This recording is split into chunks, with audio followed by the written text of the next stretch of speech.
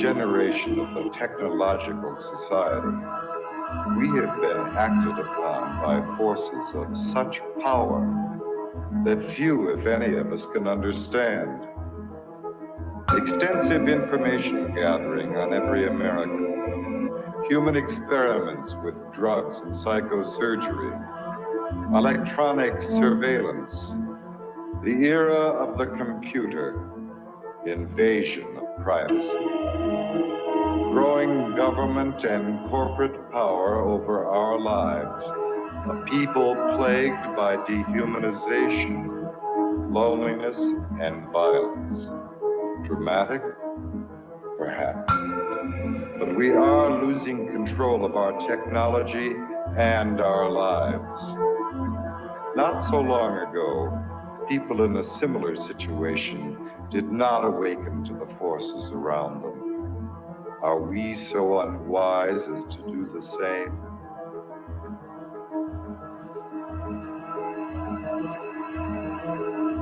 Behavior control. And then you change it up every computer, right? Oh, yeah. Alienated, paranoia, enemy list, wiretap, data banks, dossiers, medical records, social security number, credit record, national security. With another agent, Pat Webb. Pat was an explosives agent. So we kind of opened the door just a bit to the cabin. And as we opened the door, we were both pretty much overcome as we looked across the cabin at the shelves that were built on the other side of the door. We could see coffee cans and bottles and jars, and they all had labels on them, and they were very meticulously done. You could see that some were labeled with the name of certain chemicals. One of the things we saw was a hooded sweatshirt, that was hanging up there. And the cabin smelled as if you might start to think, if you really think about this. This is a person who lived in this cabin. They had a cutaway spot on the floor to go to the bathroom in if he needed to. And then you change it up every Had built fires in the cabin. Mid-City, Los Angeles.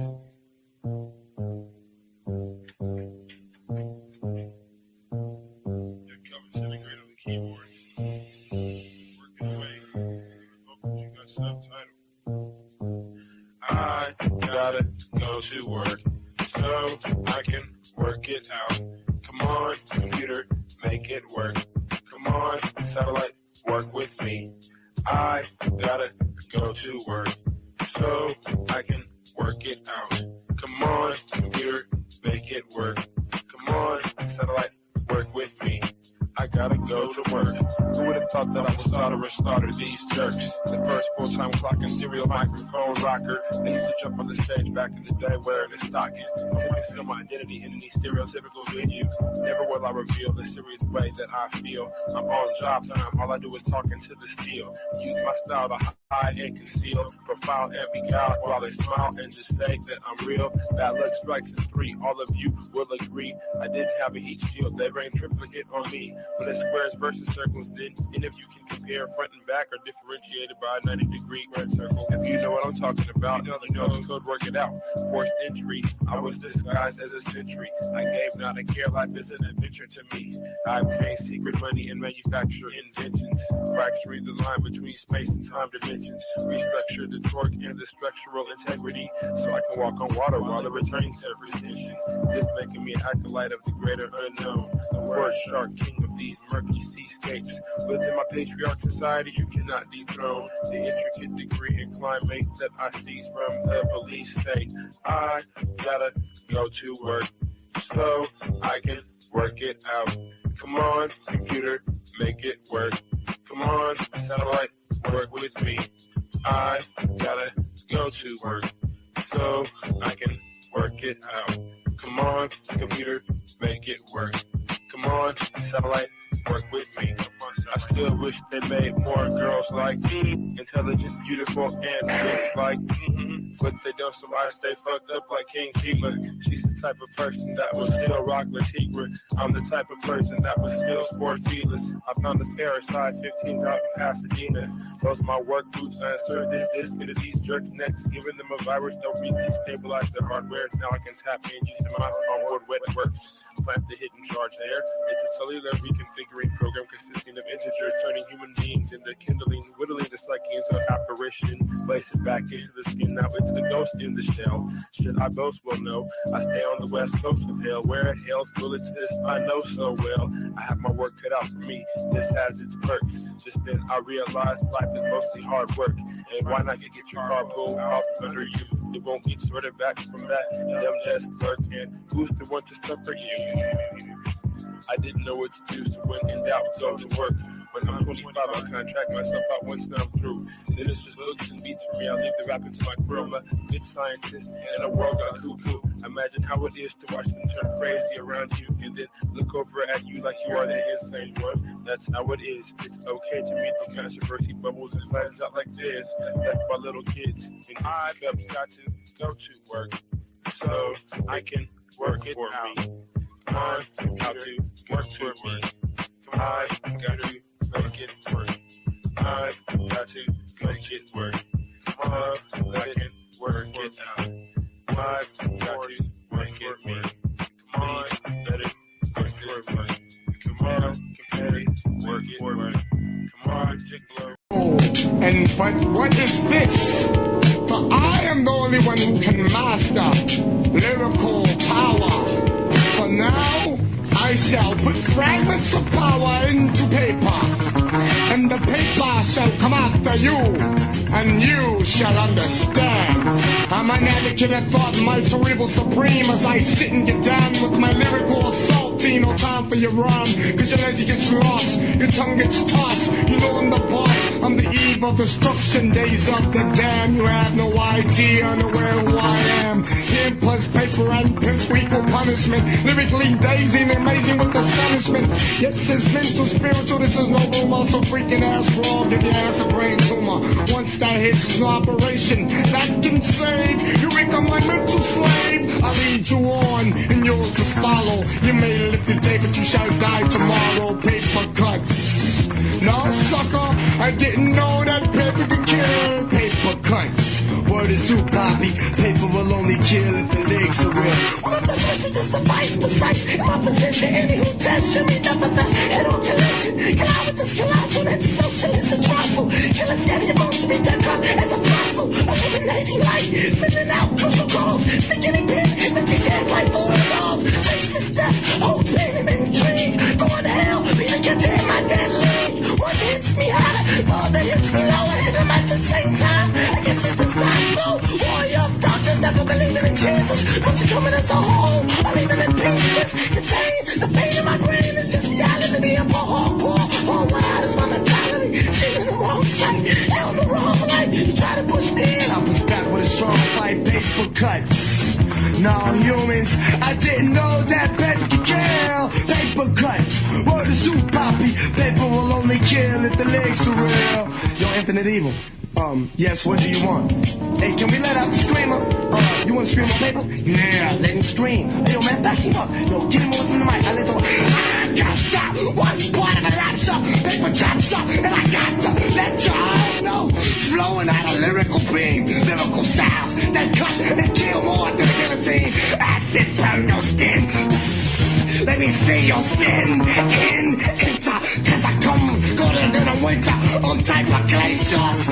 Feel my style that tastes yours. Now I come over, stronger to kill the weak and rhyme all the time and scream on top. Let me just rip your ass with hip hop. Don't stop, people, it will destroy, cause I got more mine within paper. And this is true, I done flip faces on them, so I'ma flip faces on you. Paper cuts. No, sucker, I didn't know that could kill. Paper cuts. Word is too poppy. Paper will only kill if the legs are real. This is Infinite Evil, the new mutant. And none of you shall ever beat me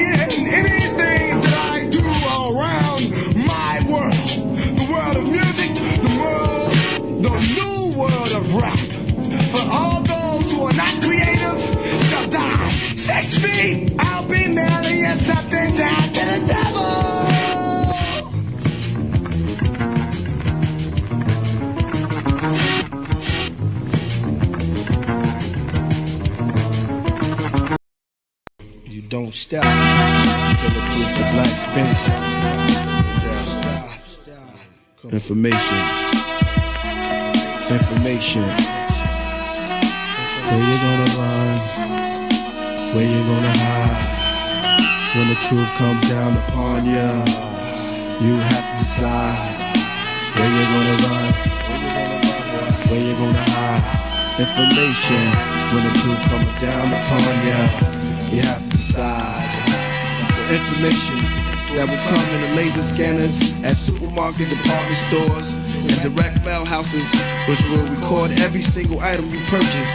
Data about your daily habits and movements will flow into the B system from spy satellites constantly circling overhead, watching us like a squirting 666 database. Investigate entire race headed for cyberspace. Riots breaks inside of Empire States. Every move you make is recorded on tape. Some of us are wired, prison behind gates. Hitting miniature videos in the briefcase. Cameras will be recording our every activities, indoor and outdoors, day and night, obscenely invading our privacy.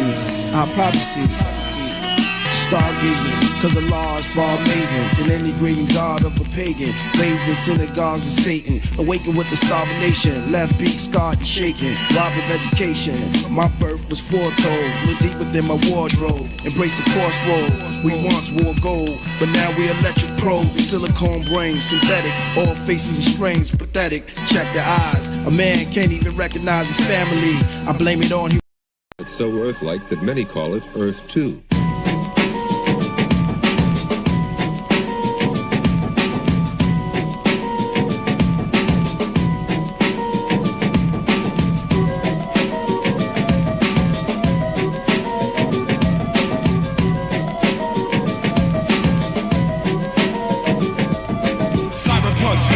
Ultraviolence is what I adjust. Future phenomena, you need to try it once. Cyberpunk, Megadel, ultraviolence is what I adjust. Future phenomena, you need to try it once. Megadel, cyberpunk technology such as cyberbots. Check the rhymes, I concoct private stock. While you jock, I set up ultra security for MC intelligence who wanna murder me. It's like the third degree the way I question my sanity. I work on cybernetics as a form of vanity. To protect my circuitry, I stay under the canopy. I sent for special chips to finish my fantasy. To become a bionic commando, monitor scandals, solar panels reflect, energy enters me. It's this energy in the 21st century, soldering temporary leads, fusible alloys like musical cowboys, strictly bomb raps, capable of alien contact with bomb packs, create galactic soundtracks, profound facts that were classified info for several decades by the CIA, are now pedal death codes on the internet, the sinner's flesh. I smoke a pin or a bless and can't remember next. Transmission control, you better listen to your soul when the carbon-based creatures connect with technology. Brand new species devoid of ecology,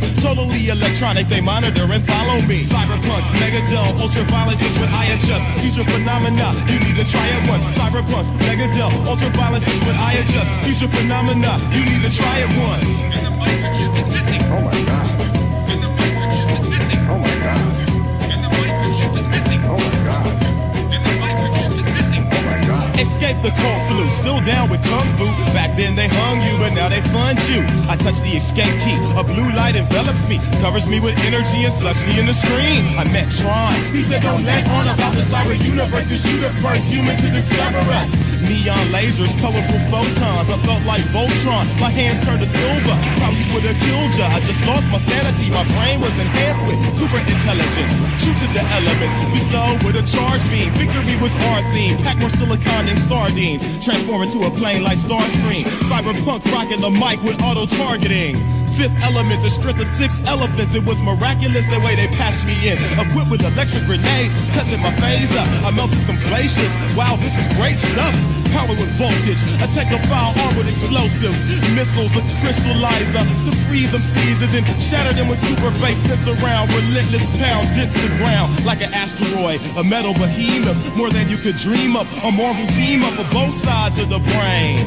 Transmuted Converted to my physical form to ride the train. My eyes had a neon green glow. I seen foes. Instruments of destruction meant for hunting. Cyberpunks, Megadel, ultraviolence is when I adjust. Future phenomena, you need to try it once. Cyberpunks, Megadel, ultraviolence is when I adjust. Future phenomena, you need to try it once. Controlling cyberspace like a girl's private place. With a chastity belt, I has to be felt. Futuristic crucifixion, superdiction.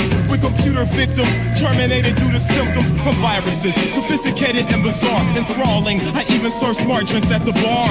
Bonsai, mechanical tentacles hog-tied. The small fry who tried to hog the mic. You saw the light, took all the stripes. Stop the spine thieves that I perceive when my optics turn lime green. In this industrial environment, there's certain requirements. The mental training that helps you see the Leviathan. I'm piloting a giant mecha in my private sector. My invisible force fields of core shields the inner sanctum. Better do the interface. Master programmers create aircraft that look like dinner plates. The Zen tried, he mobbed me. I did a concert on their planet for 5Gs. Space, the last frontier. Enough to make you pass on beer, weed, hallucinogenics, or speed. Cyberpunks, Megadel, ultraviolence is what I adjust. Future phenomena, you need to try it once. Cyberpunks, Megadel, ultraviolence is what I adjust. Future phenomena, you need to try it once.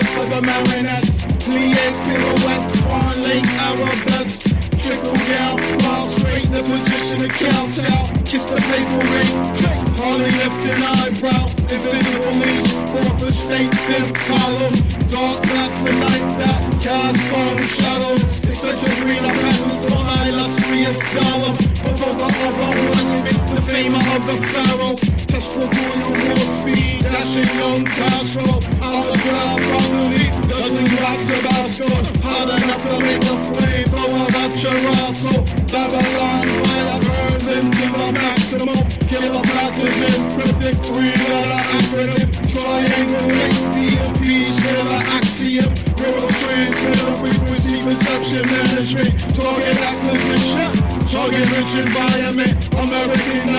free my flushing corporate parasite. Never knew what was, but they didn't like a longer. No disposition, never take repeat the mantra. Grease, far plus, violence, desire, vengeance. Global mass universe, dead enslaving nation. Racing neck and neck, so the photo finishing it. Advanced life, body activation. Advanced life, body activation. Lower the vibrational field of the planet. Lower the vibration of the people for programming. Bypass with the creepy life, body activation. Solar animal, soccer, integrated healing. In the Messiah Stargate, the doorway, awakening. Domination 1.68 man orientation. Up in the horizon, time and space environment. The living embodiment of the Sphinx monument. Circle square, hyperdimensional wheel is equal. Floating in ascendancy, graviton vehicle. Left and right ventricle, pump divine material. Living solar system cell, seven's unequal. Carbon particle, hydrogen animated being. Spit that trismegistus in a Fibonacci sequence. Advanced light, body activation. Advanced light, body activation. Self-organized metaphysic cosmology. Light synthesizer melanated technology.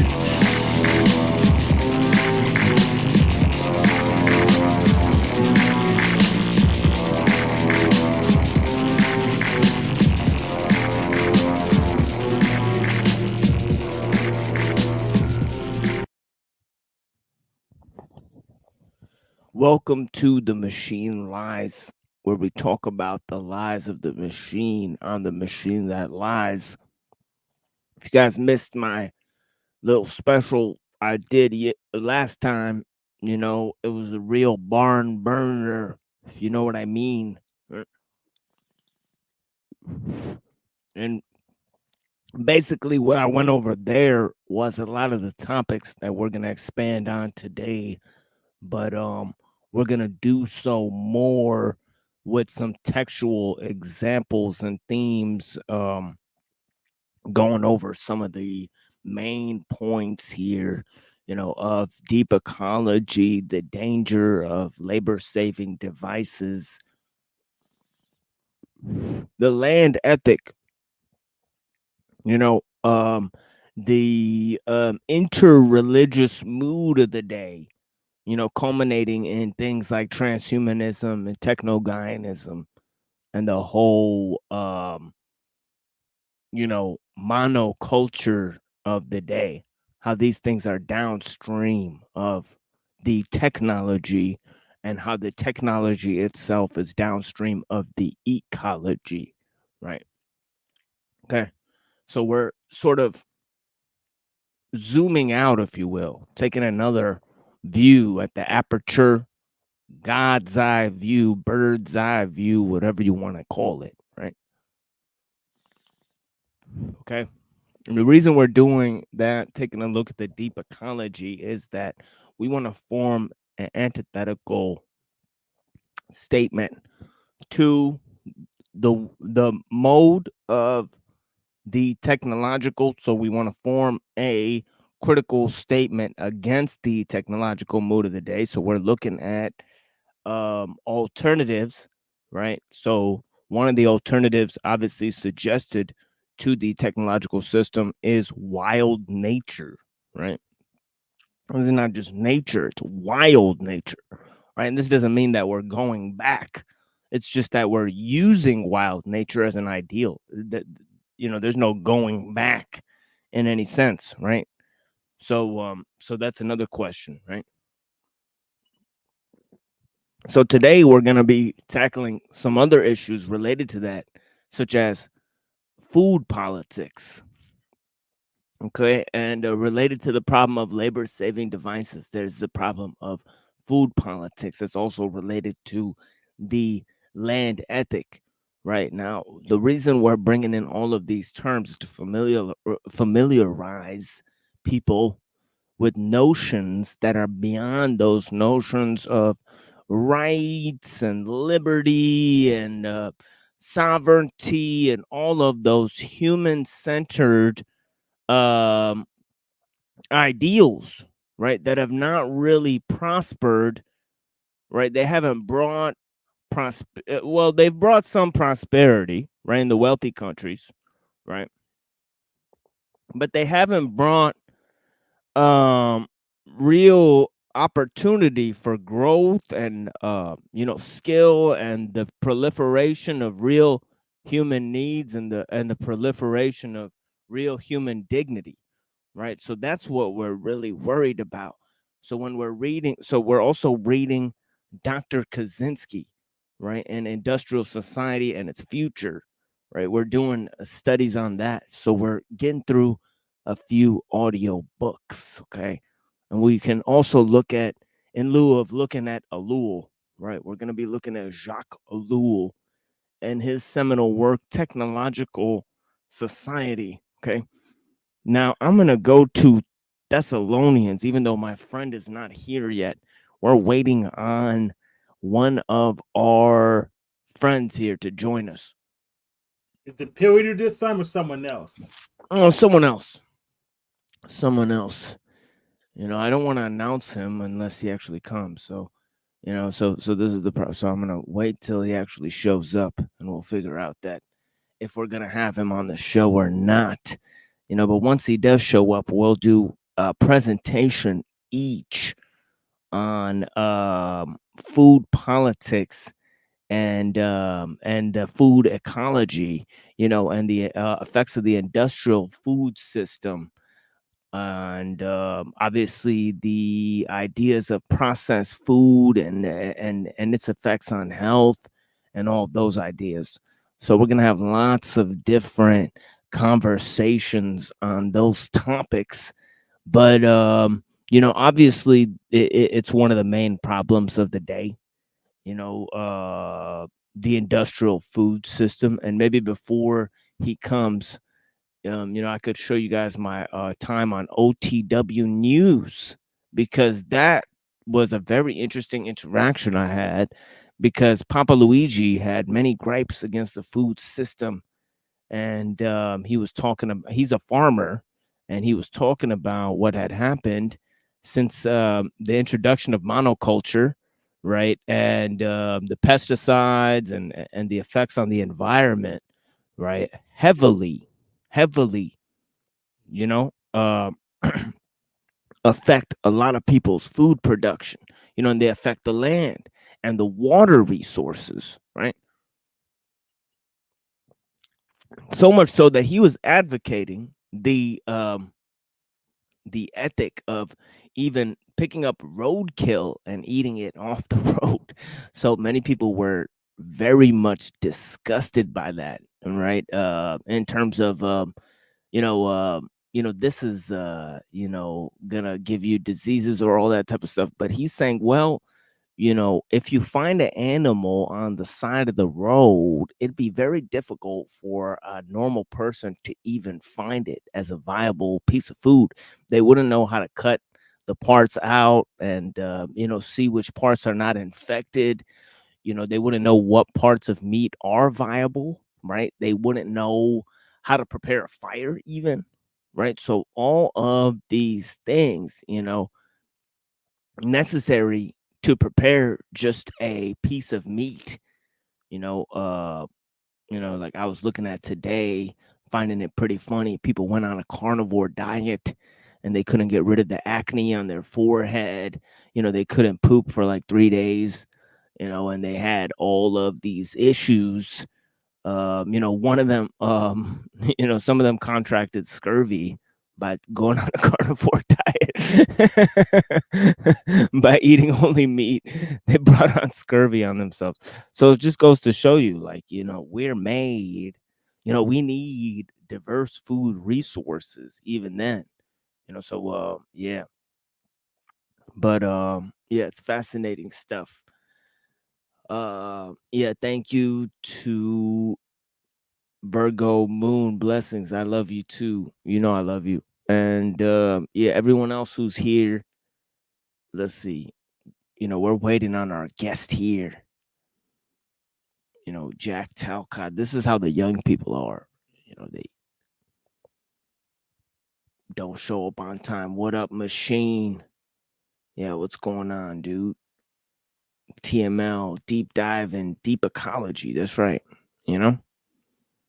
Yeah, the young people keep me at work longer because they show up late and leave early, and that's with the mechanical assistants. I mean, if I was the mechanical assistants, I'll still be at work right now.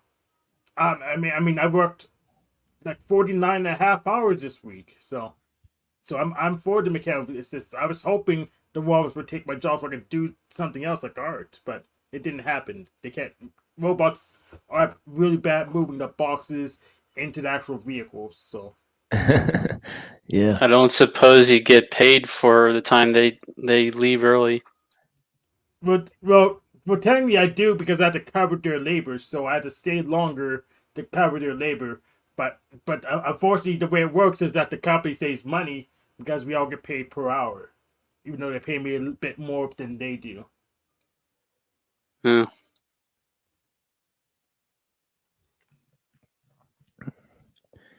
Yeah, let me no, I haven't heard this song before. Newish rap song.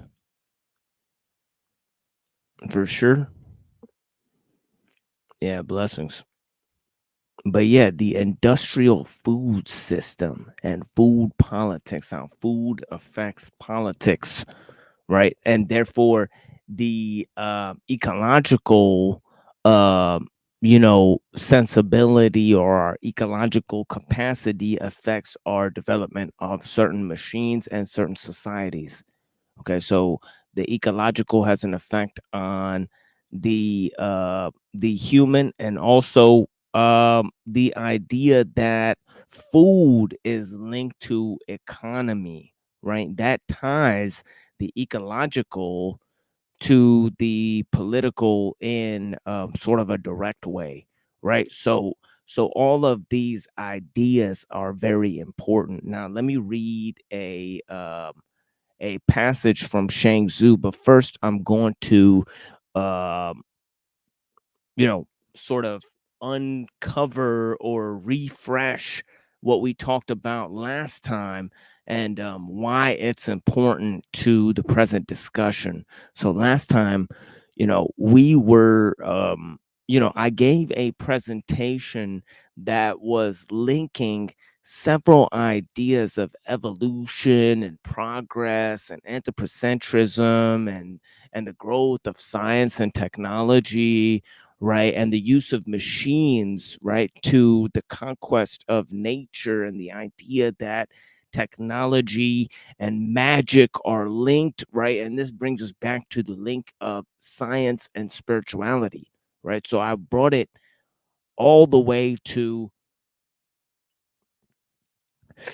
ideas from the religious to the occult to the philosophical to the metaphysical, right?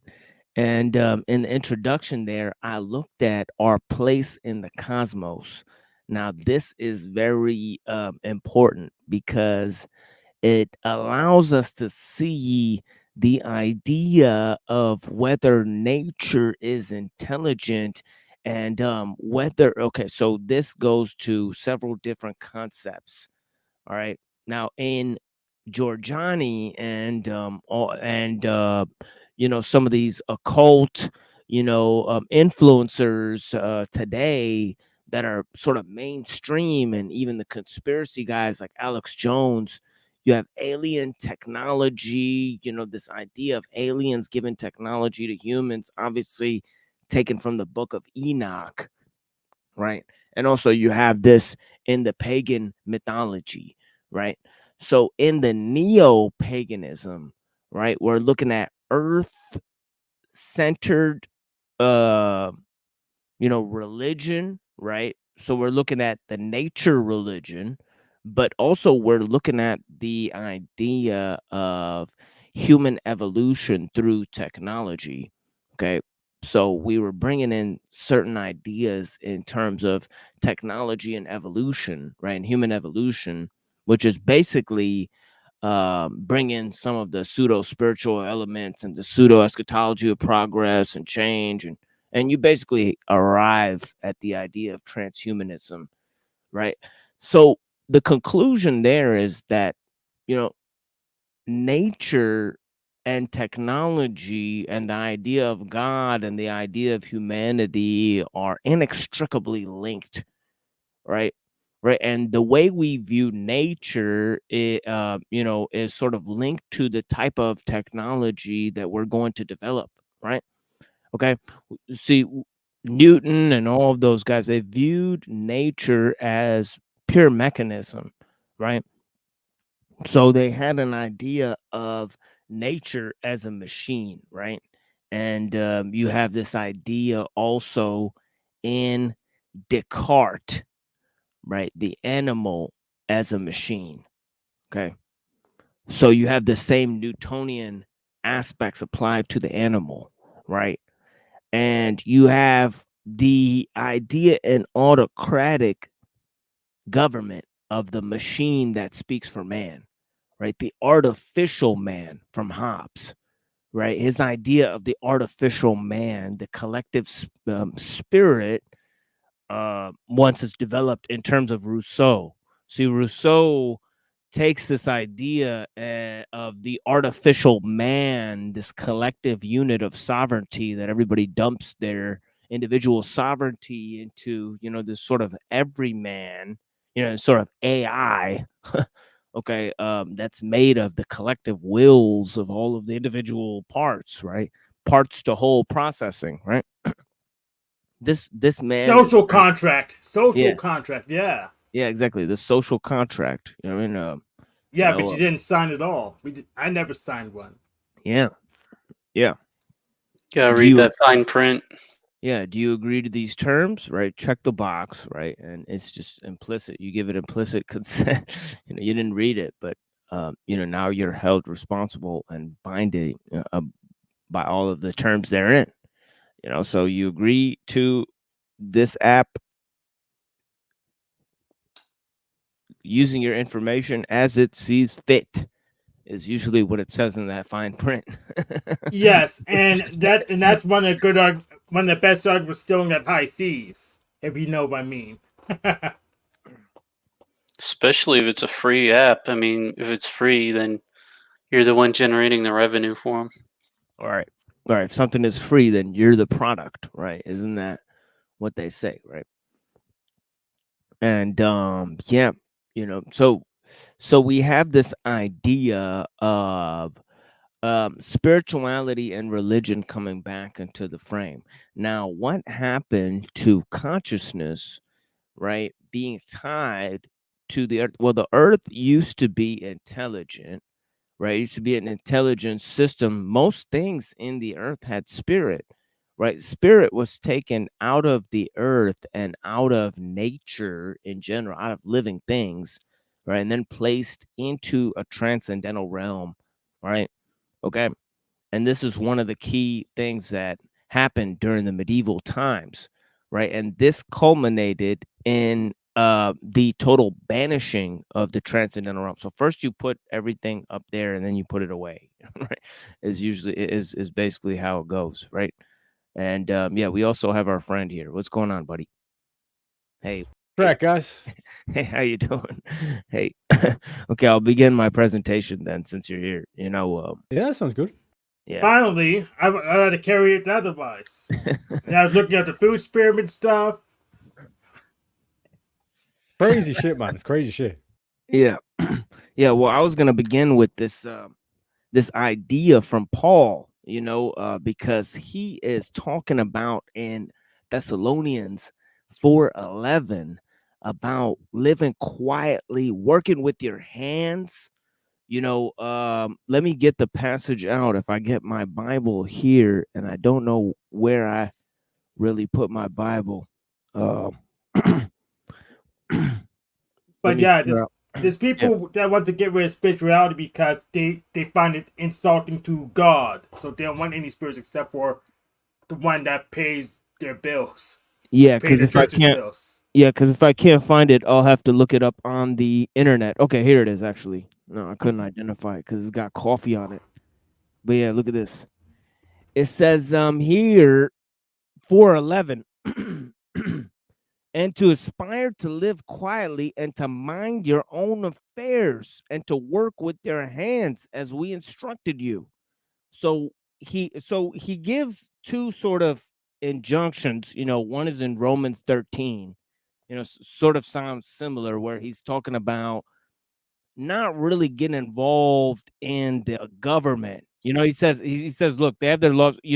Follow the laws so as to not let the powers be too much of a burden on what you're doing. Your religious duties. And then here he's saying, look, the society, it's not really for you. Right? Like, just go out of the, as much as you can, just separate yourself from the society.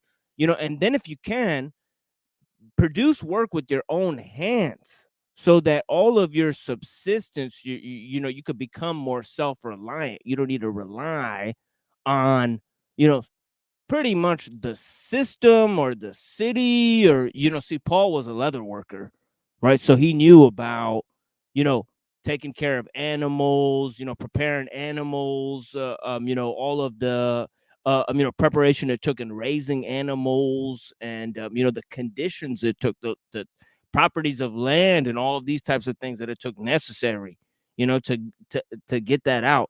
So really, he's talking about, if you really break down the passage, he's talking about the danger of labor saving machines.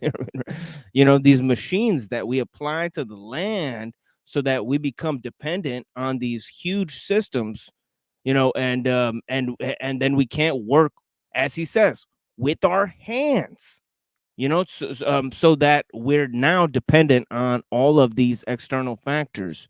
Let me get out this passage here from the Shangzhou, and then I'll move on to the rest of my presentation here. In the Shangzhou, there's an interesting passage about labor saving machines. Okay, here it is. Okay, it says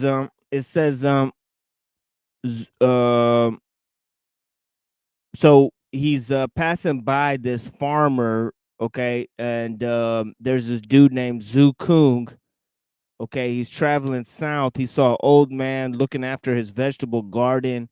He had dug out a passage down a well from which he emerged with a pitcher in his arms to water the earth. Splash, splash. It was costing him a lot of effort, with the poorest of results to show it. Suppose you had a machine, says Zhu Kung, which in one day would irrigate 100 fields. You would have plentiful results to show for very little effort. Wouldn't you want one of them? The gardener lifted his head and looked at him. How does it work? The thing which makes it go is a piece of wood, he said, chiseled to make it heavier at the back and then at the front. It pulls up the water as though you were plucking it straight out of the well, as fast as bubbles in a boiling pot. It's called a well sweep. The gardener gave him a dirty look, and then laughed and said, I have heard from any, sorry. It says, I have heard from my teacher that those who possess machines must end up becoming mechanical in their affairs. And those who are mechanical in their affairs must end up becoming mechanical in their hearts and minds.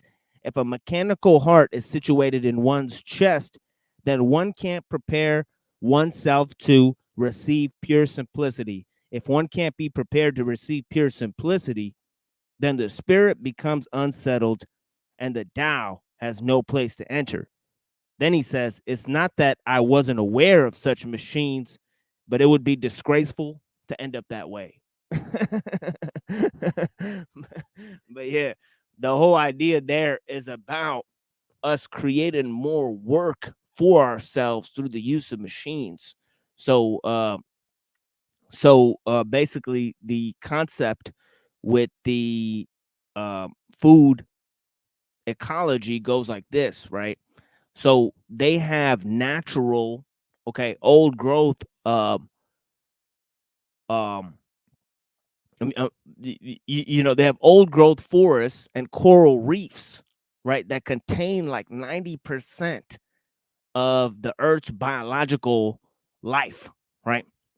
So these ecosystems provide a very necessary support, right, for all other life forms, right?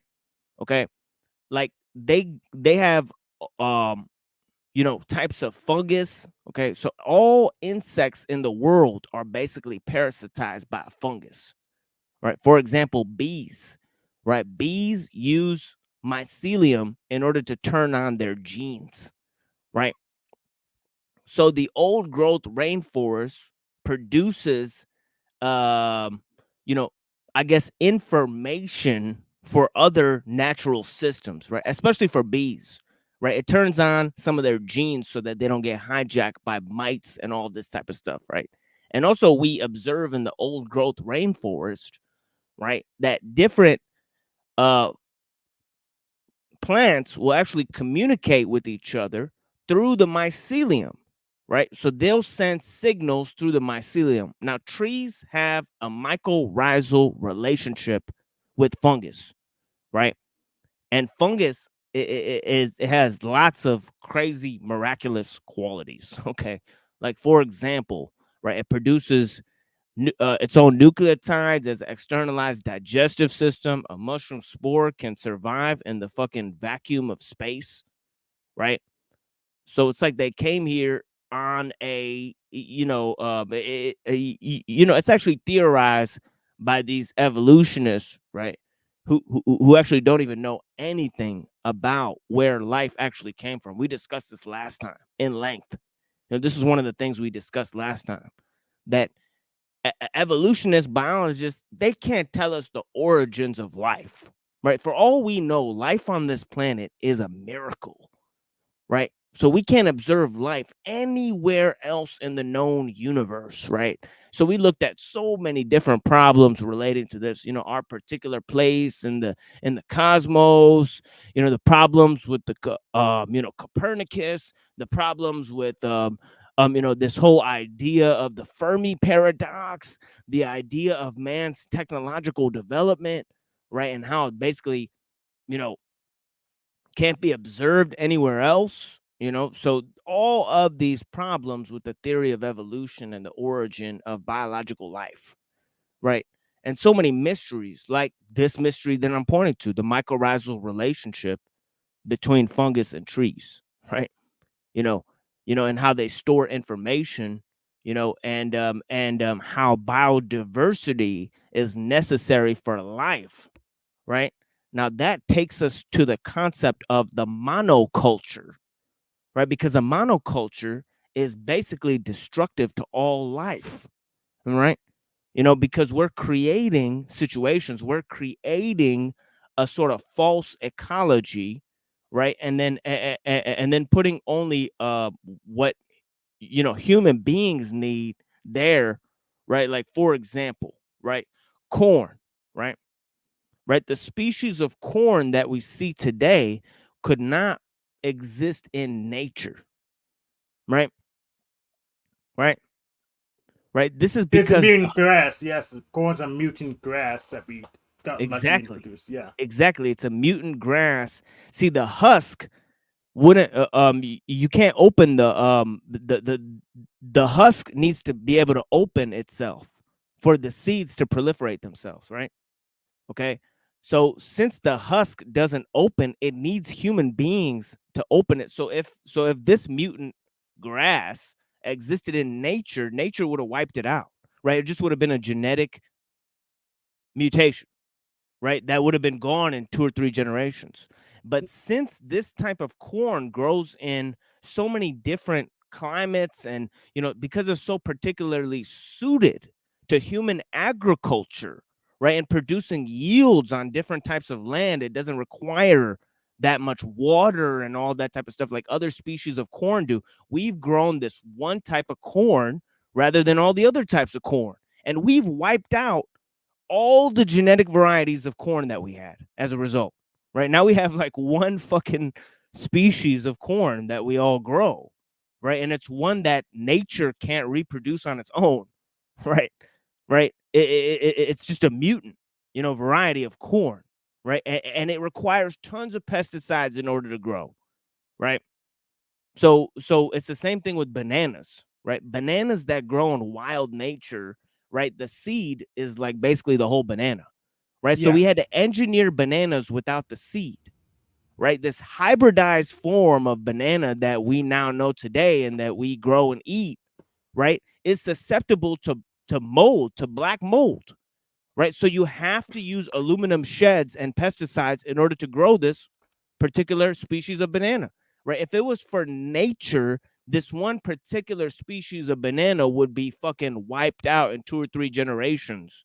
It's because of human hybridization, human use of chemicals that it's been proliferated, right?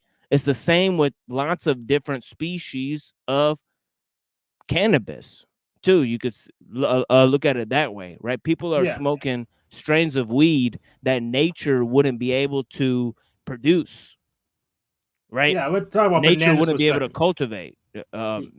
Yeah, go ahead. Hank. Yes, so like the Cavendish bananas were wiped out, almost all of them, because of one fungus, the Panama disease, and it wouldn't have happened in nature because nature doesn't make all the bananas clones of each other.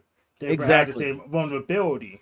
That's exactly right. That's exactly right. Monoculture, it creates the use of 2 things, which is synthetic nitrogen, right, in order to replenish the soil, right, because it drains all the nutrients from the soil, and it requires the use of pesticides, right? Now these pesticides, right, and also it requires this third thing that I talked about, hybridization of the plants, right? Right now, because you're using all 3 of these methods, you need all types of technology in order to grow the plants, right? So you need all types of machines and technology and chemicals and pesticides and all of these things in order to grow the plants, right? Right. So you need And it's much not more. Yeah. because it's not even that as well. Because even like the like these vegetables on the stuff, it's like when you're digesting them, it's like yeah, they might be giving you certain amounts of all these other stuff, but they're sucking other vitamins and minerals from your system as well. You know what I Yeah. mean? So it's like it's almost like a double whammy where it's kind of like it's like oh yeah, like I'll get it for, let's say, like vitamin K, like kale I think is a good one for vitamin K, but it's like it's actually because of the anti nutrients that are in it, it's actually sucking more nutrients out. Then so you're getting the vitamin K, but you're losing the vitamin A and all these other minerals and all that kind of stuff from your system as well. So and this is Yes. like it can go on as well, but I have like a whole kind of like paragraphs on like seed oil, which is something that they're pushing now as well, which is basically like a lot of this is like taken from that as well, where they basically kind of say, oh, it's heart healthy, it has like but it's like omega-6 rather than omega-3, and then it oxidizes, and then there's like all these other things in terms of like basically the main thing that all these things cause is inflammation in your system. And that's Yes. coming down to, that's why we're seeing rises in cancers and all that kind of stuff as well.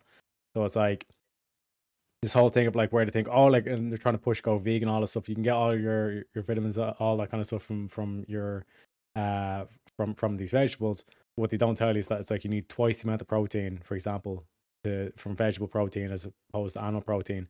You need to eat twice the amount, and if you're eating twice the amount to get those protein gains, then you're losing all these minerals. So then you have to eat all this other stuff. So it's basically goes to a stage where it's like you have to eat so much food that it's literally you're physically not able to eat all this food to get all this stuff. So Yes. it You'll be basically comes down sucking. to capitalize. Yeah, that's why herbivores will just suck eating all day because they literally have to do it to live. Speaking of herbivores, cow milk. Cow milk is not good for most people. Like blacks and Asians can't break it down and get the vitamin C out. In fact, they will leach the vitamin C out of your bones if you don't have the right special kind of genetics to break it down. So, but they want to sell cow milk anyways because it's big money in there. Like Machine Lives was saying, like it's like they basically they'll pick a particular strain that's like doesn't require a lot of water, doesn't require a lot of maintenance and upkeep, but it's like the worst type of strain to eat or to smoke or whatever. But it's purely, it just comes down to a profit margin for them, where it's like this is where it's like even like a staunch capitalist has to say is like you need to step in at times and put regulations in and say you need to grow particular like actually healthy vegetables, not this stuff that is literally sucking like nutrients out of your system. You know what I mean? Yeah, the cow is another example of something that's been hybridized. The cow, white with the spots on it, it doesn't actually exist in nature. It was created by human beings, genetically breeding different types of bulls and species together, until they got to the cow that we know and love and see today that produces the milk. And really this type of cow, that's supposed to graze on grasses, they spray tons of pesticides and onto the corn and soy. And a large majority of the corn and soy is used to then feed for the concentrated feeding operations for pigs and chickens and cows. So whether or not you eat this corn and soy, that's laced with this pesticides, that have endocrine disrupting chemicals in them, by the way, basically they turn you into a soy boy, for lack of a better term. They reverse sexual hormones in males and females. Because if you look it up, when a female body stops producing estrogen, it'll start producing testosterone. And when a male body stops producing testosterone, then some of the male features will then just go away. So it reverses both of the sexes. These endocrine disrupting chemicals, that they're spraying. It doesn't just thin eggshells and kill a majority of the insects, and bird species that go ahead and eat, those invasive species of weeds and insects that go ahead and take over farms, right? Since you don't have those species or varieties of larger birds and insects, right?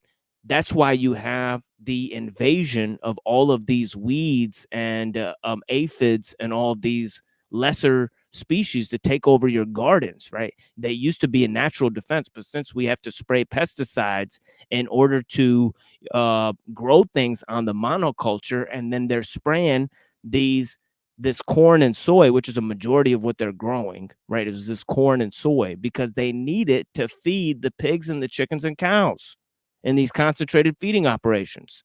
Once they do feed them this, they produce an inordinate amount of waste that is infected with E. coli bacteria and other things. So they have to give these pigs and chickens and cows antibiotics in large amounts. They have to give them medicines because they're in close contact with each other and shitting, and their shit is infected. Why? Because they're eating food that's not in their natural diet. So that's why the poop is fucking infected, folks. Okay, and the fucking E. coli bacteria, guess what? They used it to create aspartame. They said that if we feed E. coli bacteria petroleum, we can get the shit that it shits out is sweet to humans. So we can actually put that into yogurt and chewing gum, and Gatorade, and isn't that fun? We'll just put the shit that shits out into the food, back into the processed food, and then the human beings will eat it. All right, that's fun. But isn't that just you fertilizer most because that's oh just yeah. using shit to shit tits out. No. Fertilizer. Once the soil takes care of it, it turns. And the mushrooms break it down. Mushrooms can break down oil spills. You think they can't break down fecal matter? Like mushrooms can break down fucking oil spills. Okay, they put they put oyster mushrooms on fucking potato sacks and put human hair in the fucking potato sacks, and they put them on a fucking oil spill, and they used chemical dispersants, they use bacteria, they use all types of shit to break down the chemicals, and nothing breaks it down, but the mushrooms will eat it. Oyster mushrooms will eat this fucking oil spill, And Yep. the mushrooms that come out of the oil spill that grow out of it, not only are they extremely healthy, but they're edible for human consumption. It's like a miracle. You know, it's like That's incredible. wild. Yeah, it's fucking incredible. You know, right? Yeah. Wait till you get scheduled one for that.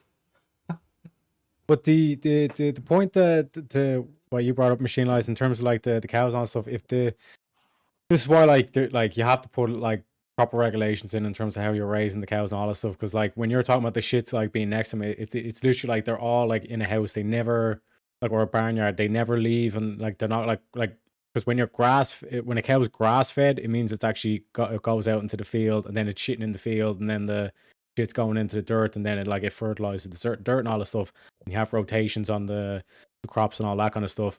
Whereas when you're kind of like just you keep them in the barnyard, all they're fed is like you're saying, the soy, this cereal, corn, all this kind of shit. And then they're shitting in the same place that they're sleeping, all this stuff. It makes the cows sick. Then they have to pump them full of antibiotics and hormones and all that kind of stuff, because the cow is literally like basically dying, and they have to prevent it from dying because it's such harsh conditions. So this is why when people say it's like buy grass fed, buy like was it like proper raised cows, it's like spend that little bit extra because it is worth it, because you're getting a way better quality beef or meat or whatever, because it's like they're not in these adverse conditions, because they're basically like they're being raised in the slaughterhouse rather than being raised on a farm and having an actual like proper life kind of thing. Do you know what I mean? Well, you gotta do your research, because these companies will lie to you. They'll lie their asses off to you. So they'll say grass fed and don't even mean it. So you actually have to research them to see if grass fed actually means grass fed, not, well, this is some BS if we can get your money. Yeah, 100%. And so where have I come to? I've come to these cows. So okay, so what it does is it creates antibiotic resistance in the humans, right? So not only are you creating you're feeding these humans endocrine disrupting chemicals, but then you're giving them antibiotic resistance. So just in case they do develop diseases based on it, right? Those diseases weaken their immune system. Well, the fucking antibiotics won't work, so they'll just get fucking wiped out the first time they get sick. You know, so these are extremely weak creatures that are being created by this industrial food system. People whose sex hormones are reversed and they're frail. You know, and so you can't expect people like this to live a fulfilling life. So, you know, it all comes down to this question that I always ask is how much technology is necessary to live a good life, you know, and, you know, goes back to that saying, you know, by Paul, you know, make it your objective to live quietly and work with your own hands. You know, it's like a life of, you know, independence, self-sufficiency, you know, and look at these cows and these pigs and chickens, you know, that are being fed this type of stuff. Also, the nitrogen, you know, that was created from the petroleum. You know, they use petroleum on ammonium nitrate, and they get synthetic nitrogen, place that into the soil, right? So they can have you know, you know, so they could replenish the nitrogen in the soil year round.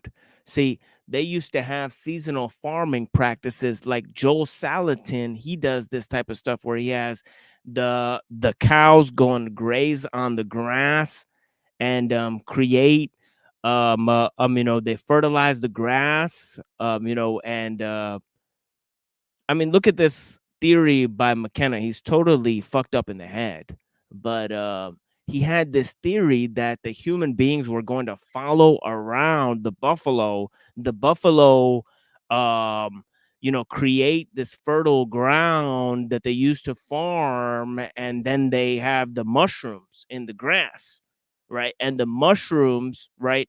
Well, you know, then he goes kind of carried away and says, well, the mushrooms are responsible for human evolution.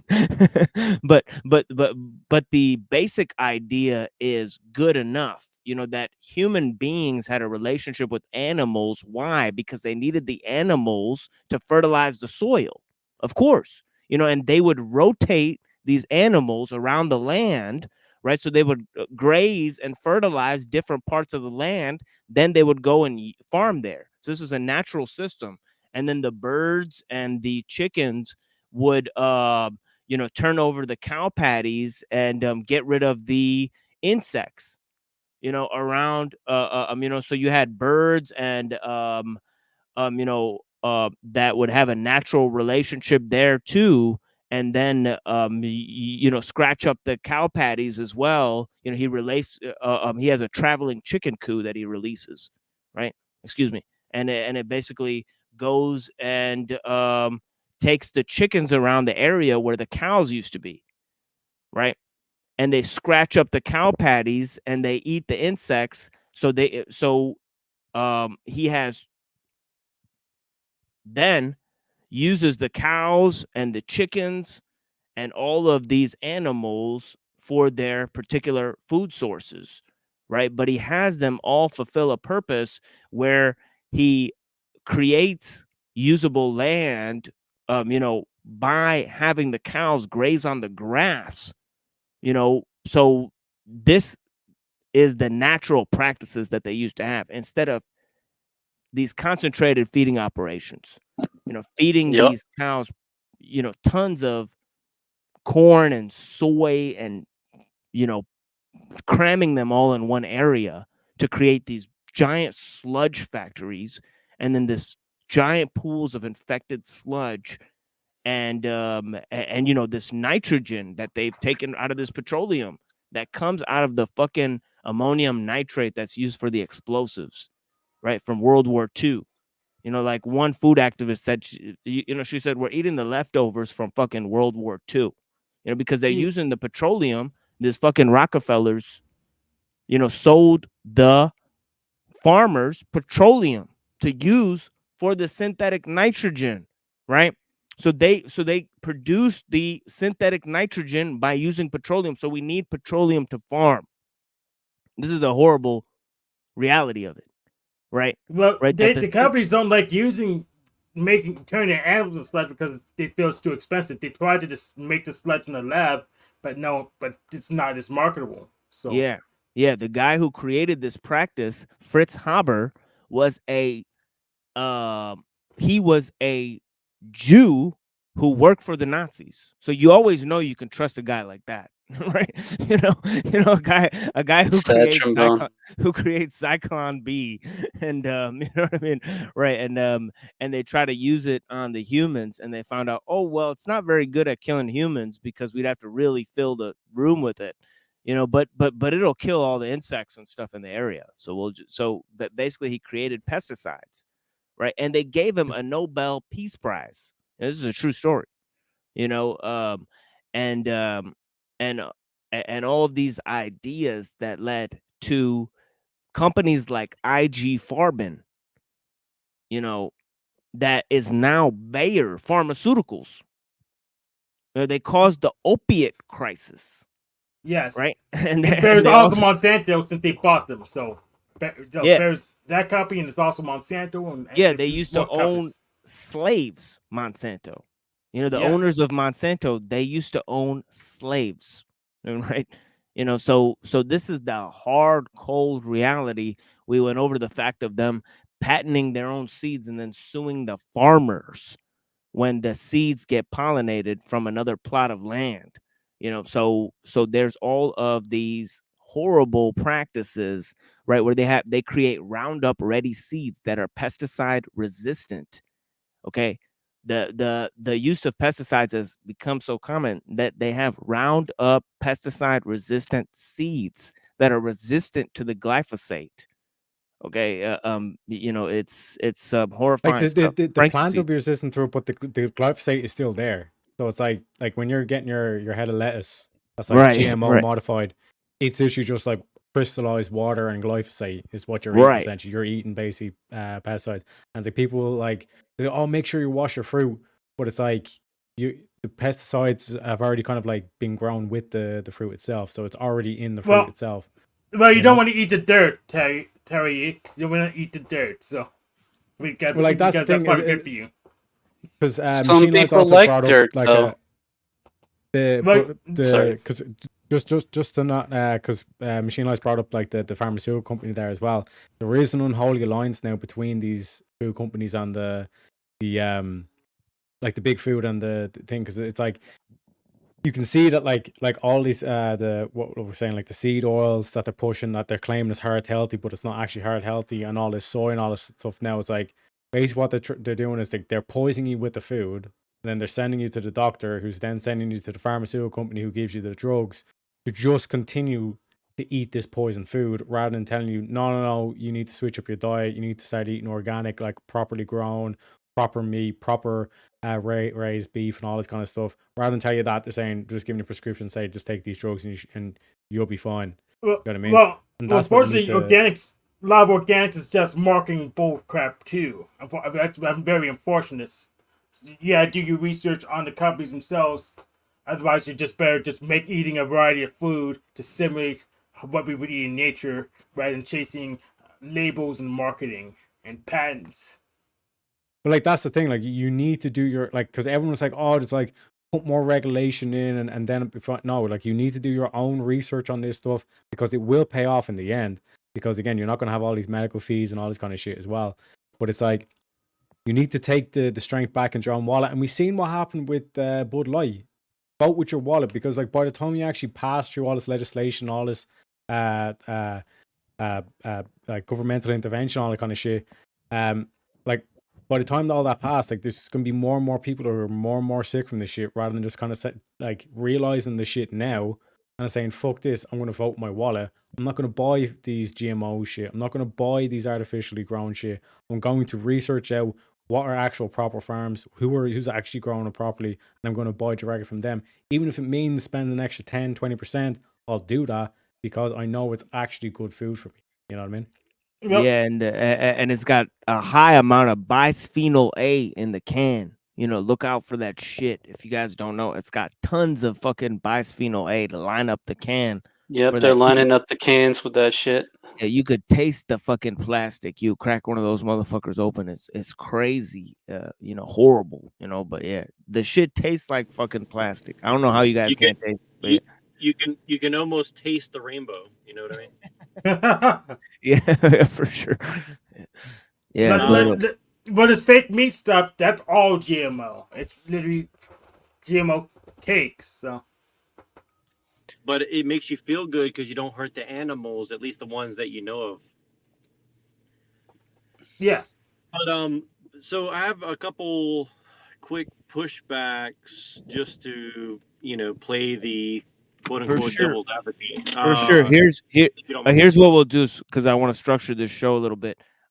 That is a little bit of what I had, that fucking spiel that I just gave. That's like my like little like 20-minute presentation or whatever. Then I'll have Tariak present some things, after we take a musical break. But first I'll let Neurojack go ahead and do his devil's advocate thing. So basically what we're doing now is we'll let Neurojack come in, and then we'll play some music, and then we'll put Tariak on for a little bit, and then we'll go ahead and open up the floor here. Thank you guys so much. But yeah, go ahead, Neuro. Yeah, it'll be really brief. These are big questions, but it's better just to kind of mull over. But if you have a quick reaction, I'm happy. The first question would be, if you were dictator for a day and you realize that people don't care about their health in the way that we are aware, and that you could force them, would you force them to eat healthy against their will? That's the first question. Well, I would definitely ban a lot of the practices that we see today. A lot of the ones that I mentioned, the use of chemicals, right? The use of labor-saving machines. So, banning all of those things, people wouldn't have a lot of choice. And I think I would go ahead and break people's hands or legs or something like that if they try to recreate these types of machines, So that would be my kind of, full measure that I would take, just to solve the problem. I think that would be the most ethical way of going about it, because it would just be the way to solve the problem in the furthest possible way that would cause the less amount of harm, I guess. Yeah, complete destruction of the world, pretty much. That's the result. No, it's not that bad. It's not that bad. I wouldn't be able to leave work because I need labor saving machines just to Yes, move but you'd have the tons of boxes, so I'll be trapped at work forever. well, Thanks, machine. you'd have other jobs. You'd have other jobs. We put you to work some other way. But nah, the Keystone Copper always wants to hit me, so I'll just be dead. So no. I think you'd be much more respected in a local community than you would at your job, Hank. But yeah, you know what I mean. Well, I'm not, so I don't know. I'm not. Don't worry, fine. Hank. If you were dictator, you could enforce respect, Hank. Don't worry. Like I'd be similar to Machine Lies in that essence. Like I'd straight out ban seed oils, ban soy, all this kind of shit. Get them out of the food. The labor saving machines, like that's again, it's kind of up to like certain industries. Let's say like cranes and all that kind of stuff, like for heavy lift and all that. Obviously, like that's kind of like a different kind of scenario. But I would kind of try to reduce the amount of like push back in terms of like the likes of the AI and all the stuff replacing jobs, so that you still have jobs. And then not only that, it's like require more people to actually work. Like if you look at like how many people are working on any of the Amish sites and all that kind of stuff, think about the amount. If you could replicate that across, that'd be just more jobs for the economy essentially. And then like I was saying there as well, in terms of like just these practices where they're like they're basically like growing crops like 24/7 all year round, rather than doing the rotating crop system that they used to do, and like they still do in Ireland, for example, where it's like we have like very tough regulation in terms of how you're supposed to raise cows and all that kind of shit. So it's like you won't find any beef that's like unless it's actually grass fed and all that, because that's the way we just like it's like, even if you're a farmer and you're caught like abusing an animal at all, even if it's a chicken, like you lose your license, you're not allowed to do any business anymore. You know what I mean? Right. So it's like that's how kind of stringent it is. So here's what, and I want to answer the question. I'm going to answer the question. Here's what I do. I do one thing, and it won't destroy the world. I just end copyright, because copyright destroys our culture, and it just gives people who sit and do nothing privileges to just accept their culture. They just sit there and get paid. They could be dead for 10 years and get paid. And copyright is not useful to us anymore. It's not natural. It doesn't make any sense. That's what I would do. Just that one thing. I mean, Hank's on a pretty good point, because that's more incentive for greed, I would say. Well, I would also say that it encourages slavery, because if somebody has a bunch of slaves and they're like, okay, well, I can produce this thing cheaper because I can grab the copyright and make it cheaper. So I'm just saying, I mean, but again, I'm not gonna go against it. I'm just saying, like, that's the first thing that comes to mind. So here's my second question. If you use your thumbs to make a living on your phone, isn't that making a living with your hands? Technically, yes. That's that Pharisee stuff. That's straight up. Okay. I'm calling straight up Pharisee on that one. Okay. Yeah, you know, I still go to the bank on Sunday. That's not working. Okay, that was my joke one. Here's my real one. Okay, if man is part of nature, and man's nature has become to rape nature via technology, why is it bad?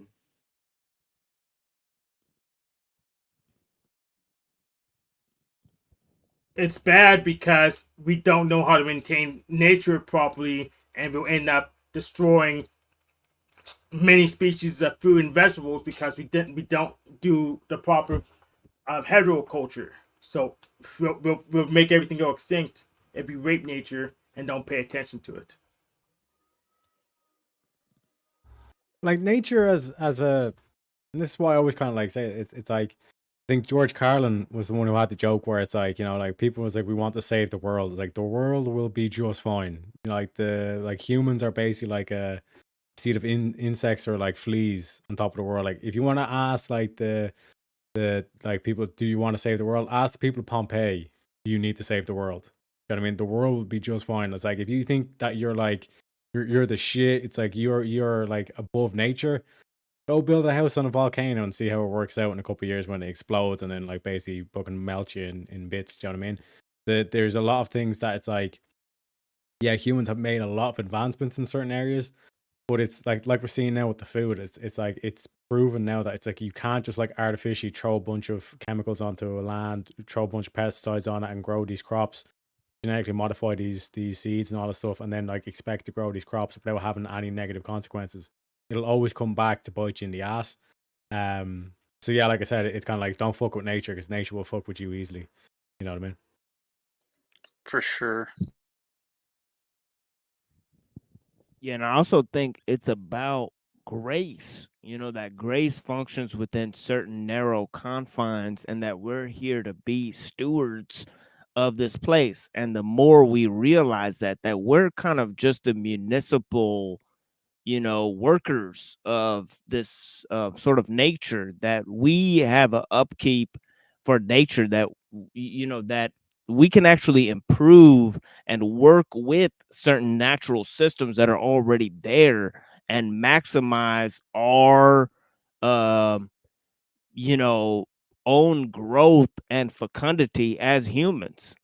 So it's nothing that needs to be diminished about humans. So this idea that I was pointing out last time, that we're against nature, is an idea that's sort of Gnostic, and also this idea of the archaic revival is the new age, is the other end of the coin, right? So the Gnostics have this idea of immanentizing the eschaton, or bringing the future into the past. Well, the whole concept of the new age is bringing the past back into the future, but it's a past of, again, it's a past of mastery over nature. It's this idea of Atlantis, or this ancient civilization that was, technologically supreme.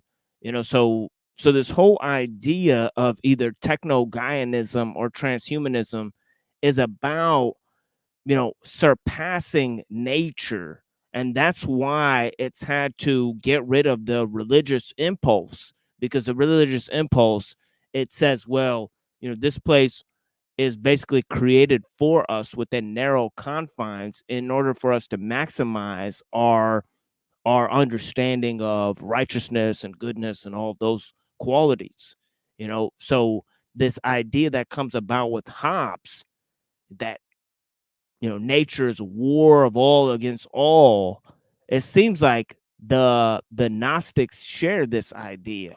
And then the new age that kind of says, well, that they're against, we talked about this, that Gnostics and the new age are kind of the two sides of the same coin, even though Gnostics believe that you have to transcend this world, and the new age believes that you have to create a new world, essentially, right? But it's the same thing, because the whole idea is that nature and humanity will use technology to evolve beyond God, right? So that's their whole concept. So like one of those organizations that came up with the Gaia theory, right? They literally say their goal is the planetization of the esoteric, and they're coming out with climate change and all these fake ideas. And yeah, it's like you said, with George Carlin and all that stuff, it's like the fakest idea ever. You really think that we're gonna save nature? The hubris of man, that's trying to hack nature, and then it's blowing up in our face because we can't even understand nature, and we're trying to abuse it. Oh yeah, that humanity's gonna save nature. It's like, what are you smoking on? You know what I mean, right? No, we're either gonna get with the program, or we're gonna be used for plastic. Right, and then we're gonna be, and then that's it. Right, Plastic assholes.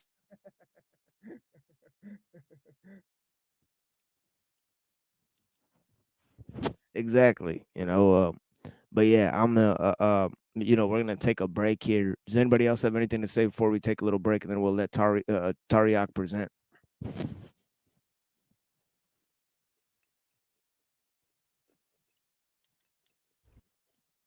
I'm good with a break.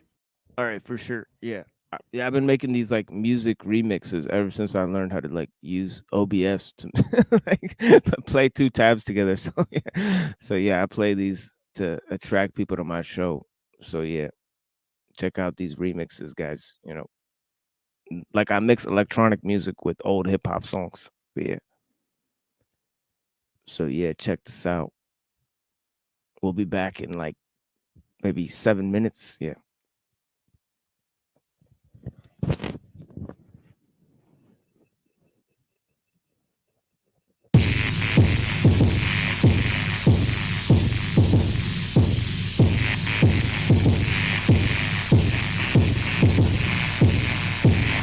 The 6 o'clock news got me paranoid, suspicious of any tan man who walks with a turban. I think the man's plans to have New York burning, so I spit the blam blam where he stores his learning. And y'all can blame the newscaster while I aim for a new disaster. An Arab name is who I'm after.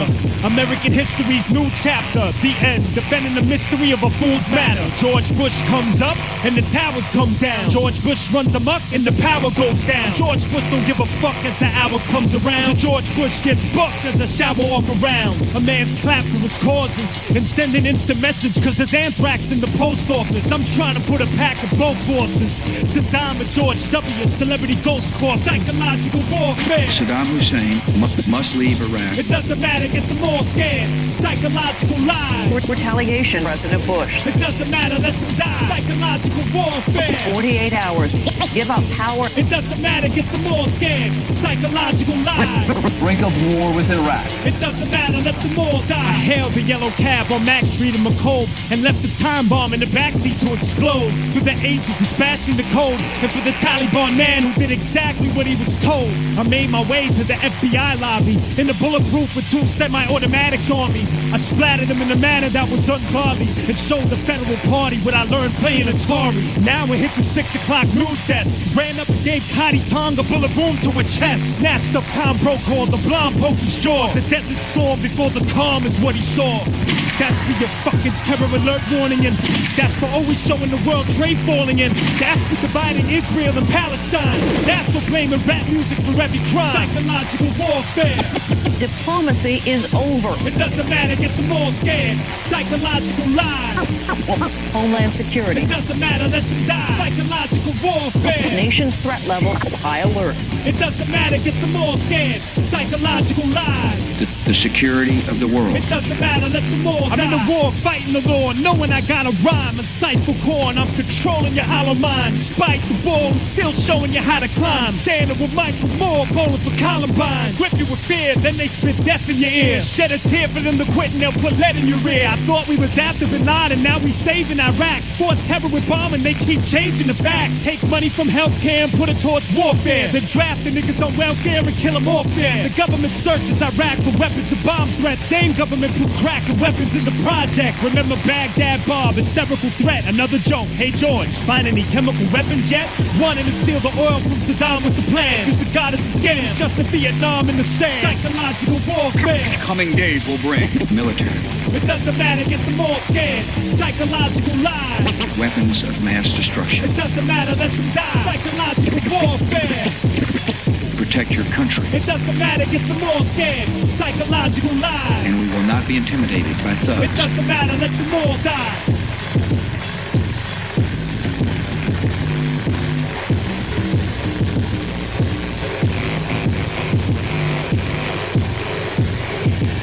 Honduras, in Guatemala, you go, as I have, you go and meet with the high command in the military in Central America, and you see on their wall diplomas from the School of Americas and other U.S. institutions. So when people talk about terrorism, it's always over there. It's not the terrorists that the United States has supported. We have done more throughout our history.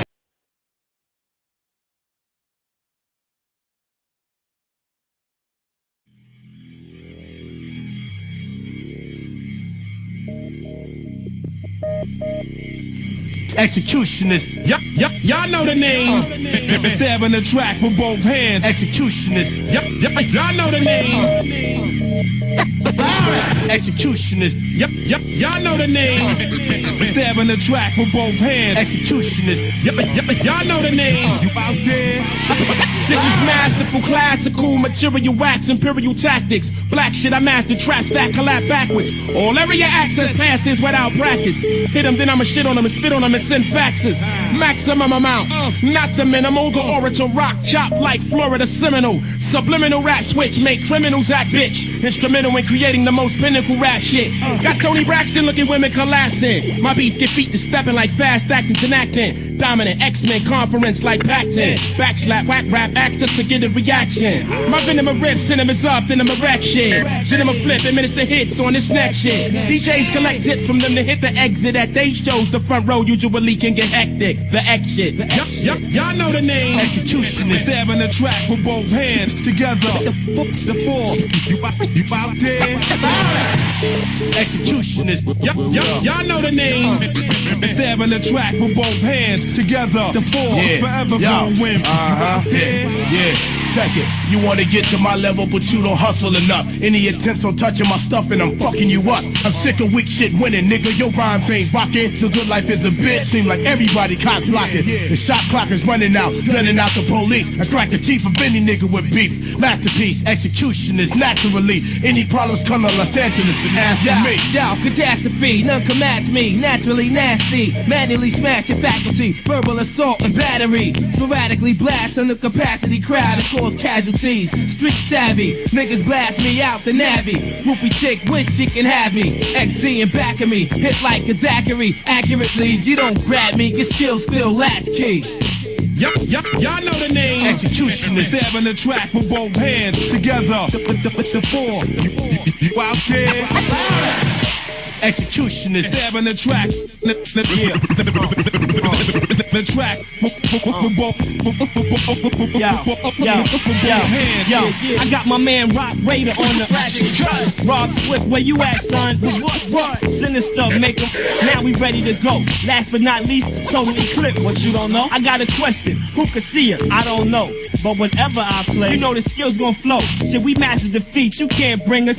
Y'all couldn't grab if y'all was doing that shit with 8 fingers. Come on, Black. We in the Hall of Fame. Got your picture in our crib on the wall of shame. I expect them C's to wanna murder me. Cause when we open up and start cutting, you wish you was in surgery. You see the X? Hardly. Here's some orphans, nigga. Take your ass back to doing parties. You better off with somebody shooting you. And change your name to DJ I Got Beat by the Executioner. Y'all know the name. Execution is stabbing the track with both hands together. The four, you out there? 50,000 in the.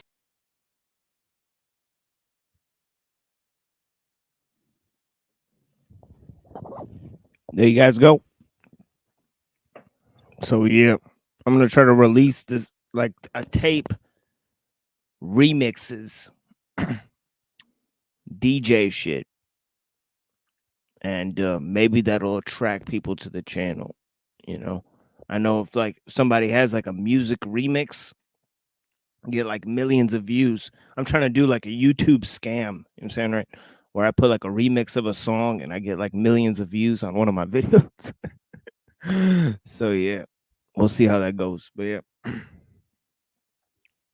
yeah, blessings. Thank you guys for joining. You know, we're gonna have Tariaq present some of his findings for us. Yeah, thank you. Yeah, so I just have basically on text, so I don't know if like if you want me to present text, but I'll just kind of like run through it. So like basically kind of like the first thing is like, the first thing like basically that we have here is that like hear about these seed oils, and what we mean by seed oil is like vegetable oils. I think like rapeseed oil or peanut oil is another one. Like any of these kind of like oils that you find, they're typically polyunsaturated fats. What they'll preach is that like the unsaturated fats, they're the healthy fats. The saturated fats, which is like animal fats, coconut oil is a saturated fat as well. Those are quote unquote unhealthy. But when you break it down in the body, because these fats are saturated, they protein doesn't bind to them, sugar doesn't bind to them, so they're not cancerous in terms of that. Whereas the unsaturated fats, because they're unsaturated, there's more chemicals that can actually bind to them, like the proteins and stuff like that, which is what causes the cancer essentially. So like just to kind of run through the seed oils itself, they're typically high in omega-6 to omega-3 ratios, which means the more and more you consume, the more and more omega-6 you're getting, and the less omega-3 you're getting. Basically, the reason why this is bad is because it causes heart disease, cancer, and inflammatory conditions. Then you have the oxidation and stability, which is what I talked about there, because the polyunsaturated fats prone to oxidation, and oxidation fats can lead to production of harmful free radicals, which is what we're talking about, causing stress, aging, and chronic diseases.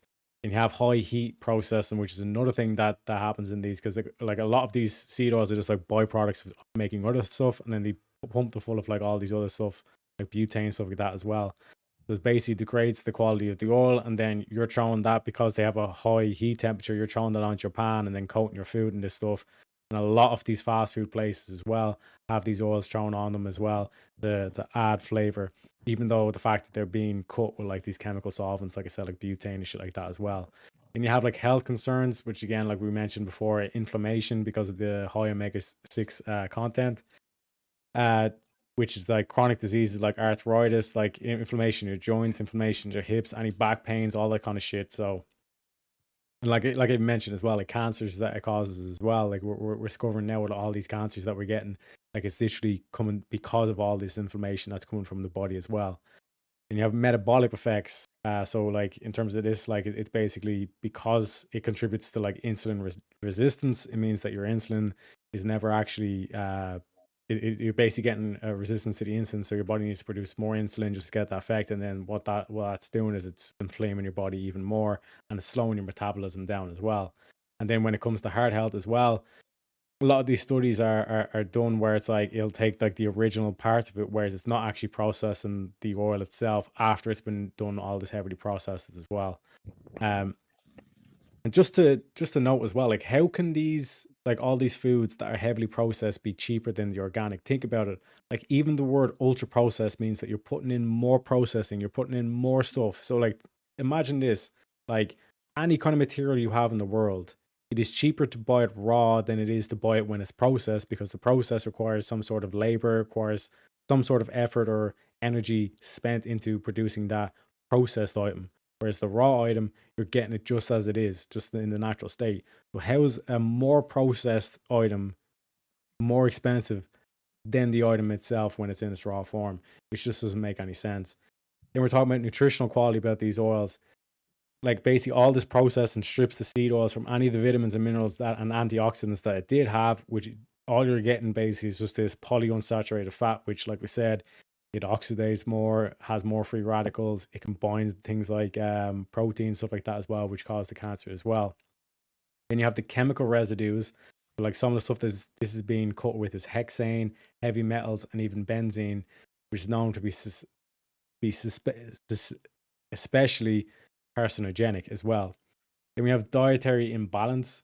So there's overconsumption. So when if you overconsume on this, you're getting a huge omega-6 spike compared to your omega-3. Remember, omega-3 is the good omega that you want. The omega-6 is the bad that you want, which again affects, like we just mentioned there.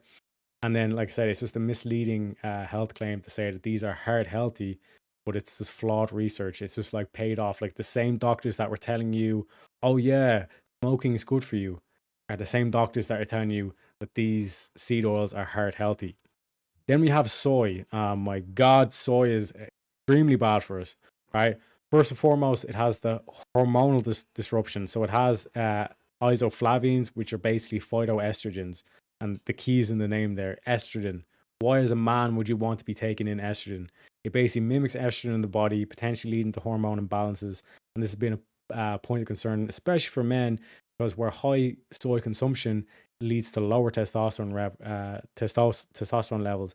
Hence the name Soy Boy. He has a high pitched voice, can't grow a beard, like all this kind of shit. Do you know what I mean? He's bald and like prematurely, all this kind of shit. Then also soy affects your thyroid function. So there's been debates over this, but studies suggest that it interferes with the thyroid production, which leads to iodine deficiencies and shit like that. Then again, there's digestive issues. So it's like the amount of anti-nutrients that are in this stuff. The same with seed oils as well. It's actually not only interfering with the absorption of like how you actually absorb minerals and vitamins in your body, it's actually extracting out vitamins and minerals out of your body as well. So it's like, again, it's just, why are they pushing this shit? Again, it's basically to make you sick so they can send you to the doctor essentially. Then there's potential cognitive decline. There's other studies that suggest the high consumption of processed soy will lead to like brain fog and shit like that. You can't really think straight, and then you basically like you have attention disorders that are starting to prop up now as well. And we have reproductive disorders. Excessive soy consumption can be linked to reproductive issues, and this is not just men, this is also women as well. So basically it'll make you infertile, or it'll strongly drive down your fertility rate as well. Then you have your cardiovascular health. While soy has been praised for reducing cholesterol, and we'll get into this when we're in the meat section, just because it lowers your cholesterol doesn't mean that your cholesterol is healthy. Your cholesterol, or depending on what way you want to look at it, to define whether or not your cholesterol level is healthy, it comes down to the ratio of your cholesterol, not just your total cholesterol. Because again, we're all different. Some people have higher cholesterols naturally than others. Then they'll just try to sell them more drugs. I can't remember the name of it. It was like Stimps or something like that. And it's just a drug to try and lower your cholesterol. Because you're using that, it actually causes you to have more health or heart conditions essentially. And again, because of the phytoestrogen content in this as well. So again, cancer risks as well. Soy's role in cancer. Some studies suggesting it has a protective effect against certain cancers, while others warn about potential risks, particularly in breast cancer, due to its estrogen-like effects. And then, like I said, just to kind of go over some of the anti-nutrients in soy, phytates. So these combine to minerals like zinc, iron, and calcium, reducing their absorption in the gut. We have trypsin inhibitors. These can interfere with the digestion of proteins by inhibiting enzymes like trypsin. Lectins. Lectins are found in many foods. Soy contains a form which resist current cooking methods, potentially leading to the digestive issues and again interfering with your nutrient absorption. Goitrins. These are compounds that interfere with iodine uptake in the thyroid, and this is why we're saying it leads to potential thyroid issues, because it's interfering with your iodine intake or absorption. And then you have isoflavines, which are beneficial in moderation, but high levels of these are phytoestrogens, which can lead to hormonal imbalances, which is why you're seeing increased estrogen in men, and also why the whole kind of like soy boy phenomenon has come around. Then you have oxalates, which again are not high in other foods, but they basically contain, and then this is how you get kidney stones. And then you have tannins, which are also kind of bind to dietary minerals, reducing your bioavailability. So it's basically like soy is like preventing you from being able to absorb minerals, and then it's also putting estrogen in your system. Very, very bad for you. So I just want to kind of like finally just talk about the positives of meat consumption, because you're going to hear a lot of shit about red meat's so bad for you. Oh my God, meat is so bad. We need to save the animals and all this bollocks. It doesn't make us. Anytime you have a vegan who comes up to you and says, we need to care for animals, so killing animals is bad. Think about it like this.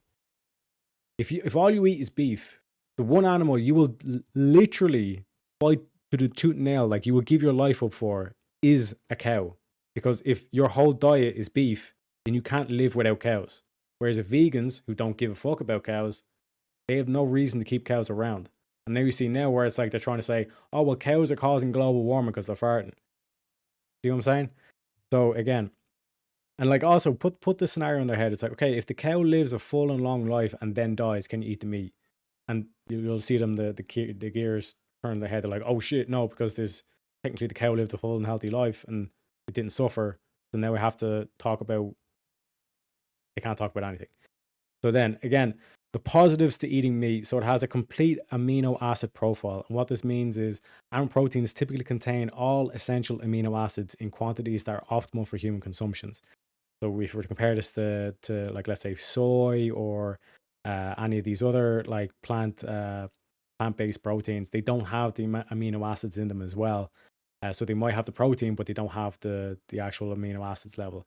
And the whole kind of like what we'll get into later is just like the whole kind of comparison. You need to eat twice the amount of plant protein that you're eating as animal protein to get enough protein that you need, because it just does not absorb as well. When we're talking about essential amino acids, what we're talking about here, these are the amino acids that the human body cannot synthesize in significant quantities by itself, and it therefore must be obtained through diet. Some of these are histidine, which is important for growth and repair of tissues. You have isolene, which is important for your muscle metabolism, immune system, and your energy regulation. Leucine, which is also a BCAA. which plays a key role in protein synthesis, muscle repair, and growth hormone production. Lysine, which is not necessary for hormonal activity, enzyme production. Methionine, which contains sulfur, which is necessary for the production of various proteins in the hair, skin, and nails. And again, this is what we're saying. It's like these soy boys, like they start to lose their hair early and all this kind of shit because they're not getting these amino acids from their soy.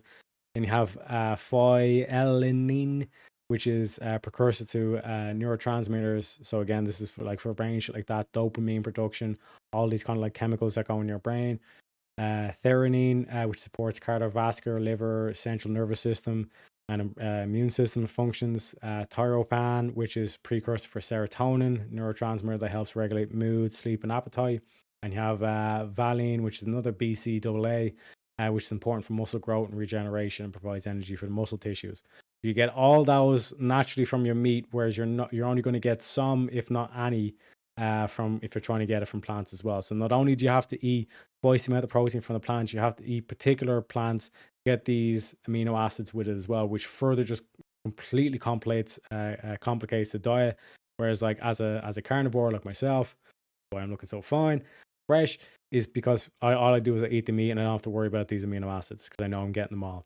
Then we're going to talk about bioavailability. So the proteins of animal sources are generally more bioavailable, meaning the body can digest and absorb them way more efficient than plant proteins. There's research and studies out there that are suggesting you need to eat twice the amount of plant protein than you do animal protein. So, and just for people as well, if you want to know how much protein you should be eating, you basically need to eat 1 gram per pound of body weight. So if you weigh 140 pounds, you need to eat 140 grams of animal protein. If that is, we're talking about plant protein here, you need to eat 280 grams of plant protein. And then if you do the math on that, that's almost, what is it, like 2.5 kilos of plants that you need to eat. And that's just to get your protein. You don't need your fat, all that kind of stuff. And like we were saying, the amino acids on that as well. And we have nutrient density. It's such a nutrient, like if you were to actually put red meat on the scale of these superfoods, red meat would be a superfood. Animal proteins come packaged with other essential nutrients like iron, vitamin V, zinc, and high quality fats, and omega-3 acids as well. So you're getting the omega-3, all this kind of shit, and especially fish. Fatty salmon is really good for omega-3. The only deficit to that is because of the amount of poison that's gone on, basically poison that's gone on in our oceans at the moment. There's a lot of like mercury and all that kind of stuff that goes to the fish as well. So that's why red meat is basically king. Satiety as well. So if you eat a lot of protein, a lot of fat, and you don't have any carbs in a meal, you might think, oh, but my brain, you won't have any of this crash that you have. You won't have any of this bloating that you typically get. So if you like have a big meal, let's say a big McDonald's and all these kind of vegetable oils is in this shit, and you're going to bloat, and then you're basically going to have a crash. You're going to be all sleepy and all this kind of shit. You don't get that when you're on the carnivore diet. You basically, you eat your meal, you have your satiety, you feel full because you're eating fat, which doesn't make you fat, because if you eat excess fat, your body just gets rid of it. It doesn't try to hold on to it. So you're feeling full, and you don't get the crash or the sugar crash and all the shit that you feel from carbs and shit like that as well. And when we're talking about muscle building, as you kind of seen from some of the amino acids that I mentioned, they're very good at like repairing tissues, muscle growth hormone production, all this kind of stuff. This is why animal protein is essential for muscle building. And this is just not only just like for like the people who are like in the gym every single day. These are people like myself. I'm relatively sedentary life. I work out 30 minutes a week. Like on Sundays, I do a 30-minute session. That's it. But if I don't eat animal protein, it literally feels as though all my body, like my muscles are wrecked and all that kind of shit the following day. Whereas if I eat almost 2 pounds of animal protein a day, like I feel nothing the next day. Like I might feel a bit tired or whatever, but it's not like my muscles aren't like basically don't feel as though they're broken, all that kind of shit. And then finally to just wrap up on this section, the protein quality and digestibility.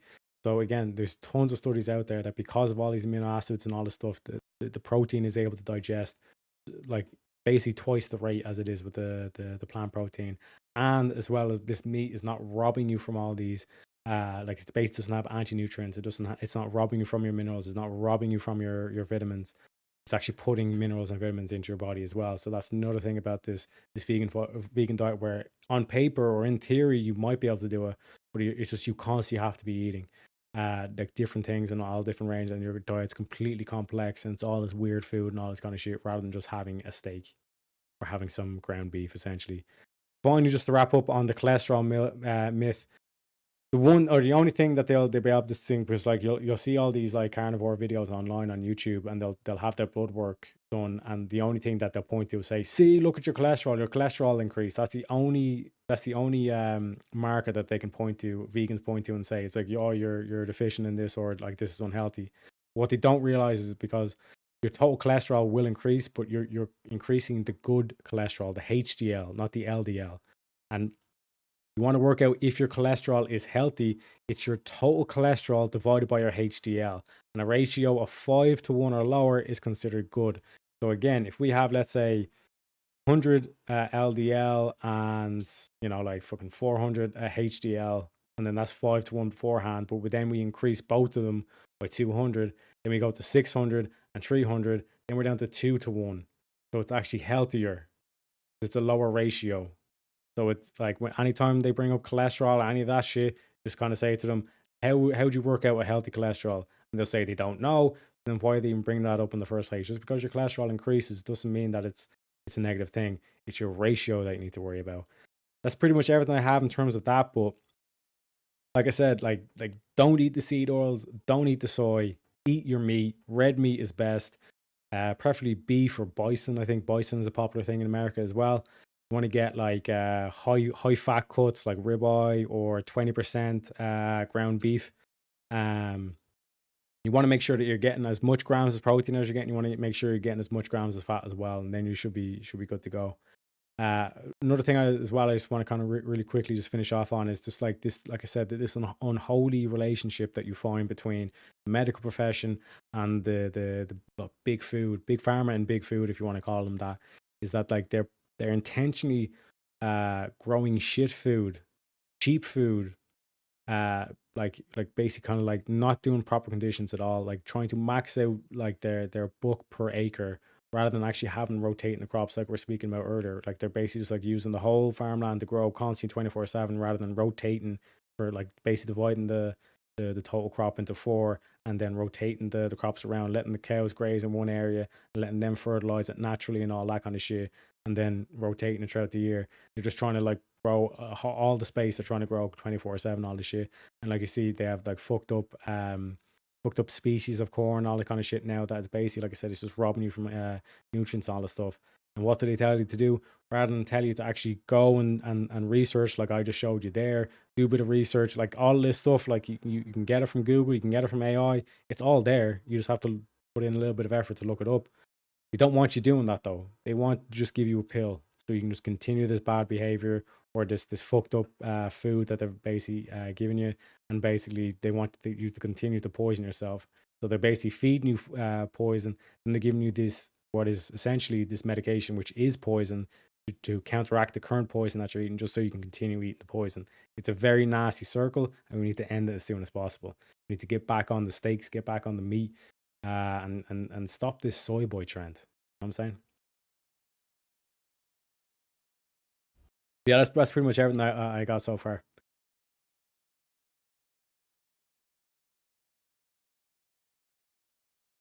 Oh, sorry, I was muted. My bad.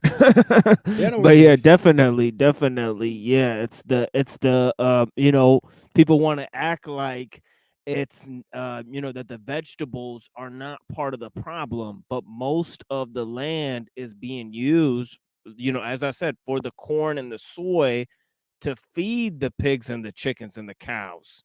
So it's the vegetables are the main aspect of this. Obviously, the animals are being hybridized and bred for the vegetables and for the industrial food system.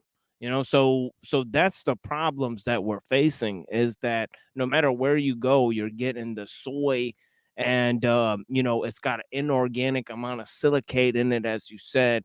It's reversing people's hormones, and so are the pesticides. So it goes to all of these things, and the immediate effects on health are then put on the health system, which, as we discussed earlier, is part and parcel of the problem itself, because they're, creating those conditions where the animals need to be fed antibiotics and all of that type of stuff anyways, so there's all of these ideas that go into how, the politics of the land and the interconnectedness of how we're tied to the land, affects our, our political and economic system. And as I talk a lot, I say, the monoculture is a reflection of our own cultural disintegration and the life in the cities. It's really got to do with the cosmopolitan attitude of the life in the cities. They're trying to engineer a sort of everyman to live in these cities. And that is a sort of reflection of the monoculture. Right? I mean, monoculture is not just with plants; it's also in terms of an international system. That they're trying to, create a new type of human for the equality driven ethos. And we have another guy here. What's going on? Yeah, my bad about that. Hey guys, what's going on? Yeah, you got some things to say about your whole Amish libertarian. You know what I mean? Yeah. Grow your own fruits and veggies. Yeah, grow your own fruits and veggies, right? Yeah, solve the problem. Yeah, that's one of the ways to get out of this. I was gonna come on here and agree with most of what Teriyaki was saying, but he said I'm a liar, so I guess that means you should disagree with everything he just said. So, congratulations, you played yourself. Anyways, he hit all the major points. There is a difference between oils. It's not a one silver bullet type thing. It's not just meat. It's not just fruits and veggies. And so it's a combination of a whole bunch of different things. The main problems is that there's so many layers of variables. So like we're talking about pure foods. So like pure foods, certain diets are the best solution. But as soon as you introduce like chemical warfare, GMO, all that sort of stuff, that fucks up the whole system. So even if you have a healthy food, but it's poisoned, then it's no longer a healthy food. So, there's that problem. And then there's, of course, there's the whole, exercise versus pure diet debates. And as he pointed out, you can pretty much almost not exercise, just very, very little. But if your diet is super healthy, you'll still be generally a healthy person. So, but yeah, he had lots of great points. I couldn't think of anything major to disagree with. So, yeah, good job, Teriyaki. Thank you kindly, sir. Thank you kindly. Kat's meshed me to come back to hers. But like I said, Machine Eyes, thanks for having me on. Always a pleasure. And if there's, again, like I said, kind of like any more stuff as well in the future, because I'm sure there's a rake of topics that we can have on all that kind of shit as well. Yeah. Check out the little 8-hour presentation I did last time, because you didn't show up. So I did a whole presentation on deep ecology. I'll send it to you. Going over Aldo Leopold and the conservationist movement. He's a great American scholar and thinker who started the conservationist movement. It's a little different than environmentalism. Conservationism is about looking at the pollution around the forest and, helping, the wildlife in the area and, caring about all that type of stuff. So, yeah, I gave tons of good presentations on that. And also on deep ecology and the dangers of these other ideas that they're trying to push around in the environmentalist circles, pseudo-spiritual, ideals of transhumanism and techno-Gaianism. And also, I talked about why evolution is false. That's an important part to this whole thing, because they say, human beings evolved, macro or micro? Both, wolves evolved into Chihuahuas and Great Danes, so micro evolution. But we're talking about the origins of the theory of natural selection and how it had to do with this concept of telos in nature. and this mystical concept, about how nature has intelligence. So we talked about that idea, from Alfred Russel Wallace. He's the one who actually invented the theory of natural selection. It wasn't Charles Darwin, right? So he came to some interesting conclusions because of that, because of his invention of the theory of natural selection, that had to do with nature selecting, its own type of species and all of that type of stuff, which he couldn't really reconcile with his theory and with his scientific, with purely scientific observations. He thought that there might be some mystical concept attached to it. So there's all of these weird ideas with how there's different theories of evolution. They were competing with each other. And now when they observe nature, they can't come to a same conclusion about which one. There's Lamarck, there was Darwin, there was Alfred Russel Wallace, and all of these different types, and also the extreme strange concept of the Fermi paradox. How we grew so technologically advanced that that we're looking for other life forms through their technological advancement, sending out signals into space and all of that type of stuff. And the fact that they claim that life on this planet is nothing special, but they can't discover it anywhere else in the known world. They found thousands of habitable zones, right, and no life there, right? So that kind of puts a sort of strange puzzle for the people who posit evolution theory and stuff. That's why I distinguished macroevolution, because as soon as they start talking about like cosmic evolution and planets evolving into rocks and rocks evolving into amoebas, that's when it goes full retard. So I was talking about microevolution, but yeah. One thing before we wrap up the diet thing. Well, hold on. Hold on Okay. real quick, because Tariak said he's got to go on another show, so we're gonna let him. That's why I wanted give to a little quickly closeout. say seed oils. They're not all evil, but Oh, we'll pick okay, that you up next time you're back, Teriyaki. Oh, okay, yeah. no worries. Yeah, I'm sure we'll have him on again. We'll talk about different issues and things. If I could, expand on these topics or give the other presentation to you and see what you think about it, and we'll see where we can go with there. And I think maybe come back to religious topics or something like that. So next time we talk, Yeah, Teriyaki, look up flaxseed oils. That's one of the good seed oils. Yeah. So they're not all Yeah, bad. there's like coconut oil, for example, is a good like technically it's a good like vegetable oil, but it's been demonized because it's like saturated kind of thing. But yeah, like I said, there's many topics as well. Like I said, like there's religious, there's political, there's the stuff like here that we just kind of talked about today as well that we can kind of like further dig down on, because there is a lot of nuance to it as well, Yeah, I think transhumanism would be a good place to go, because there's lots of religious dangers within that idea.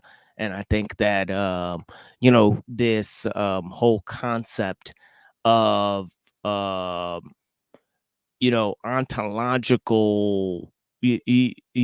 the problem of ontology that's present in there. Me and Pilliter were talking about it a little bit. Object-oriented ontology. It's this concept in postmodernism. The subject-object, barrier is gone, and how certain religious concepts, can really save us from that. A sort of religious epistemology, or one that's more, talking about the spiritual world and bringing that into the framework, how that sort of saves us from that. So yeah, we could get into some of those concepts as well. And yeah, thank you so much for joining me here. Let me 100%. put you up full screen here and let you talk to my people here. But yeah, go ahead. Say anything you want to say before you leave. Yeah, so like I said, like pleasure as always. Like I said, we can get into that, because that sounds very, very, very good. Just like religious topics as well, because we had the Christianity and Islam debate before as well. Even like you're seeing tonight as well, we had more so a discussion in terms of like the whole kind of big pharma, big food kind of stuff as well. And then even like I said, kind of like even just like politics and all that kind of stuff, because it is like election year and all that kind of stuff as well. So like I said, pleasure to be here. Thanks for having me on, Machine Lies. Again, if anyone wants to find me, it's Teriak, so it's named down below there in the wait. Oh yeah, oh, we're gonna shit, put let me your go in name there. up here in a second for sure. But yeah, definitely. So yeah, the Teriak YouTube, Twitter, Rumble, and Twitch. So yeah, like I said, thanks for having me on. And as the Irish always say, long go fall, boys. Bless. Thank you so much. Yeah, we're gonna play some fucking music here, take a little smoke break. But yeah, that was our beginning presentation. Food and health and how the industrial farm system relates to pharmaceutical system and yeah, a little introduction into the concept of food and health and politics and what it's how it ties into ecology and technology and these ideas. Now we're going to move to some different issues, the dangers of chemicals and pesticides and their use in the feminization of males. So we'll look at some information on that. Take a little music break. And yeah, we're gonna be also joined by some of my friends here if you guys want to give some commentary on that.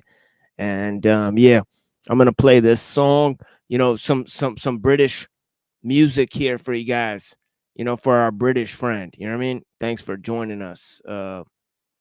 Definitely appreciate him. I mean, have you guys ever heard West End by LSP? You know what I mean? Man, this is a good ass song. I mean, yeah, and then we'll go down our road, and we also have Aldo Leopold. We have some interesting selection of readings. I'm gonna take you guys down. We'll be here for maybe 8 hours or so, and then I'll play some of the manifesto, industrial society and its future. Right now, we're gonna get into a video.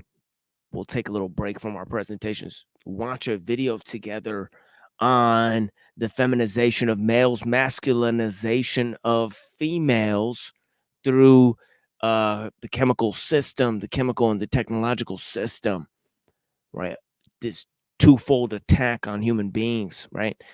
We'll also look at some of the ideas of the land ethic, right? Then we'll move into concepts of deep ecology. Now, I don't know if we'll get to Gaia theory today. It kind of has its own thing going on. Now, we also have some videos that go along with that about the position of human beings, the extremely unique position of human beings on Earth, right? The extreme rarity of life within the cosmos, right? That was comprised that basically comprised our previous presentation, and we're going to go on with that a little bit, but we don't know if we'll get to that today. It's all about food and efficiency and social techniques and that type of idea. But yeah, check out this music, and yeah, we'll go ahead and come back in a second here. Thank you guys so much. We don't have that many people watching. I'd shout out all the people watching. There's not that many people watching, which is usual on a Saturday night. But yeah, you know what I mean? Thank you guys so much for being here anyway soon.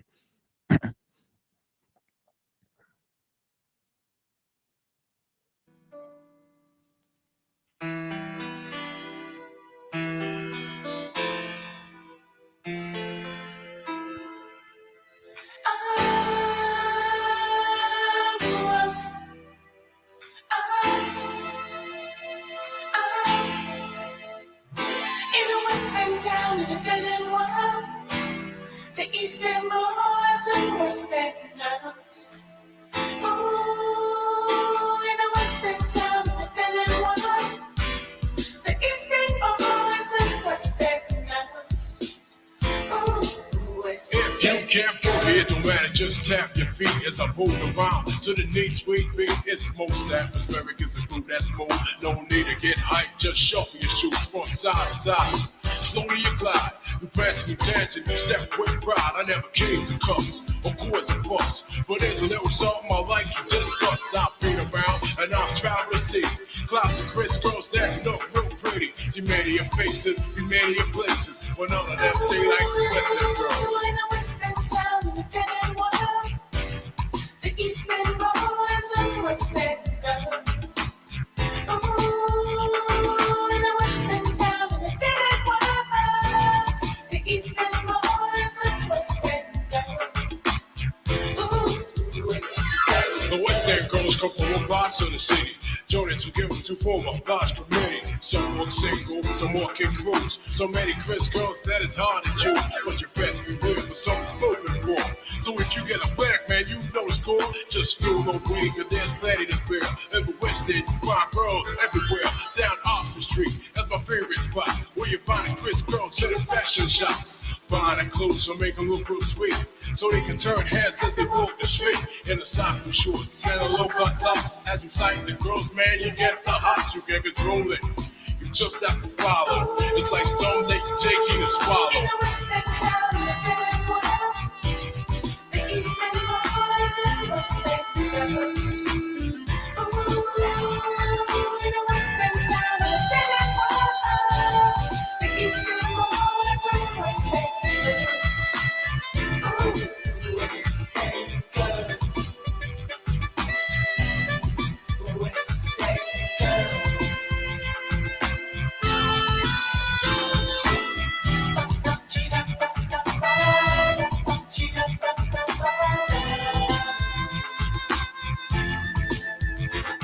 In a Western town, the dead and water, the Eastern boys and Western girls. Walk in for all your favorites during Little Caesar's Summer of Hot and Ready, like a thin crust pepperoni pizza for $7.99. Son of a bitch. Son of a fucking bitch. See, this is why I just fucking play the songs I already have. Let's fucking play this shit on YouTube. Fucking ruin a perfectly good song with a fucking pizza commercial. Can't believe that. But yeah, I'm just, I'm honestly not that disturbed by it. I'm just gonna let this fucking shit play. It is what it is. In a Western town, the dead and water, the Eastern boys and Western girls.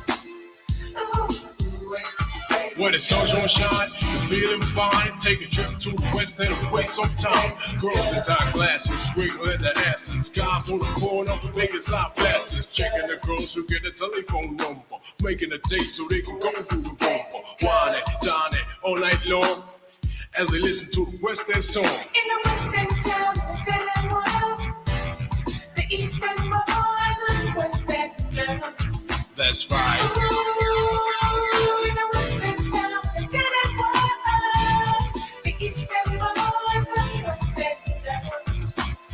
Ooh, Western. Take a plane ticket and drive with a walk, but you'll never find another like a West End girl, like a dream girl. They're sweet like wine and fine so fine, the vine will blow your mind. Would you wine them and sign them all night long, and you kiss and caress to the West End song. Bumping and doing your stuff, and then you quit when you had enough. In a Western town, the dead and water, the Eastern boys and Western girls. Ooh, in a Western town, the dead and water, the Eastern boys and Western girls. Ooh, Western.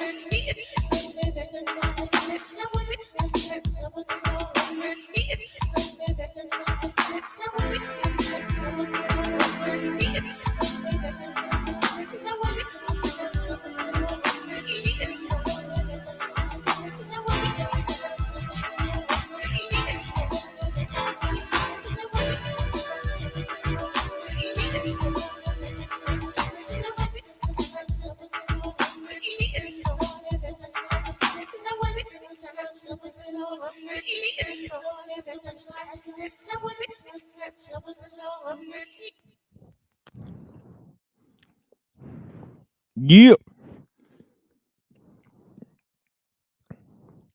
Okay, let's go to this here presentation that not too many people are gonna, I guess, remember or know about, but it's pretty important.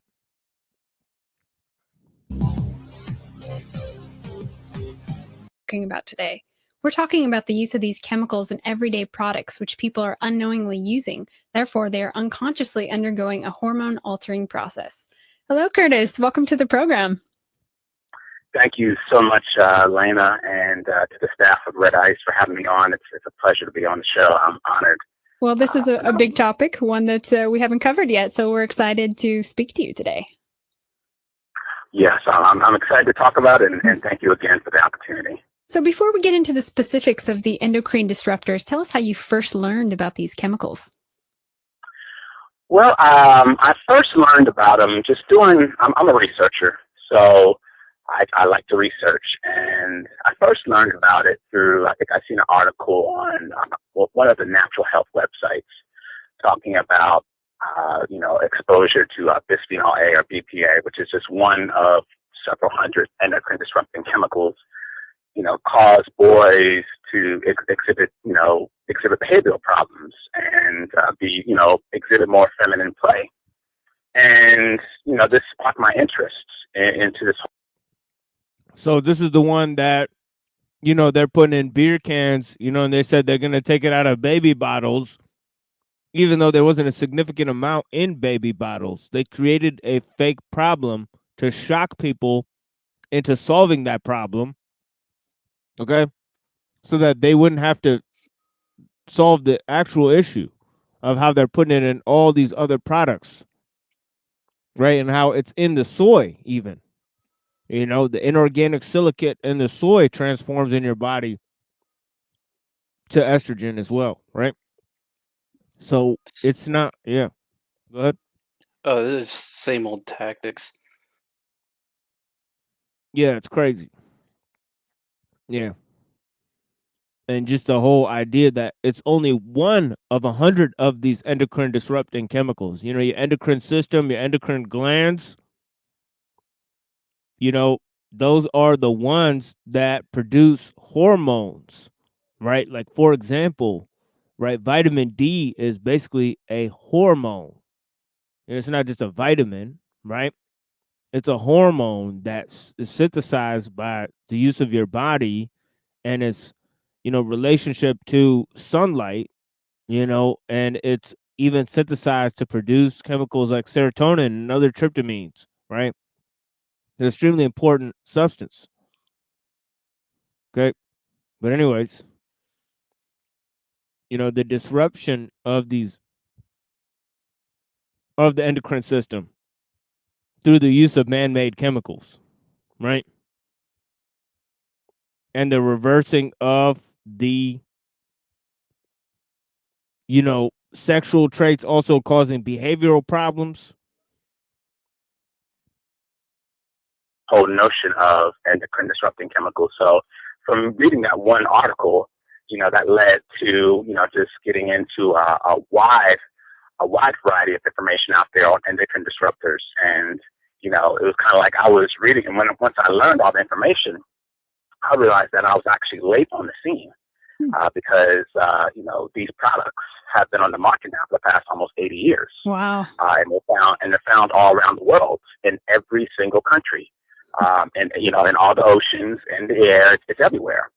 So that's what first sparked my interest, just reading that one article and, and the fact that it changed, it had an effect upon gender and gender identity and gender play, was really interesting, because, I've heard before different conspiracies. Oh, they're trying to push, homosexuality and gender bending in order to achieve population control. I heard that before, but, it was just something I just heard and never really kind of investigated. So, I mean, that's what originally sparked my interest. And from then on, I'm kind of like an open book. I just, once I get into something, I really get into it. So, that article led to me, reading everything I could on the topic, to really learn as much about it as I could. Well, before we get into the specifics, maybe you can kind of explain the function of the human endocrine system. Yeah, the body, everything in our body is governed by hormones. We have glands, several glands throughout our bodies. People oftentimes in a spiritual sense call them chakras, but, you have several glands. You have the pineal gland. You have the pituitary gland. You have the thyroid, which is a gland, secretes hormones. You have your testes, secretes hormones. The testes produce testosterone. And, the testes, or so-called ovaries in women, they also produce estrogen and testosterone. You have your pancreas, which produces insulin. And you also have your adrenal glands, which produce adrenaline. So the entire human body is governed based upon hormones. So, for example, when people get hungry, that hunger response is a result of hormones. When people, feel tired, that feeling of tired is a result of hormones. Sperm production in men is a result of hormones. So, everything in our bodies is based upon hormones. So anything that disrupts the way those hormones interact with each other, particularly in the early stage of our development, when we're in the womb, is going to be extraordinarily detrimental to people and their ability to develop into fully functioning human beings. And so that's why this information as pertains to endocrine disruptors is so important, and it's very important for people to understand how hormones work. Right. A lot of people just primarily know about sex hormones, but again, everything in our bodies is governed based upon hormones. Hormones act as signals to the cells within our body to perform certain functions. And without that hormonal signal, without that hormone signaling to the cell to perform certain functions, the cell won't. So the cell might actually become cancerous if it's exposed to too many hormones. So everything in our bodies, really, our entire health is based upon hormones. That's right. A primary example of this is, many people here, particularly here in America, they're producing too much insulin. There's too much insulin in their bloods. And the reason why is because they are insulin resistant. Doctors call it type 2 diabetes. All it is that your cells within your body are resistant to the effects of insulin, which keeps your blood sugar levels high and causes heart disease.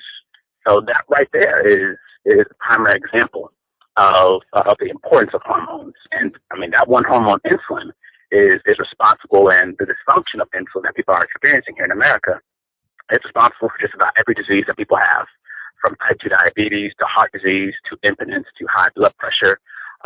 Just about any disease you can think of, insulin is going to play a major factor, also including obesity, because insulin is our body's fat storage hormone. Right. It tells your body either to burn fat or to store it. So, what are some of the major hormone altering chemicals called, if we can just name a few? Yeah, there's several. A lot of Okay, before we get into that, okay, let me talk about the process of birth, right?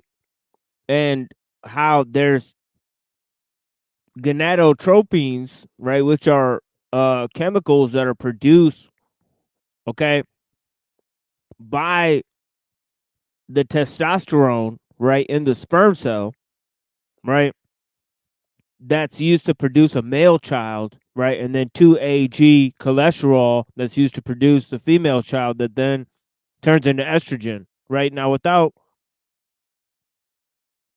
the necessary input, right, of gonadotropins, right, the body will default create a female child, right? That's why there's two different hormones necessary. Two different chromosomes necessary to create a male child, okay, but two of the same to create a female child, right? Okay, so it's different, right? Okay, now, so these hormones are necessary to produce life, right? So that's key, right? Now, why would you want to engineer food in the food system in order to tamper with those hormones that produce life, right? Now, we talked about that. That's extremely strange, right? And it goes back to Huxley and Planned Parenthood and dysgenics and also some of Russell's, recommendations for bacteriological warfare, okay, in order to reduce the population and all of these sort of concepts, all right? They're not saying that these are being practiced on a wide scale, but it's notable that these thinkers gave such recommendations, right? And now you see the wide scale effects of the food system, right? The dysgenic effects, right? But anyways, you know, yeah, we're doing just swell, my friend. Of course. Sean, nice to see you, my friend. Thank you to all the people who were writing there in the chat. You know, NPC, the game, Shadow Buddha. Thank you guys. Rethink,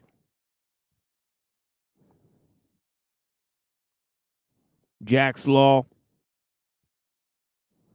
Okay.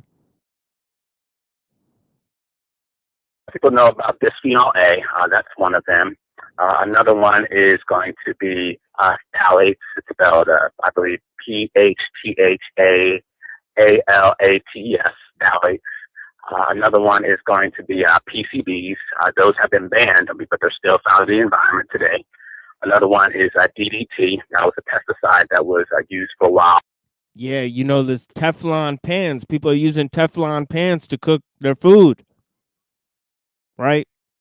Okay, you're getting PCBs served up. Right? There's PCBs in a lot of things, right? Fire retardants, right? They're in everything, right? They're extremely virulent. They pass through the water supply. They stay in things for years, right? Okay.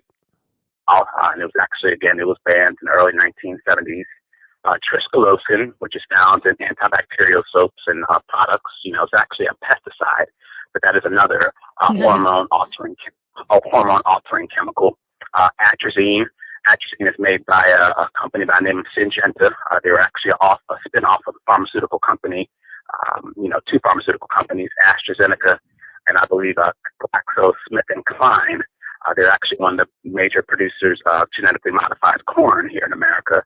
And atrazine is actually one of the top selling products. It's the second most widely used.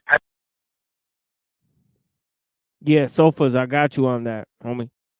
Yeah, for sure. I got you on that. Yeah, definitely. Chemtrails.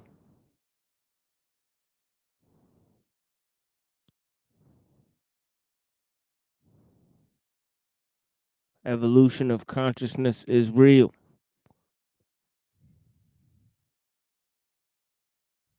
Yeah, that's what Scorbina says too.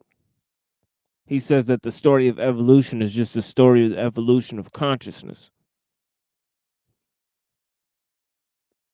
We might get into that idea as well.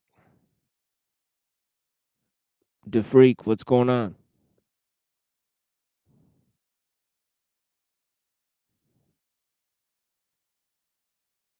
Nico Pluto's here. Nice. Pesticide after Roundup. Roundup is another hormone-altering chemical. Interferes with testosterone. That's right. I just saw a recent study that confirmed that, actually, a biotech university in Texas. So, yep. Yes, Roundup is a very, very powerful endocrine disruptor.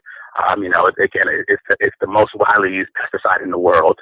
And it's linked, there's actually babies being born in Argentina where they, grow a lot of genetically modified soy.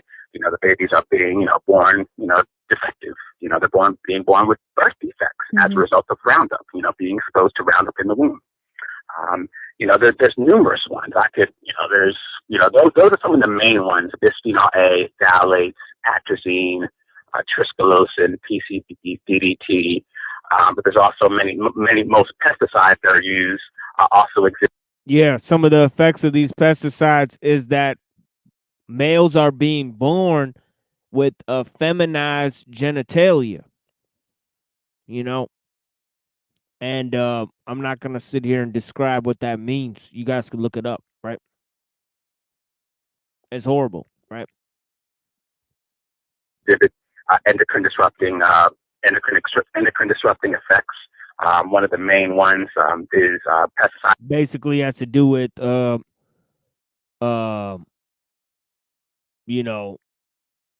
deformed sexual organs, right? Okay. Known as lindane. It's actually used overseas, like on cashew crops. So most of your pesticides are also endocrine disrupting chemicals. That's right. And also products. I've been doing some digging myself. I mean, everything from makeup that women wear to shampoo to perfume to laundry soap. I mean, it is everywhere. Absolutely. These chemicals, they are everywhere. And the very nature of these chemicals is not to persist. It's not to break down. These endocrine disrupting chemicals are found in the Arctic. People think, breast cancer is all about diet. Well, if that was the case, then why are women in the Arctic developing breast cancer? They're developing breast cancer because the pesticides and these endocrine disrupting chemicals are in the fish that they eat. So they consume the fish and develop breast cancer. Breast cancer is all about estrogen. It's all about being exposed to endocrine disrupting chemicals, either in the womb or outside of the womb. So that's why you have, particularly in America, exploding rates of breast cancer. But it's not just, again, in America, you have women in the Arctic get breast cancer and they don't get mammograms. They don't eat soda.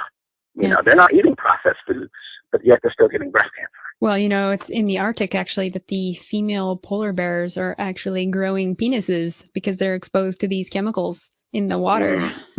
Wow. I'm not surprised. Yeah. I'm not surprised.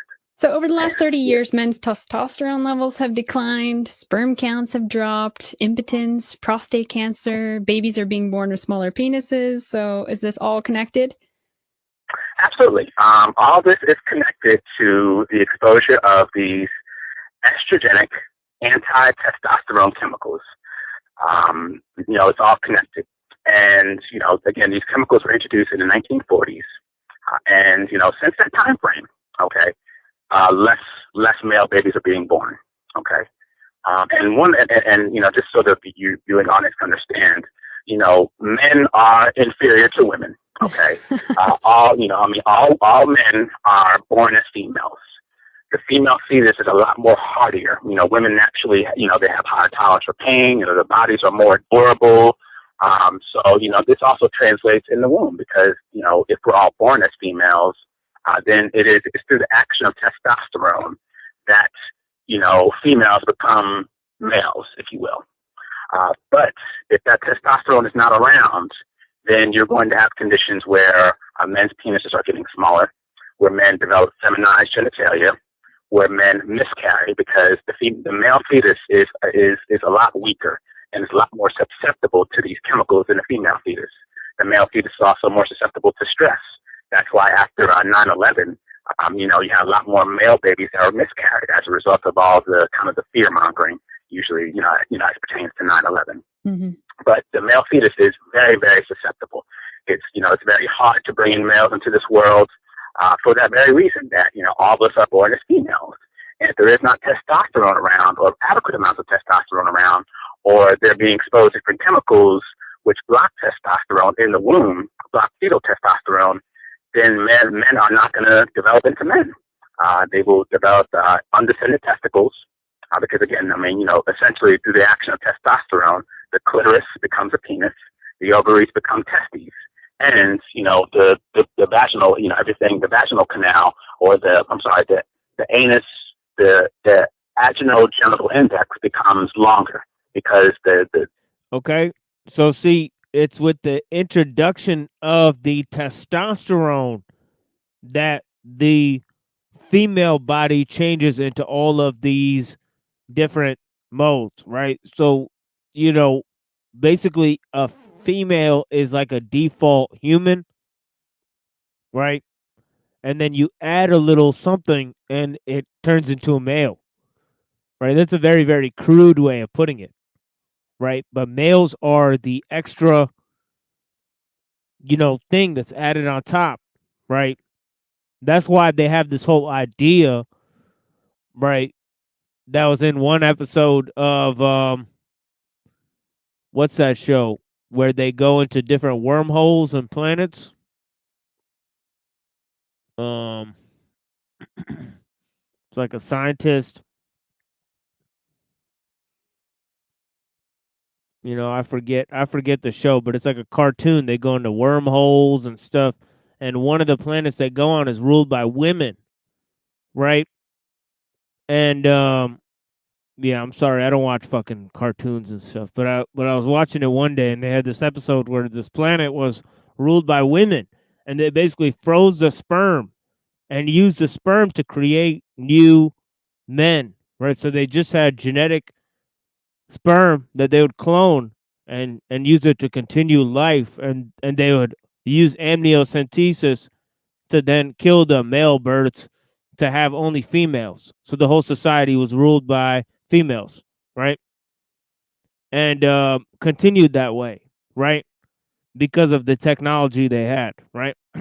Now, you can imagine a society, right, where females control the births of males, right? But such a society would have to be ruled by females, right? Right. And it would have to be matriarchal by design because um, if you use the males, if a female is with many different males, you can't decide who, where her, you know, male genes really came from, right? So they won't know where their father, who their father is, right? But so a female with multiple sexual partners, unless they have genetic technology that could like figure out where the genes came from, right? They won't know where the male genes came from, right? But if you have uh one father with many different females, right? All of those kids are going to know who their father is, right? So you could have, so if you reverse the situation and you have a male with many different sexual female partners, right? And he impregnates all of them, right? All of those kids are going to know where they came from, right? So there's a way to continue the line, and figure out where the family is and keep the families intact in that way, right? That's why it's allowed one way and not another way, right? In other words, or you could see it logically that in the past, that's why they had male polygamy, right? And then they had that whole idea with the whole sexual idea from Plato's cave of the genetic lottery, right? Okay, where it came down to a woman, having many sexual partners and then the child is raised by the society, right? He's given to the community, right, and raised by everyone, right? Because they're not going to be able to figure out, which male gave birth to the child, right? So this is just some examples of things, but yeah, there's a reason why human societies were ran that way for a long time, right? But anyways, right, you could see the reversal of the sexes, right? The introduction of feminist ideology, right? Okay, men and women going to work together, right? Okay, all of these concepts, right, are interrelated, right? And also the dysgenic procedures, right? Family planning procedures and dysgenic procedures, right? Like birth control, right? Abortion, okay? The condoms have endocrine disrupting chemicals in them. The spermicide in the condoms is is endocrine disrupting, right? So just putting on one of those, you're affecting your sexual hormones, right? Which is crazy because people are putting it on in order to engage in, biological activity, right? Whose functions are being limited by the very techniques we're using to engage in that activity. See, this is how important it is to realize the effects of these chemicals in the world around you, folks, right? You don't want to be reversing your sexual hormones, engaging in, your simple biological functions, right? With your wife or whoever, right? Right? Hopefully it's with your wife. The length between the penis and the anus in men is a lot more longer than it is in women. So that shortens. And all these different things, all these chemicals, the way they affect testosterone primarily, and the way they affect male fetuses, they are the reason why less men are being born, why sperm counts have dropped by 50%, and most of this damage occurs in the womb because a man's fertility is determined in the womb. So if his testicular cells have been destroyed in the womb as a result of these chemicals, then 30 years later, when he's a man like myself, about to be 29 years old, he's not going to be able to reproduce. His testosterone levels will be lower because you need testicular cells in order to be able to produce testosterone. So everything you just mentioned is directly linked to those chemicals through the action on testosterone. They block testosterone, they kill the cells in your testes that produce testosterone, and they functionally make men infertile in the womb by, number one, causing undescended testicles, number two, shortening the distance between the anus and the genitals, which results in men developing feminized genitalia, and also by causing hyposphadia, which is a condition where a man's penis, his urethra does not form, and his penis grows to be no longer than about 2 inches. And all these conditions are exploding here in America and exploding all throughout the world. And essentially, what they do is that they sterilize men. Right. They're going to sterilize these men, have them grown with micro penises, fucking induct them into this fucking CIA program for eunuchs where FBI informants get them to commit lone wolf attacks to scare the population so they can militarize the police. Okay. That's just one guesstimation, right? There's no better way to commit these lone wolf attacks than to get these guys with micro dicks. They literally have nothing to lose. You just literally, convince them to do something, right? Now it's gonna go. A generation of like eunuch soldiers. They're a little psyop army. And for adult men, they make them impotent because you cannot get an erection without testosterone. And So I do want to every get into some of the conspiratorial side of this, but I also had a couple of other questions for you. Are there chemicals in condoms and lubricants? absolutely, oh yes. One of the primary chemicals found in condoms is the spermicide. The spermicide, I believe, it's non-oxy 9. It's that is an endocrine disrupting chemical, which mimics estrogen, and it also blocks testosterone. And most of the condoms out there, they contain, a lot of them contain this particular spermicide, and that is going to be a very, very potent endocrine disrupting chemical. Actually, what it does is that the non-oxy 9 is a chemical within itself that blocks testosterone, but then it gets converted into the body into non-phenol or NP or NPEs. These are some of the primary chemicals that are found throughout the world, and they're responsible for the reason why so many male fish are turning into females and actually growing female sex organs. But these chemicals are found in condoms. One of the primary chemicals found in condoms, particularly spermicidal condoms, and they do, disrupt men's ability to reproduce and his ability to get an erection. Well, and then they go for the Viagra, and I was reading that the hardening agent used on the pills is also a hormone disruptor. Yes. They use phthalates. Phthalates are found in the enteric coating of many pharmaceutical drugs. So you hear, oh yeah, it's enteric coating. The coating that they use is going to be phthalates, which is a petrochemical. That actually, that's actually considered to be one of the biggest threats to humanity for its ability to cause all the conditions that we just mentioned as far as men's infertility. Phthalates are linked to men developing smaller penises, and also is linked to men developing undefended testicles and having and essentially coming out of the womb being subfertile. So that is one of the primary things that they coat all pharmaceutical drugs with, including antidepressants. They even coat like some vitamins, but most of your vitamins are made by pharmaceutical companies too. So they coat a lot of your vitamins with that. So that is absolutely true. Are there any particular food or food additives that also contribute to the feminization process of males?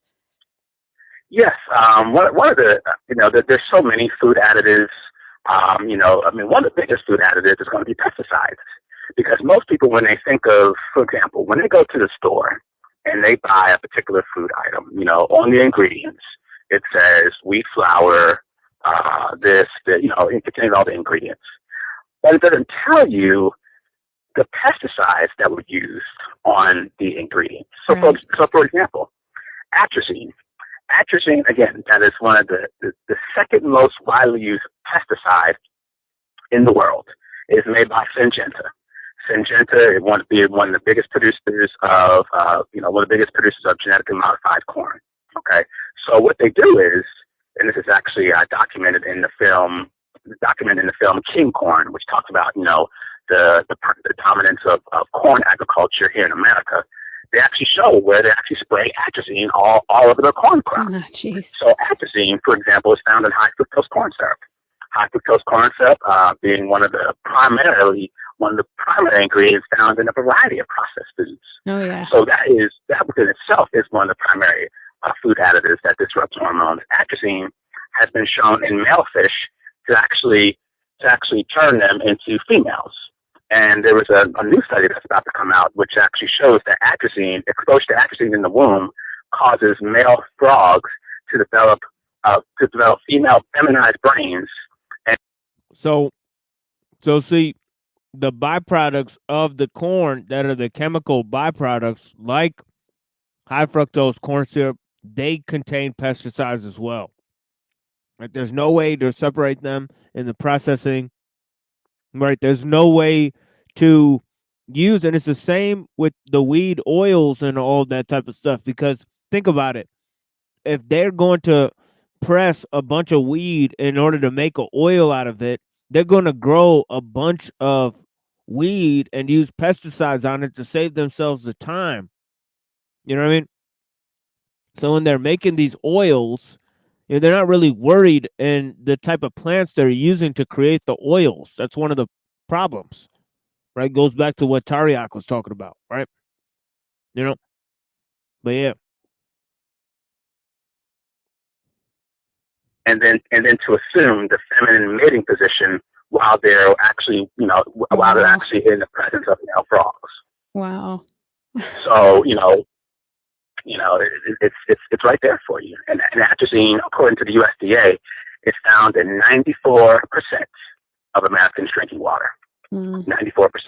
I mean, it's actually banned in Europe. Europe, they're actually a lot more advanced than America on some of these when it comes to a lot of these endocrine disruptors and banning them due to public health concerns. Atrazine is banned in Europe, but it's found in 94% of our drinking water here in America. Yeah. It's in everyone's well waters, and again, like I said, it's in corn syrup. It's going to be found in beef because most of the beef that people eat also contains, the cows who eat the corn. So it's going to be in the meat that people eat. It's everywhere. Just so you know, too, I'm in Europe, and some of these chemicals that are supposedly banned, I still see them out on products. So they're there still. Yeah. Funny you mentioned that because just recently today in the news, I'm always doing research. I love to learn.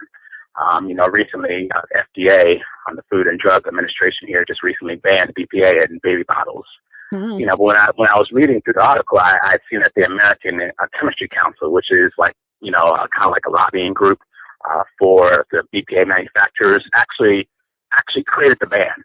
And the reason why they created it is because, number one, BPA is not even found in baby bottles anyway. Okay. Number two, so there won't be any more regulatory action on BPA.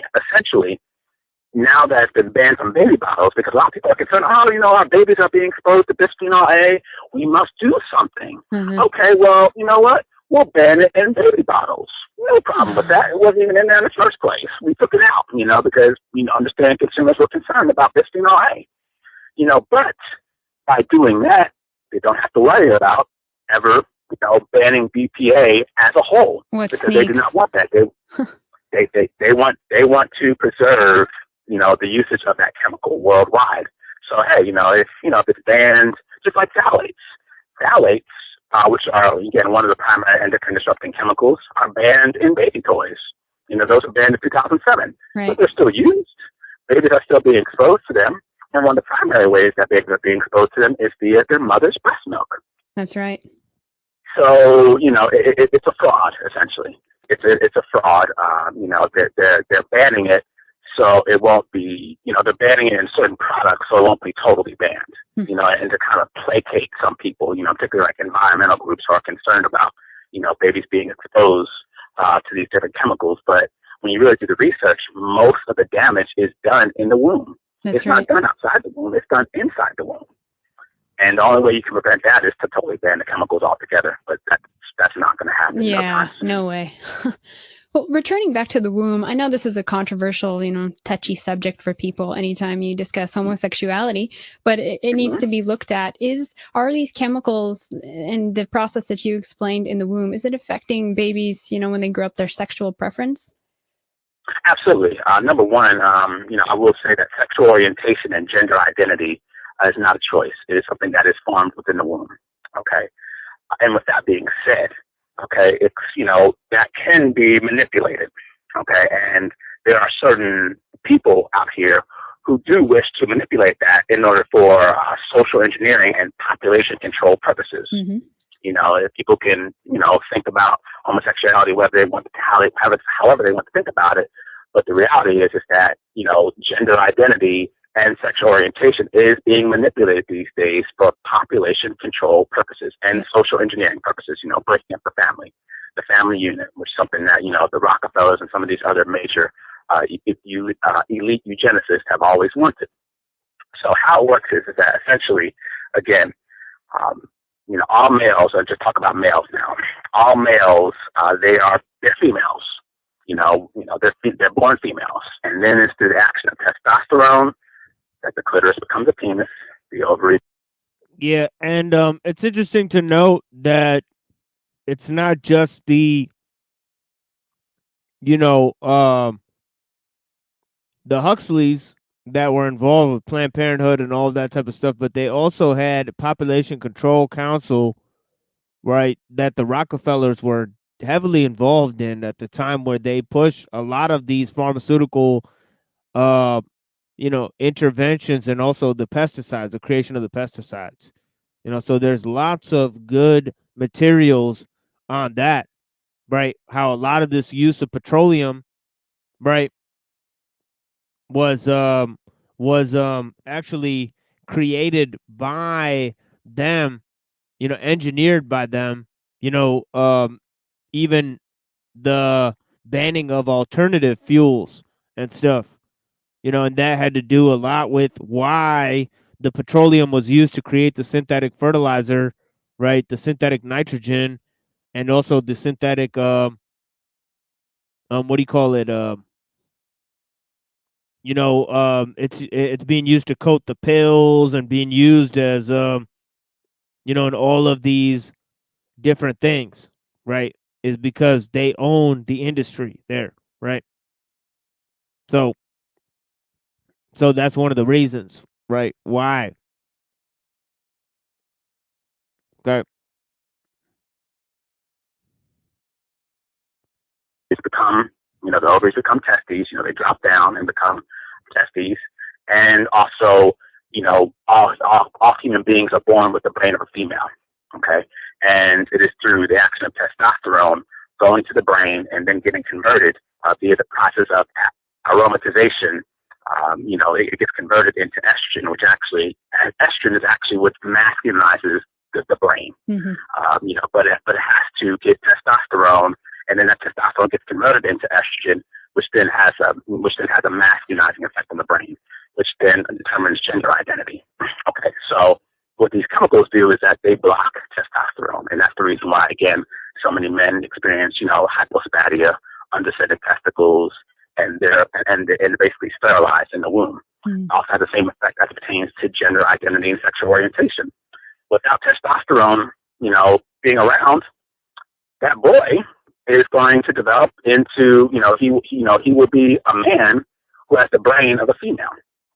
Okay, and he'll appear normal. He's a human being. He's normal, but he will, act like a female and have a sexual preference for males.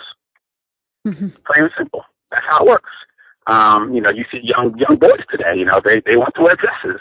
Yeah. They want to play with Barbie dolls. And more you see it actually. Yeah. I don't know if it's just because of the internet, but it's really there. I mean, when I was in junior high school, I don't remember seeing as many. I didn't see any bisexual kids, and today it seems like everyone's bi. It's like a phase everyone goes through. Yeah, absolutely. And I mean, and that's how these chemicals cause homosexuality. It also causes homosexuality in women, because again, estrogen is the hormone, at least in babies, which masculinizes the brain. So if you're being exposed to estrogen mimicking chemicals, in the womb, it's going to cause women to develop the brain of a man. And then she will act and behave like a man and will be attracted to women. So this includes birth control pills, right? Then Absolutely. She's attracted to more feminized males? Is that how it works? Yeah, the birth control pill, how that works. That deals more so like the effects of birth control on adult women, and how that works is that, and that's I found it very interesting, considering you have chemicals feminizing men, and then you have the birth control, making women attracted to feminine men. And again, it's very interesting. But what it does is that when women take the birth control pill, she wants a man who, it's a preference for men.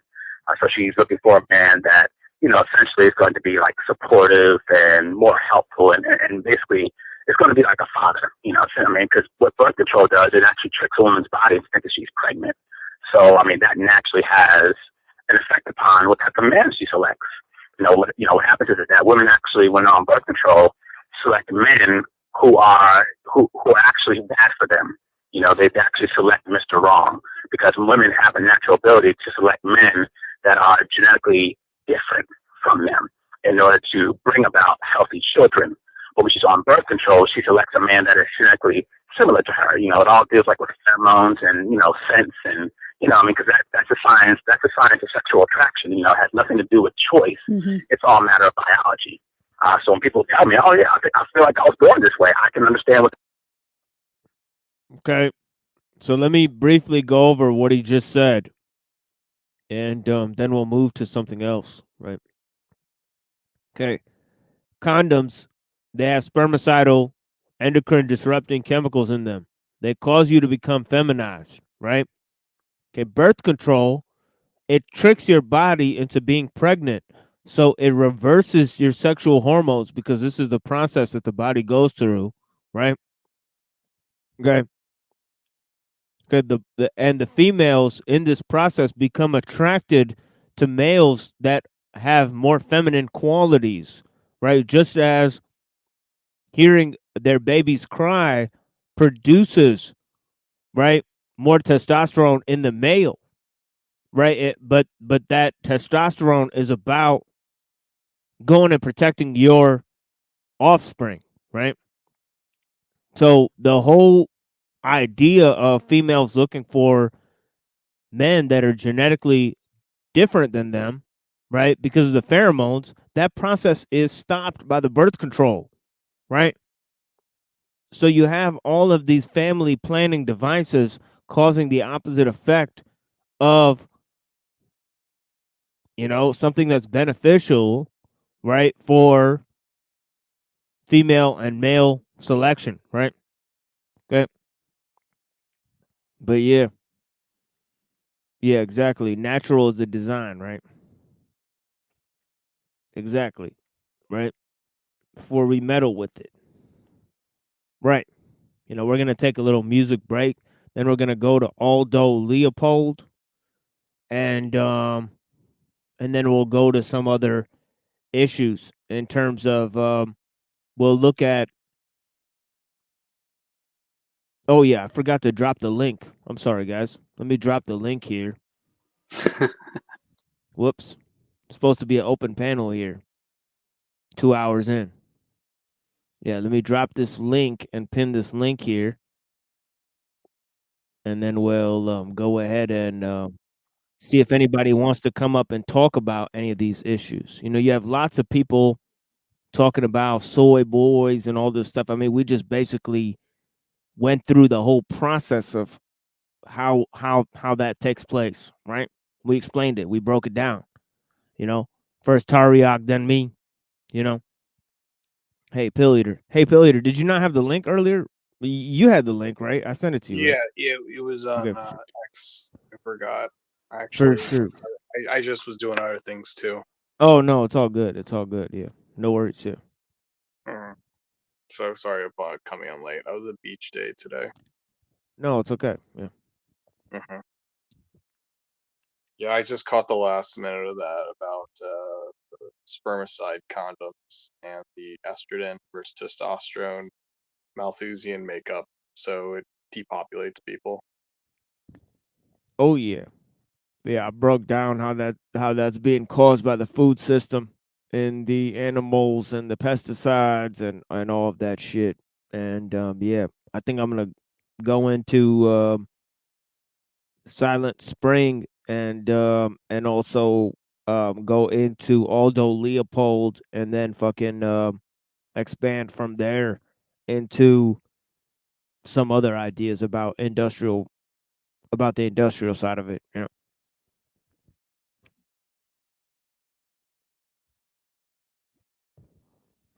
But yeah, thank you for joining us. This Curtis Duncan video is actually very interesting. I may go ahead and play some more of this because he's getting into some of the science behind it, I guess.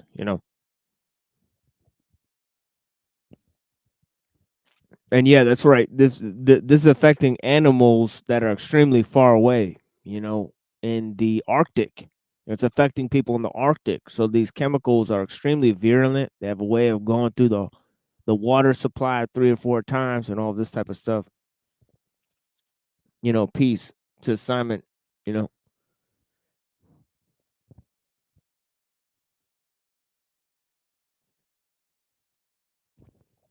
But yeah, thank you. We're gonna take a little music break here, and then we'll bring back some readings and stuff.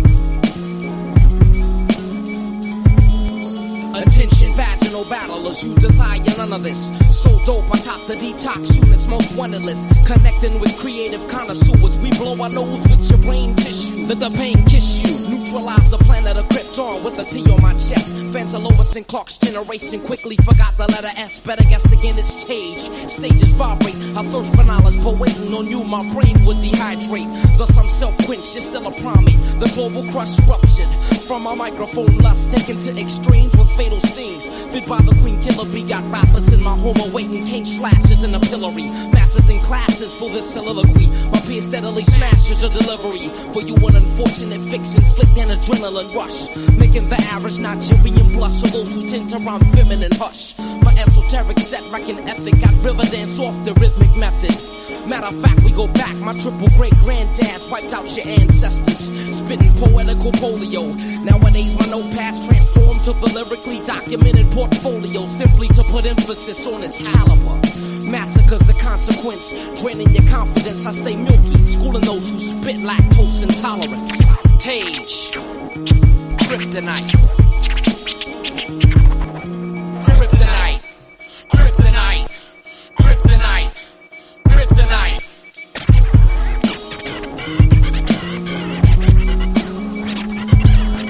The persecutor, the execution angles, instantly incisions, entering the timid gimmick, mimicking, limitless in it. The mic wheel spinning infinite, spitting English, finished it, left the blemish when it hit. When I'm pumping pussies, bully me, I'm releasing the inner city shit. No mystery, the endorphin to give off scoop, your antimatter intensity. True, you ain't coming to your rhyme scheme, cause you can love to a enemy to me. Say it with me, better butter me up, better be butter when you step. Stutter, rap, diminish when we make keys, under the breath. Motherfucker, get churned in the margarine. There's no margin of error, pardon Prince, pussy, I pimped the pathetic. Daddy couldn't fit a graph when I sketch it. On hip-hop, bodies, swords, and stretch marks when I texted hack. More men than Gene Wilder when I read from it inside and got niggas scattering straight from the abdomen, the pattern, handle the static in the jiff. And when I get my hands on you, you hate that we engage. I enslave the braids, my rage, we rip the page from the book of life with your bread glass plays. I amaze the amazed. Sonic waves combine and burn his brain waves. Hungry for flesh unless it's infected. The body rejects, the whack gets selected, and these rappers for actors get directed. And the roles they play won't even make it past the credit. Discreetly body myself so the simple can get it. Kryptonite, kryptonite, kryptonite, kryptonite.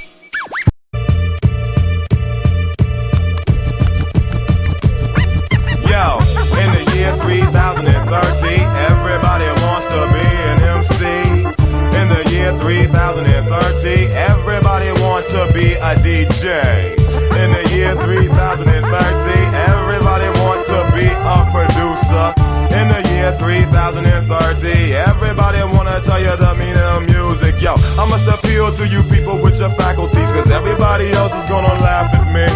People try to get over and take a crack at me. The universe is one, I see what rap can be. Glorious, put in the Smithsonian on podiums for holy hymns. But you see who's controlling them. Fuck myself off, cause of the egotistical mode I'm in. No, I can't slap you no 5 when you and your cuddy is talking shit about me outside. People take pride in what they have no hand in. Sorta like a phantom, holographic handsome. But deep inside, he wanna do what his man done. Just because his peers jeer and clown. And when you 6 feet deep, no one hears you now. They say we not compatible like deers and cows and owls. So many rules and regulations say you're not allowed. I'm caught in the grip of the city madness.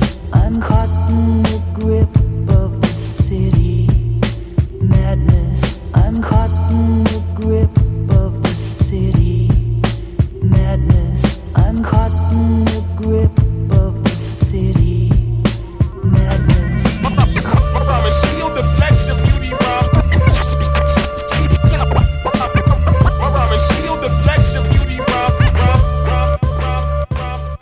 If I had to describe the way I survive is like vice squeezing. The reason I'm black and still breathing. Heathens will breed heathens, so everybody suspect. I must check your ID, cause you looking shiesty. You might be intelligent, someone that deals against opposite of positive. When I drop the laws against a nature, be faithful. Why should I hate you? We ain't that different. We may act different in some ways, but we still group together like a fucking survey. Suffering and fuck 'em all the motto. I'm trapped in a bottle, my music's getting hollow. And that's what happens when humanity you follow. When every leak of info is hard to swallow. Sell your Marlboros and car insurance. Put niggas on the moon and can't pay for your burdens. I smoke urban, rock a turban. Meditate on the world and what's occurring. A lot of white boys like to style and copy. Dig it something deeper and you peep that we're not free. It's not about separation, it's about the population. Of the city, madness. I'm caught in the grip of the city, madness. I'm caught in the grip of the city, madness. I'm caught in the grip of the city, madness. Deflect your beauty round. Deflect your beauty round. Simple-minded people always point the finger to bring it to a close as if life is their road, they path. When all paths are intersections, it depends on a person's perception. When I'm mad as fuck, you get shot, and to some, it's bad luck. I believe you held something back for too long. It grew strong and energy got its own will, and people think they make music still. When music is there without you or me, we just manipulate for better or worse, so let it situate. I get to make records and dough, paid out the asshole, and still seen as another face on the totem pole. Conquered, my sponsors are monsters, and everybody thinks that I'm on one. I'm glad I love music and life, cause it's easy to see the pain and strife and end it all tonight. I'm caught in the grip of the city, madness. I'm caught in the grip of the city, madness. I'm caught in the grip of the city, madness. I'm caught in the grip of the city, madness.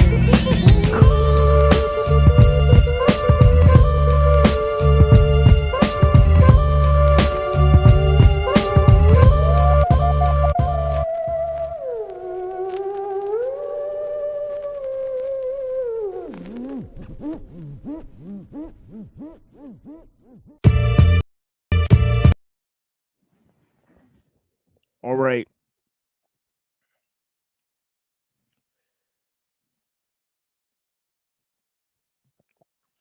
Play a little bit more of this Curtis Duncan, and then we'll move on with Aldo Leopold, and then actually I think I'll move to Silent Spring because that's a good transition, and read some of that, and then we'll go into Aldo Leopold and his idea.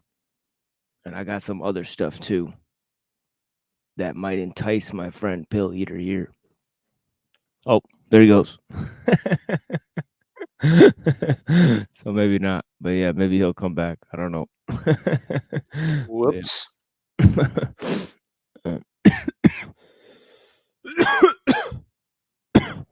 I wanted him to say something on this Red Ice Radio. I'm sure he knows these people. And they're like kind of like alt-right, you know, adjacent, you know, radio podcast here, you know. Interesting. You know, optics with the Red Ice Radio. They're talking about, you know, sexual orientation and gender identity are biological things, but they can be manipulated by biological and chemical warfare. Mm-hmm. But that's something most people, you know, have not. They'll never think that. Yeah, the majority of people don't think about that. Yeah, they don't think about that. They just, you know, it's just they're not aware of that. But yeah, so you know, it makes women attracted to more men, like who have softer faces, you know, less masculine faces, you know, kind of like, you know, the Justin Bieber kind of type looking men. Hey, Pill Eater, you know anything about this Red Ice Radio? It's Henry Palgrim and Lana Lockteff. Yeah. Lana Lockteff was in a trip hop band called Mandoline's Dream. She had a song called Coming to Get You. Came out in 97, 98. It was kind of like Massive Attack. It's a pretty good album. She was in another project, but then she met Henry Palgrim and he was doing Red Ice, which was conspiracy. So he would get people like Colin Wilson and Nick Land on the show. When he got Lana on the show, they catered to the white nationalist audience and kind of were really big in that whole, pre-alt-right 2015 great replacement. Interesting. So they moved from conspiracy to racial nationalism. After when the alt-right failed and they were deplatformed, they went back to conspiracy. It's behind a paywall now. So Yeah, interesting. Well, because they're connected with Adam Green, and this person was also on the Gnostic radio that then changed to Logos Media or something like that. And then, but you early know, Red Ice, he would interview people like Nick Land and classic Holocaust deniers and things like that. And even E. Michael Jones was on the program. yeah, Christopher John Bjerknes was on there, and So Red 14 is just like Lana's show where she gets to interview the more interesting aspects of people, and Red Ice is just Henry. yeah, so it's definitely interesting. And we also have this character here. What's going on? Hey, Truther, do you know about Red Ice Radio? You got any information on that? Red Ice is familiar, but I don't know about if it was the same as Red Ice Radio. I don't know. This is old information that I'm holding on to, maybe. It is. It's just Lana. It's Radio 14 is Red Yeah, Ice. Henrik. So. Yeah, Henrik Palmgren and the whole thing with Adam Green, Henrik Palmgren, Jan Irvin. Oh yeah, you're talking about old stuff, like years and years ago. Yeah. Okay. Oh yeah, of course. Yeah. Okay. Old. Yeah. My favorite one on Red Ice Radio or Red 14 was Ted Tweetenmeyer. And Ted Tweetenmeyer talked about how there was life on Mars. He had a little book where he was looking at rocks from Mars and telling you how they were alien artifacts. Very hard to come by. You can find the PDF Ted Tweetenmeyer about what they're hiding from Mars, and that's like classic Red Ice. When I was, I was in Boy Scouts growing up, and we went to like some Air and Space Museum. It was in Norfolk, I believe, Virginia. And I bought a VHS tape there, and an asteroid had bounced off of Mars, they said, and landed in Antarctica or something. They found it and had bacteria from Mars. Is that what you're talking about? Yeah, things like, but it was also at the time where they got the rover on the Mars, so they're taking pictures. So during that time, Ted Tweetenmeyer was like looking at those pictures and then saying, well, this rock looks like an alien, and that rock looks like a snail. This rock, it's kind of like cloud How long ago was this? 10 years ago. It was like 2014. Okay. All right. It's really cool. Yeah, Ted Tweetenmeyer. There's been a few phases of that, like going through time, because I mean, like going back, there was phases on Mars they were finding way back in the '90s. Like, and I was young back then. I remember seeing shit like that. Yeah, so it's like fun reading a book just with pictures of 200 plus pages of cool things on Mars I see. And he got a spot on Red Ice Radio just to talk about it.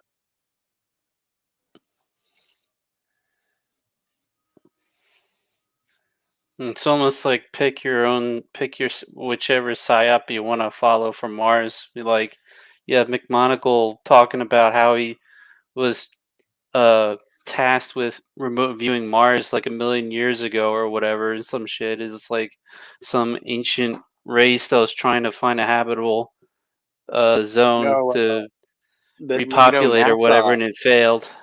Supposedly. NASA actually started to name the geography of Mars, and the biggest continent they called was Xanadu, which I always thought was really bizarre. That's kind of like renaming like Asia into Xanadu on Earth.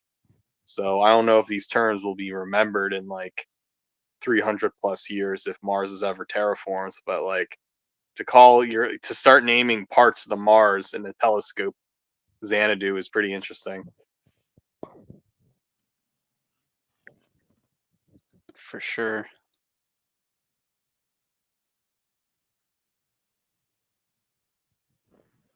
Yep. I want to play a little bit of this, and then I'm glad that we got a little bit of that background information, because I think that that's interesting, because I know that there they've definitely had some interesting guests on in the past, and they seem to be going down a certain trajectory. Um, white nationalist, sort of alt right, neo pagan, that whole angle. And men who are just, the study said more feminine. Like I said, but when I kind of researched that, I just thought that was very interesting. Yeah, definitely. So, how would the controllers, or the elite, if you will, how would they benefit from a planet of emasculated men? Or, taking it a step further, even a unisex population, how would they benefit from that? Well, as far as, number one, to answer your first question, as far as emasculated men, number one, we have to keep in mind that, all these elite eugenicists are interested in population control. Okay. So that's the first thing. And there's two ways to reduce the population: either increase the death rate, two ways to do that: by increasing the death rate and reducing the birth rate. And these chemicals do that. They basically, they destroy the immune system. They make more people susceptible to a lot of man-made diseases, salmonella, all these different, flu viruses, etc. So they harm the immune system, which is our body's defense system. And they cause multi-generational infertility. So, you hear about genetically modified foods. Those sterilized people, they'll sterilize you and 4 generations after you. All these can end up intercepting chemicals. They sterilize people and 4 generations after them. So essentially, we are producing, what we're seeing is now, and how it does that is by genetically modifying people. It's a science known as epigenetics. Dr. Bruce Lipton talks a lot about this, how our genes can be molded. We are not the victims of our genes. That is absolutely true. We are not the victims of our genes, but these chemicals are literally genetically modifying human beings, so they will be infertile, and thus will need to reproduce by going to a laboratory. Having like those test tube babies, or in vitro fertilization. There's a UK company that developed artificial sperm a few years ago. Maybe they know something, huh? And what's funny is that Bruce Lipton is sold as this, anti-evolutionary figure. Like, he said that Darwin was wrong and all that. Like, he made all of these like huge proclamations where he's just adding another layer on top of Darwin. Not only saying, well, there's natural selection, there's also macroevolution, but there's also this epigenetic evolution, plasticity within the genes. So the genes are also subject to, information from the environment that changes the expression of the genes. That's the basic outline of the theory. But this whole idea that he was this anti-science, and also he was pushing the pseudo spiritual angle on top of the whole thing. So yeah, it's so funny that what he just said. He said the same science can then be weaponized. It's not that you're above your genes and you have this power to like craft your own identity and work with nature and all this. No, it's that you can be manufactured. You can be engineered. That's what the science is really. That's what it really boils down to, folks. I was, the reason I felt compelled to come up in here today. I didn't kind of force myself to join just now because all day I was like, I want to get on Team L stream because I heard what you were talking about earlier, and on the pre-stream. And when you look at the Earth, if you get down to the fundamental basics, when things decay, that I can get there's everything that they're talking about manipulating epigenetics. Yeah, our epigenetics can change based on the intentions of our bodies and our surroundings, but they want to manipulate it with everything that's oil based. It's all pharmaceutical based, which is a whole carbonized process. It's a decaying of matter, and the spirit is removed through heat and the heats of hell. Perhaps even the spirit is removed, and then all of a sudden they want to reanimate this dead material and bring it into life. And this is how we have our plastics and our pharmaceuticals and this ability to edit the genes and all this crap because of this material. Everything comes from that, and everything that comes from that is toxic and poison to some extent because I believe the intention is wrong. But anyhow, I could go too far there.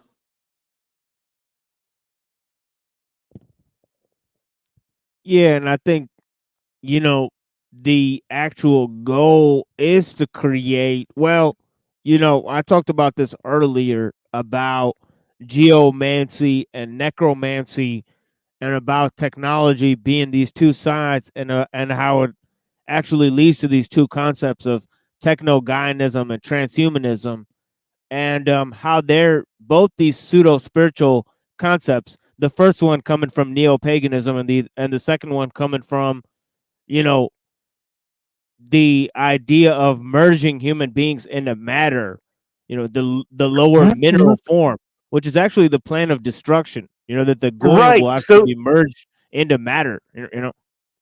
So what I've been looking into is most of this fulvic acid that whatever there's shilajit and all this. I can get into it, but basically it's the same thing as oil or coal or tar, but they're different forms. This When plants die and they decay, they fall into these deposits, and it's hydroxygen, it's freaking hydroxyl groups, which is oxygen and hydrogen groups. These polyphenols, they exist, and they perform all sorts of functions to protect the plants in all sorts of ways, and they transfer to us in many beneficial functions. But when they go under the earth too far and they get too heated and too hot and they turn in, the oxygen leaves and then becomes carbonized, and that becomes coal or oil depending on the circumstances, the pressure versus heat difference. And what it ultimately becomes, if it's never utilized, is graphite, which I find fascinating because you look at everybody's some of the graphene oxide they want to put in people, this alien technology. They want to reanimate the dead. The ultimate dead form is graphite. So if you could bring that back to life, you're talking about really reanimating the dead. It's wild.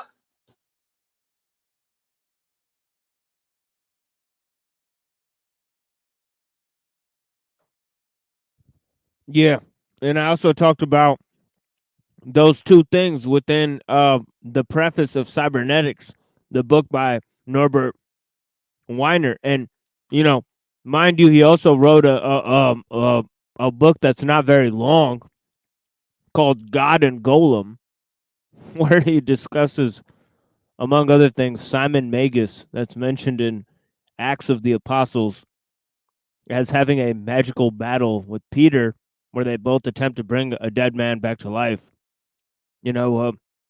Peter uses the Spirit, the Holy Spirit, and Simon Magus uses, a way of magic and deception to fool the audience. And it's interesting how this idea of reanimation versus magic, and the ideas of how magic and technology is linked. I gave a different introduction into that, and how Norbert Weiner actually was obsessed with these concepts. And also in the intro of Cybernetics, he talks about two things which are interesting. He talks about the replication of the genes, how self-replicating machines exist within the human body, and also how the processes of mind, or mental cognitive networks, were also used to create these computers. So the whole idea of a computer mirroring a neural network, and also the idea of nano machines creating self-replicating machines, just like the genes.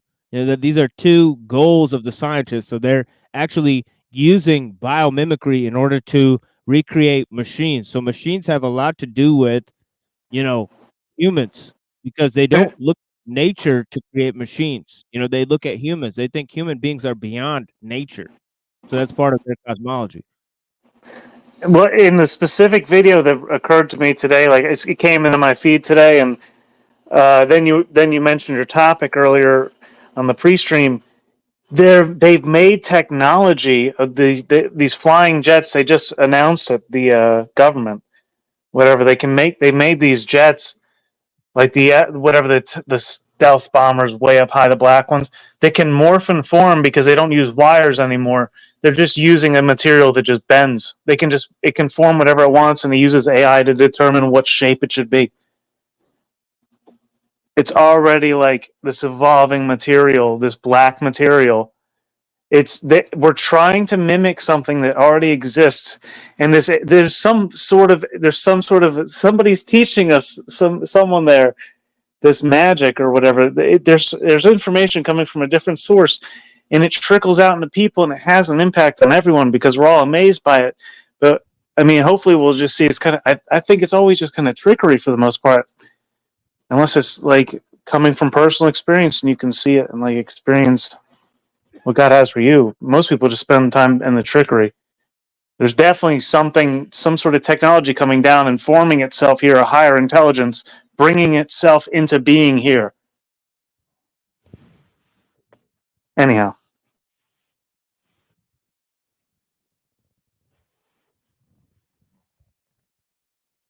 Oh yeah, and there's many philosophies and ideologies, and also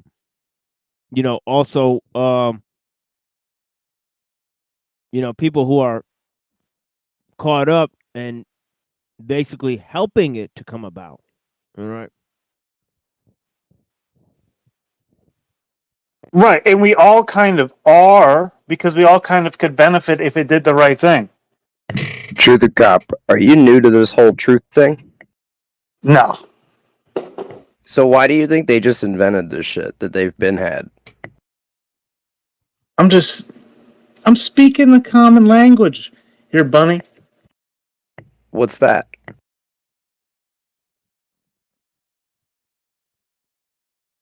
If you don't know what it is, man, I mean, I don't think I can tell you. I mean, geez, you're that dumb. I mean, you're the one out here that's playing ignorant. Well, I play ignorant too. You're sitting here saying they just invented these wires that can bend. It's morphing into things.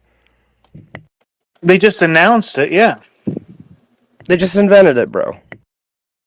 They're trying to create something. You said they're getting it from somewhere else. They've been had it. They've been got it from somewhere else. Yeah, obviously, that higher technology came down and it's expressing itself and trying to teach people how to do it, yeah. What fucking higher technology came down and is trying to? It's been done already. We've been had these crafts for fucking but the fallout, since the 60s, the fallout is coming in waves, dude.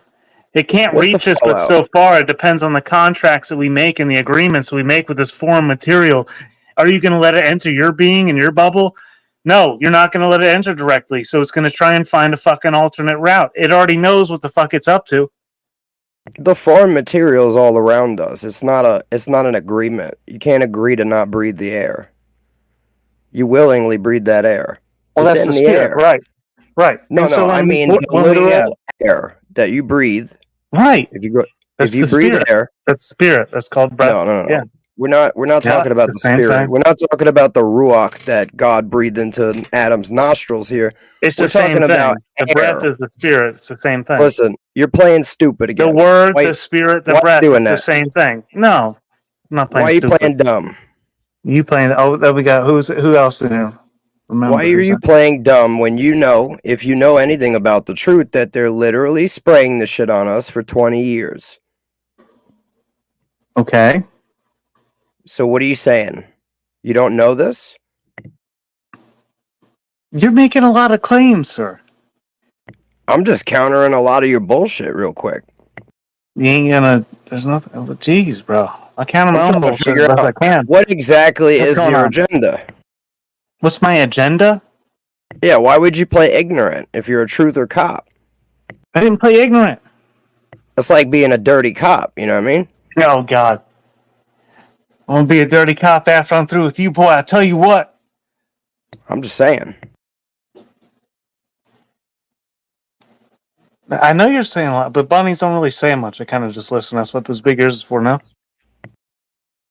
You got all this shit, right? You got all these problems. You have any solutions for the people? What problem have I presented? The graphene, man. The graphene oxide. It's being sprayed on us. You know, the black cube. No, You know, that's the not what I chemical said. I structure didn't that say which anything is about the graphene 666. oxide being sprayed. But carbon is 666, right? So this is the fascinating thing. When the polyphenols break down, the oxygen is replaced by carbon. That's the process, and it becomes coal or oil. It becomes a different form. And then we bring that back to life. It's already lost the spirit.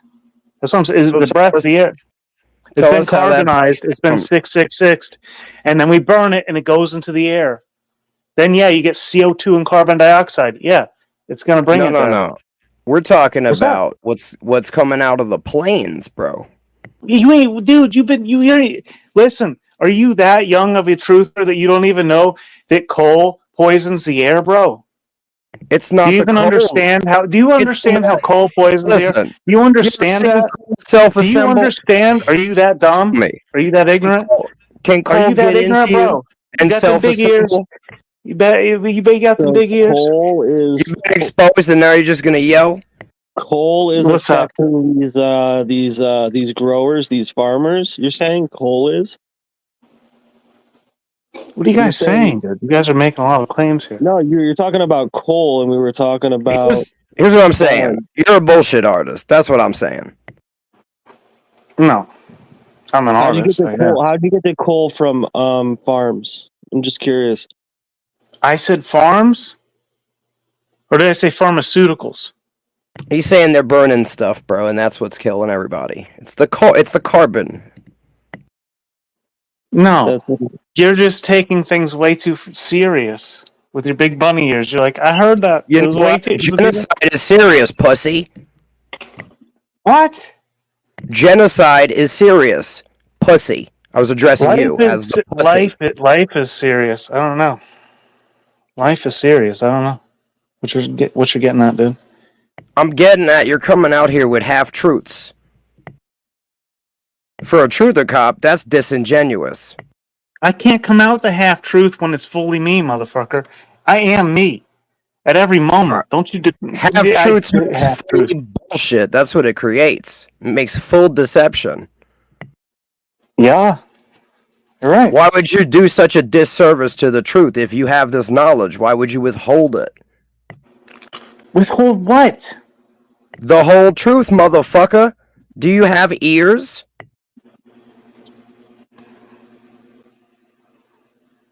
Why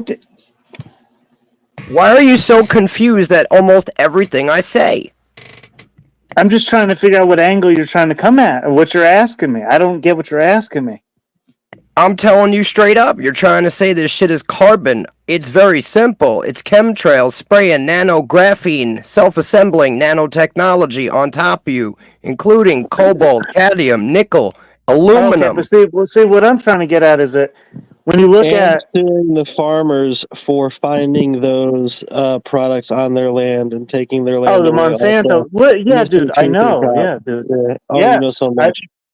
I did look into Monsanto. I know all about Monsanto. They sold the fucking German company Bayer, and then they after they got sued billions of dollars. I wrote about it.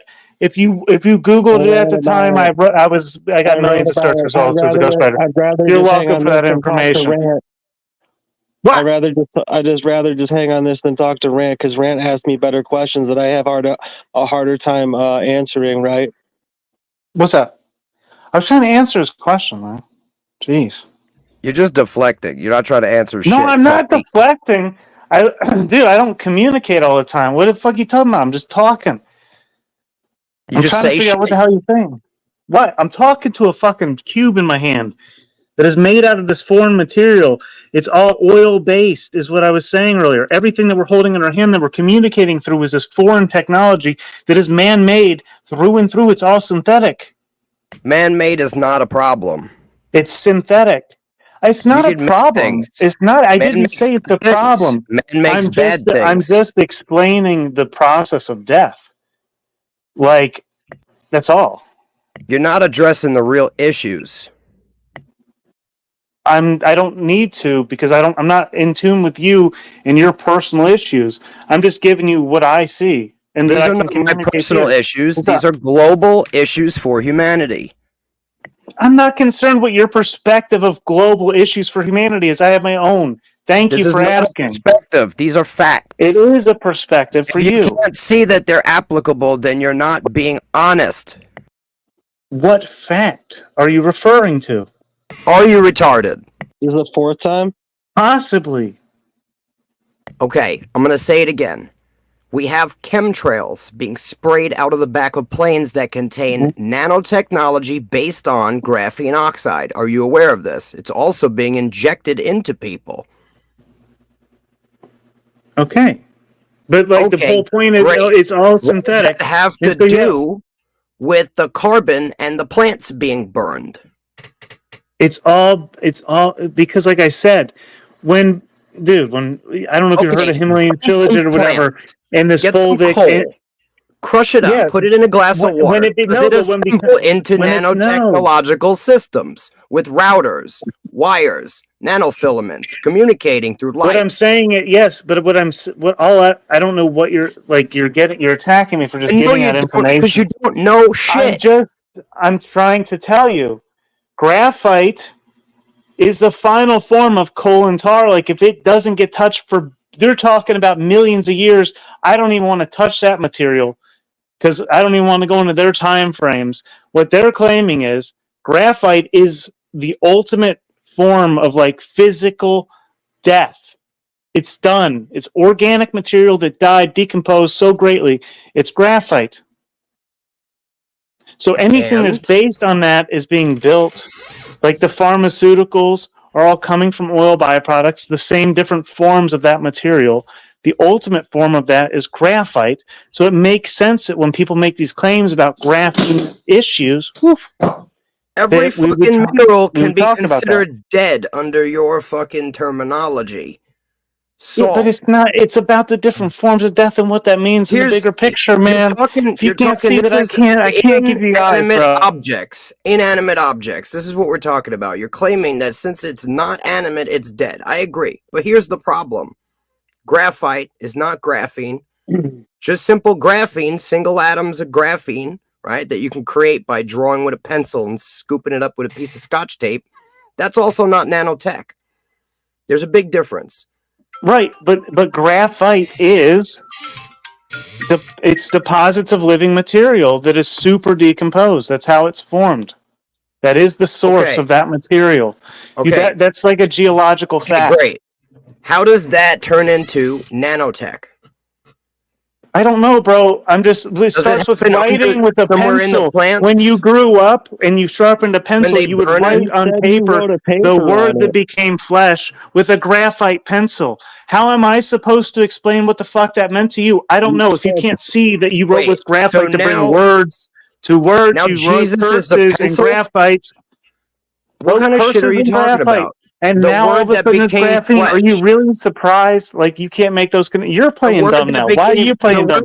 Why are you playing dumb? Is the pencil that I wrote on? Is that what you're saying?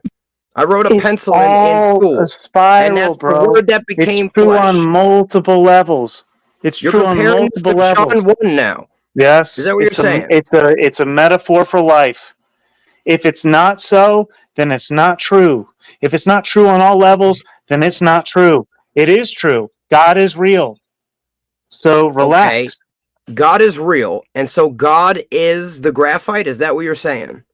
Because it says the word became flesh, the word was with God, and the word was God. So God was the graphite? Is that what you're telling me? I'm talking about like what certain people would perceive. You're talking about billions of perspectives. Oh, now we're talking about what other people would perceive. That's what you're going to use as your argument. Yeah. You're a fucking jerk off. That's what you are. You're not. No, you I'm could not. do better if Who you am I just took talking your to time. here? You're You talking could to do- me, you fucking idiot. No, I'm Truth or talking to cop? everyone listening. What? Truth or cop? You could I'm do also better talking to this if guy. if you took a little bit more time before you responded, I bet you'd do better. Yeah, you're right. He can't. He's all fucking taken over by the nanotech. No, I killed the nanotech with a sauna. That's a very easy solution. How'd you get in a kill it? 200-degree sauna, bro. You get in there for 15, 20, 45 minutes, dude. It ain't going to live through that, I tell you what. 240-degree sauna. Does that mean your internal core temperature reached 240 degrees? Because you would be I'm not cooked. going to explain and to dead. you science, sir. I know KG, science. what's up, bro? Because the external temperature of the room reaches 240 degrees does not mean your body temperature reaches that degree, I or didn't you would claim it die. did. You How said is it that. going That to was all destroy you. the That's you. nanotech that's That's inside your you. body? In the Hello? bloodstream. Are you even You listening to spend the shit that you're 45 minutes saying? in there. Do you know that your heart pumps like your body, all the blood through your body, and like several times a minute? How is your blood Like cooling down 240-degree blood? Tell me. all that Without the matters blood is your brain. vaporizing. And Tell me. sometimes I feel like it might get a little too hot in there, and that might be a problem. But anyhow, Dude, that's funny. You're literally exposing yourself in each sentence. You're just digging your grave deeper and deeper. How far down do you want to dig your grave tonight? How much who do you time think got, you buddy? are? Your career as a truther cop is over. You're fired, hand in your shield, hand in your gun, all right? We're putting you on permanent suspension. Listen, dude, you don't understand my position. This is slavery. I got 2,000 years of this work here. I understand your position. You know nothing, and you're a fucking idiot. That's your position. I would pose a third. I would pose possibly possessed, but Definitely not. Dude, I'm the most, dude. No. You're either a And willing deceiver or an unwilling deceiver. It's one of the two. neither. I'm telling you what I see and what people see and what I've seen that people see and that what I think that people around me might be seeing. Well, you must be looking out of your brown eye. Mm-mm. Wait, hold on. How did you know that I don't have brown eyes, dude? yeah, doesn't the 240 degree sauna, doesn't that kill brown eye? Yeah, it kills it, dude. Like nano. Anyhow, dude, pull up this stealth technology. Since I think fucking Grant here, Rant, the fucking bunny rabbit of ranting and Jesus. Dude, stop panicking. Don't panic. Follow I'm your just guidance. thank you. Don't Thank panic. you for the doing my best. This is just how I get though. It's how I conversate with myself. But yeah, dude, we should look, dude. Do I have to look up the technology? Look up the new technology, the new bombers that can shape form. Because it's like they're admitting that they have this technology to like transform shapes, and they're trying to figure it out. But they can't just tell everyone because people can't just accept that big of a change. That's what I'm saying. It's all propaganda, dude. There's no way it's not. You reference a story without a source. You lost my interest. Oh, I'll go find it if I have to. I was hoping TML might pull it up. I don't know what he's up to. Oh yeah, you were hoping you would hoping someone do some work for you. No, couldn't see that happening. Yeah, I couldn't see it happen. I'm on his stream. I'm giving up it. Dude, whatever, bro. As if I wouldn't do the same for him. Get out of here, remember. AKA whatever, dude. Get out the way.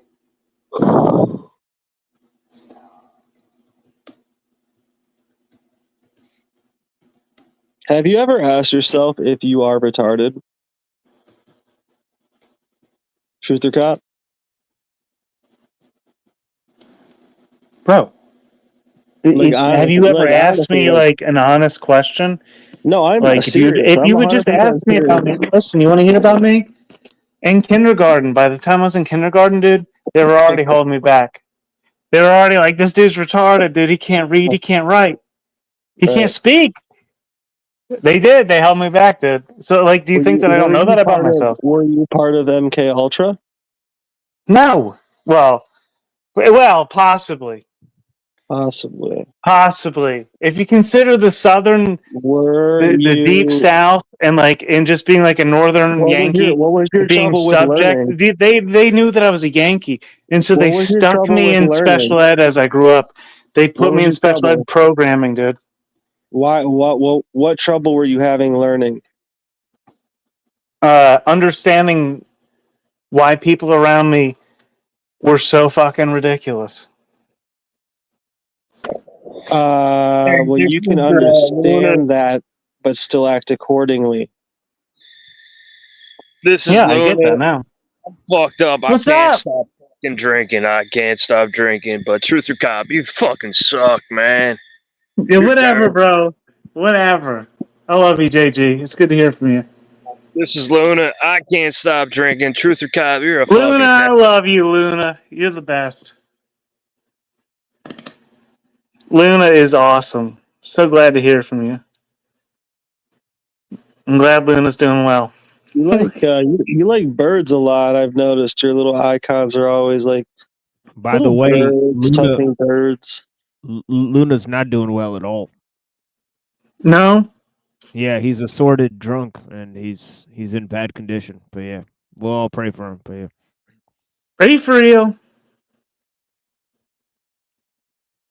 Shut up.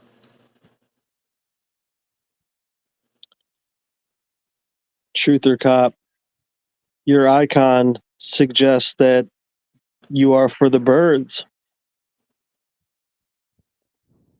Strictly for the birds. There's like a bird in.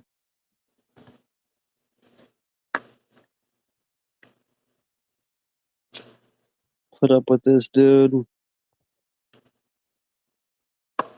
Is that do you have any pigeons? No. Because I'm actually like down for pigeons. Like I think pigeons could be like the new super chat. Did you Instead know, of like, like pigeons are serious, like transfers of messages for Chinese people. I don't understand why or how. But like in the U.S., I remember being on a bus. They had the Chinatown bus. It cost $30 to get from Virginia to New York on the bus. But dude, they loaded these fucking 2 crates of like these pigeons. They were unloading and loading these pigeons. I was like, what the fuck are those, dude? I think that's what yeah. was funding the whole operation. I don't know what those pigeons were doing, but they were spreading some sort of information. And Chinese people are, dude, pigeons have like tens of thousands of years of like history of being trained. I don't even know what that's about. Yeah.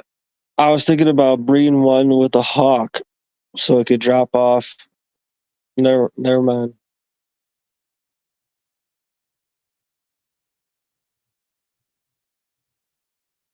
But yo, we could use pigeons as super chats, bro. Everybody get some pigeons. See what all the messages are all about.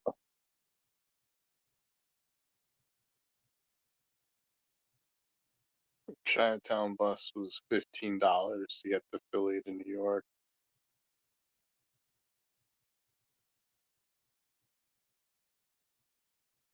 Why You don't you see, just it's why don't you 15. just get an e-bike?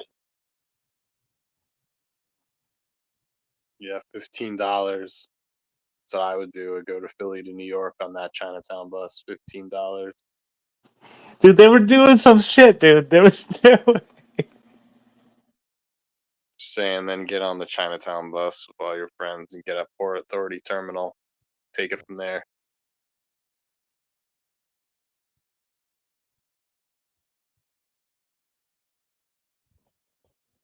Yeah.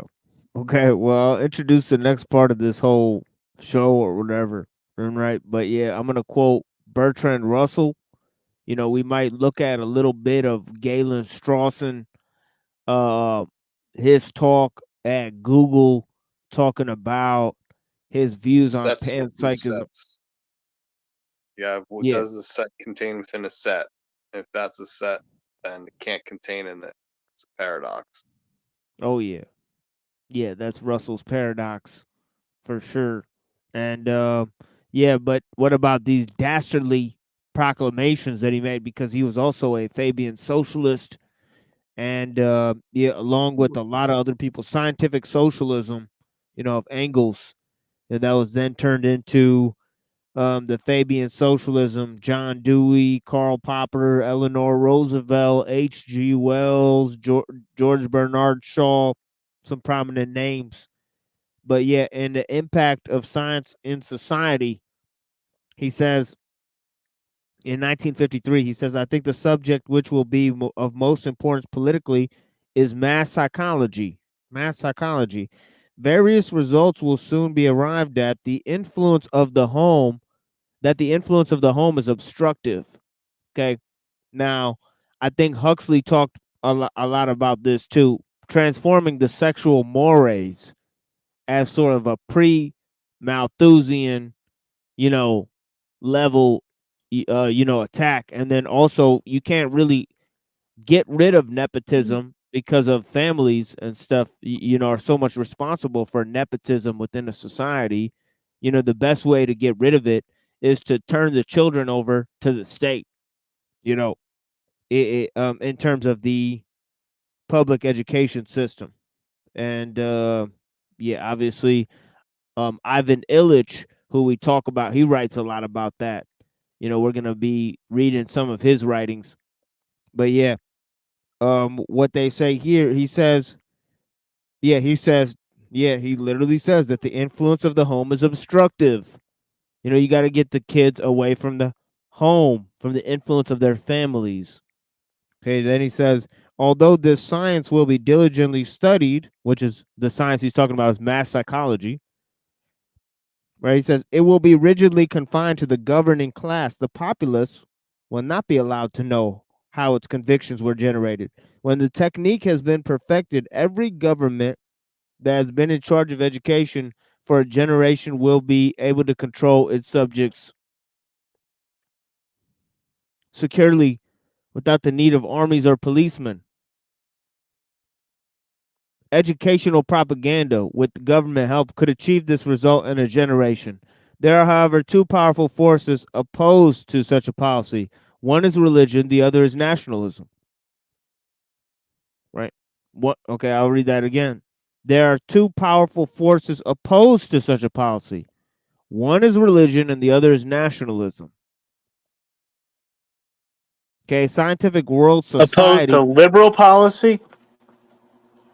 opposed to this idea that getting the kids out of the home, that getting them away from the influence of the family, and allowing them to become susceptible to programs of mass psychology, educational propaganda, right?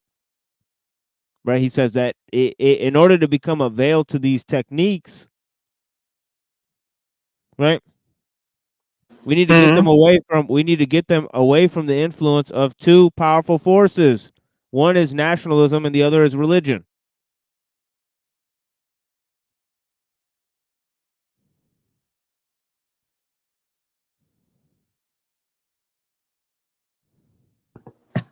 Yeah. I mean, that's an incredible statement. I mean, one of the Oh rights yeah, is like the right of the religious freedom. yeah, by Bertrand Russell, one of the engineers of this whole shebang. Not only philosophically speaking, right? He's one of the prominent architects of atheist and humanist ethics, right? He was given a Nobel Peace Prize for his anti-war efforts. Yet the statement we're going to read next, he recommends the use of bacteriological warfare in order to reduce the population. Not joking. Wait a second and let Dude, me see if I can read this. my sister showed me because she's super into Japanese history, and dude, the Japanese they were killing in World War II, dude. They were killing so many Chinese people with biological weapons and testing on them in like the 1940s and 1930s, dude. They were like going crazy. Like they starved them out and then dropped bread laced with like I believe the bubonic plague or something that would poison them, but so that they would go eat it and they would die. It was like fucked up. This shit that's 100 years ago. It's fucked up, dude.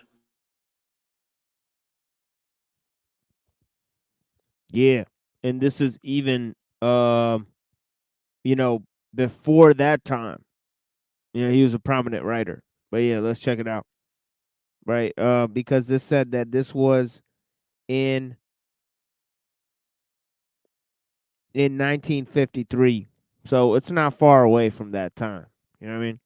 But yeah, this was all Cold War propaganda, and he wrote significant papers on China, right? And John Dewey and Bertrand Russell's papers on China and how they use China, right, to test some economic policies, right? Some socialist policies, right? This was the international government, right? So it's interesting. If you read John Dewey and Bertrand Russell's work on this, they literally tested certain policies out in China before they would use them as global, policies. All right. So yeah, and this was all during the Cold War. But yeah, look at this. He says a scientific world society cannot be stable unless there is a world government. That's another statement he makes. Okay, now he says, in this, a dastardly proclamation, I do not pretend that birth control is the only way in which the population can be kept from increasing, he says. He says there are others which one must suppose opponents of birth control would prefer. War, as I remarked a moment ago, has hitherto been disappointing in this respect, but perhaps bacteriological war may prove more effective. If a black death could be spread throughout the world once in every generation, survivors could procreate freely without making the world too full. There would be nothing in this to offend the consciences of the devout or to restrain the ambitions of nationalists. The state of affairs might be somewhat unpleasant, but what of that? Really high minded people are indifferent to happiness, especially other people's, he writes. Bro, you need to write a Sounded like song a about that shit, dude. psychopath. That's insane. That's like, that needs to be harped upon. That's wild. Yeah, But and his that's mother was coming out of part the of the same bubonic stuff, yeah. Yeah, and his mother was a feminist. As I pointed out earlier, John Russell, I believe, was his dad, who was a prime minister. And him and others like Benjamin Disraeli, they were interesting, to say the least, in their involvement. I actually read the other day that Benjamin Disraeli was actually involved. His dad was involved with Edward Bulwer Lytton, which is interesting.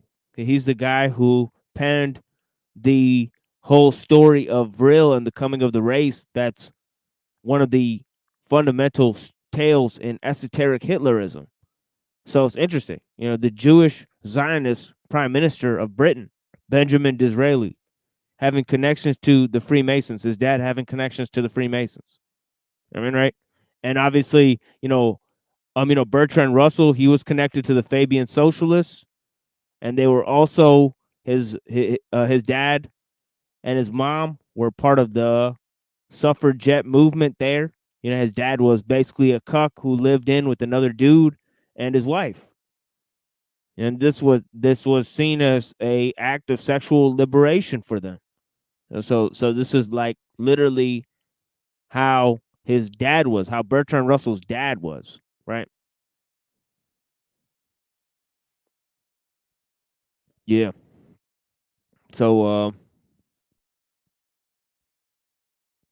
yeah, let's go to some of this Silent Spring here in a minute. Here, I'll read some of this and then I'll move to Aldo Leopold and his land ethic.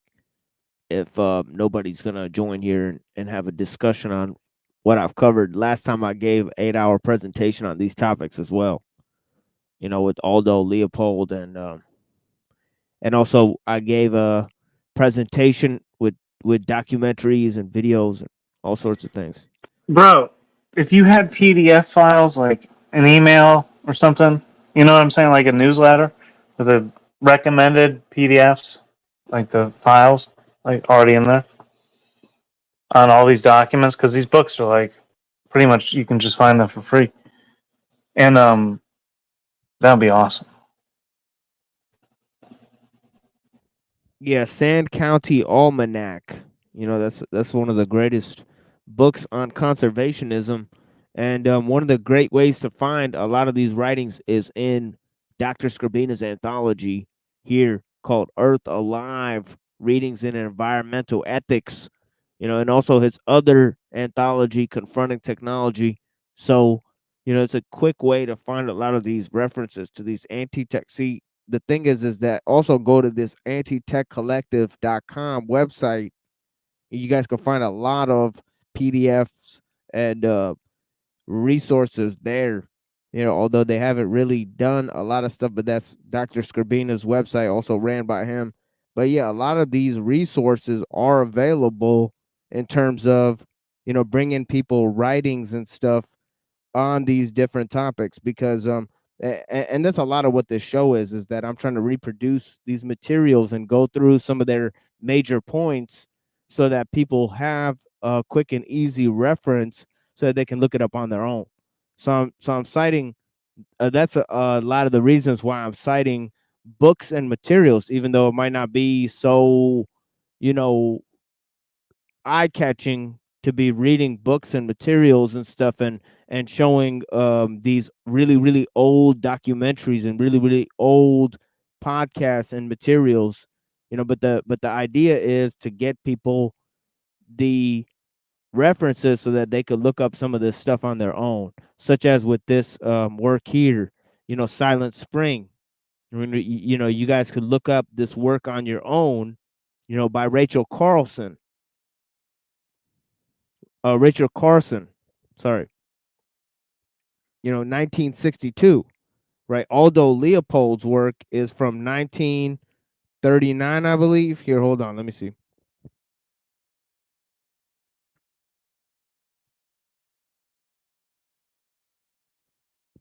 1949, sorry. And let me look that up here. Aldo Leopold, so you guys could see some of his credentials, because this is such an important name, in terms of starting off this conservationist movement.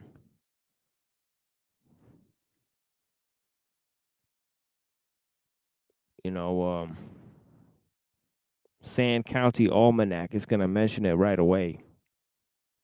This is one of his main writings. I'll see this. Aldo Leopold, what 1887 to 1948, was an American writer, philosopher, naturalist, scientist, ecologist, forester, conservationist, and environmentalist. He was a professor of University of Wisconsin and is best known for his book A Sand County Almanac, 1949, which has been translated into 14 languages and sold more than 2 million copies. Leopold was influential in the development of modern environmental ethics. There's a term from the title of Scribina's anthology, environmental ethics, right? In the movement for wilderness conservation. His ethics of nature and wildlife preservation had a powerful impact on the environmental movement, which we know is a sham, but we need to transform the leftist, environmental movement into a non left or right anti technology movement. So that's a good way to start people thinking in the right direction, is seeing the objective factor of power, and looking at that, instead of looking at these false solutions of creating alternative societies without looking at the main thing that's destroying communities, right? And most of the life on this planet, right? But yeah, look at this. For the first time in history of the world, every human being is now subjected to contact with dangerous chemicals. This is in Silent Spring by Rachel Carlson.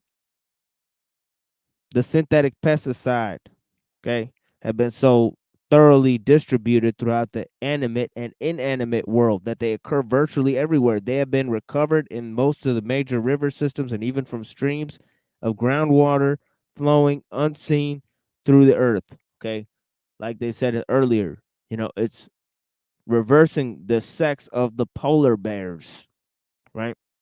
That's how virulent these chemicals are. Residues of these chemicals linger in the soil, and this is her writing in 1962. Okay, imagine the problem today. right? Okay, this is her writing, about the same problem over 40 years ago, right? Right.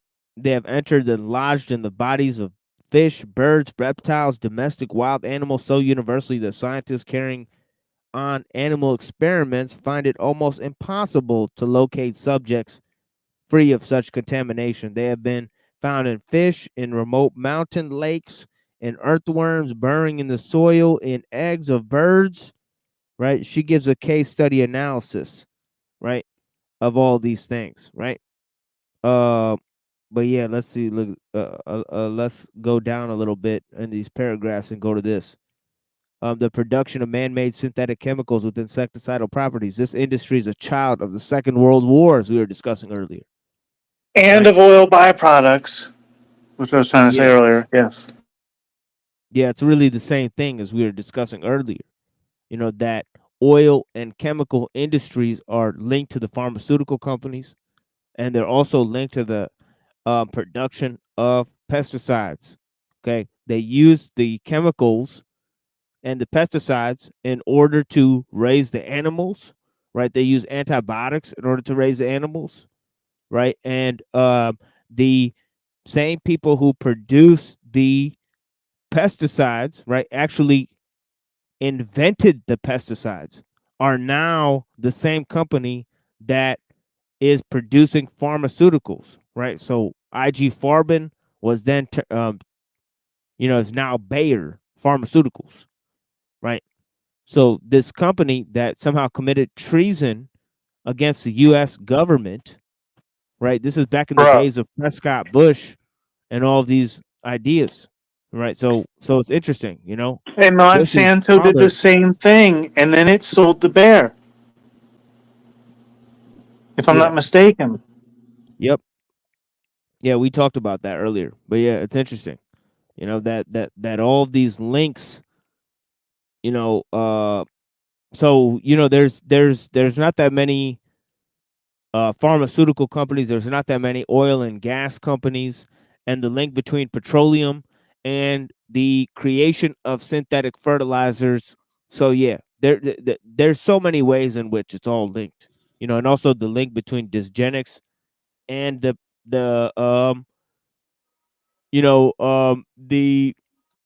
people who want to create world government, right? So there's so many different ideas in terms of pesticides, bacteriological warfare, world government, right? Fabian socialism, environmentalism, which we talked about, is linked to population control, and how it's linked to this idea of sacrificing children and controlling the weather.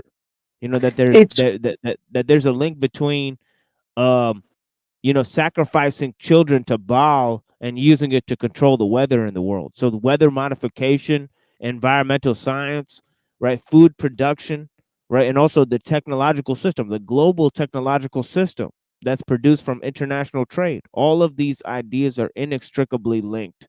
So as to say that people who think that they're solving the world's problems, by by changing one of these factors, are not really looking at the entire issue. You know what I mean? right, but these plastics are surrounding us. Like the warfare is all around us. It's just a physical representation. I mean, we are protected. We're so much greater than that too. At the same time, but like it's there. It's all these plastics are from the petropharmaceutical industry, and it's all the toxins that surround us. It's just ever present, and just more increasingly so. Second World War.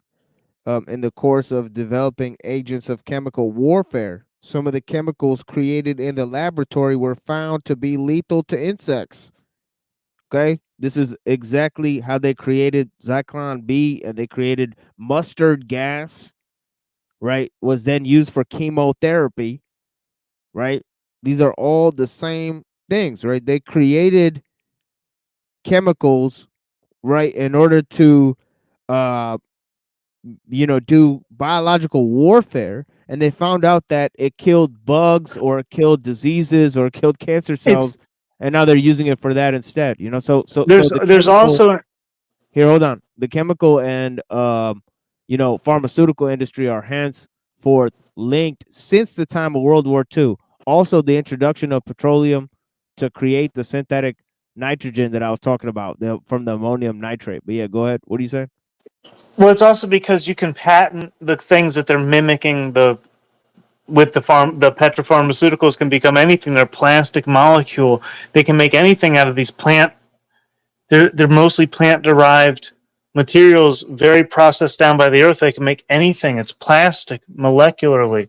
They can just imagine something and create it for in a lot of ways, basically. And depending on their intentions, that's what they create. And if they intend to create something just for profit or whatever, God only knows. If they're not taking the full perspective, it's going to have an impact. And I don't know where they're getting the information from, but they're getting it from somewhere. But I'm pretty high though. I'm just smoking a lot of weed. Sorry.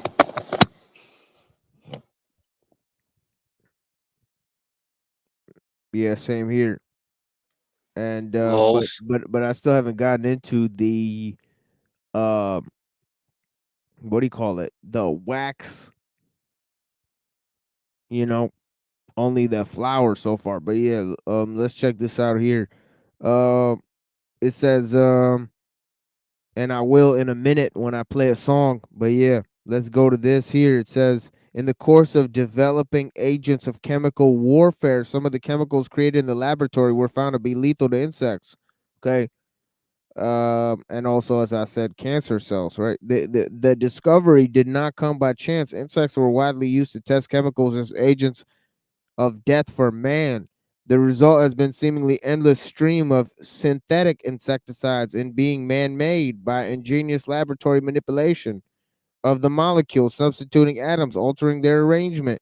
They differ sharply from simpler insecticides of pre-war days. These were derived from naturally occurring minerals and plant products, compounds of arsenic, copper, lead, manganese, zinc, and other minerals. Pyrethrum from dried flowers, chrysanthemums, nicotine sulfate from some of the relatives of tobacco, rotenone from leguminous plants, leguminous plants of the East Indies. What sets the new synthetic insecticides apart is their enormous biological potency. They have immense power not merely to poison, but to enter into the most vital processes of the body and change them in a sinister, often deadly ways. Thus, as we shall see, they destroy the very enzymes whose function is to protect the body from harm. They block the oxidation processes. Okay. From which the body receives energy. They prevent normal functioning of various organs. They may initiate certain cells to slow an irreversible change that leads to malignancy. Yet now more deadly chemicals are added each year to the new uses are devised so that contact with these materials have become practically worldwide. The production of synthetic chemicals in the United States soared from 124 million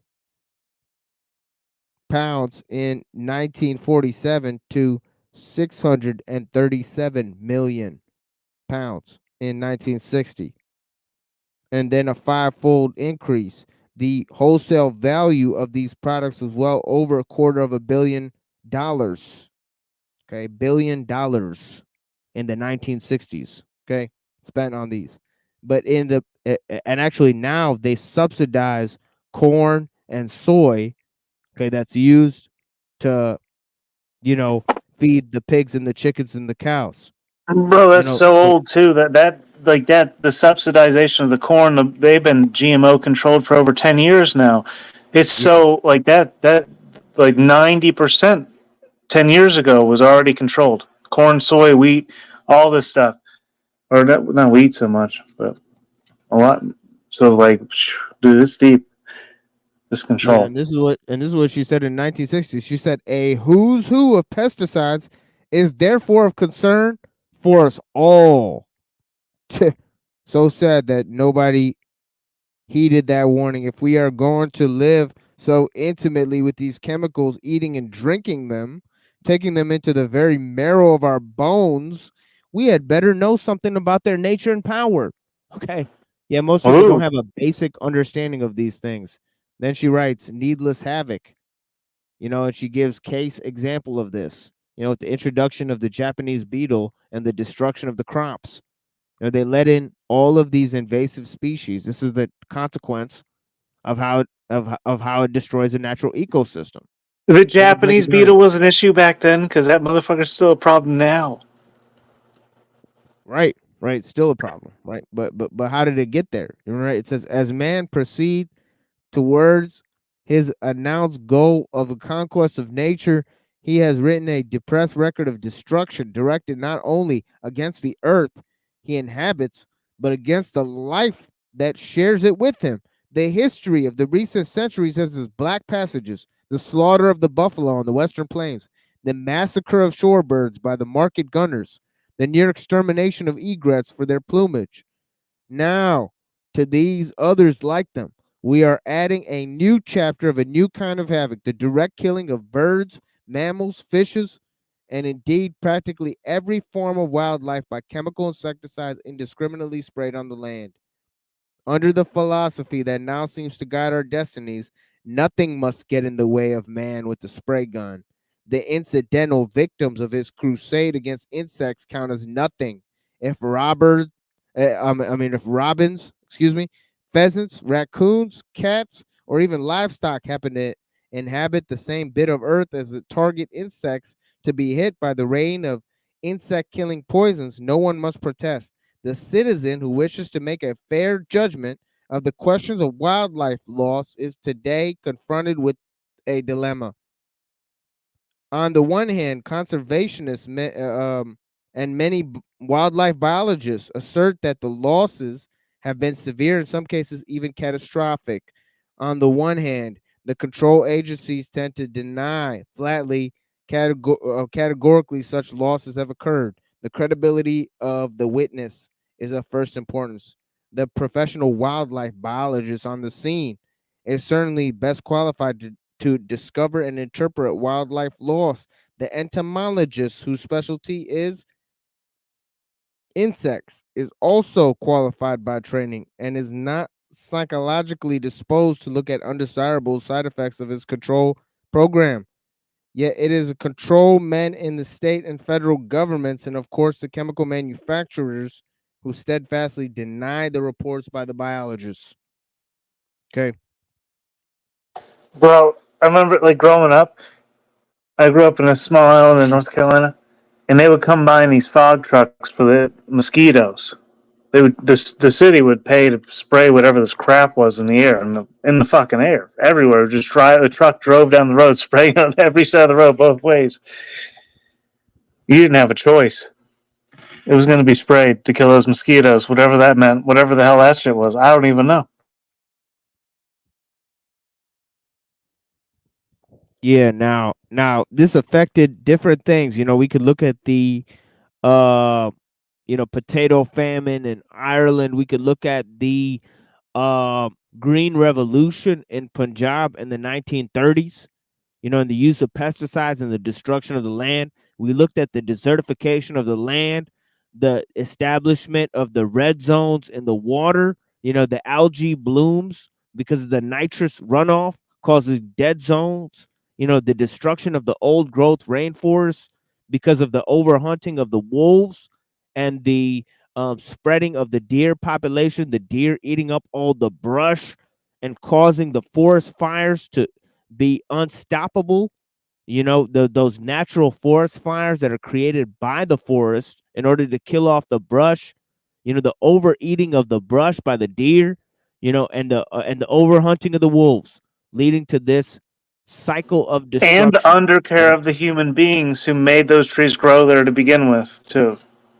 They're not cleaning it up. The state don't even, like, the cities, they don't Yeah, clean it all up. these yeah, all these ideas are part of a natural system, a biotic community, as Aldo Leopold says, in which needs to be established a land ethic, not just an ethic in which humans can address one another, but in which a local community can address its natural environment and the biotic community in which it resides to to maximize the ethic between man, land, and the production of food and our natural harmony with nature. But yeah, we're gonna look more at this and the case that Rachel Carlson gives of the Japanese beetle before we move on to Aldo Leopold's land ethic, and then we're gonna give some other examples of things and look at the intelligence in nature. We're gonna look at that. Maybe we'll look at that first, and after we look at Aldo Leopold a little bit, and then we'll get into Kaczynski finally, and that's basically how I'll end my show. But yeah, thank you guys for having us. We had an excellent presentation by Tariak on food politics. You know, some of the ideas there that he talked about food health and those things. So he was nice enough to give a little presentation on processed food and the danger of processed foods. And yeah, we were discussing the industrial farming system, and this is one of the natural links to the industrial farming system is the use of pesticides and the endocrine disruptors, as we were mentioning before, the use of endocrine disruptors, in the food, and in the health products and in all of those things that are then One of the reversing huge ones the is hormone. yeah.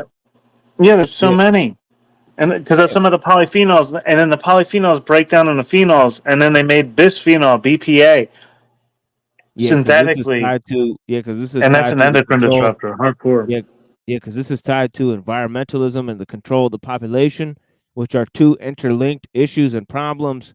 As we talked about, Huxley was, you know, interested in many different problems. He was interested in environmental issues. He was interested in shamanic rights. He was interested in the global technological system and how slavery could be manufactured through people's pleasures, right? This whole Rousseauian idea, right? But also his brother, coined the word transhumanism, created Planned Parenthood, and also they were descendants of the Darwin family, right? So they were interested in the whole Malthusian, Darwinian idea of reducing the population and how this global society could be engineered if there was less people involved in the decision making process. This idea of neo tribalism on the one end, but also the stakeholder capitalism on the other hand, that is now proliferating through many of the political circles, whether you be on the right and be a libertarian or whether you be on the left and be a environmentalist leftist, right? They're both having this idea of small communities come back into the frame. Okay, whether it's homesteading or whatever, this is going to be a new form of slavery, obviously, right? So they're going to be using a new global technological system to usher in a new form of slavery, right? With the Bitcoin and the smart city and and all of these ideas, right? And the local communities. Don't forget about that. Local communities for everyone. Right? So yeah, um, these are all prominent ideas we're going to be looking at, and there's a reason why we're talking about all these, and the reason why we're looking at the collapse of the technological system and those possible ideas and the threat of technology, and looking at the entire package and saying that there's no clear cut solutions to these problems, but if you look at what's causing the problems in an objective fashion, you look at the objective factors of power and control in our age, then you can assess how to do something about them, right? So anyways, we'll continue on with this in a minute, and we're gonna play some fucking music here, and then we'll be back. Thank you guys so much.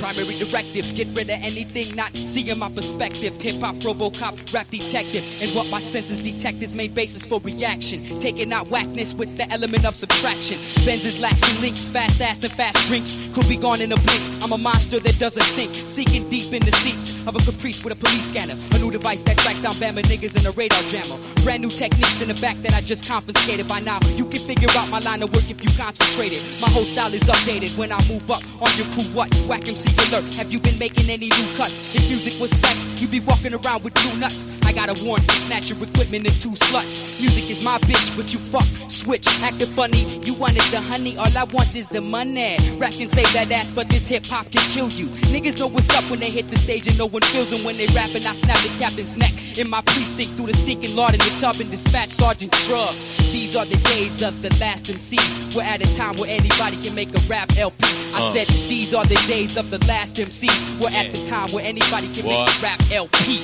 Look into our wilderness, we built this shit with our bare hands, brick by brick and stick by stick. You can take your pick, which any MC in the world you wanted this, but you never can fuck with none of this. Look into our wilderness, we built this shit with our bare hands, brick by brick and stick by stick. You can take your pick of any MC in the world you wanted this, but remember you can't fuck with none of this. Realistically, I busted my ass to MC and get respected in this hologram of models and grants, following plans that was set back in '89, and everything off of agenda was simply a waste of time. In the pages of my rhymes, I express what I feel. Ain't got no time for people out of position who act ill. The deal, I was talking to my man, he told me he's gonna put us on the map and show me where the hoes be. I said, fuck the map, and I know where they are, but that's some shit that's undercover. I won't take it that far, but see, I just came up within the last 2 years, and niggas ain't done shit since the PE appeared. Yeah, you niggas didn't know about me. I was watching from the crowd seat and seen you was gas and talking loudly, but look now, G, it was obviously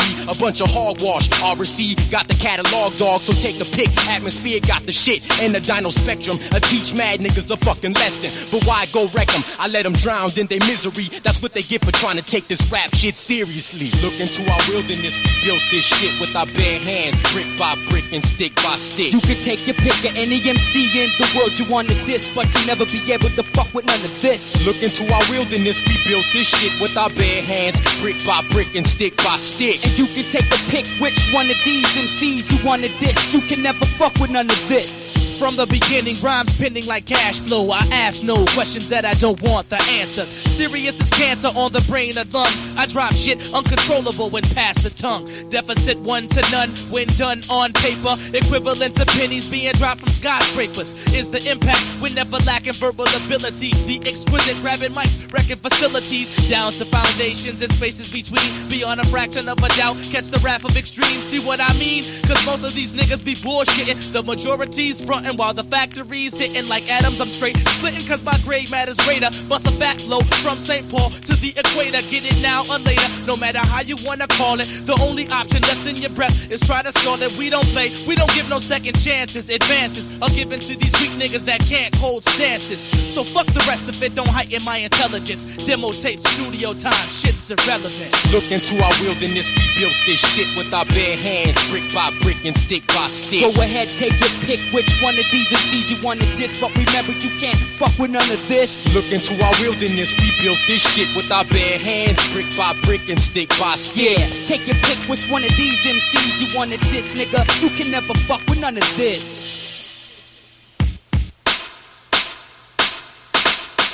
So unexpected. To our wilderness. Look into our wilderness, nigga. So unexpected. Look into our wilderness. Look into our wilderness. Never disrespect this. Look into our wilderness. We built this shit with our bare hands, brick by brick and stick by stick.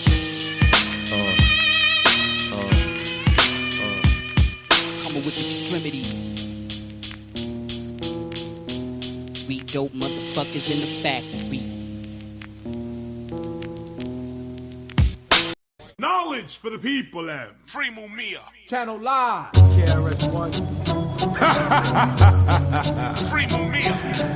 Everywhere I look, there's another house Negro talking about they people and how they should be equal. They're talking, but their conversation ain't going nowhere. You can't diss hip hop, so don't you even go there. See Dolores Tucker, you wanna quote the scripture? Every time you hear nigga, well listen up, sister. I met up with this girl named Dolores, a prankster. I said I MC, she said you're a gangster, but she was caught up. She hit the floor like a break dance, wrapped her up like the arms in the B-boy dance. Get up, honey, cause out here you get stormed. She said, where you from? I said, I was born up in the South Bronx, but now I reside across America. She said, you the one who be causing all that mass hysteria. Wisdom shall come out of the mouths of babes and suckling, but you blinded by cultural ignorance and steady judging. But judge not, lest ye may be judged. For the judgment ye judge, ye shall surely be judged. You get no love. She said, I like it, that's why I jock it. Then I said, you only on my dick because I fill brothers' pockets. Cut the bullshit, take me to your past. She said, I would give you the ass because I like the way your pants sag. Spread her legs with the off the head, she threw the kitty.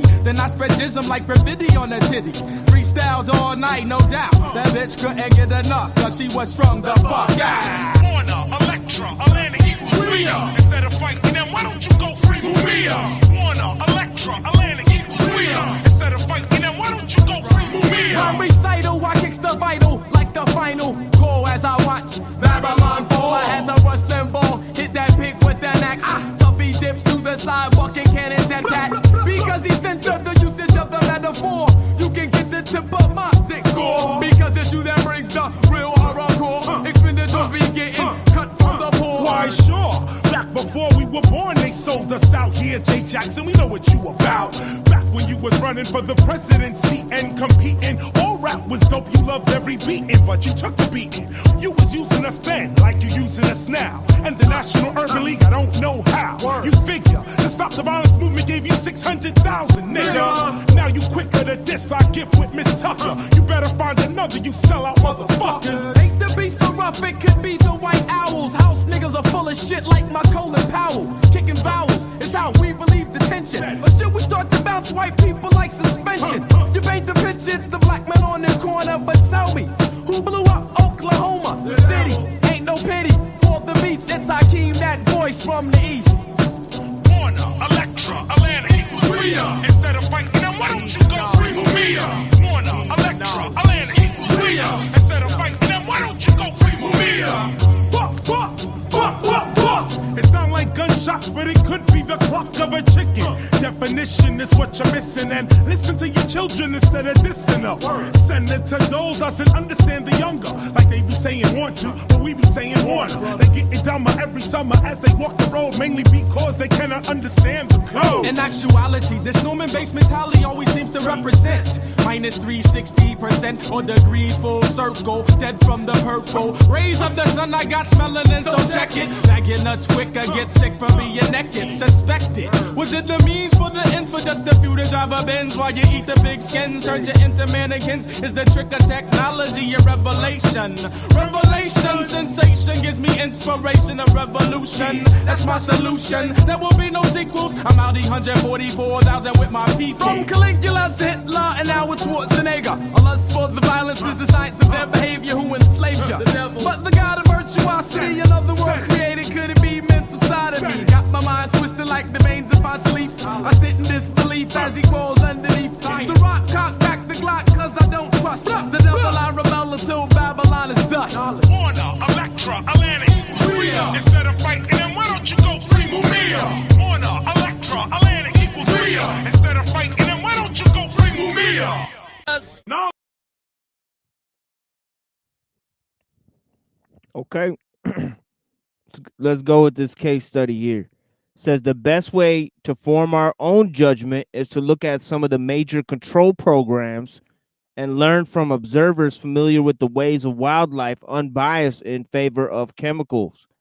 Just what has happened in the wake of rain of poison falling from the skies into the world of wildlife.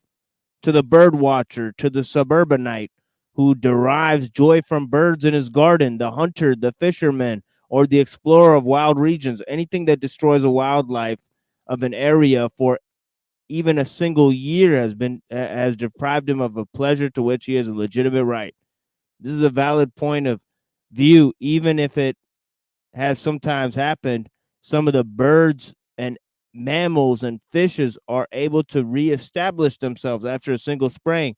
A great and real harm has been done, but such a reestablishment is unlikely to happen. Spraying tends to be repetitive, and a single exposure from wildlife populations might have a chance to recover as a rarity, which usually results in poisoned environment, a lethal trap, which not only the resident population succumb, but those who come in as migrants as well. The larger the area sprayed, the more serious the harm because no oasis of safety remain. Now, in the decade marked by insect control programs in which many thousands or even millions of acres are sprayed as a unit, a decade in which private and community spraying is also surged steadily upward, a record of destruction and the death of American wildlife has accumulated. Let us look at some of these programs and see what has happened. During the fall of 1959, some 27,000 acres in southeast Michigan. Okay, this is pretty much a case study from where I live. Right. Numerous suburbs of Detroit were heavily dusted from the air with pellets of aldrin, one of the most dangerous of all chlorinated hydrocarbons.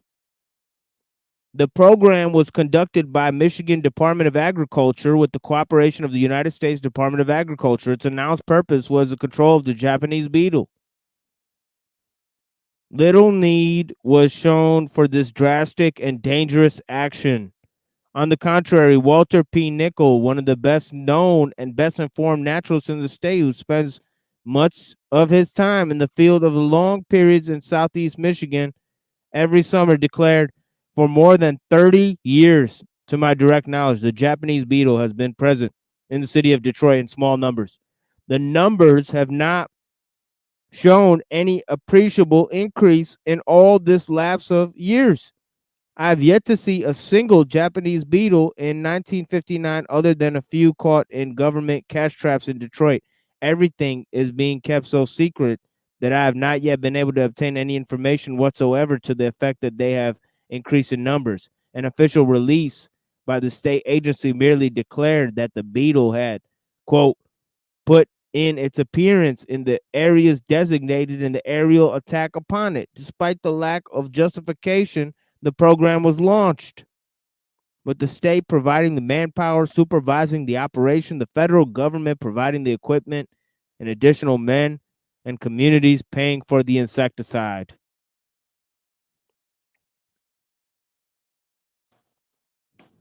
But it's like, I mean, America's icon, the American bald eagle. You know, that was killed with DDT. Basically, their populations were struck back because of the same sorts of things. Like, it killed America's icon, and now they're finally regaining their populations, but they were basically nearly wiped out.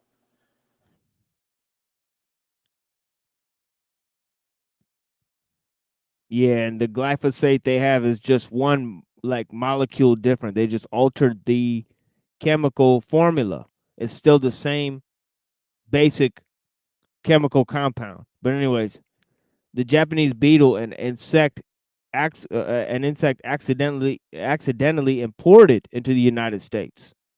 Okay, just like rabbits were imported into Britain, right? They took over the environment there, right? The rabbits bred like crazy, right? Okay, and yeah, when they were finally wiped out by all of these pesticides and all the other stuff, people thought, man, um, look at the effects of these pesticides. The rabbits have been wiped out. But the fact is that they were brought in as an invasive species from elsewhere, right?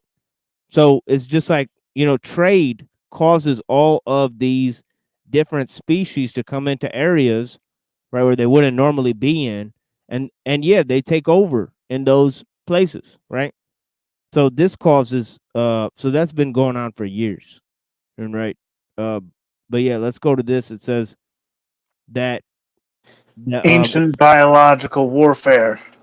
yeah, it was discovered. Yeah, look at Pharaoh. You know how he got taken over by locusts and stuff. You know, he had a plague. Right, the plagues are, one of the ways, that Yeah. God punishes his people.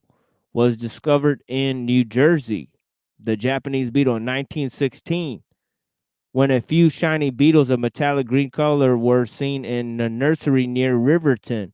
The beetles, at first unrecognized, were finally identified as a common inhabitant of the main islands of Japan. Apparently, they had entered the United States on nursery stock imported before restrictions were established in 1912. From its original point of entrance, the Japanese beetle has spread rather widely throughout many of the states east of the Mississippi, where conditions of temperature and rainfall were suitable for it. Each year, some outward movement beyond the existing boundaries of its distribution usually takes place. In the eastern areas where the beetles have been longest established, attempts have been made to set up natural controls. Where this has been done, the beetle populations have been kept relatively low levels, as many records attest.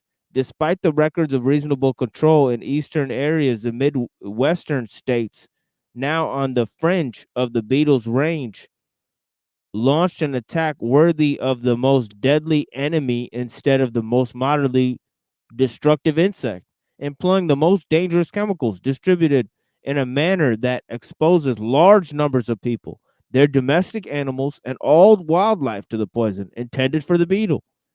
As a result, these Japanese beetle programs have caused shocking destruction of animal life and have now exposed human beings to undeniable hazard. Sections of Michigan, Kentucky, Iowa, Indiana, Illinois, and Missouri are all experiencing a rain of chemicals in the name of beetle control. The Michigan spraying was one of the first large-scale attacks of the Japanese beetle from the air. The choice of aldrin, one of the deadliest chemicals, was not determined by any particular suitability for Japanese beetle control, but simply by the wish to save money. Aldrin was the cheapest of compounds available, while the state in the official release to the press acknowledged that aldrin is a poison. It implied no harm could come to human beings, heavily populated areas which the chemical was applied. The official answer to the query, what precautions should I take, was, quote, for you, none, unquote.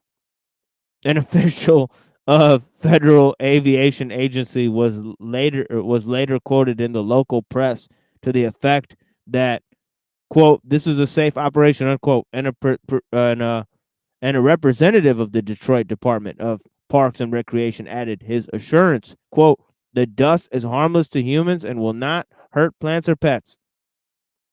Okay. One must assume that none of these officials had consulted or published readily available reports of the United States Public Health Service, the Fish and Wildlife Service, and other evidence of the poisonous effects of aldrin.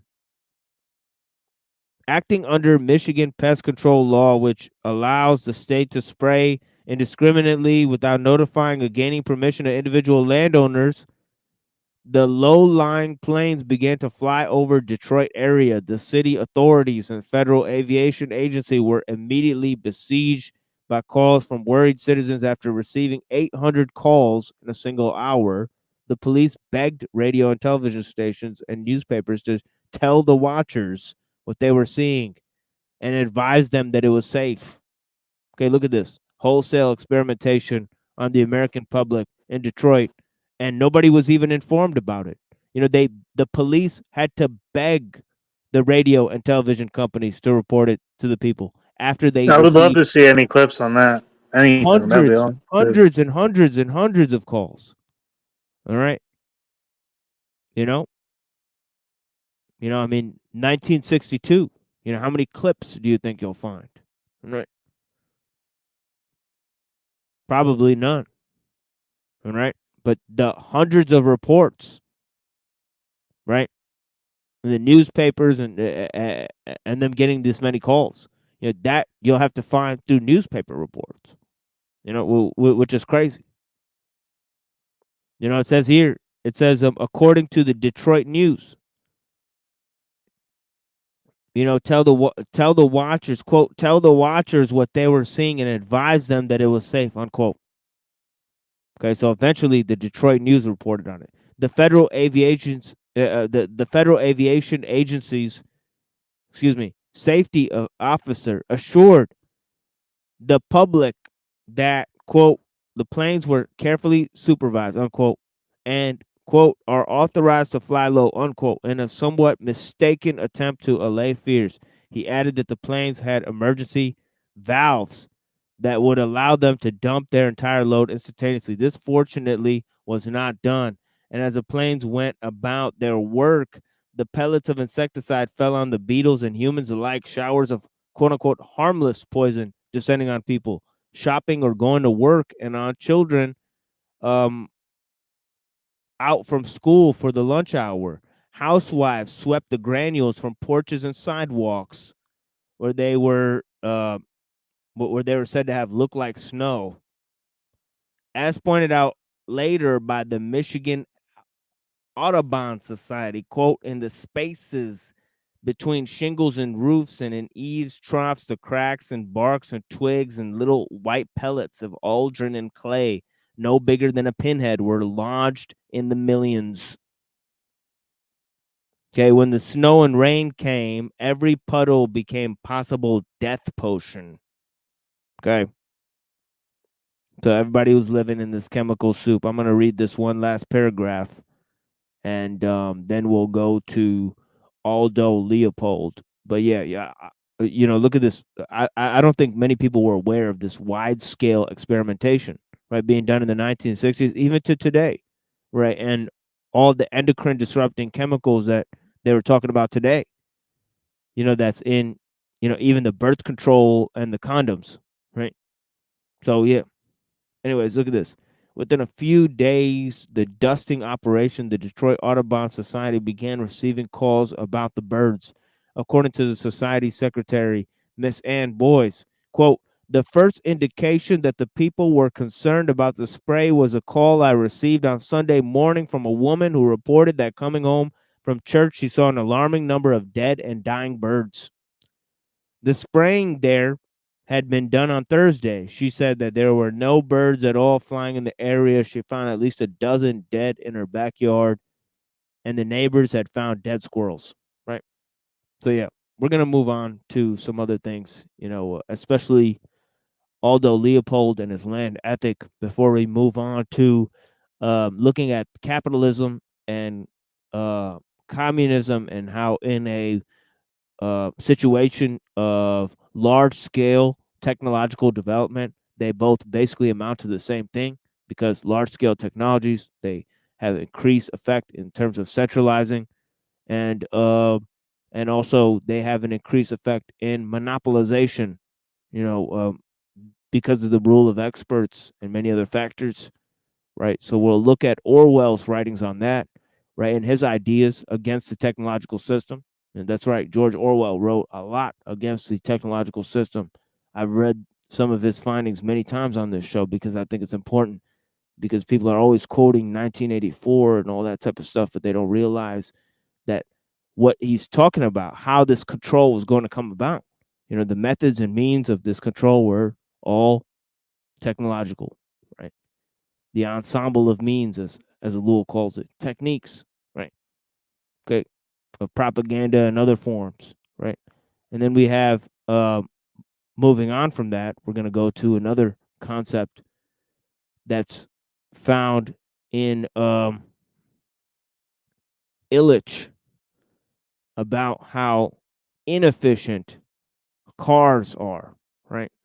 So we're going to be talking about the inefficiency of cars, how the whole society has to be changed in order to make it amenable to motor vehicles, and how motor vehicles are causing the destruction of wild nature, and also they lead to the least efficient mode of transportation and movement of humans, and also they destroy local communities. So there's many different problems with cars, one of these technologies that's imposed on us, right? Many people may not notice that the use of cars and cell phones were first sold to people as a convenience, and now they're imposed on you. Now they're a necessity, right?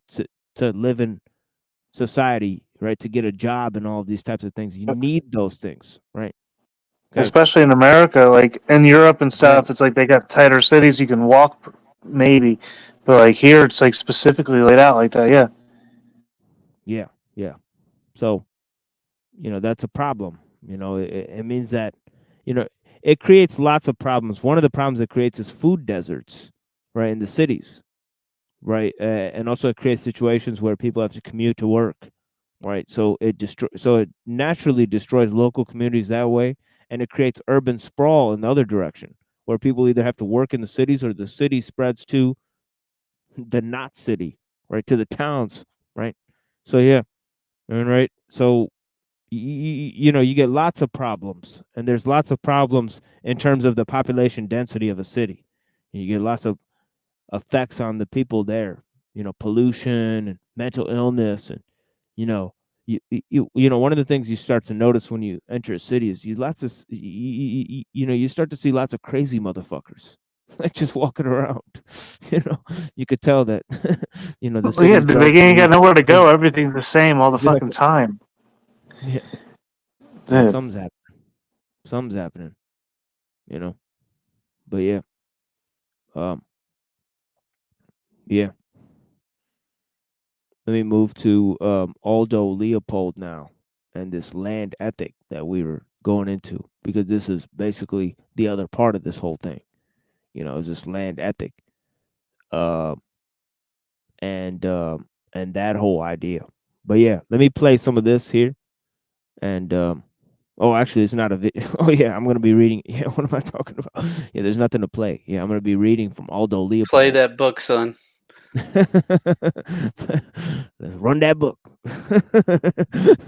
But yeah, you know what I mean. Yeah, sometimes I have videos, sometimes I don't. Last time, because of my guest didn't come by, I threw on Terrence McKenna, and I threw on the documentary on the Earth, and I threw on fucking Closer to Truth, and all these fun documentaries and stuff for people to watch. So today I don't have none of that, but just a continuation of the readings from last time, and before we move back into Kaczynski. But yeah, you know, yeah.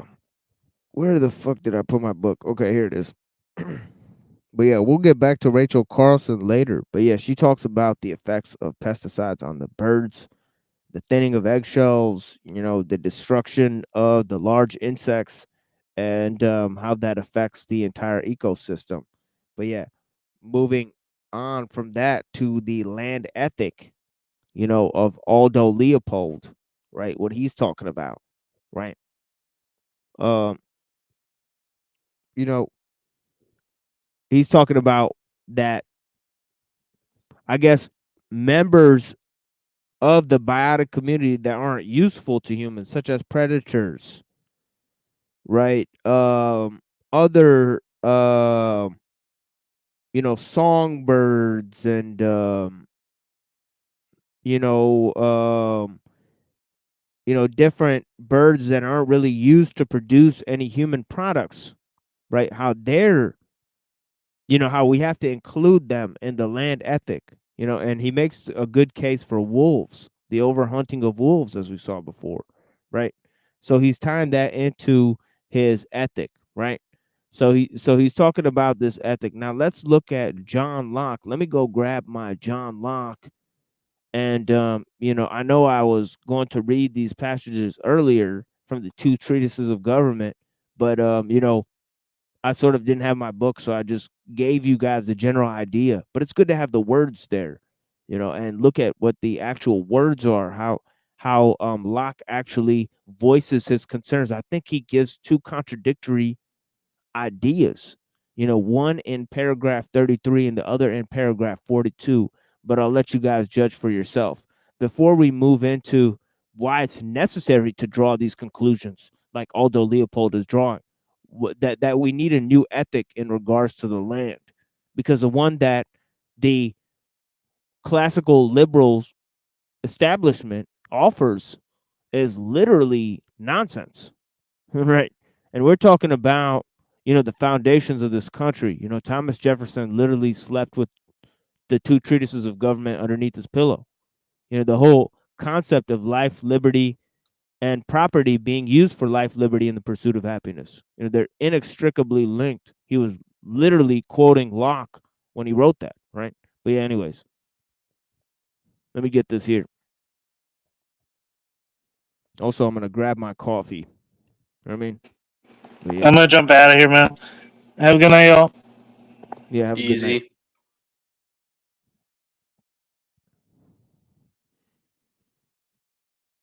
Well, guess he wasn't interested in Locke. But yeah, let's see. Yeah, give me a second, guys. Yeah, the car, the automobile, at least with the gasoline, you have Thomas Midgley basically making the problem worse with the whole unleaded versus leaded gasoline problem that he was trying to solve, and actually ended up doing more harm than good, I think, as far as trying to get cars to reduce the sound of the automobiles back in the day. So they're trying to figure out that problem, and he kind of just made it worse by creating a whole new, even bigger problem with the unleaded. You trying to use different chemicals and shit like that. He ended up killing himself with a contraption he made, I believe. It's in that video I linked. So it's really crazy stuff. Yeah, I heard like oil that I guess that we refine into like gasoline. I heard initially it was a byproduct, and like it was just like how we treat lithium today. It was just like thrown away.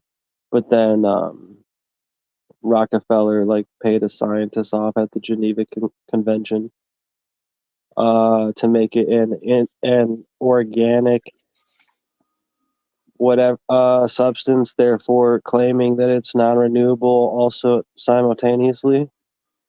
Yep. Side note though, Fossil fuel, quote unquote. those don't turn to oil.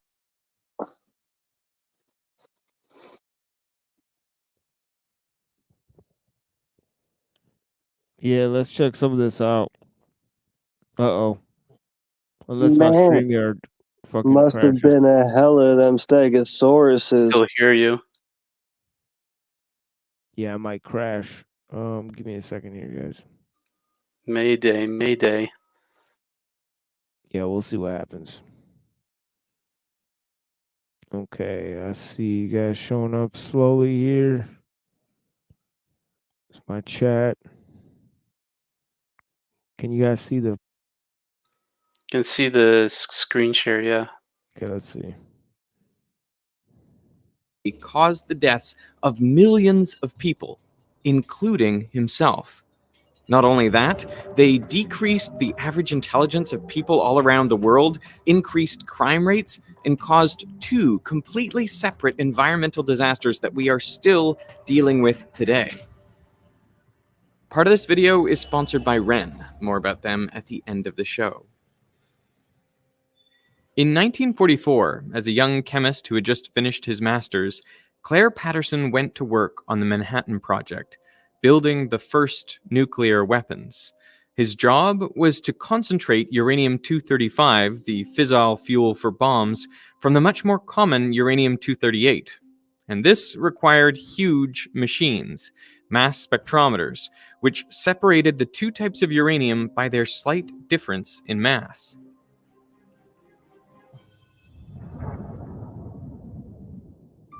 After the war, Patterson went back to grad school to get his PhD.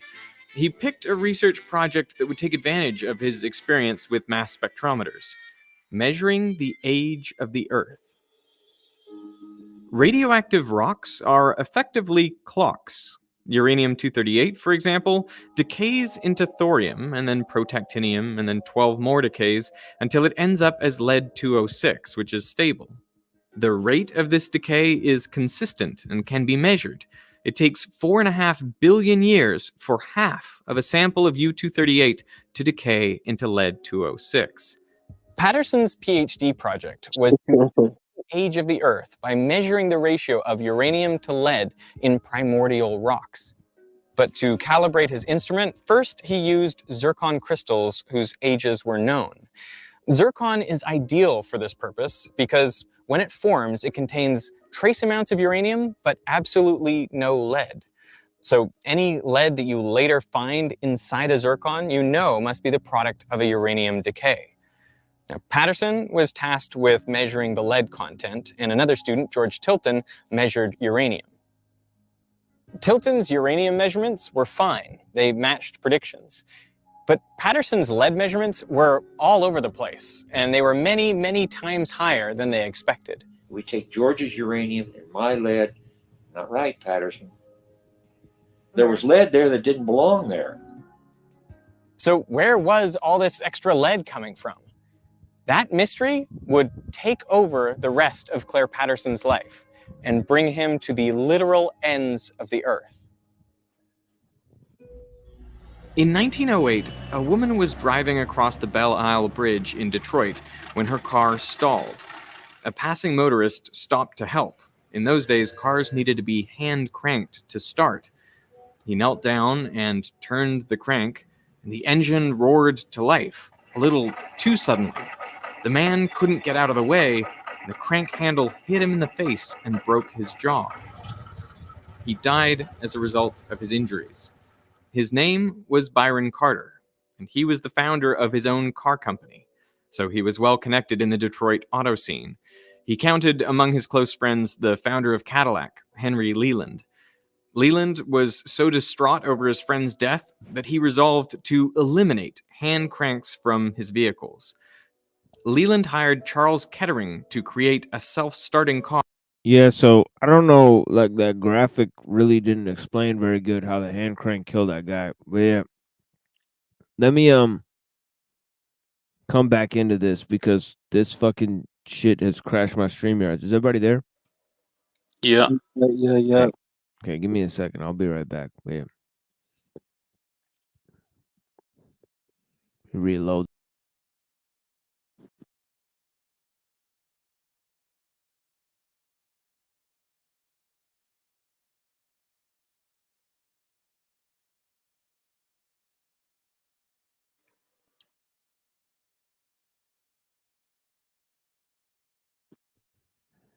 But yeah, everything's happening in Detroit, Michigan. It's crazy.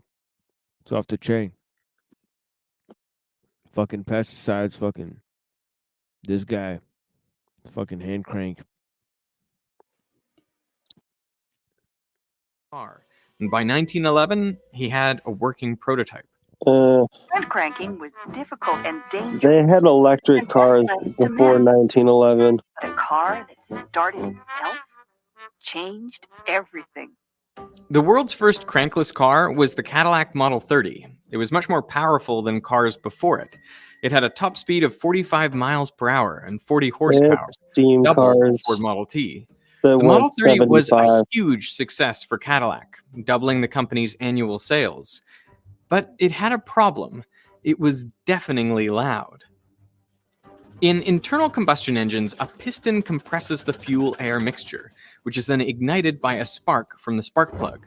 The expanding hot gases push the piston back down. The problem with the Model 30 engine was it compressed the fuel-air mixture more than previous models. So much, in fact, that often the fuel would spontaneously combust before the spark from the spark plug. So rather than orderly, perfectly timed explosions, you'd get multiple haphazard combustions leading to turbulent pressure waves inside the cylinder. The resulting sound led the problem to become known as engine knocking. Knocking wasn't just hard on the ears, it hurt the engine's performance. It reduced power output and lowered fuel efficiency. The vibrations also damaged the piston and walls of the cylinder, shortening the life of the engine. The good news was that engine knocking could be corrected by changing the fuel. Different fuels can withstand different levels of compression before detonating. N-heptane, for example, will spontaneously combust under only a little compression. Isooctane, on the other hand, can withstand a much higher compression ratio before it auto-ignites, so it's much less likely to cause knocking. To quantify how much compression a fuel can withstand, scientists came up with the octane rating system. They arbitrarily set isooctane to have a rating of 100 and N-heptane a rating of 0.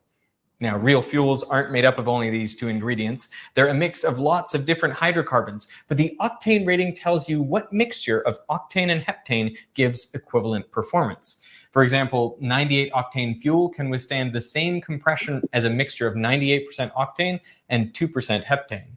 Now, I'm going to take a little bit of 98 octane fuel and put it in this piston, and when I compress it, nothing happens, which is exactly what you'd expect. This fuel can withstand a lot of compression. Diesel has an octane rating of 20, so it acts like a mixture of 20% isooctane and 80% N-heptane. If I put a little bit of diesel in there, hit in the amount let's of see what miles per happens with the gallon same you can compression get ratio. by at least 50%, if not 100. There you go. You get a little explosion in there. That's because this is a low octane fuel. I mean, that's what diesel's meant to do. You compress it and it ignites. But you don't want this sort of fuel in an engine with spark plugs. The reason fancy cars demand high octane fuel is to prevent knocking in their high compression, high performance engines. This is your brain when you're struggling to focus. And this is your brain when you're in the zone. Small engines getting do better with Kettering wanted to non-ethanol. find an additive which would increase the octane rating of ordinary fuel and eliminate knocking in high compression engines. So he hired 27-year-old engineer Thomas Midgley Jr. Midgley experimented with all sorts of compounds, from melted butter and camphor to ethyl acetate and aluminum chloride. He later wrote most of them had no more effect than spitting in the Great Lakes. Ethanol was an interesting exception. It did stop the knocking, but you needed a lot of it, about 10% of the fuel mixture for it to be effective. That much ethanol would be expensive and hard to turn a profit on. And Midgley was really after an additive that was cheap, easy to produce, and effective even at low concentrations. So he kept trying. Then he hit on tellurium. It worked wonderfully as an anti-knock agent, but it had a terrible smell. You couldn't get rid of it by changing clothes or bathing. His wife was so offended by the stench that he had to sleep in the basement for 7 months. Midgley wrote, "I don't think that, although this doubled the fuel economy, humanity would suffer this smell." On December 3rd, 1921, after 5 years of working on the problem, Midgley found what he thought was the perfect solution: tetraethyl lead. That's a lead atom right there in the center. This additive was exactly what he was looking for. It stopped the knocking, it didn't smell, it was cheap to produce and readily available. Best of all, you only needed 1 part in 1,000 for it to be effective. In a call to Kettering, Midgley said, "Can you imagine how much money we're going to make with this? We're going to make $200 million, maybe even more." That 200 million fucking. He was a little hopeful. Let's just cheat cheat everyone for 200 million. Crazy. But that was back in Is what, over- 1920s. Yeah. Bro. 3 billion. This sounds ridiculous. in today's dollars. Now, for his discovery, the American Chemical Society gave him the prestigious Nichols Award, and they asked him to do a series of public talks, but Midgley declined. He and Kettering patented the process for making tetraethyl lead, and they called their new additive ethyl, perhaps so it might be confused with another common additive, ethyl alcohol. They made no mention of lead. Then they teamed up with 3 of America's largest corporations, General Motors, DuPont, and Standard Oil of New Jersey, to form the Ethyl Corporation. Their marketing was brilliant. No man can look at the amazing record of accomplishment here in this research division without confidence that these men are going ahead with an eye to the future, looking for new facts and principles which will make things better and make life easier for all of us.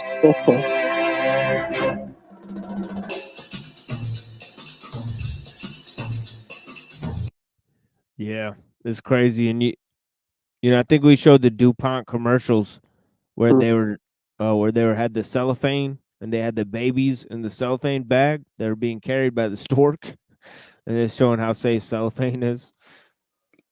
Yeah, right. Yeah, it's crazy. But yeah, babies in cellophane bags and DuPont commercials.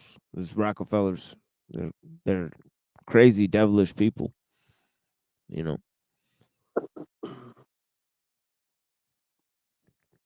But yeah, let me see this here. What I was gonna read,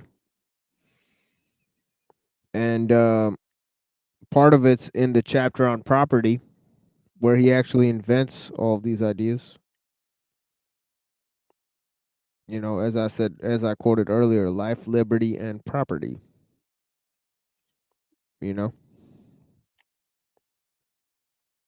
Well, here's 33. He says, this is in John Locke, Two Treatises of Government. He says, nor was this appropriation of any parcel of land by improving it any prejudice to any other man, since there was still enough and as good left, and more than yet unprovided could use, so that in effect there was nevertheless left because of his enclosure for himself. For he that leaves as much as another can make use of, does as good as take nothing at all. Okay? That's what he says. I'll read that again. For he that leaves as much as another can make use of, does as good as take nothing at all. Is that true? Is that true?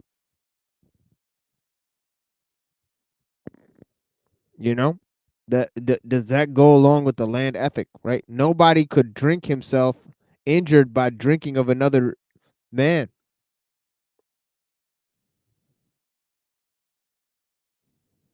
Though he took a good draught, who had a whole river of the same water left him to quench his thirst. And the case of land and water, where there's enough of both, is perfectly the same. Okay, now let's look at this. Okay, so now he's talking about this natural abundance, okay, which pairs off with 42, his idea in 42. Let me read this. He says, to make a little clearer, right, let us trace some of the ordinary provisions of life through their several progresses before they come to our use, and see how much they receive their value from humane industry. Bread, wine, cloth are things of daily use in great plenty, yet notwithstanding acorns, water, and leaves or skins must be our bread. Drink and clothing did not labor furnish us these more useful commodities? Labor, right? For whatever bread is more worth than acorns, wine than water, and cloth or silk than leaves, skins or moss, is wholly owing to labor or industry, the one of these being the food and raiment which unassisted nature furnishes us with, the other provisions which our industry and pains prepare for us, which how much they exceed the other in value. When anyone hath compounded, he will then see how much labor makes far the greater part of the value of things we enjoy in this world. Okay? So he's saying nature doesn't give us nothing, right? It's human labor and industry which furnishes all the goodies of this world, right? This is a brand new idea, right? It's an idea of classical liberalism, right? About humanism, science, industry, right, taking precedence over nature, right? Okay. Now and we see the effect of it, right? We've been seeing the effect of it. We've been talking about the effect of this for 5 hours on this show, minus, about half an hour worth of music and things, But yeah. And also we talked about it for 8 hours last time, right? We're talking about how wrong this idea is, right? I talked about it for like a decade with my friends. Right. Right. The people who work the land, they already know this. They already know most of this stuff. It's just the rest of us who act like it's not a problem where our food comes from, that are not facing the reality of the problems that we have, of the scale of problems we're facing, or how we don't control so many different factors, okay, which are matters of our own subsistence and survival, right? And why we let other people control those factors, right? It's totally cowardice, right? Moral cowardice, right? And destruction of wild nature, right? We're going to be held accountable for that, right? All these gifts that God gave us, right? And the human beings that we were supposed to take care of in the process, right? That we just let fall prey to the designs of this wicked system, right? We're all going to be held accountable for that, right? So it's important for you guys to realize how we got ourselves into this issue and what these problems are, so that you can deliver the news to your neighbors and friends, and decide how we can reverse these changes, right? Because most people don't even know the problems of society. They say, what problems? They say, we're living in the best time in human history. Okay, all of these delusions. Okay, they think we're headed towards progress.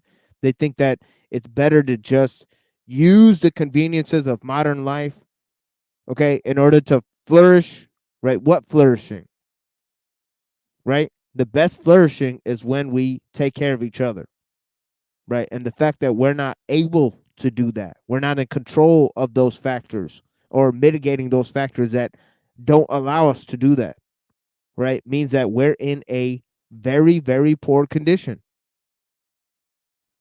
right? Health is wealth. Health is better than wealth. Trust is better than gold, right? Okay, that's what's real, right? The best help is unprofessional, right? These are the real things, right? Best things in life are free, right?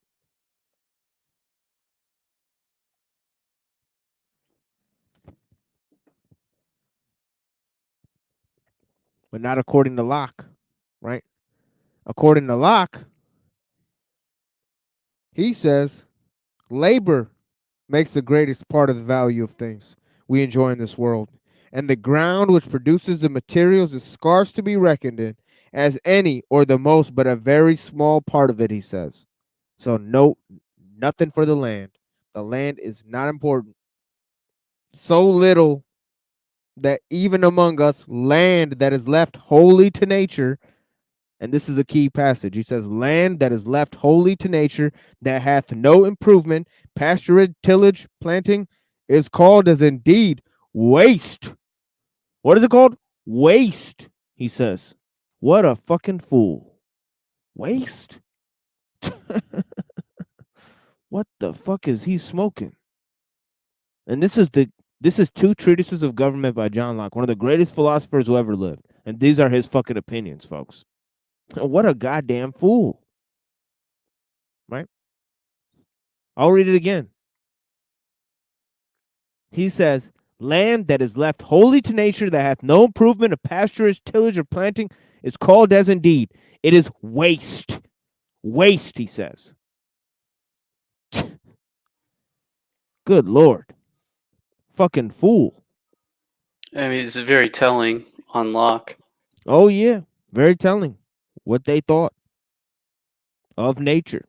and we shall find the benefit of it amount to little more than nothing, he says, to nothing. This shows how much numbers of men are to be pretend to the largeness of dominions and the increase of lands. Now, this is an interesting passage, what he says here.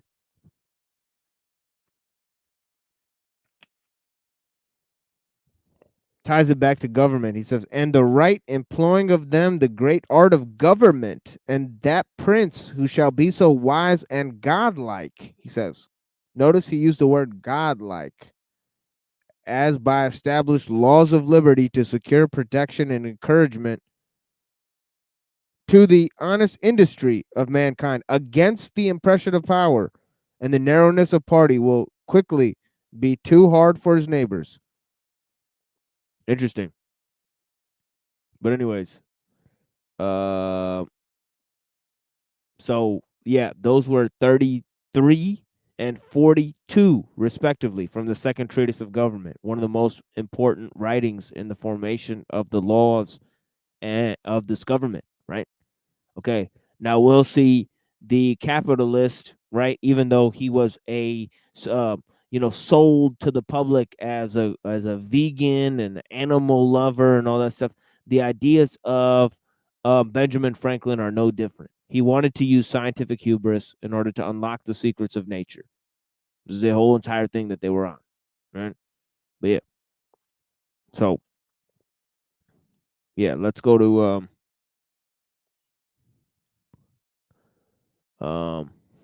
where's I gonna go? Yeah, Aldo Leopold, you know.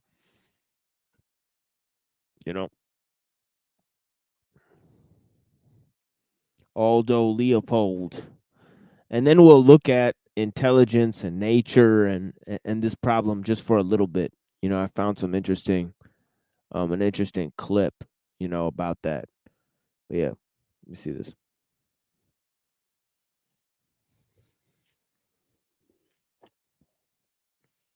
Okay.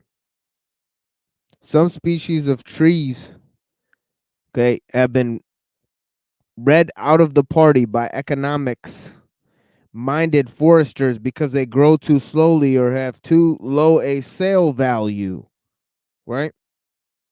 To pay as timber crops, white cedar, tamarack, cypress, beech, and hemlock are examples in Europe, where forestry is ecologically more advanced. The non-commercial tree species are recognized as numbers of the native forest community to be preserved as such within reason. Moreover, some, like beech, have been found to have a valuable function in the building up of soil fertility. The interdependence of the forest and its constituent trees, ground flora, and fauna is taken for granted. Right. You know, untilled, unpasteurized land is waste, says Locke. Right. He's not accounting for, you know, the value, right, of these non-commercial trees, these non-commercial life forms. You know, right? He says that's waste, right? Anything that's not subject to human labor is waste for them, right? Okay. Such were the views of the formation of classical liberalism, right? Okay, of which capitalism is a part of it, right? Okay. Lack of economic value is sometimes a character not only of the species or groups, but of an entire biotic communities. Marshes, bogs, dunes, deserts are examples.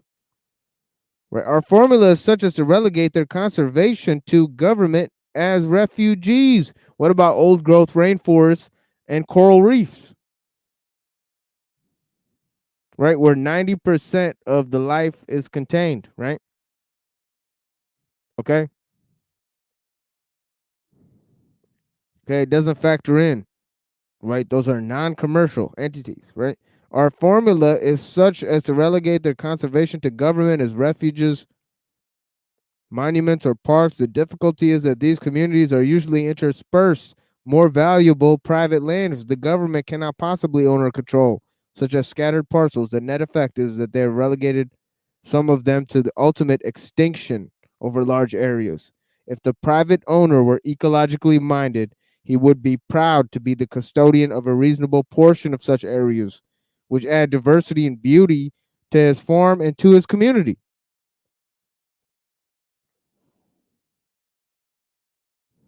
Okay. There is a clear tendency in American conservation to relegate to government all of the necessary jobs and private landowners fail to perform. Government ownership, operation, subsidy, or regulation is now widely prevalent in forestry, range management, soil, watershed management, park and wilderness conservation, fisheries management, and migratory bird management, with more to come. Most of this growth in governmental conservation is proper and logical. Some of it is inevitable. That I imply no disapproval of it is implicit in the fact that I have spent most of my life working for it. Nevertheless, the question arises, what is the ultimate magnitude of the enterprise? Will the tax base carry its eventual ramifications? At what point will government conservation, like the mastodon, become handicapped by its own dimensions? The answer, if there is any, seems to be in the land ethic or some other force of which assigns more obligation to the to the private landowner.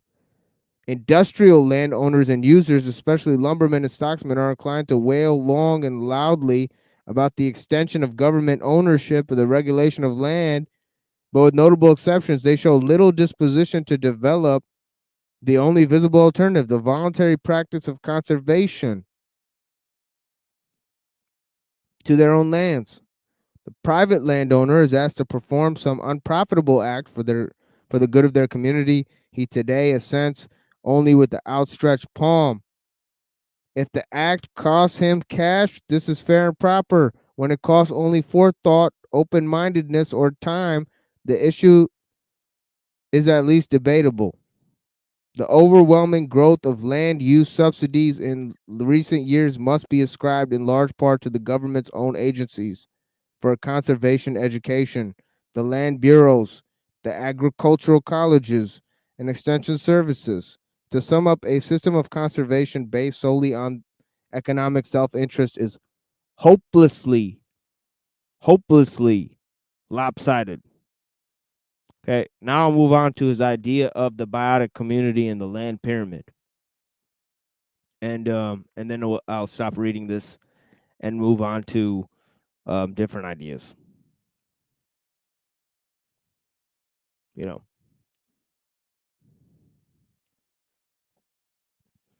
yeah, we only really have about an hour for each thing here, for each item here. But yeah, and since nobody's really joining the panel, I'll probably end at about 9 hours or so. Last hour will be I'll play Kaczynski's manifesto. So it'll be hour 6 to 7. We'll cover Illich and Orwell, and then from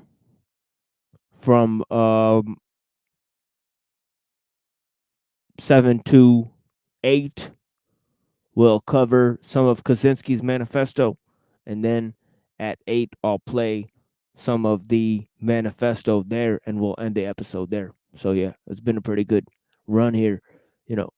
2 roughly 8-hour presentations on this idea of deep ecology, right? As we look at alternatives, right?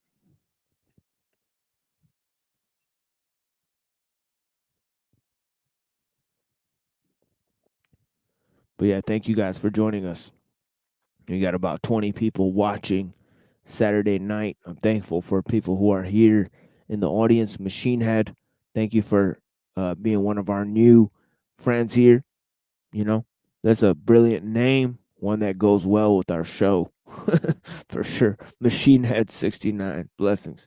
I met you on the London Man show, I'm pretty sure. Right? And yeah. To the rest of my friends here, thank you for joining us. Calix, hey, what's going on, buddy? We also got JG out here and the Freak. Good to see you, friend.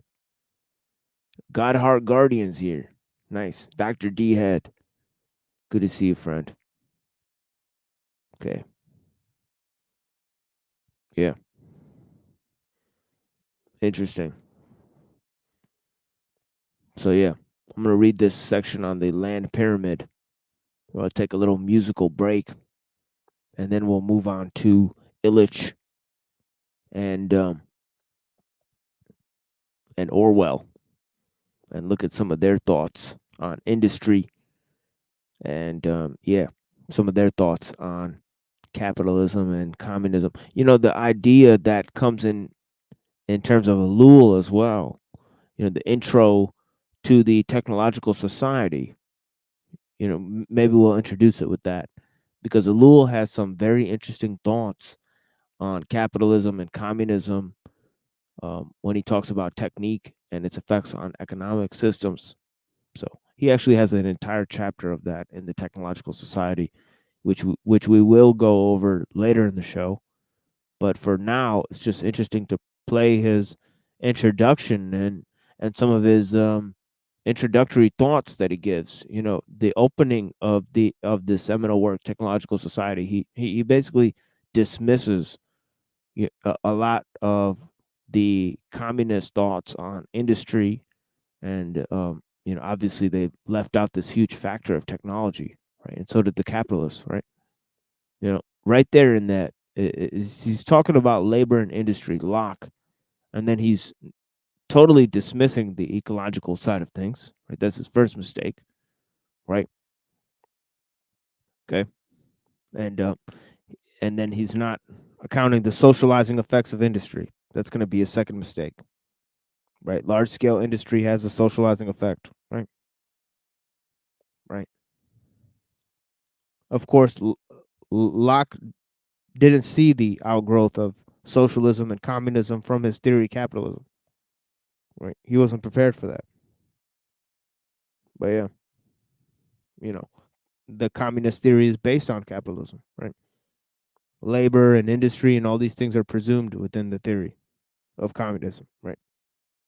So he's using Locke's capitalism analysis to describe his theory. But yeah, let's go to this. An ethic to supplement and guide the economic to land presupposes the existence of some mental image of land as a biotic mechanism. We can be ethical only in relation to something we can see, feel, understand, love, or otherwise have faith in.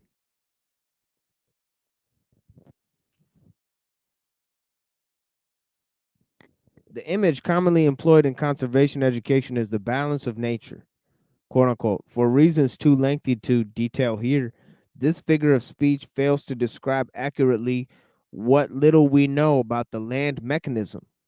It's interesting that he says mechanism, and also he describes it as a circuit. Now, we looked at some of the ideas of nature as a cybernetic system last time as well, right? And we'll expand on that later too, right? But for right now, we're just going to go into this, right? The image commonly employed in the conservation education is balance of nature. For reasons too lengthy to detail here, right? It fails to describe accurately what we know about the land mechanism. A much truer image is one employed by ecology. Ecology, the biotic pyramid. I shall first sketch the pyramid as a symbol of land and later develop some of the implications in terms of land use. Plants absorb energy from the sun. The energy flows through a circuit called the biota, which may be represented by a pyramid consisting of layers. The bottom layer is the soil. A plant layer rests on the soil, an insect layer on the plants, a bird and rodent layer on the insects, and so on, the various animal groups to an apex layer, which consists of larger carnivores. The species of layer is alike not in where they came from, but in what they look like, but rather in what they eat. Okay, the species of a layer are alike not in where they came from or what they look like, but rather in what they eat. Each successive layer depends on those below it for food and other services, furnishes in turn furnishes food services to those above. Proceeding upward, each successive layer decreases in numerical abundance, right? Okay. Okay. Now, this cycle, necessary idea of this cycle, right? Sort of, okay. And also the idea of the intelligence in nature, okay, sort of seems to counteract the idea of evolution, right? That things are anomalies, they seem to supersede this system, go beyond it, right? The food pyramid is an argument against evolution, really. I mean, right. But yeah, let's take a look at this. And we looked at some interesting ideas in that last time. But yeah, let's go to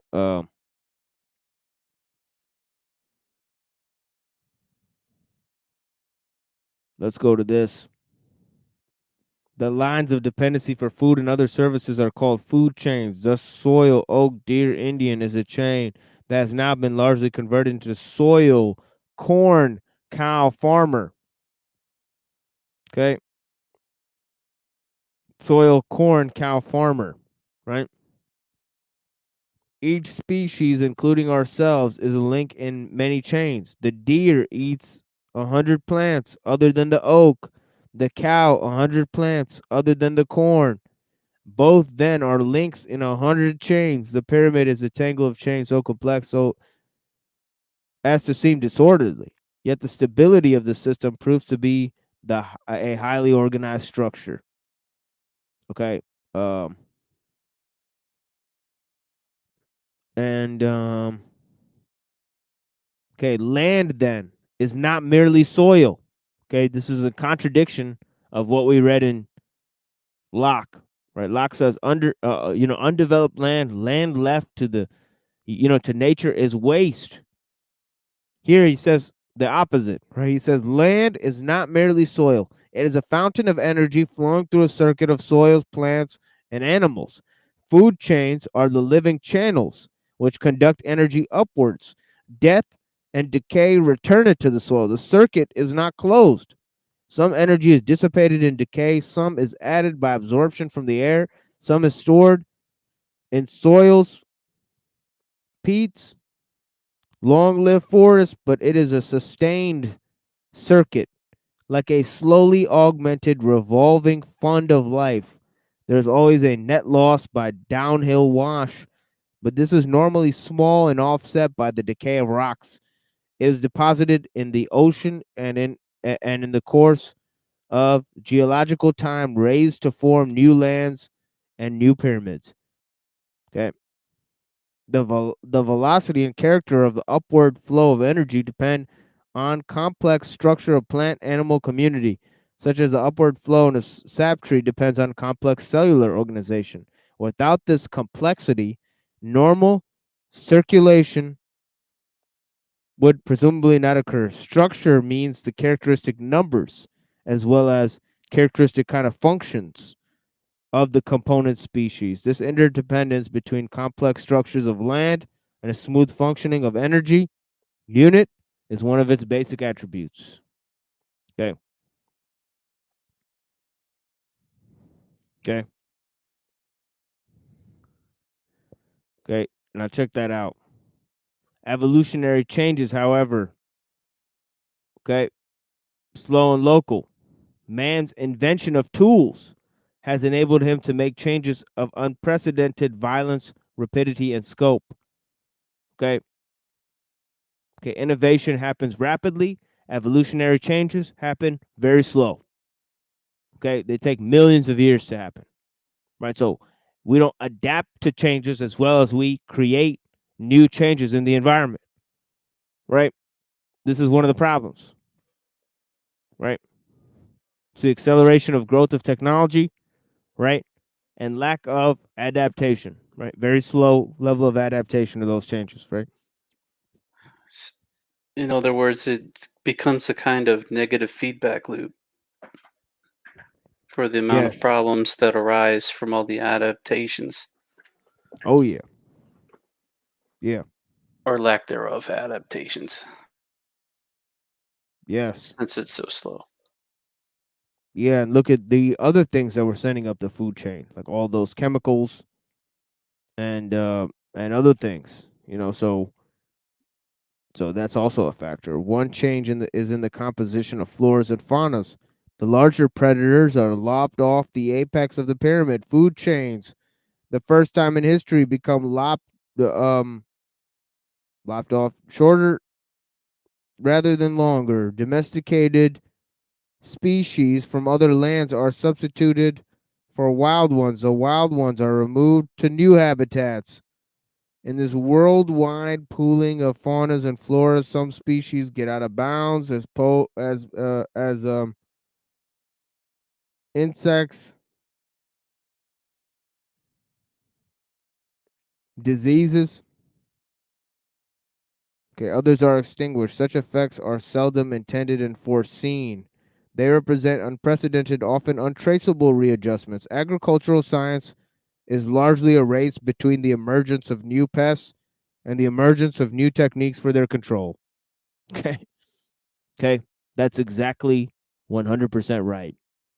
Okay. The pesticides cause weeds and bugs to mutate. That's all that happens. Right? They create more virulent pests and weeds. Right? They don't solve the problem. Right? They're just prolonging the solution. Right? So they're creating new problems. It's just going to take time for the new problem to rear its ugly head. Once you create new mutations, right? Then you're going to have to create new pesticides because the species that are created through mutation are literally resistant to the fucking shit that you're creating. That's why they already created GMOs, right? The GMOs are literally made to be pesticide resistant. So they're literally created for this reason. So the agricultural science is just a race, right? There's one way you're supposed to grow things. People don't want to grow things the way it already works, right? So they create all of these ways that they could hack nature, right? Which creates all sorts of mutations, which they're constantly in a race to solve the problem, right? There's just two ways of going about business, and we've chosen the wrong fucking path. Sometimes the solution is right in front of your face. You don't want to. You don't want to take it, right? Yeah, exactly. Orange, just like those viruses. It's the same exact problem, right? Gain of function, right? You know, but yeah.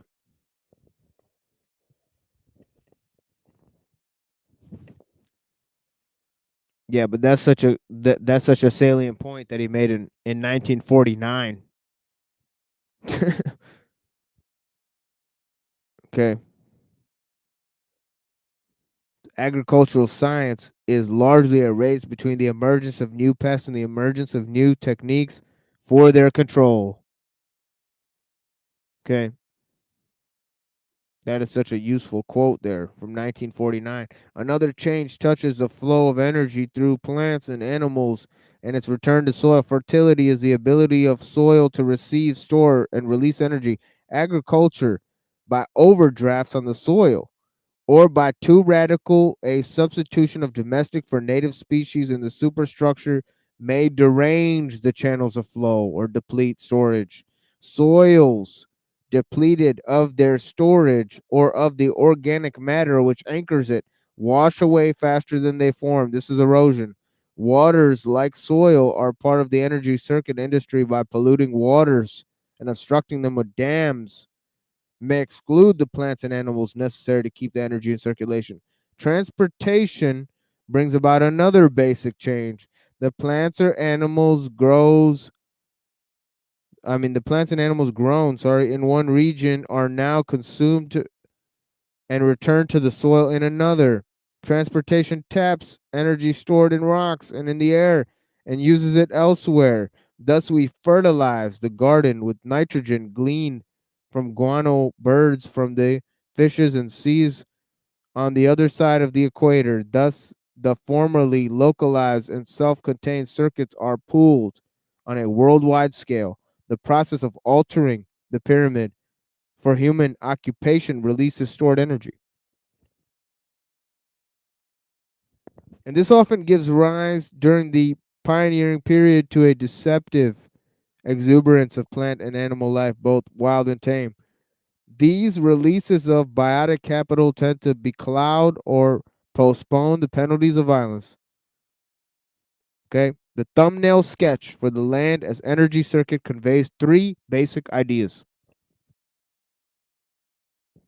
Okay, and we'll compare this to Arnie Ness, right? And his deep ecology ethic, right, in a second here, right? We'll read those 8, and look at these 3 for the land ethic, right?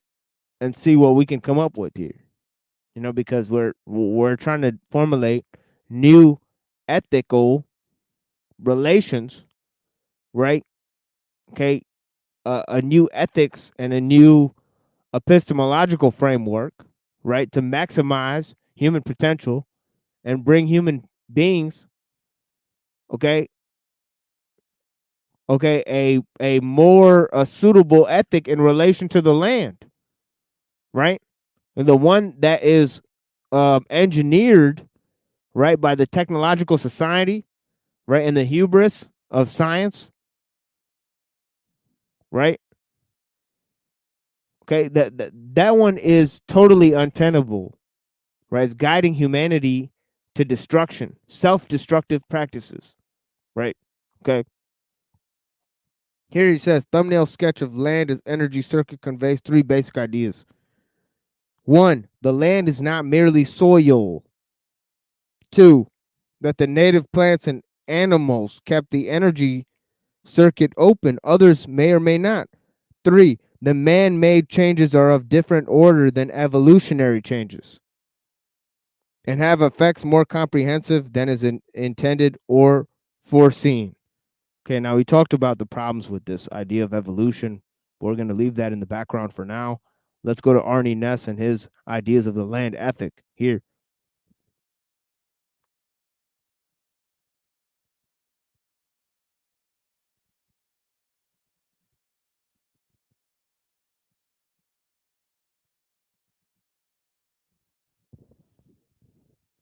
Okay.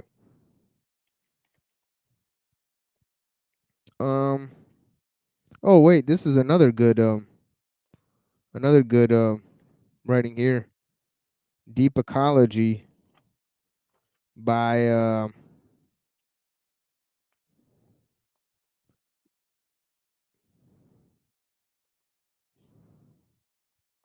okay, here it is. Arnie Ness.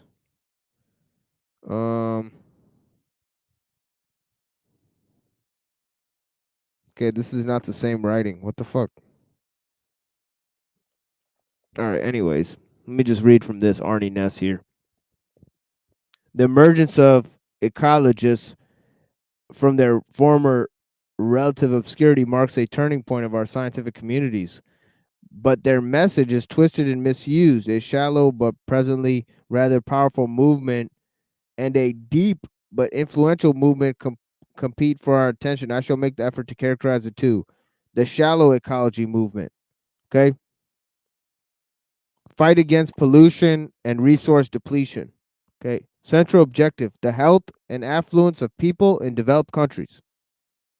Okay, that's the shallow ecology movement.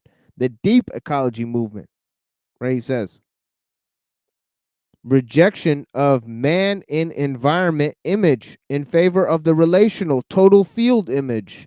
Total field image. Okay. Organisms as knots in a biospherical net or field of intrinsic relations, an intrinsic relation between two things, A and B, in such that the relation belongs to the definitions or basic constitutions of A and B, so that without the relation, A and B are no longer the same thing. The total field model dissolves not only the man in environment concept, but every compact thing in Maloo concept. Okay? Except when talking at a superficial or preliminary level of communication. Now, these ideas also relate to the idea of object-oriented ontology, okay? The subject-object divide that's caused by, okay, our okay, technological environment, right? Our artificial environment, artificial needs, okay, the community of needs based on surrogate activities, right? Okay, separation of man from nature, the compartmentalization of knowledge, the desacralization of knowledge, right? Separation of knowledge from the sacred, right? The rule of experts, right? Over socialization, right? And finally, the foggy somatic detachment and feeling of inferiority and sense of alienation that's brought on by the technological system, right? All these ideas remove us from a feeling that we are part of nature, right? Okay. That we are made from the earth, as it says in the Bible, right? Okay. That our objective of life is to live a righteous life,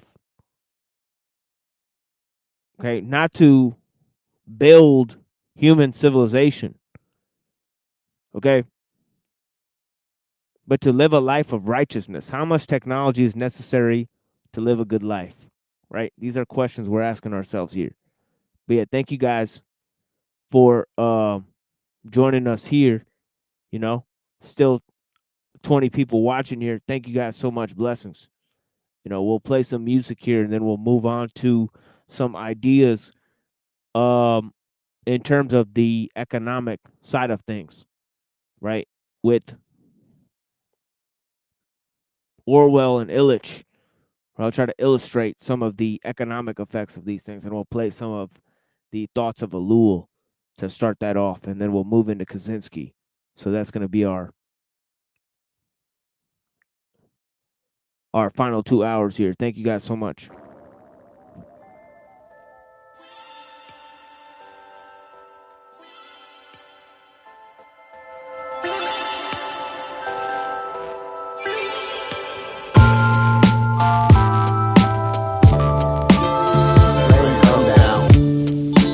Rain come down.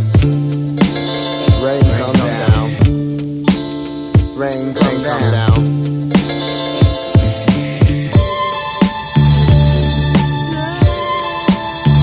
I see unnecessary death. I see lives just gone and went. I see souls out of control. I see the earth's pain. I feel the earth's pain. I see the powers of manipulation in a powerful way. I see the sleepwalkers who walk to sleep during the day. I watch how they do the music. I watch how they do the children. I see wars, I see famine, I see pestilence, I see disease, rape, incest, racism. I see these things. I see what the lack of knowledge can do to a civilization. I see what laziness can do to a civilization. People. When you don't stand up for your own. Go ahead and keep beating around the bush. Beating around the bush. I see with my own 2 eyes also. And take in for what I see. Believe me, I've seen a lot. I participated in wars.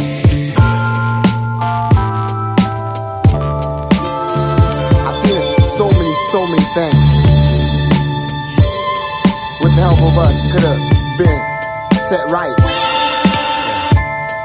Yeah.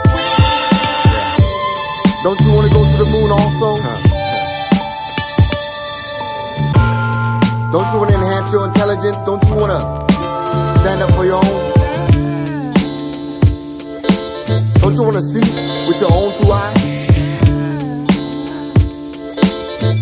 Only lift you up. By the will of God, the powers that be, the energy within your soul. I hang on the edge of this universe, singing off key, talking too loud, embracing myself to cushion the fall. I shall tumble into deep space, never in this form or with this feeling. To return to earth, it is not tragic. I shall spiral through the black hole, losing skin, limbs, eternal organs, searing my naked soul, landing in the next galaxy with only my essence, embracing myself as I fall into the ill-minded mode.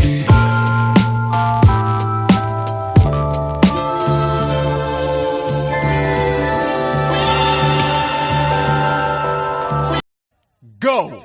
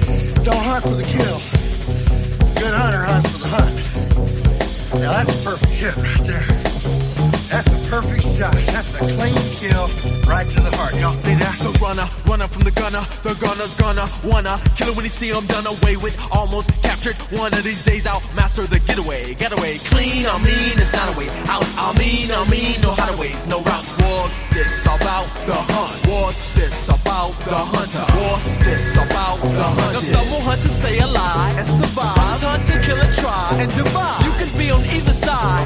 Extinction in the hunter's eye. No remorse.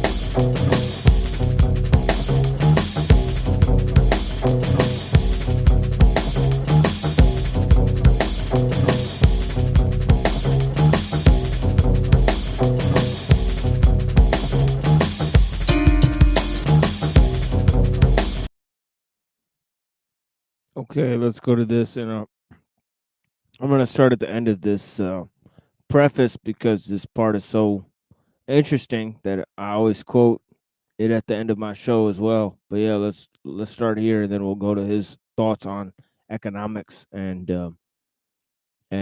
technology, only for a little bit. The moment man stops and resigns himself He becomes subject to determinism. He is most enslaved when he thinks he is comfortably settled in freedom. In the modern world, the most dangerous form of determinism is the technological phenomenon. It is not a question of getting rid of it, but by an act of freedom, of transcending it. How is this to be done? I do not yet know. That is why this book is an appeal to the individual's sense of responsibility. The first step in the quest, the first act of freedom, is to become aware of the necessity. The very fact that man can see, measure, and analyze the determinisms that press on him means that he can face them, and by so doing, act as a free man. If man were to say, "These are not necessities. I am free because of technique," or despite technique, this would prove that he is totally determined. However, by grasping the real nature of the technological phenomenon, and the extent to which it is robbing him of freedom, he confronts the blind mechanisms as a conscious being. At the beginning of this foreword, I stated that this book has a purpose. That purpose is to arouse the reader to an awareness of technological necessity and what it means. It is a call to the sleeper to awake. Jacques Ellul, Le Mairie Passac, Gironde, France, January 1964. Author's preface to the French edition. Let us, first of all, clear up certain misunderstandings that inevitably arise in any discussion of technique. It is not the business of this book to describe the various techniques which, taken together, make up the technological society. It would take a whole library to describe the countless technical means invented by man, and such an undertaking would be of little value. Moreover, quite enough elementary works describing the various techniques are already available. I shall frequently allude to some of these techniques on the assumption that their applications or their mechanics are familiar to the reader. I do not intend to draw up a balance sheet, positive or negative, of what has been so far accomplished by means of these techniques, or to compare their advantages and disadvantages.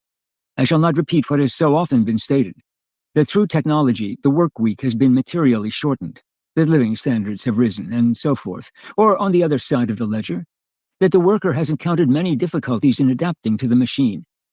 Indeed, no one is capable of making a true and itemized account of the total effect of existing techniques.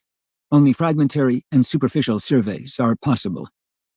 Finally, it is not my intention to make ethical or aesthetic judgments on technique. A human being is, of course, human, and not a mere photographic plate, so that his own point of view inevitably appears. But that does not preclude a deeper objectivity. A sign of it will be that worshippers of technique will no doubt find this work pessimistic, and haters of technique will find it optimistic. I have attempted simply to present, by means of a comprehensive analysis, a concrete and fundamental interpretation of technique.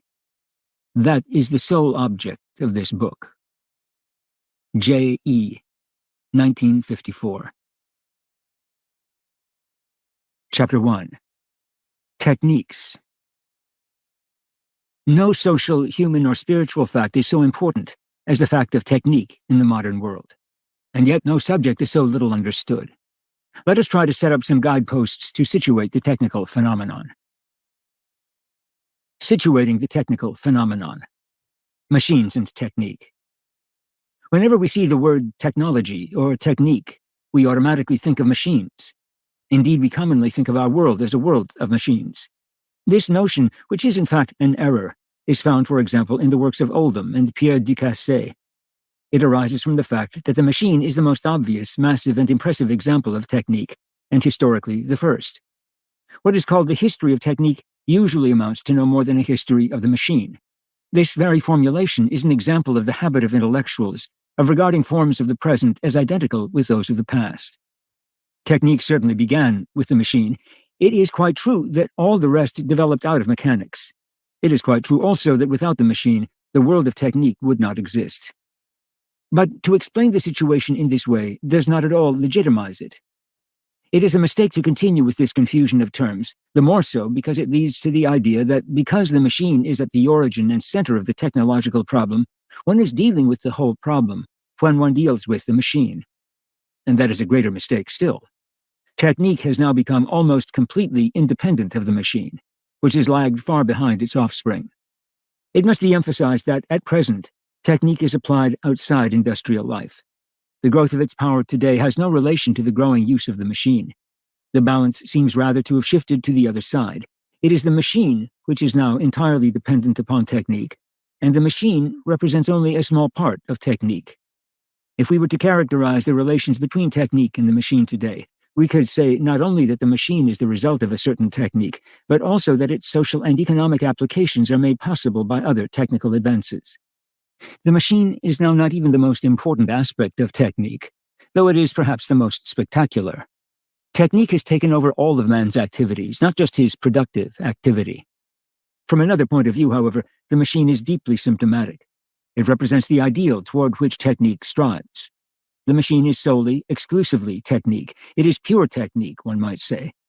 For whenever a technical factor exists, it results almost inevitably in mechanization. Technique transforms everything it touches into a machine.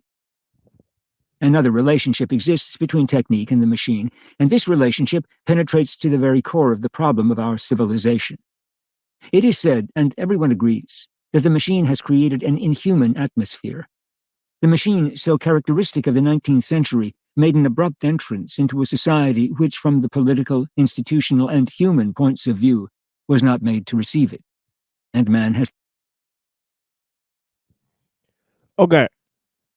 Let me clarify some of the points that he's hitherto mentioned. Now, one of the favorite quotes that he says is that technique transforms everything it touches into a machine. Okay, now the machine is not the same as technique. Machine is the collective, means, okay, the collective ensemble of means and processes used to achieve any end, right? Now that is basically the how-to. Technique is a how-to. The machine is the embodiment of technique, right? It's maybe the physical extension, right? Or the physical, promulgation of what technique consists of, right? But technique is broader because technique includes social techniques, okay, and all sorts of other areas of life that don't that aren't just in terms of mechanization and industry, right? So these processes of mechanization and industry, right, are essential to technique, right, to the proliferation of technique, right? But not only is technique much broader than the machine, but the machine is just a mere extension of technique, right? It's like the goal of technique, right? But yeah, and also there's science.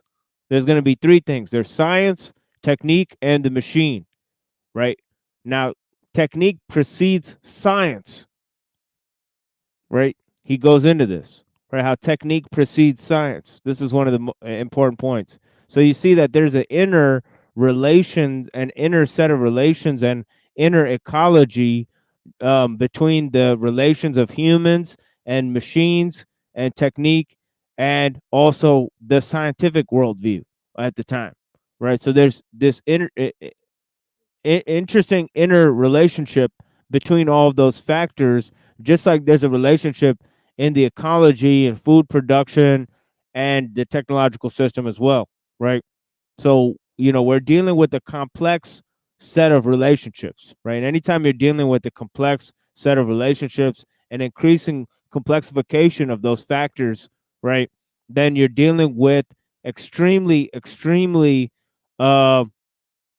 particular set of problems and, changes that are extremely hard to predict, right? Because you're, overlapping so many different layers of contextualization, right, in order to look at one particular issue, right? But yeah. So increase, complexity is also part of it. Has had to put up with it as best he can. Men now live in conditions that are less than human. Consider the concentration of our great cities, the slums, the lack of space, of air, of time, the gloomy streets and the sallow lights that confuse night and day. Think of our dehumanized factories, our unsatisfied senses, our working women, our estrangement from nature. Life in such an environment has no meaning. Consider our public transportation, in which man is less important than a parcel, our hospitals, in which he is only a number. Yet we call this progress. And the noise, that monster boring into us at every hour of the night without respite. It is useless to rail against capitalism. Capitalism did not create our world. The machine did. There it is, right? Useless to rail against capitalism. It's not capitalism that created the world, right? It's the machine, right? The machine is guiding the enterprise of science. It's guiding our economic enterprises, right? These are downstream of our technological capacity, right? So that's what he's pointing out there. And he expounds on that point quite a bit here. And it's interesting, his attack on socialism and communism in the beginning of this, similar to Kaczynski's attack on leftism in the beginning of industrial society in its future. You know. Staking studies designed to prove the contrary have buried the obvious beneath tons of print, and if we do not wish to play the demagogue, we must point out the guilty party. The machine is antisocial, says Lewis Mumford. It tends, by reason of its progressive character, to the most acute forms of human exploitation. The machine took its place in a social milieu that was not made for it, and for that reason created the inhuman society in which we live. Capitalism was therefore only one aspect of the deep disorder of the 19th century. To restore order, it was necessary to question all the bases of that society, its social and political structures, its art and its way of life, its commercial system. But let the machine have its head, and it topples everything that cannot support its enormous weight. Thus, everything had to be reconsidered in terms of the machine, and that is precisely the role technique plays. In all fields, it made an inventory of what it could use, of everything that could not be brought into line with the machine. The machine could not integrate itself into 19th century society. Technique integrated it. Old houses that were not suited to the workers were torn down, and the new world technique required was built in their place. Technique has enough of the mechanical in its nature to enable it to cope with the machine, but it surpasses and transcends the machine because it remains in close touch with the human order. The metal monster could not go on forever torturing mankind. It found in technique a rule as hard and inflexible as itself. Technique integrates the machine into society. It constructs the kind of world the machine needs and introduces order where the incoherent banging of machinery heaped up ruins. It clarifies, arranges, and rationalizes. It does, in the domain of the abstract, what the machine did in the domain of labor. It is efficient and brings efficiency to everything. Moreover, technique is sparing in the use of the machine, which has traditionally been exploited to conceal defects of organization. Machines sanction social inefficiency, says Mumford. Technique, on the other hand, leads to a more rational and less indiscriminate use of machines. It places machines exactly where they ought to be and requires of them just what they ought to do. This brings us to two contrasting forms of social growth. Henri Guiton says, social growth was formerly reflexive or instinctive, that is to say, unconscious. But new circumstances, the machine, now compel us to recognize a kind of social development that is rational, intelligent, and conscious. We may ask ourselves whether this is the beginning not only of the era of a spatially finite world, but also the era of a conscious world. All-embracing technique is, in fact, the consciousness of the mechanized world. Technique integrates everything. It avoids shock and sensational events. Man is... Okay. All embracing technique is a conscience of the mechanized world, and technique integrates everything, right? So, this idea of interconnectedness, right? And also the enclosure of all space, right? How nature becomes a standing reserve for the use of the machine, right? This idea of, you know, you know, post-geological, post-human world, right? That's essential to the proliferation of technique, the antisocial character of the machine, right? He's now expanding on, right? How technique is over, you know, you know, it stands over human techniques, right? The entire structure of mechanization stands over man-made techniques, right? Anyways, I'm going to go a little bit more into this, and then I'll move to how this relates to economics and the goal of efficiency, and how this goes way beyond human-centered goals, right? And even a human-centered ethic, right, is not found in this, right? That's what Orwell is going to explain. And then we'll go to how this affects the world of automobiles and just one technology. We'll use one technology as an example to make the case, right? Okay. It's not adapted to a world of steel. Technique adapts him to it. It changes the arrangement of this blind world so that man can be a part of it without colliding with its rough edges, without the anguish of being delivered up to the inhuman. Technique thus provides a model. It specifies attitudes that are valid once and for all. The anxiety aroused in man by the turbulence of the machine is soothed by the consoling hum of a unified society. As long as technique was represented exclusively by the machine, it was possible to speak of man and the machine. The machine remained an external object, and man, though significantly influenced by it in his professional, private, and psychic life, remained nonetheless independent. He was in a position to assert himself apart from the machine. He was able to adopt a position with respect to it. But when technique enters into every area of life, including the human, it ceases to be external to man and becomes his very substance.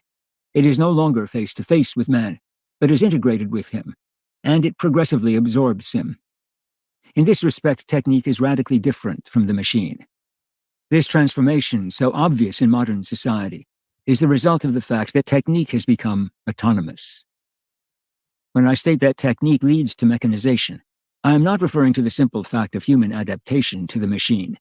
Of course, such a process of adaptation exists, but it is caused by the action of the machine. What we are concerned with here, however, is a kind of mechanization in itself. If we may ascribe to the machine a superior form of know-how, the mechanization which results from technique is the application of this higher form to all domains, hitherto foreign to the machine. We can even say that technique is characteristic of precisely that realm, in which the machine itself can play no role. It is a radical error to think of technique and machine as interchangeable. From the very beginning, we must be on guard against this misconception.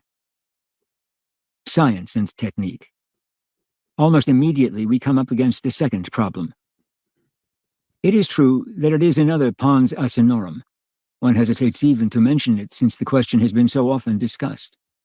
The relation between science and technique is a standard subject for graduate theses, in all the trappings of 19th century experimental science. Everyone has been taught that technique is an application of science. More particularly, science being pure speculation, technique figures as the point of contact between material reality and the scientific formula. But it also appears as the practical product, the application of the formulas to practical life. This traditional view is radically false. It takes into account only a single category of science and only a short period of time. It is true only for the physical sciences and for the 19th century. It is not possible, therefore, to base a general study on it, nor, as we are attempting to do here, an up-to-date review of the situation. A few simple remarks suffice to destroy our confidence in these views. Historically, technique preceded science. Even primitive man was acquainted with certain techniques. The first techniques of Hellenistic civilization were Oriental. They were not derived from Greek science. Thus, historically speaking, the relationship between science and technique ought to be reversed. However, technique began to develop and extend itself only after science appeared. To progress, technique had to wait for science. Bernard Gilles has rightly said, in this historical perspective, technique, by means of repeated experiments, posed the problems, derived general notions and the four primary elements, but it had to wait for the solutions, which science provided. In the present era, the most casual inspection reveals an entirely different relationship. In every instance, it is clear that the border between technical activity and scientific activity is not at all sharply defined. When we speak of technique in historical science, we mean a certain kind of preparatory work: textual research, reading, collation, study of monuments, criticism, and exegesis. These represent an ensemble of technical operations which aim first at interpretation and then at historical synthesis, the true work of science. Here again, technique comes first. Even in physics, in certain instances, technique precedes science. The best-known example is the steam engine, a pure achievement of experimental genius. The sequence of inventions and improvements of Salomon de Cosse, Christian Huygens, Denis Papin, Thomas Savery, and so on, rest on practical trial and error. The scientific explanation of the various phenomena involved was to come much later, after a lapse of... Okay, there you have it. Science precedes. I'm sorry. Technique precedes science. You know, they're not the same thing. You know, even in the definition. You know, where they have science, technology. I don't know what the other two are in STEM. I think it's engineering and mathematics. Right. All of these are sharply distinguished fields of study. Right. And yes, as he said, it's technique that's guiding science, right? Scientific inquiry, even, right? It's through experimentation, which happens through technique, right? But yeah, that's something that, is an interesting idea to come around. And yeah, let's go to some of the thoughts of Orwell, what he says, right? Because these are so fascinating, right?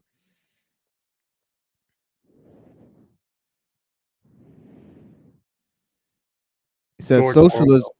Sorry, Yeah, I was just going to say yeah, George Orwell, the other mean Mr. Mustache. Sorry. yeah, of course.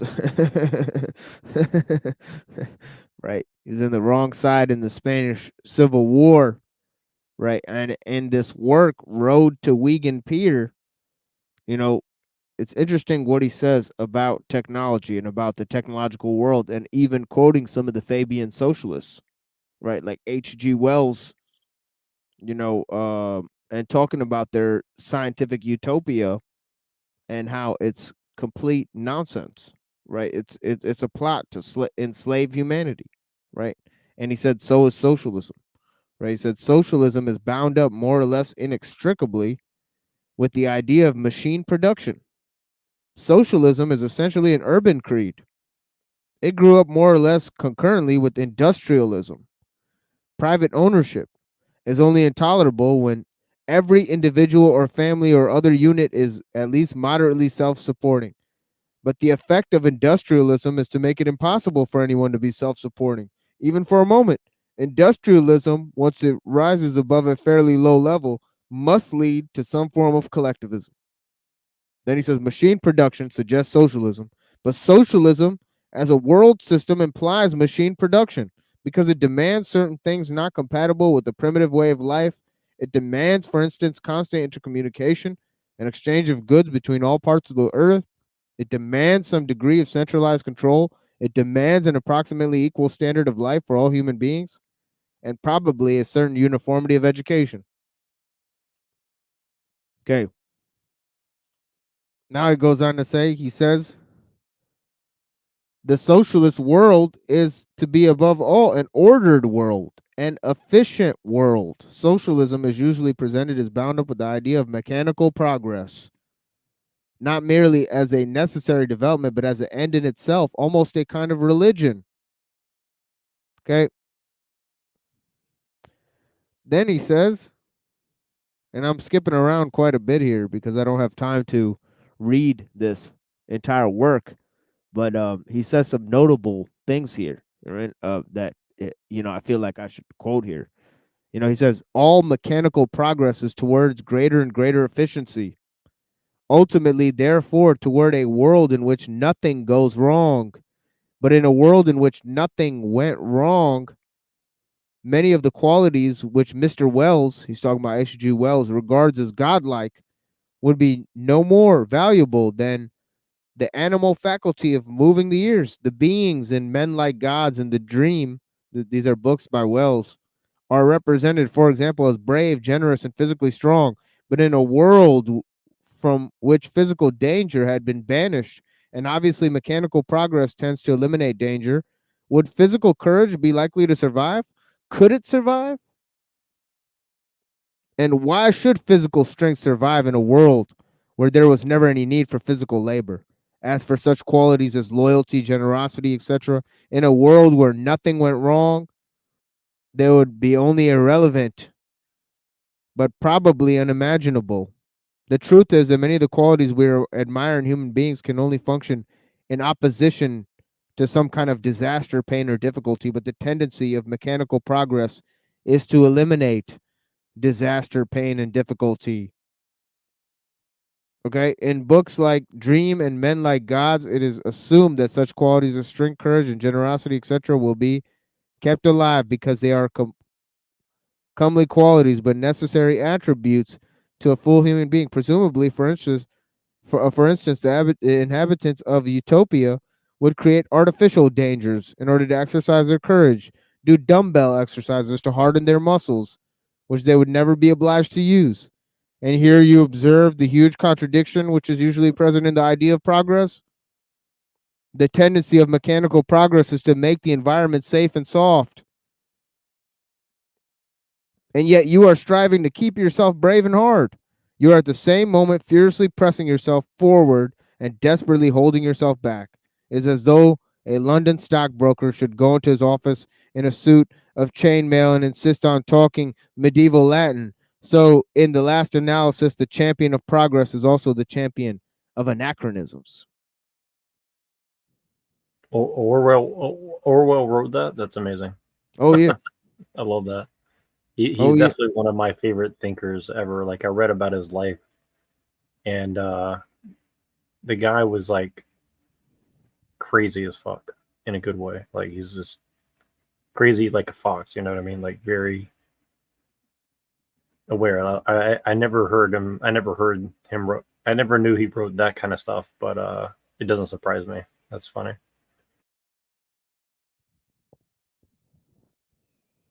Oh, yeah. He's got more here, which is interesting.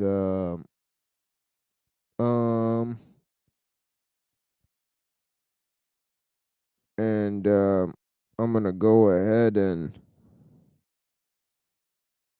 get to some of this, but I'm jumping around quite a bit. He says, meanwhile, I am assuming that the tendency of mechanical progress is to make life safe and soft. This may be disputed because at any given moment, the effect of some recent mechanical invention may appear to be the opposite. Take, for instance, the transition from horses to motor vehicles. We're going to go into this in great detail in a minute.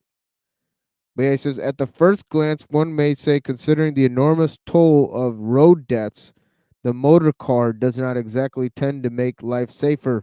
And he's saying this in Orwell's time. Okay. This is like right when they invented the damn things. Moreover, it probably needs as much toughness to be a first-rate dirt track rider as a Bronco buster or to ride in the Grand National. Nevertheless, the tendency of all machinery is to become safer and easier to handle. The danger of accidents would disappear if we choose to tackle our road planning problem seriously, as we do sooner or later. And meanwhile, the motor car has evolved to a point which everyone who is not blind or paralytic can drive it after a few lessons. Even now, it needs far less nerve and skill to drive a car ordinarily than to ride a horse ordinarily well. In 20 years' time, it may need a nerve. It may need no nerve or skill at all. Therefore, one must say, taking society as a whole, the result of the transition from horses to cars has been to increase human softness. Okay. I agree with that. Yeah. And here he says, yeah.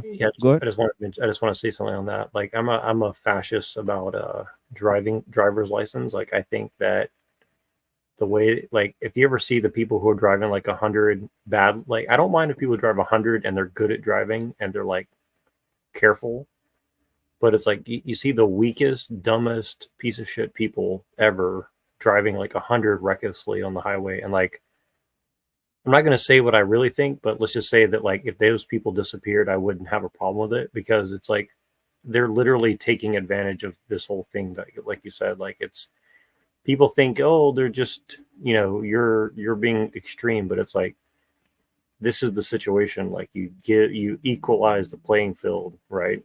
And then driving becomes a privilege that is accessible to people that shouldn't have it.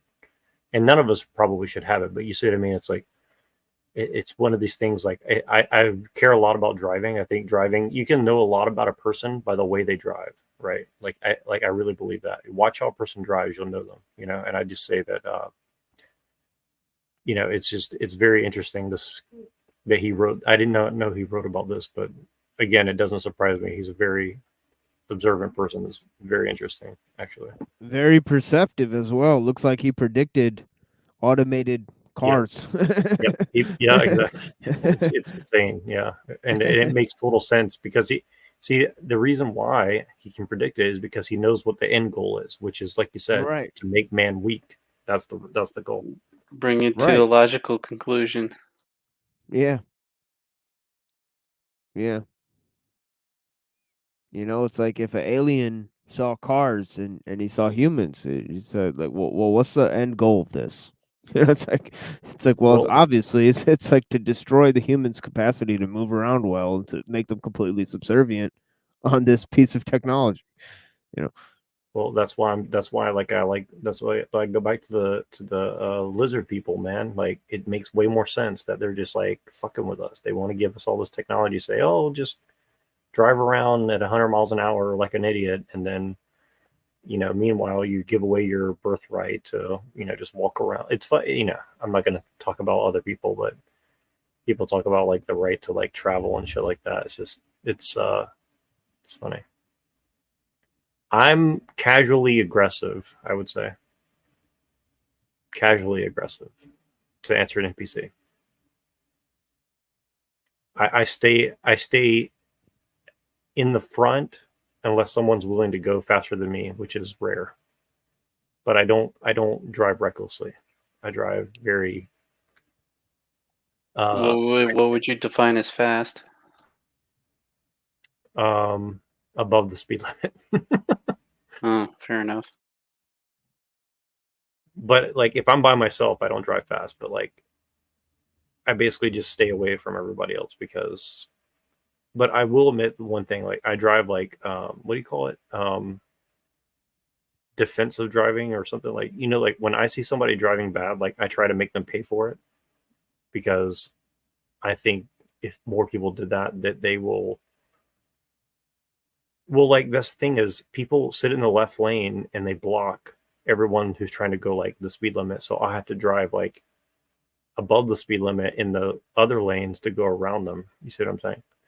So it's like they cause a problem, and then you have the other people who are just driving like 100 in between all the cars recklessly, like like one person doesn't signal and like it'll cause like a 30 car pileup. You see what I'm saying? But like it's weird, like it kind of works in San Francisco area, but in LA they have like disasters like all regularly because everybody's just way more aggressive down there. So I don't know, just interesting.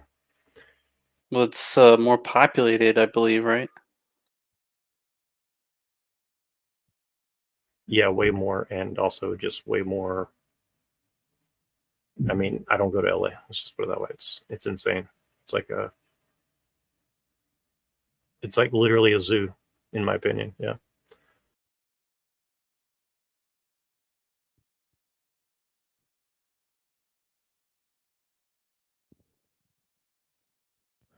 Yeah, this gets fucking crazier for sure. Uh, and we're gonna do a whole thing about cars, how inefficient cars are, based on this Ivan Illich piece. But it's crazy how he saw this idea, and he says one can almost say, taking society as a whole, the result of transition from horses to cars has been to increase in human softness. Okay. Now look at what he says here. He says, presently, somebody comes along with another invention, the airplane, for instance, which does not at first sight appear to make life safer. The first men who went up the airplanes were superlatively brave, and even today it must need an exceptionally good nerve to be a pilot. But the same tendency as before is at work. The airplane, like the motor car, will be made foolproof.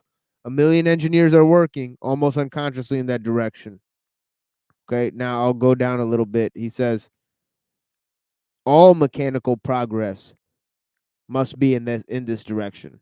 A machine evolves by becoming more efficient. That is by becoming foolproof. Hence the objective of mechanical progress, is a foolproof world, which the world can never become foolproof, because however high a standard of efficiency you have reached, there's always going to be some greater difficulty ahead. For example, he says, okay, when you've got this planet of ours perfectly into trim, you start upon the enormous task of reaching and colonizing another. But this is merely to push the objective further into the future. The objective itself remains the same. Colonize another planet, and the game of mechanical progress begins anew. For the foolproof world, you have substituted the foolproof solar system, the foolproof universe. In tying yourself to the ideal of mechanical efficiency, you tie yourself to the ideal of softness. But softness is repulsive, and thus all progress is seen to be a frantic struggle towards the objective which you hope and pray will never be reached. Now and again, but not often, you meet somebody who grasps that usually called progress also entails what is called degeneracy. Degeneracy. And who is nevertheless in favor of progress, he says. Okay, Yeah, or when I read Orwell, he's one of the only people that makes me want to simultaneously laugh and like cry at the same time. Yeah, it's terrible. Yeah, in a good way. Progress. I can't believe you wrote that. Yeah, it's a bootstrapping issue. You know, the progress is the hope that tomorrow will be better than today. But Hank's in the back, by the way, sir. Yeah. You know, if tomorrow is going to be the best day ever, then today is simultaneously the worst day of all time. Right? Because it's never it's never going to be as good as it can be in the future. You know, and which means that today is really the worst that it's ever gotten to. Right? So progress is a swindle. You know, technological progress is a swindle. You know, that's what Orwell says. He says all progress is a swindle. Let's go to this here. I think I missed that quote, but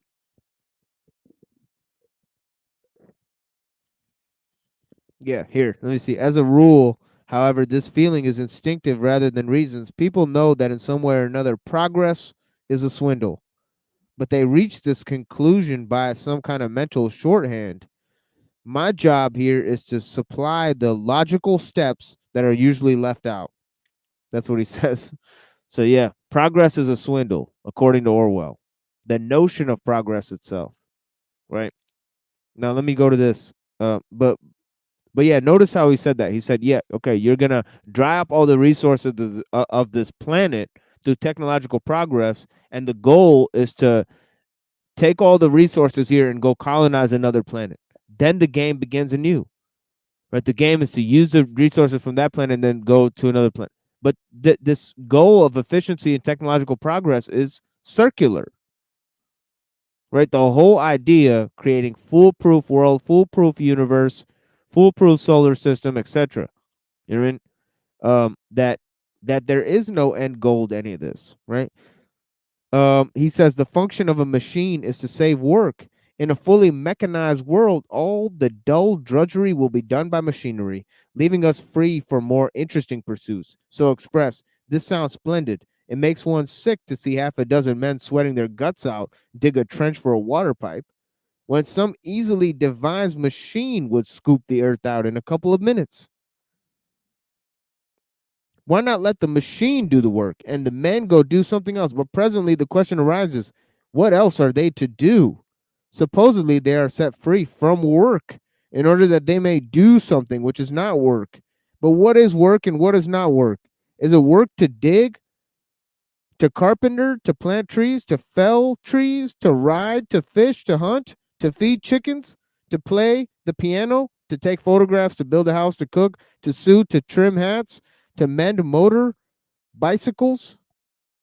All these things are work to somebody, and all of them are play to somebody. There are, in fact, few activities which cannot be classed either as work or play according to as you choose to regard them. The laborer set free from digging may want to spend his leisure or part of it playing the piano, while the professional pianist may be only too glad to get out of and dig a potato patch. Hence the antithesis between work as something intolerably tedious and not work as something desirable is false.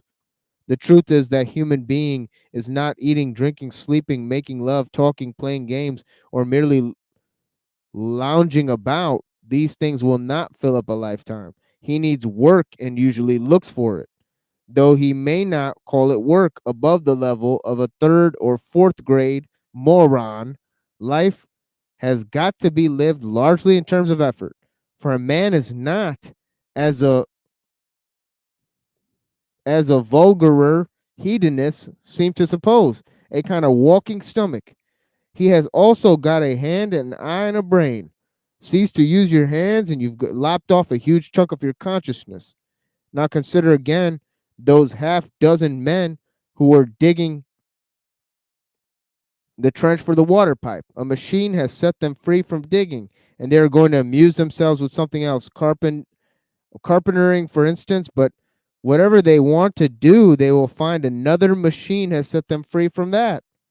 For in fully mechanized world, there would be no more need to carpenter, to cook, to mend motorcycles, etc., than there would be to dig. There is scarcely anything from catching a whale to carving a cherry stone that could be conceivably be done by machinery. The machine would even encroach upon the activities we now class as art. Okay, so the machine taking over art. Now he says, but it may be said, why not retain the machine and retain creative work? Why not cultivate an anachronisms, a spare time hobby? Many people have played with this idea. It seems to solve such beautiful ease and problems set by the machine. The citizen of a utopia, we are told, coming home from a daily 2 hours of turning and handle in a tomato canning factory, will deliberately revert to a more primitive way of life and solace his creative instincts with a bit of fretwork, pottery glazing, or hand loom weaving. But why this picture? Why is this a picture? Why is this picture an absurdity? He says, as it is, of course, because a principle that is not always recognized, though always acted upon, that so long as the machine is there, one is under an obligation to use it. No one draws water from the well when he can turn on the tap.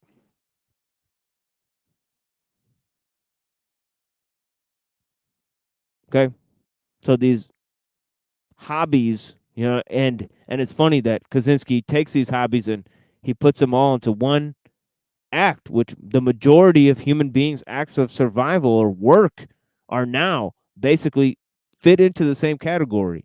They're not work that is for his livelihood, survival, for those things that are of personal value to the person, but they're surrogate activities. Those things that are done outside of those range of activities that I just mentioned and used in order to procure items for artificial needs. Okay. So that goes to a greater problem, right? Yes, so I understand the narrative, but there's a contradiction just in the universe to the narrative. So I think everyone's heard of Justin Wren's fight for the Forgotten Foundation, where they go and help the pygmies. But if mechanization is really bad, they should be the peak of humanity because they have the least of it and they're literally forgotten. So, what is Justin doing? He's pulling down the peak of humanity because they're forgotten, need help, and they'll die out. But they shouldn't do because they're the hardest people in the world, right? Because they don't have least mechanization. So it just doesn't make sense to me, the narrative. No, that's different. That's because they're pygmies. They're oppressed by the local population. Yeah, so that's a different problem, right? Well, not really, because if they're the peak of humanity, they shouldn't be oppressed by the other populations. No, they're not the peak of humanity. You don't flourish by getting rid of industrial technology. That's not the point. The point is that you chase the ideal of progress, and it collectively makes human beings less well off, right? So it's not just about the pygmies and one or two societies here. Even if we revert to the life of hunter gatherers, there's still going to be problems, big significant problems, right? Technology has solved a lot of problems, but the collective issues that we face, as a society as a whole with technology, right, are far worse off than the ones that can be solved by getting rid of it, right? So that's the proposition that's on the table. It's not that hunter gatherer life is better than life in a technological society. That's not the proposition that's being put on the table at all, right? There's no going back, to a primitive stage, right? No. And also, you can't predict large scale changes. It's just that we don't know where technological society is headed. We don't know where this game of progress is leading us. That's why we have to use a precautionary principle in order to look at critically at the growth of technology, right? So that we can slow down the growth, because that's the thing that's leading to large scale changes that we can't predict. Now, once the system collapses, obviously you can't mitigate the horrors and changes and the loss of human life that come with the collapse of the system. There's no way to mitigate those problems, right? So that's also part of it, right? It's just that if human beings say, well, the problems are too big with the system, then they'll collectively, turn the machines off, right? I guess that's true for electric cars, but they're coming back. So we got. Oh yeah, yeah. In terms of cars, we look at one aspect of the problem at a time. We can look at pesticides, cars. All of these are part of Yeah. an entire system. So yeah, the oil companies came and shut down electric cars like a century ago, but they're just coming back now. So yeah, yeah, and let me I need to run to work. See you guys later. Okay, Easy. for sure, Hank. Yeah, thank you for being here. Blessings.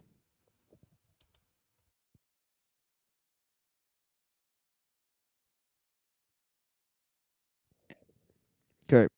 So he says the tendency of mechanical progress then is to frustrate the human need for effort and creation.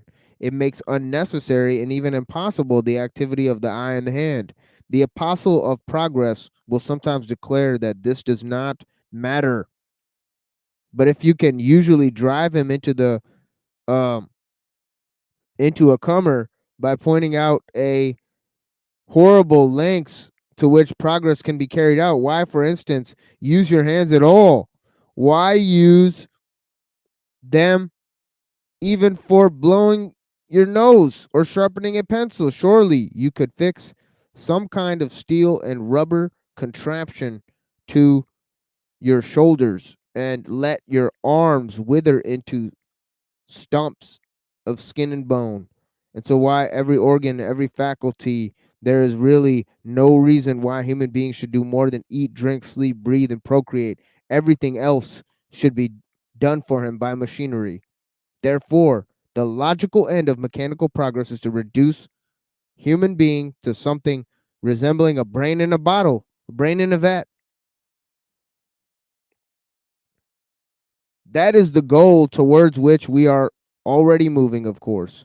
We have no intention of getting there, just as a man who drinks a bottle of whiskey a day does not actually intend to get cirrhosis of liver. The implied objective of progress is not exactly perhaps the brain in the bottle, but at any rate, the frightful subhuman depth of softness and helplessness. And the unfortunate thing is that at the present, the word progress and the word socialism are linked inseparably, he says. Inseparably. Inseparably.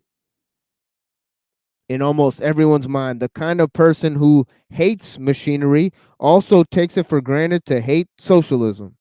The socialist is always in favor of mechanization, rationalization, modernization, or at least thinks that he ought to be in favor of them. Quite recently, for instance, a prominent ILPer, I don't even know what that is, but yeah, he says he confessed to me that with a sort of wistful shame, as though it were something faintly improper, that he was fond of horses. Horses, you see, belong to a vanished agricultural past. All sentiment for the past carries it the vague smell of heresy. I do not believe that this need necessarily be so, but undoubtedly it is so. And in itself, it is quite enough to explain the alienation of the decent minds from socialism. Okay. And yeah. So yeah, he talks about different ideas here. Oh, that was all Orwell. Yeah, this is all Orwell. Yeah. That's amazing. And I wanted to say really quick, I wish Hank was still here because me and him go back and forth on solipsism. And Pill Eater pointed out a nice thing, gave me a name for something that I've been working around, which is anti-realism. And I think that's kind of the bridge between where people can understand what's going on without becoming a solipsist, because I think what Orwell's saying is the crux of the whole thing is like the end goal is basically going to put us in a brain in a jar at best, and more likely we just won't exist. Essentially, I mean, it's like or a brain in a VR headset or something. Yeah, exactly right. And I think that's what I think that's like the simplest way to describe what we're facing. Leave it to Orwell to like actually make it palatable, so people can actually like comprehend what we're really talking about. But yeah, it's pretty amazing that he said that.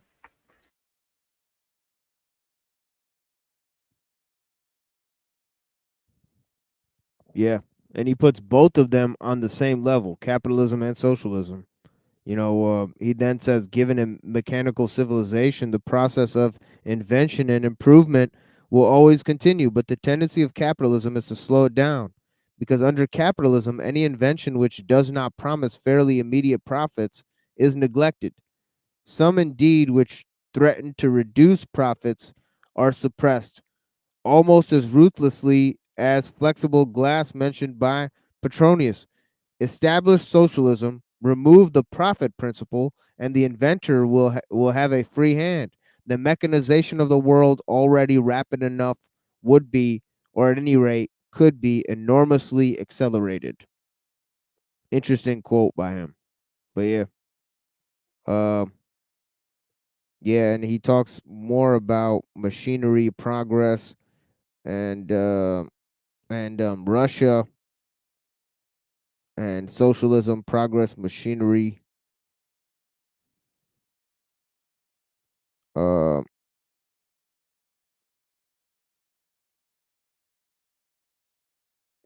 And yeah, interesting thoughts by Orwell. One of the primary people that they cite when they're talking about totalitarian states. Well, look at what he's saying about totalitarianism and the use of technology. In chapter 13, he gives some interesting thoughts. He says, the distaste for progress and machine civilization, which is so common among sensitive people, is only defensive Is only defensible, as an attitude of mind. It is not valid as a reason for rejecting socialism because it presupposes an alternative which does not exist. When you say, I object to mechanization and standardization, therefore I object to socialism, you are saying, in effect, I'm free to do without the machine if I choose. Which is nonsense. We are all dependent upon the machine, he says. And if the machine stopped working, most of us would die. You may hate the machine civilization. Probably you are right to hate it. But for the present, there can be no question of accepting or rejecting it. The machine civilization is here. And it can only be criticized from the inside because all of us are inside of it. It is only romantic fools who flatter themselves that they have escaped like the literary gent in his two-door cottage with bathroom H dot and C dot. I don't even know what that means. And the he-man who goes off to live a primitive life in the jungle with a Manschlicker life rifle and 4 wagon loads of tinned food. More references I don't understand. But yeah. Almost certainly the machine civilization will continue to triumph. There is no reason to think that it will destroy itself or stop functioning of its own accord. For some time past, it has been fashionable to say the war is presently going to wreck civilization altogether. But though the next full-size war will certainly be horrible enough to make all previous ones seem a joke, it is immensely unlikely that it will put a stop to mechanical progress. And he was right. It didn't. Right? It didn't do it. Right? So, anyways, there again, he says, once socialism is in a way to be established, then who can see through the swindle of progress will probably find themselves resisting. In fact, it is the special function to do so. In the machine world, they have got to be a sort of permanent opposition. Interesting. Okay. And now let me move to Illich, who talks about the car. Interesting things that he says about it that will that will really, paint the picture very clearly for you guys. And Illich was a socialist and saying all of these things. So it's interesting. Because he's saying, well, the most socializing technologies are those ones that are local, that are small scale. you know, large scale technologies lead to increased centralization, right? They lead to huge bureaucratic arms of government, right? They cause, the development of cities and urban sprawl, right? We talked about this, right? The increase in population density, right? And the growth of cities, right? And, we talked about this, how the cities are a hub of two things, right? Both international trade and technological progress, right? And also cultural,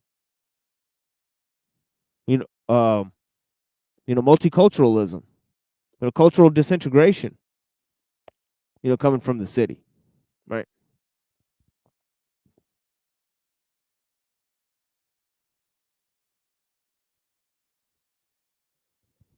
As a natural effect of the growth of technology is the growth of cities.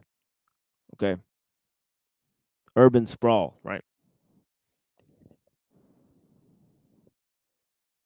So, you may resist, the effects of the city for a while, but the cities are growing, right?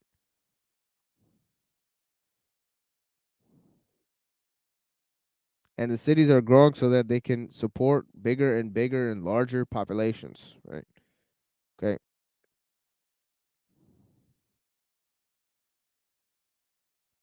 Now let me go to this here.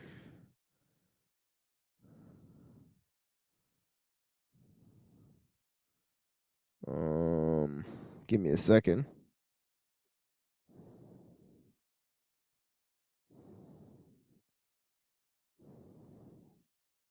And I'll open up energy and equity by Ivan Illich, right? Who also wrote Deschooling Society. Very important work on the dangers of the education system, right? A public school system, right? Okay.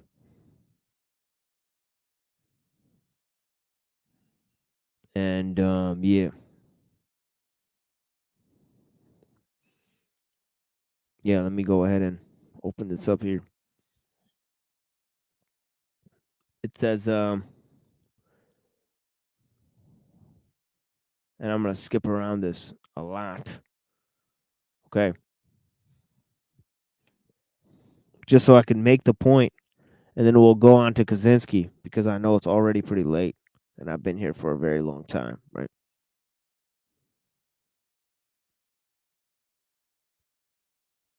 But yeah.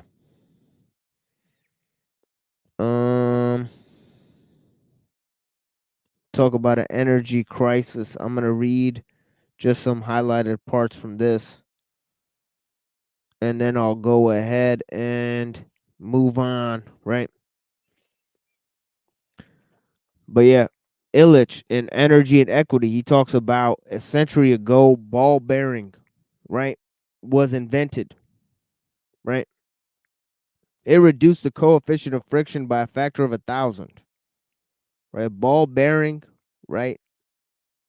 Well calibrated between two Neolithic milestones, man could now grind in a day what took ancestors a week, right? Ball bearing also made possible the bicycle, right? Okay, allowing the wheel, okay, probably the last of the great Neolithic inventions to become useful for self-powered mobility. Okay. Man unaided by any tool gets around efficiently. He carries 1 gram of his weight over a kilometer of 10 minutes by expanding 0.75 calories. Man on his feet is thermodynamically more efficient than any motorized vehicle and most animals. The invention and simultaneous application during the European Middle Ages of a stirrup, shoulder harness, horseshoe increased thermodynamic efficiency of a horse by a factor of up to 5 and changed the economy of medieval Europe. It made frequent plowing possible and thus introduced rotation agriculture. Okay. It allowed the cultivation of northern soil, shifted the center of power into cold climates, the building of the first ocean-going vessels by Portuguese in the 15th century under the aegis of developing European capitalism laid the solid foundation for globe-spanning culture and market. Okay, these technological advances laid the groundwork for advances in agriculture, right? Food production, okay?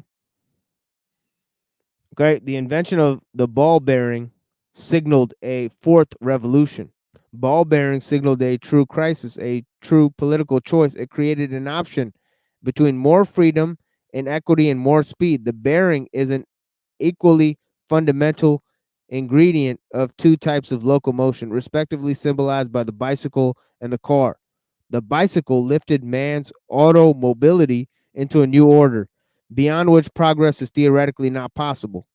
In contrast, the accelerating individual capsule enabled societies to engage in ritual of progressively paralyzing speed. The monopoly of ritual application over a potentially useful device is nothing new.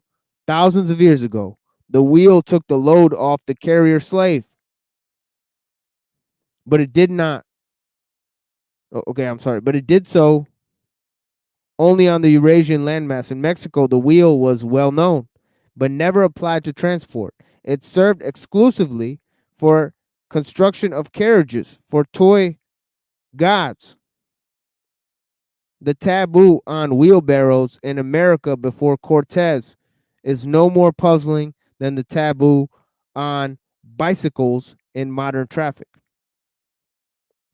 It is by no means necessary that the invention of the ball bearing continue to serve the increase of energy use and thereby produce time scarcity, time consumption, and class privilege.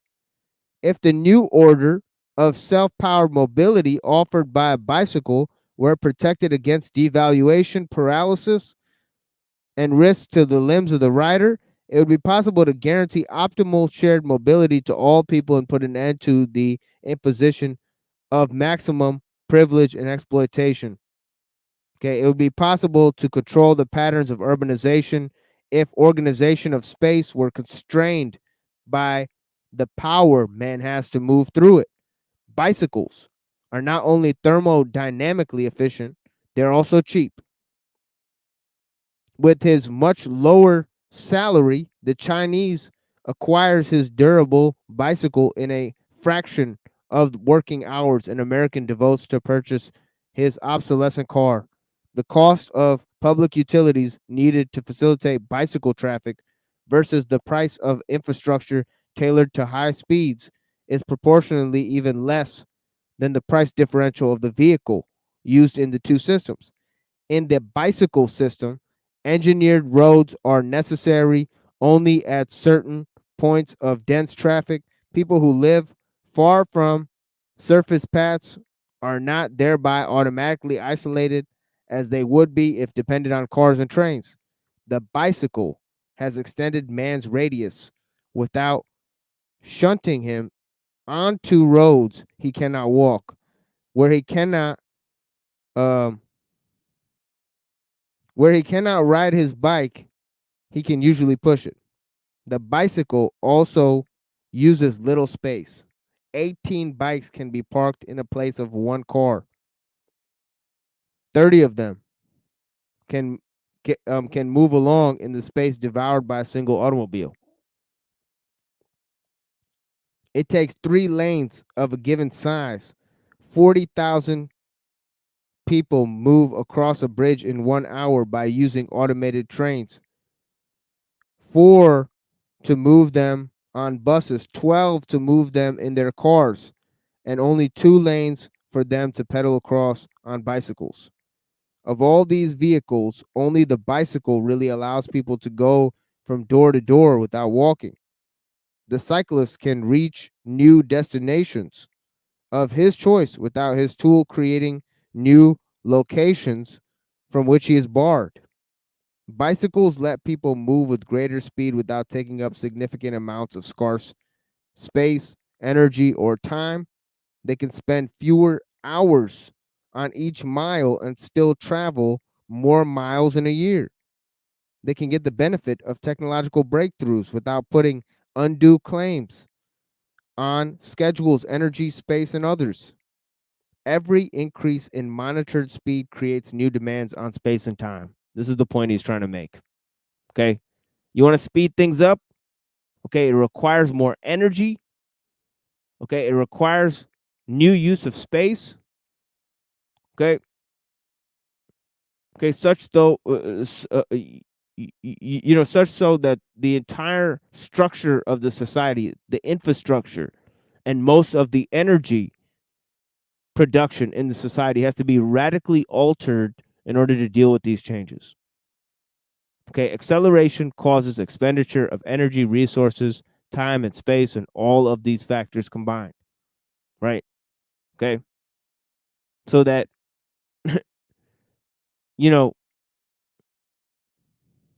acceleration causes an exorbitant waste on the other end, an exorbitant expenditure of human resources and energy and effort on the other end, so that it becomes inefficient over a large scale.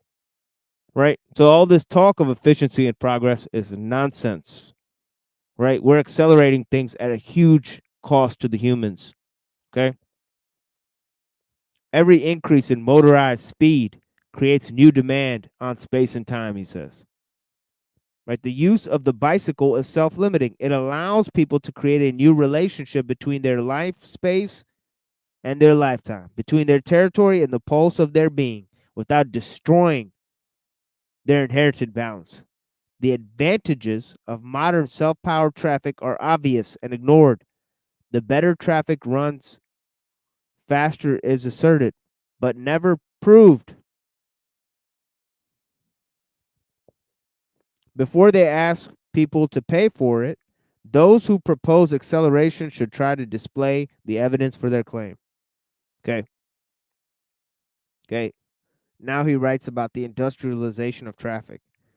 He said the contradictions between social justice and motorized power, between effective movement and higher speed, between personal freedom and engineered routing become poignantly clear. Enforced dependence on automobile machines then denies a community of self-propelled people just those values supposedly procured by improving transportation, he says. Okay. He says people on their feet are more or less equal. People solely dependent on their feet move on the spur of the moment, 3 or 4 miles per hour in any direction, in any place, which they are not legally or physically barred.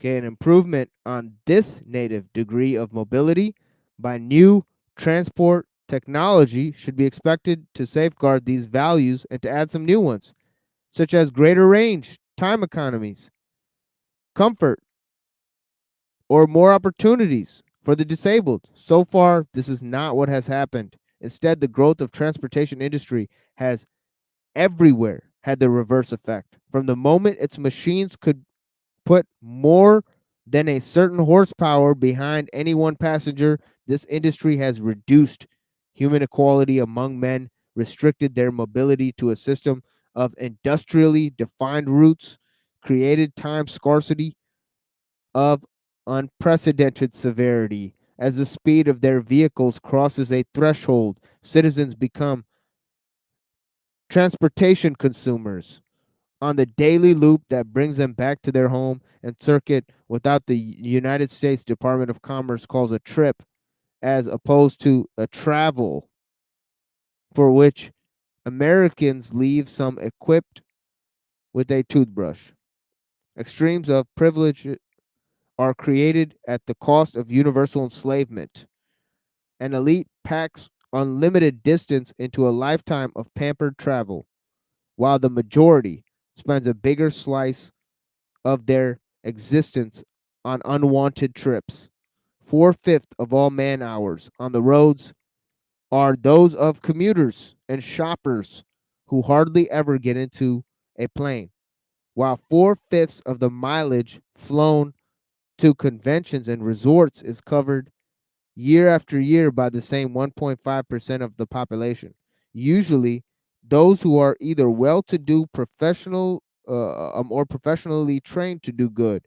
The speedier the vehicle, the larger the subsidy it gets from regressive taxation. Barely 0.2% of the entire United States population can engage in self-chosen air travel more than once a year, and few other countries can support a jet set which is that large.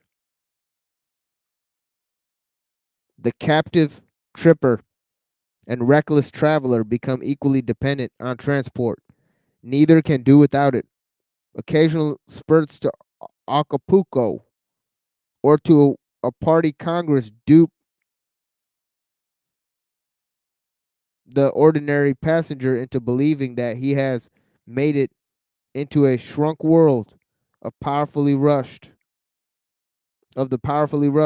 The occasional chance to spend a few hours strapped into a high-powered seat makes him think him an accomplice in the distortion of human space. Man has evolved physically and culturally together with his cosmic niche. What for animals is their environment he has learned to make into his home. His self-consciousness requires as its complement a life space and a lifetime integrated by the pace at which he moves. If the relationship is determined by the velocity of vehicles rather than by the movement of people, man, the architect, is reduced to a status of mere commuter. Let me read that again, because this is such a fucking crazy point. He said, man has evolved physically and culturally together with this cosmic niche. What for animals is their environment, he has learned to make into his home. His self-consciousness requires as its complement a life space and lifetime integrated by the pace at which he moves. Okay? There's a link between man's speed and his ecological framework, right? If that relationship is determined by the velocity and vehicles rather than by the movement of the people, man the architect is reduced to a status of mere commuter. Okay? Okay. Now he spends 4 of his 16 waking hours on the road or gathering his resources for being on the road. Okay?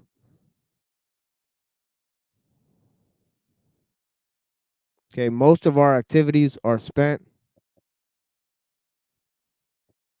procuring our time in the automobile, which is supposed to save us time while completing our daily activities. What a waste. Right? And how does that not lead to an energy crisis, right? Right? The communities we've designed are not made for humans. They're made for machines. Right?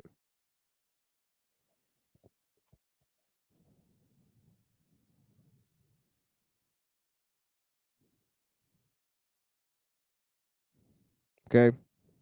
Now he talks about technocracy and the development of a computerized Leviathan, right?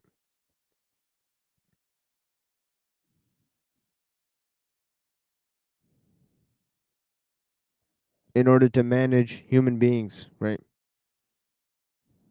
Social relations must be dictated by technocracy. Will be eventually and will be equally degrading whether labeled capitalist or socialist, he says. At this moment, most societies, especially the poor ones, are still free to set their energy policies by any of 3 guidelines, right? He says the first approach would stretch tight management of scarce and destructive fuels on behalf of industry, whereas the second would emphasize the retooling of industry in the interest of thermodynamic thrift. The first 2 attitudes necessarily imply a huge public expenditures and the increased social control. Both rationalize the emergence of a computerized Leviathan. And both are being presently discussed. The possibility of a third option is barely noticed. While the people have begun to accept ecological limits on maximum per capita energy use, the condition for physical survival, they do not yet think of the use of the minimum feasible power as a foundation of any various social orders that would be modern and desirable, right? Right? What about low energy, low technology, right? Participatory democracy, right? Local communities, smaller communities, right? Scaling down, right? That's not presented as a solution. Nowhere is that presented as a solution, right? Even though it's a clear option, right?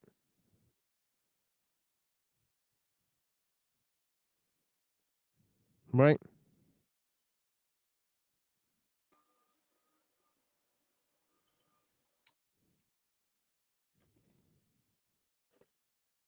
Anyways,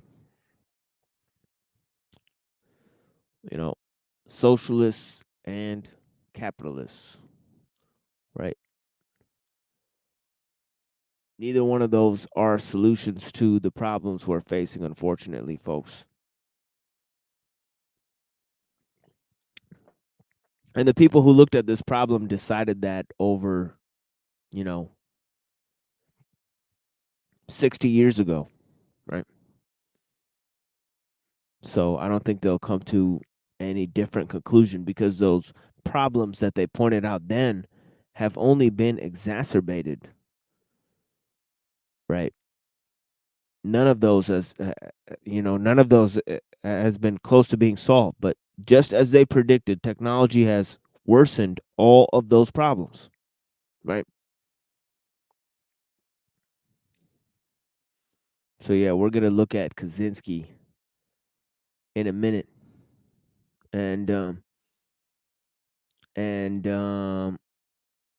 yeah, we're gonna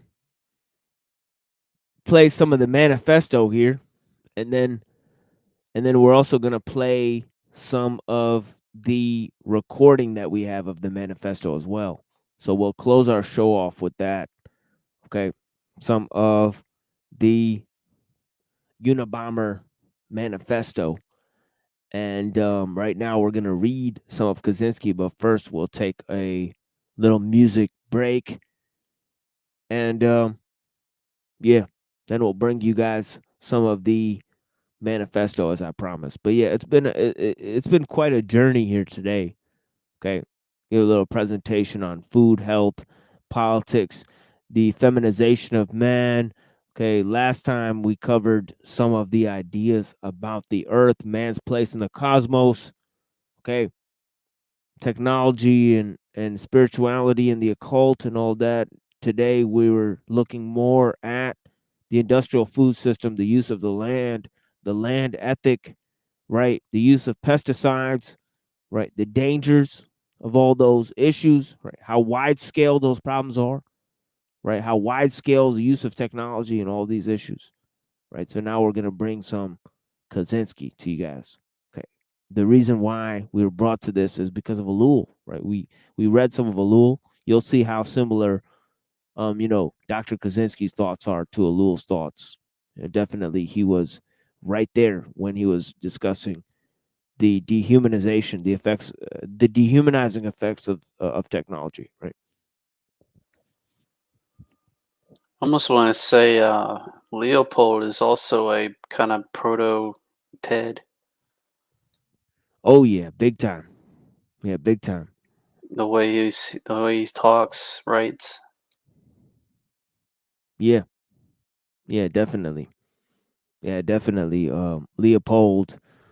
And it's very interesting how different his idea of the land is to somebody like Locke. It's like totally different. A totally different conception. And Gates, for that matter. Yeah, definitely. And then how different people like Russell and Orwell are to each other. The Fabian socialists and these people that were about art and society and and politics, right? And also tradition, human traditions, the fortification of those human traditions and the loss of them by these systems, the utopian designs and the call for world government and the need for a monoculture in order to supplant these issues and to deal with the effects of technology on human society, right? Which was widespread cultural disintegration, right? But yeah, definitely get into that in a minute. But yeah, thank you guys for joining us. I shapeshift to a split, light myself up, ignite the mic and felt up. Your so-called butter shit get melt up. Your mic is falling off, needs to be helped up. Snatch your rap belt up, the blaze of Tron. Eon, the phenom, I'm on par with rap stars. Fascist dictators, dicks starve up, and I'm playing Space Invaders. Standing so close, baby, you liable. Turn your rap Bible to the false idol. I be bringing doom to the groom, snatching up the bridle. A hot paragraph, infested Ebola. Fuck you up like Pop Rocks and Coca-Cola. Trying to be cute like Munchie Cheese. Really catching up from munching on these. Hundreds, please, honey, don't make a peep. In 2G, it's only our word that we keep. You in the wrong place. You in the wrong time. You with the wrong someone. Smart peddlers, false poets get done.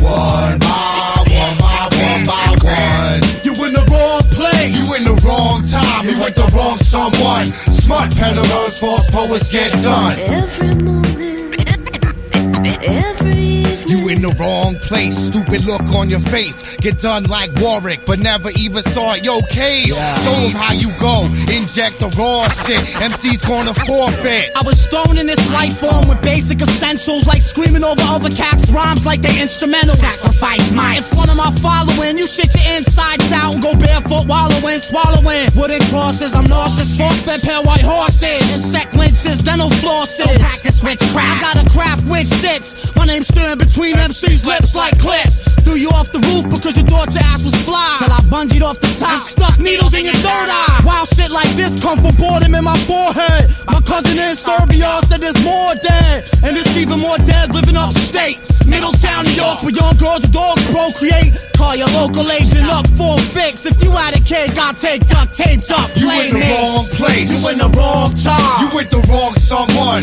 Smart peddlers, false poets get done. One by one by one by one. You in the wrong place. You in the wrong time. You with the wrong someone. Smart peddlers, false poets get done. Every morning, every evening. When the weakest of the food chain steps it up, you might come complete with a lot of bullshit. Witness legendary tales as opposed to clones. They like microscopic versions of Indiana Jones. Written arcs, I lost, doom the temple of course. Going out like the last crusade against the sword.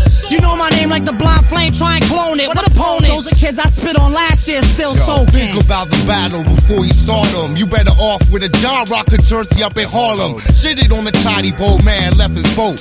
Left him fucking drowning in the dreck that I quote. I turned his tranquil land into a savage garden. Eon run through New York like Curtis Martin. The shit talker, the spitting little bug. I'm watching you children like the babysitter does. You in the wrong place. You in the wrong time. You with the wrong someone. Smart peddlers, false poets get done.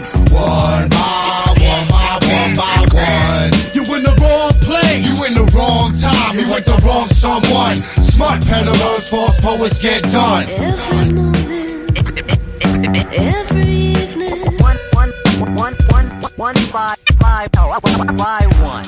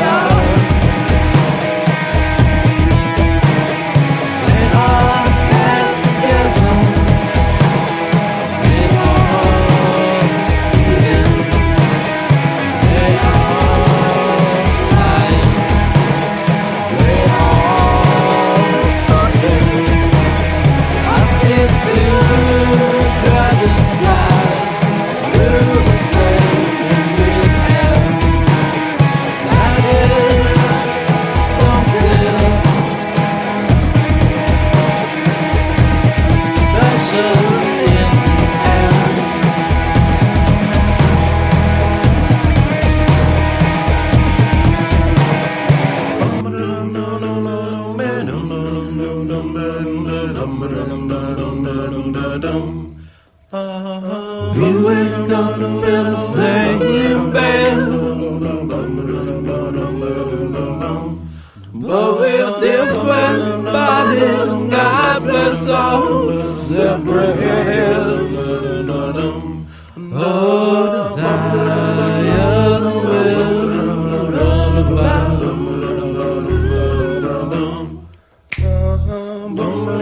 That's what the geese were all roaring about.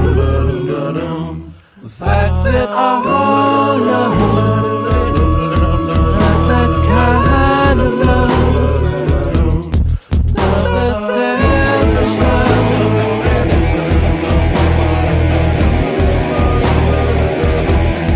Says what's yours is mine,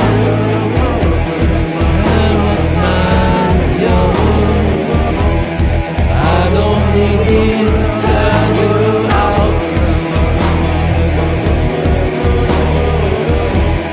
You don't need to turn me into your heart.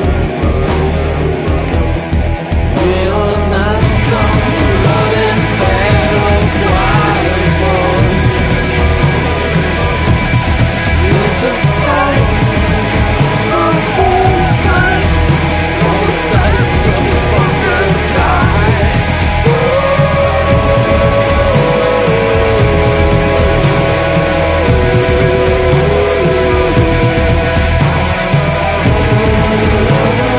The only code of ethics that would truly protect freedom would be one that prohibited any genetic engineering of human beings, and you can be sure that no such code will ever be applied in a technological society.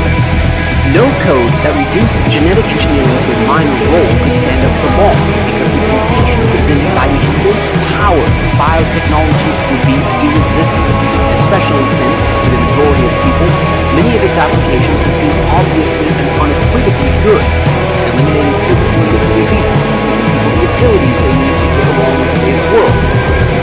Inevitably, genetic engineering would be used extensively, but only in ways consistent with the needs of the industrial technological system. Technology is a more powerful social force than the aspiration for freedom. 125. It is not possible to make a lasting compromise between technology and freedom, because technology is by far the more powerful social force and continually encroaches on freedom through repeated compromises. Imagine the case of two neighbors, each of whom at the outset owns the same amount of land, but one of whom is more powerful than the other.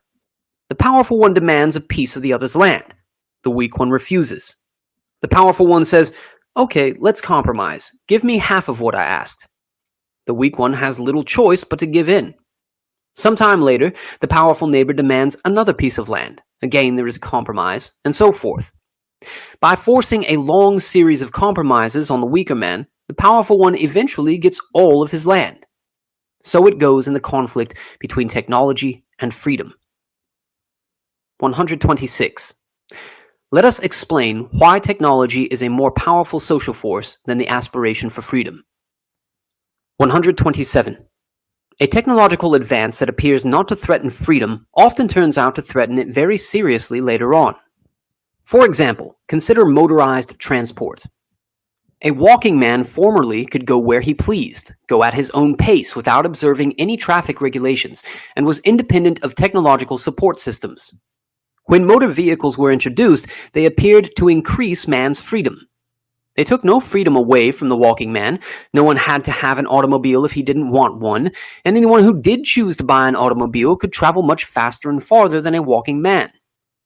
But the introduction of motorized transport soon changed society in such a way as to restrict greatly man's freedom of locomotion. When automobiles became numerous, it became necessary to regulate their use extensively. In a car, especially in densely populated areas, one cannot just go where one likes at one's own pace. One's movement is governed by the flow of traffic and by various traffic laws. One is tied down by various obligations: license requirements, driver test, renewing registration, insurance, maintenance required for safety, monthly payments on purchase price. Moreover, the use of motorized transport is no longer optional. Since the introduction of motorized transport, the arrangement of our cities has changed in such a way that the majority of people no longer live within walking distance of their place of employment, shopping areas, and recreational opportunities, so that they have to depend on the automobile for transportation. Or else they must use public transportation, in which case they have even less control over their own movement than when driving a car. Even the walker's freedom is now greatly restricted. In the city, he continually has to stop to wait for traffic lights that are designed mainly to serve auto traffic. In the country, motor traffic makes it dangerous and unpleasant to walk along the highway. Note this important point that we have just illustrated with the case of motorized transport. When a new item of technology is introduced as an option that an individual can accept or not as he chooses, it does not necessarily remain optional. In many cases, the new technology changes society in such a way that people eventually find themselves forced to use it. 128. While technological progress as a whole continually narrows our sphere of freedom, each new technical advance considered by itself appears to be desirable. Electricity, indoor plumbing, rapid long-distance communications. How could one argue against any of these things, or against any other of the innumerable technical advances that have made modern society? It would have been absurd to resist the introduction of the telephone, for example. It offered many advantages and no disadvantages. Yet, as we explained in paragraphs 59 to 76, all these technical advances taken together have created a world in which the average man's fate is no longer in his own hands or in the hands of his neighbors and friends, but in those of politicians, corporation executives, and remote anonymous technicians and bureaucrats whom he as an individual has no power to influence. The same process will continue in the future. Take genetic engineering, for example. Few people will resist the introduction of a genetic technique that eliminates a hereditary disease. It does no apparent harm and prevents much suffering. Yet a large number of genetic improvements taken together will make the human being into an engineered product rather than a free creation of chance, or of God, or whatever, depending on your religious beliefs. 129. Another reason why technology is such a powerful social force is that, within the context of a given society, technological progress marches in only one direction. It can never be reversed. Once a technical innovation has been introduced, people usually become dependent on it, so that they can never again do without it, unless it is replaced by some still more advanced innovation. Not only do people become dependent as individuals on a new item of technology, but even more, the system as a whole becomes dependent on it. Imagine what would happen to the system today if computers, for example, were eliminated. Thus, the system can move in only one direction, toward greater technologization. Technology repeatedly forces freedom to take a step back, but technology can never take a step back, short of the overthrow of the whole technological system. 130. Technology advances with great rapidity and threatens freedom at many different points at the same time, crowding. Okay, now this is very apparent in the example that we just put forward, of the automobile, and the based on the example that Kaczynski himself uses, right? Now, the introduction of the automobile, it doesn't just lead to changes in human transportation, right? Or advantages in human transportation. No, it leads to changes of space within a city. The whole city and the municipal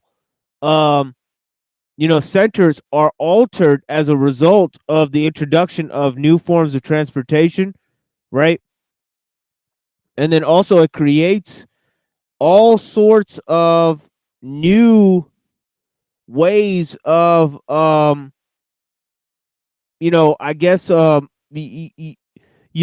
sorts of ways of time, that don't really exist.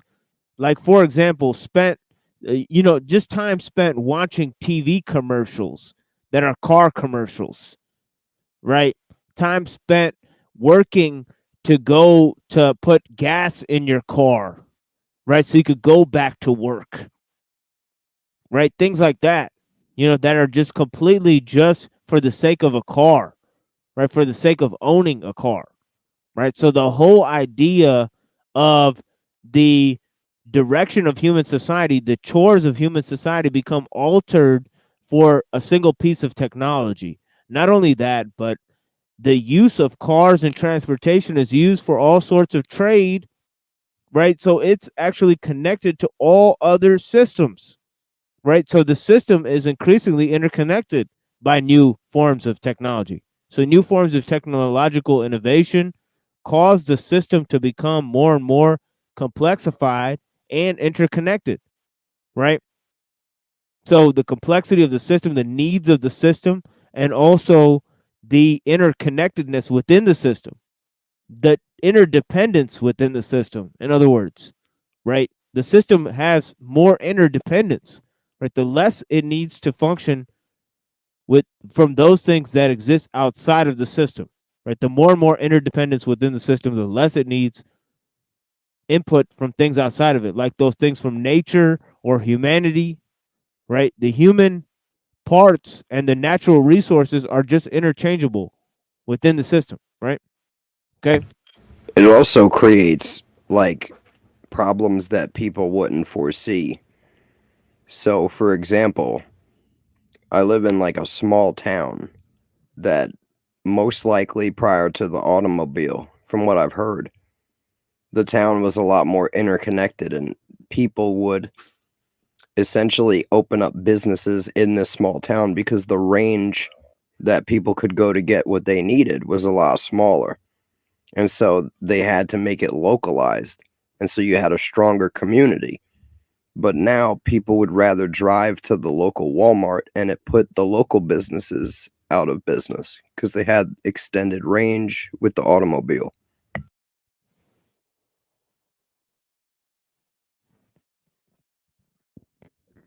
Yeah, that fits perfectly into what Illich was saying. To quote him again, he says, "Man has evolved physically and culturally together with his cosmic niche.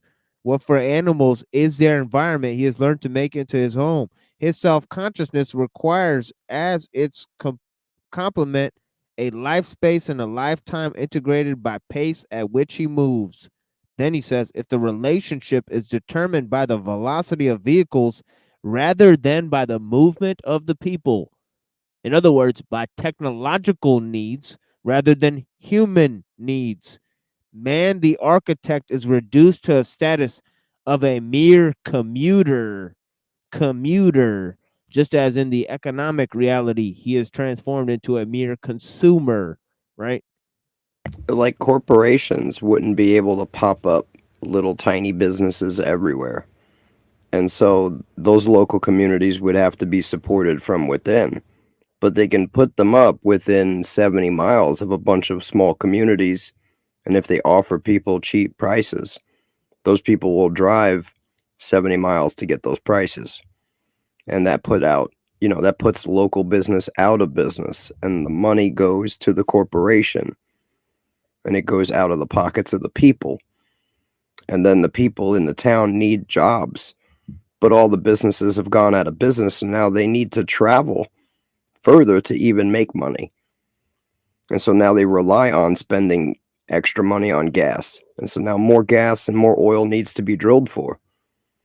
And it's a vicious cycle that puts the money in the hands of the ruler and takes it out of the pockets of the people. And that's just on a small scale.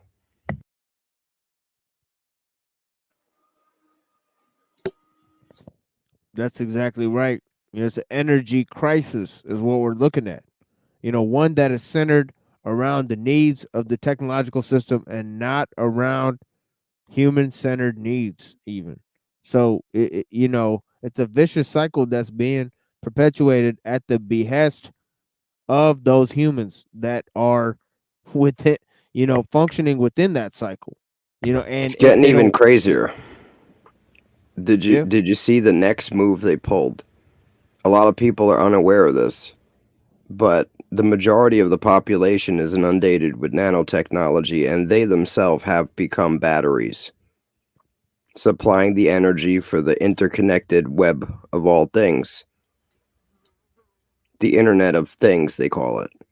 And it's operating on real low frequency, but the frequencies jump from person to person and to the towers and to the 5G systems and to the phones. And this is all happening in the background, underneath all of the shit that you're seeing on the surface, in the code. So you got your phone. You never see the operations that your phone's doing underneath. But you ever see your phone lags out and does weird stuff and starts sending data? What is it doing? You're not doing anything to the phone. It's just sending data. What data? You know what I'm saying? These are micro packets. Human beings have been turned into the new energy source, batteries. And people are unaware of it. They just think they're feeling bogged down, tired. You know, they think they got brain fog. They think they got these new diseases. That's not true. They've had full systems assembled in their body, and they've become a battery and another node in the blockchain of the Internet of Things.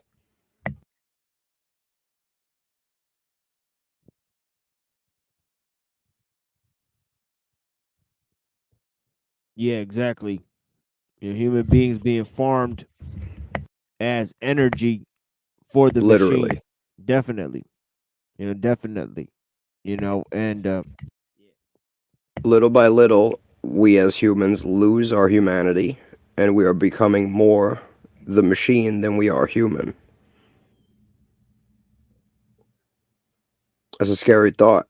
At what point do you not be a human? At what point are you now the machine? I mean, we see it on the surface level. We see just the beginning.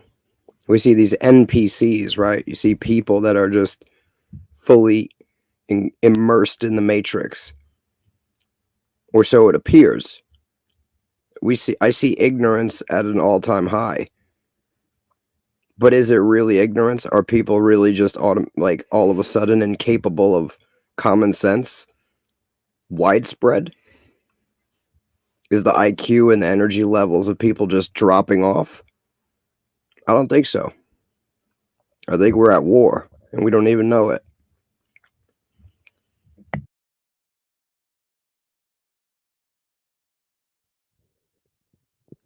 yeah, definitely some of these things that on this show seem obvious and seem you know, everybody in the chat agrees and all the people watching agree, and the people that are even watching that don't agree say, man, this is some obvious shit that you're saying. You know, it's like shit that we already knew about and all this type of stuff. Yeah, well, how come you can't explain it to me? You can't show me any writings or sources that contain any of this information. And where's your critiques of the system and all these things? And how come there's no shows that are basically saying exactly the same things that are going on in this show? There's literally zero. If all of these things are obvious, then how come no critiques of the system exist? Every single person that's online is trying to follow the status quo, and there's a good reason for that. You know, nobody is there taking a critical look at what's going on around us. You know, there's almost zero shows. You know, there's all of these shows that are going to be under the title "Was the Unabomber Right?" You know, go into YouTube and type in "Was the Unabomber Right?" You'll take in hundreds of shows with that title. None of them are talking about the problems that we've mentioned here, right on the show. Right, just those everyday critiques of the shit. This show is, I want to say, like a fucking outpost, you know, in a desert of knowledge when it comes to the internet. It's most likely shadow banned heavily, and they're not going to allow people to see it. Like, I can't find your show unless I directly search for you. And so that's the issue that, you know, I believe you're going to have is in the growth department, or even getting the message out there, is that if you don't know this show exists, you never will. And so it needs to be shared in other means. Like, if you do watch this show, You need to share it with people who also have an open mind because they'll never find it. That's the reality. They don't like the truth on the internet. And if you go and type in open panel and click live, the only thing you're going to find on YouTube is tons and tons and tons of shows spitting nothing but hatred and drama and pushing agenda. That's and it. garbage. That's the garbage. That's literally it. It's mostly fake. For the most part, it's just fake. It's just people having fake drama, talking about fake nonsense, all for views and clicks. People have become essentially panderers. Yeah, and I've thought of going around and going to these different shows and trying to extract members of their audience to come and check out the content. These people don't stay very long. These people are inundated. Their brains are basically slop. You know, I got an idea for you, bro. Yeah. We need to get a QR code that goes directly to your channel and put some really cryptic sounding shit on the page and just print them bitches out. And anybody who likes the show, print them bitches out, bro, and just go slap them up everywhere in some good locations. We got to get people from the real world who have a mind that's open to find this. No bots. You know what I'm saying? You reach out into the real world and pull them into the internet so you can give them the knowledge. It's kind of ironic, but yeah. I mean, they're on the internet anyway, but you got to get them from the real world because the people already on the internet are fried. For the most part, they're done. Their brain is turned into gravy from constantly just consuming garbage content that they don't even know what good content is anymore. They just need dopamine hits and more garbage. It's like junk food. You can't get someone who just eats Cheetos and honey buns to start eating salads. They don't want it. Doesn't have enough flavor. Doesn't have enough salt. They can't even taste it. Exactly. That's what the majority of the audience of the internet is. It's just a bunch of junk food junkies that can't even taste truth anymore. They don't have the attention span. Yeah, that's why on Wednesday I might do like more of a musical show and just like look at some YouTube videos and shit and just kind of try to draw the people in because yeah, lots of people get intimidated by this level of conversation. And then also, if I try to go on these other shows and try to promote the content here, try to gain audience or new subscribers, because that's a way to promote the show and gain and grow the channel. But the thing is that when you're on these other shows, you feel fucking sleazy because these fuckers are talking about straight up garbage the whole time. So it's just like the most of the time I'm sitting there quiet, and then once in a while somebody will bring up some type of non-degenerate, topic or material, and then I'll fucking chime in, but most of the time it's very, very difficult to even try to promote the views and any of the sane goals and aspirations of this channel on other channels because it's just completely, bereft of anything that sounds even half sane. It's like they're trying to corrupt people's minds. So, it is what it is. And I'm not going to talk about anybody in particular because I'm talking about every single fucking show. We look far and wide. There's literally no shows. There's literally no fucking shows. I So have I not mean found that with one. love. Yeah, I know. I mean that with love. But like, yeah, I mean, if you guys know shows that cover material like this, once in a while somebody will recommend like one or two things. It's never, it's never similar. You know what I mean? Nobody talking about Skrbina or Kaczynski in the way they should. Oh yeah, yeah, definitely not. There is the Neurojack channel that does host some good content sometimes. That's like maybe it's a acquired taste, I guess. Yeah, I we got feel like Neuro. Mel Gibson in that movie, conspiracy theory when they strap him to the chair and give him acid and make him watch like 20 screens? Exactly. That's what the Yeah. internet feels like now. I can tell you that from someone who started 25 years ago on the internet till today. Doesn't help that they're it feels very much limiting like the we're strapped to searches. it. Say again, sorry. The whole dead internet is real. Like searching for stuff, it's getting Yeah, worse and worse. there's so much stuff that's been memory hold in the last 5 years. Like I can't even begin to tell you. Like it's like it's insane. Like literally, there's like 10 years of internet history missing, in my opinion. Like you can't find shit. It's like from like 2010 to 2020, it's like gone. You know, I don't know where it happened, but you can't find like like internet history anymore. I don't know what happened, but that's how it feels to me. It's like you can find some of it, but you've got to like piece together things and like stuff that I saw. I tried to save some on documents and stuff, but like if I had known 10 years ago what I know now, like I would have like screenshotted, 100,000 images and uploaded it somewhere, because if I try to explain what I saw back then, people won't believe me, like it's really crazy. Yeah. But you gotta, for some things, you have to really store it offline, or else they're just gonna get at it if they really want to get rid of it. That No, is. yeah, exactly. I agree with you, and I think that's why I'm so concerned. Because, yeah, I mean, how do you explain to someone who's 15 years old right now or 10 years old right now, like, hey, Orwell is like reality right now? Then to tie it back to earlier, it's not only is it memory hold, it's the diet, it's the diabetes of the brain, so we forget shit, misremember. It's just like it makes it all too easy for them to just be able to hide stuff.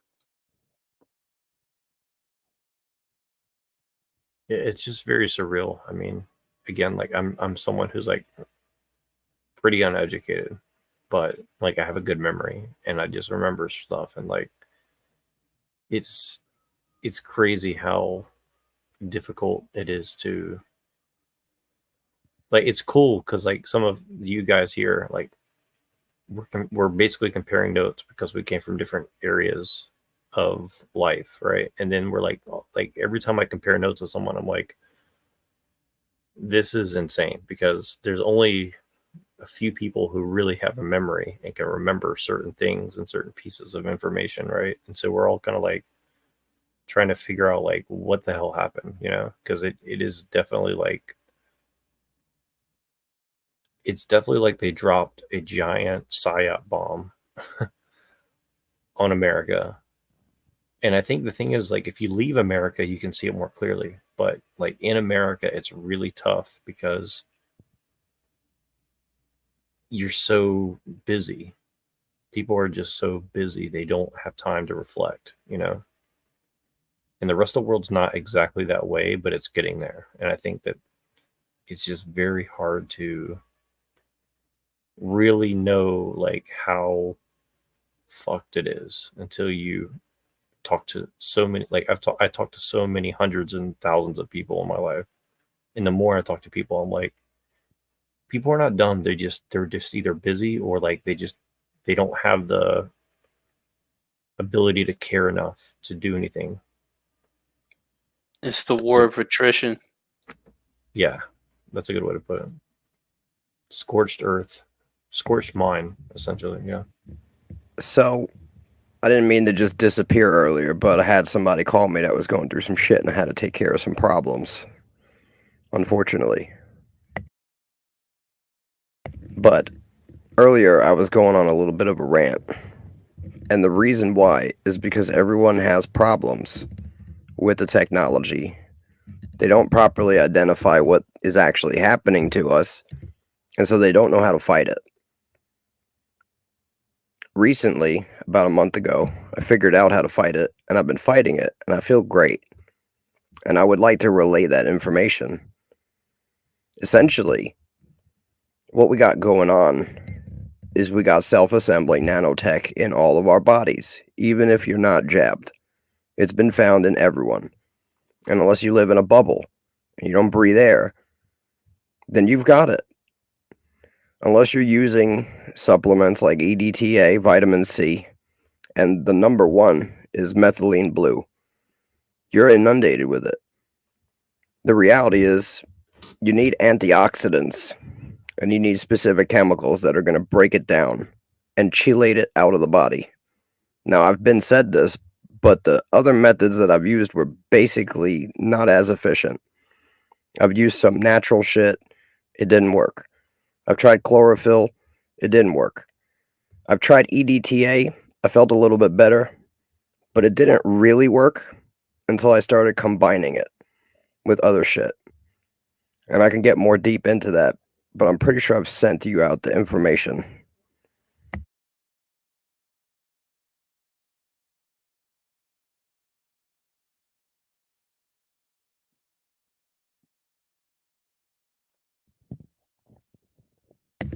Like, if you plan on existing in the future, you can't just walk through the reality completely fucking inundated with self-assembling nanotech that monitors your shit, uses you as a battery, and is constantly trying to take over your biology.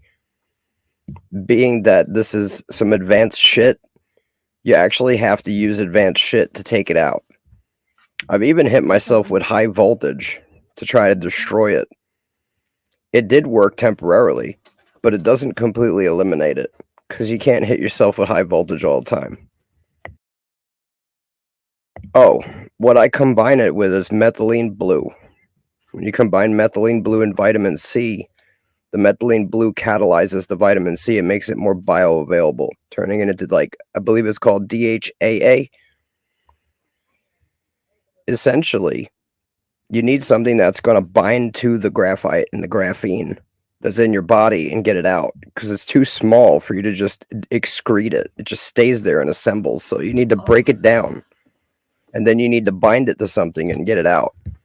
Methylene blue electromagnetically attracts it and binds to it and allows it to be excreted out in the urine. And you'll know when it comes out because it'll be blue. It also has a lot more benefits, but we don't even have enough time to go through all of it. It's been hidden from the population because methylene blue was the first synthetic drug ever created. It works metabolically, and it does not work genetically. They don't want it out there because it basically puts Big Pharma out of business. It cures most diseases by fixing the root cause of the problem, which is damage to the mitochondria and inefficient mitochondria. Mitochondria are the powerhouses of your cells, and there's a process where when your body creates energy, it goes through the mitochondria. I can't remember the exact name of the reaction, but essentially, most people can't metabolize and utilize the energy their body's producing, and this enables it to work properly. It also does a lot more. You're gonna have to look into it.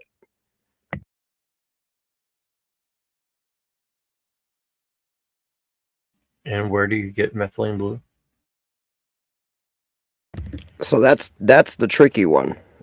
You can get methylene blue a lot of places, but you don't want to just take any methylene blue you find. Most methylene blue is chemical or lab grade, and it's really cheap. There's two companies that produce FDA approved methylene blue. One of them is called CTZL, and they're out of India.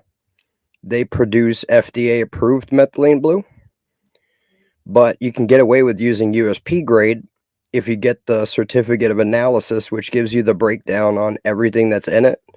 And you're going to want to make sure that you have really low levels of certain heavy metals that are going to be found in methylene blue, because the way that it's created, they use a lot of different heavy metals and solvents to make it.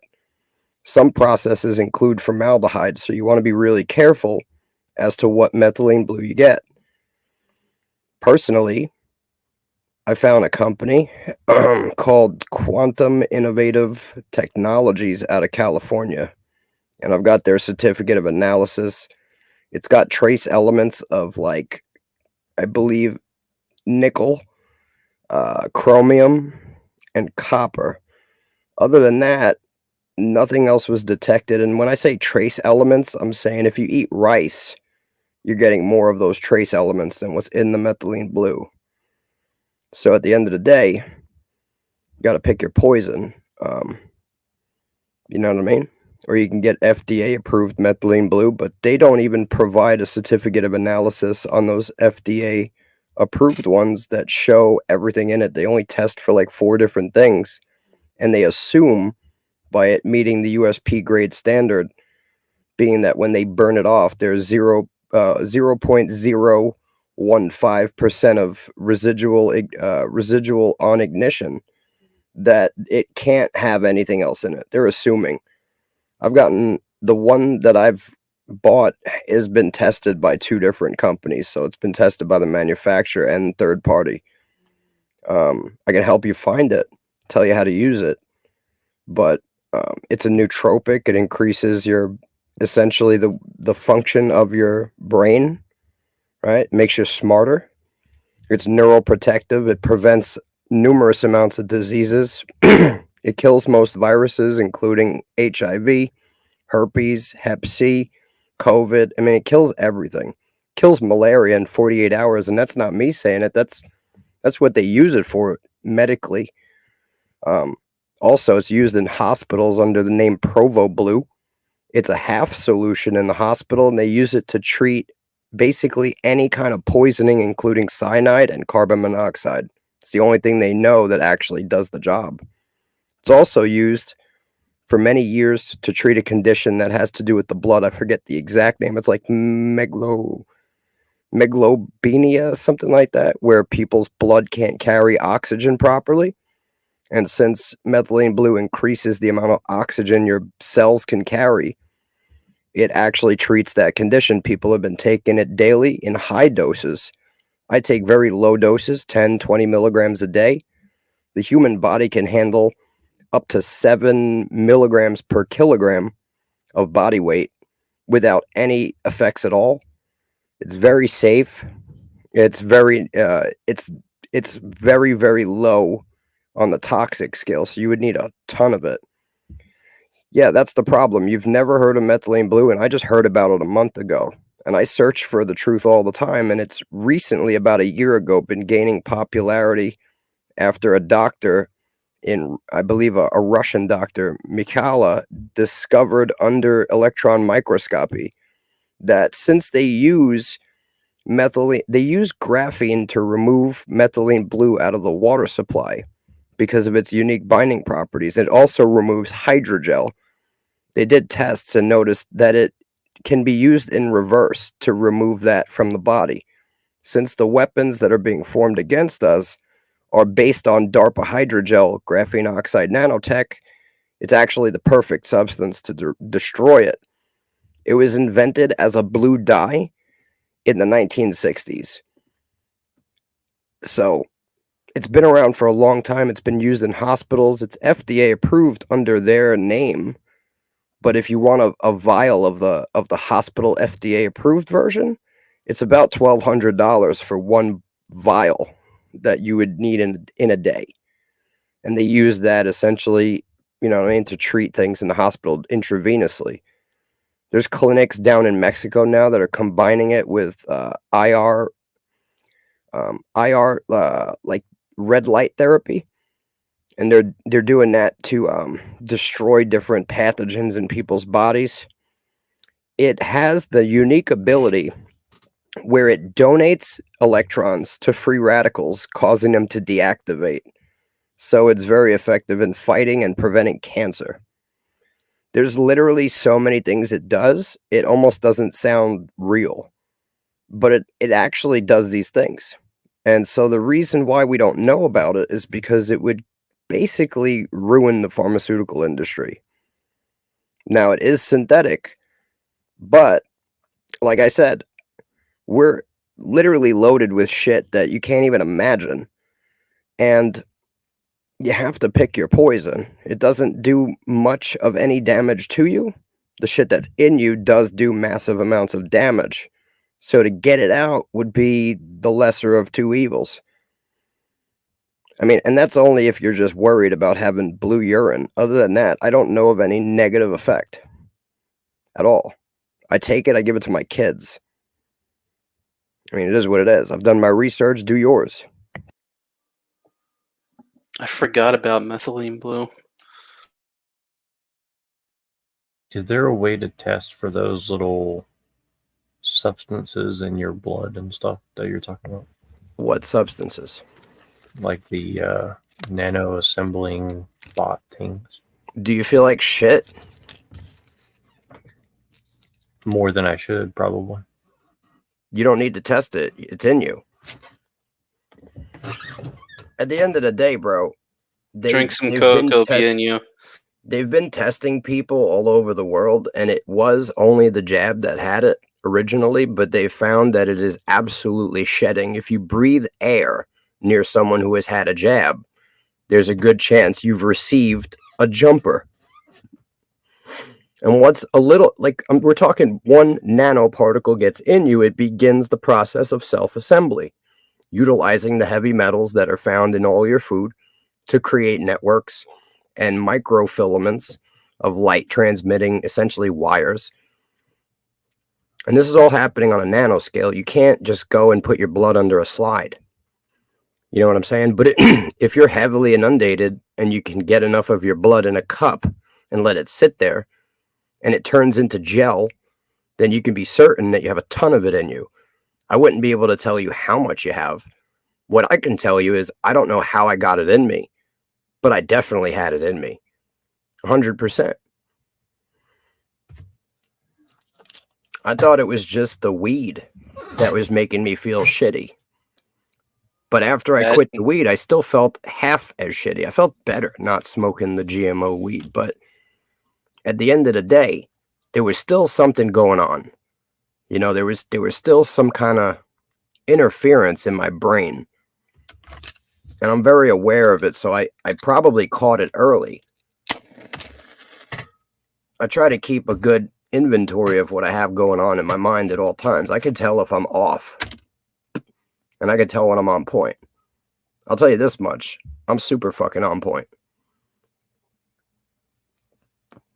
Definitely on point right now, yep.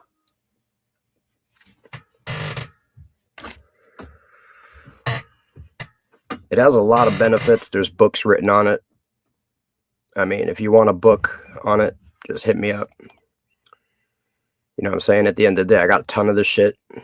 If you don't trust your own research, hit me up. I'll send you some for some money. But that's what it is. I'm not out here trying to fucking hustle methylene blue. I'm just letting you know that this is what you need to do if you want to combat what's being done to you. And the reason why I hopped on earlier and jumped down asshole's throat is because he's out here talking about the problems, giving you the wrong fucking reason why we're having the problems and no fucking solution. So there, I laid out the real problems, and now we finally have a solution that I've tested on myself that I can say it works. Until now, I didn't have anything that I could say worked. I've tried a lot of shit. Like I said, I've hit myself with high voltage tasers. I've used fucking electromagnetic coils trying to pull it out. I've fucking used EDTA. I've used vitamin C, chlorophyll. None of it really worked. This does. And if you combine it with vitamin C, it works even better.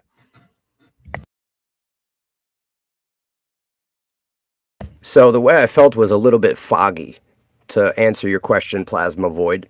And it's hard to detect that you're feeling foggy when you smoke tons of weed. But I noticed that even smoking the weed, and after I quit the weed, I still felt foggy. And that's not how I normally operate. I have a very clean diet. So I shouldn't have been feeling foggy in the brain. You know, like almost like my thoughts weren't as crisp and they were slow. I'm not a slow dude.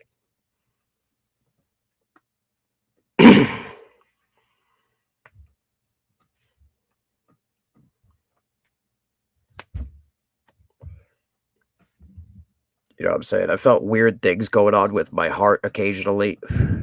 And I would get really fucked up when I would get around any kind of EMF, more than I would normally get fucked up.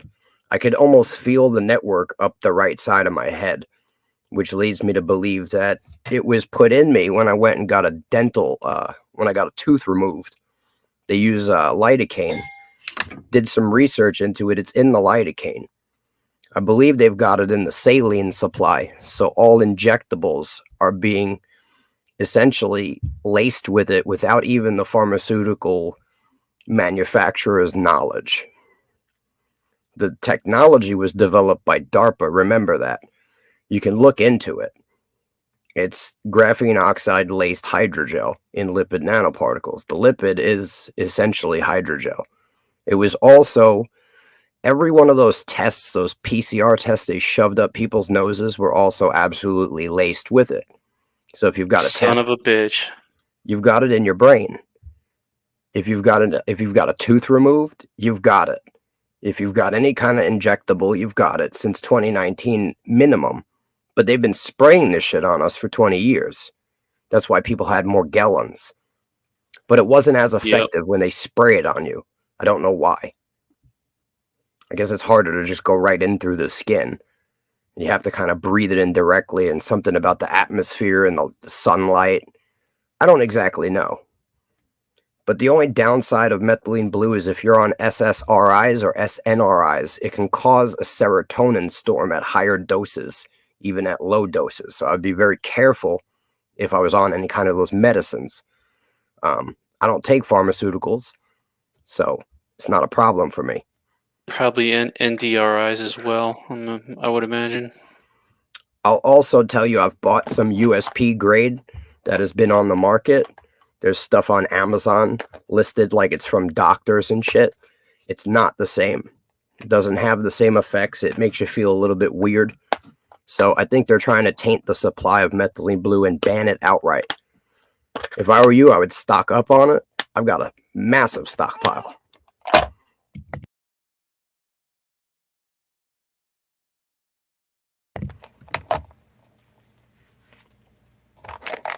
I mean, that's it in a nutshell.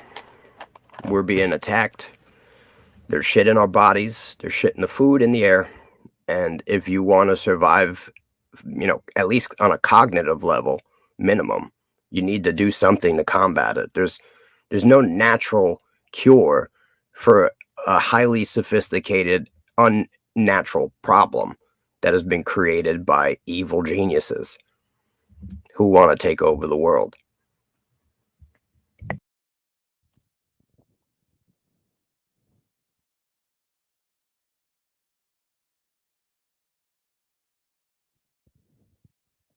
Yeah, and that definitely goes on to highlight many of these issues that, the importance of looking at the problem from this angle, from seeing the immersive nature of technology. Once it's out of the bag, it really affects everything. So that is the problem why we need total solutions against these kind of problems. That eventually, you know, every man for themselves, that's going to work only to a certain extent. That eventually people are going to be stockpiling, a certain chemical to deal with the changes, and yet they could taint the supply.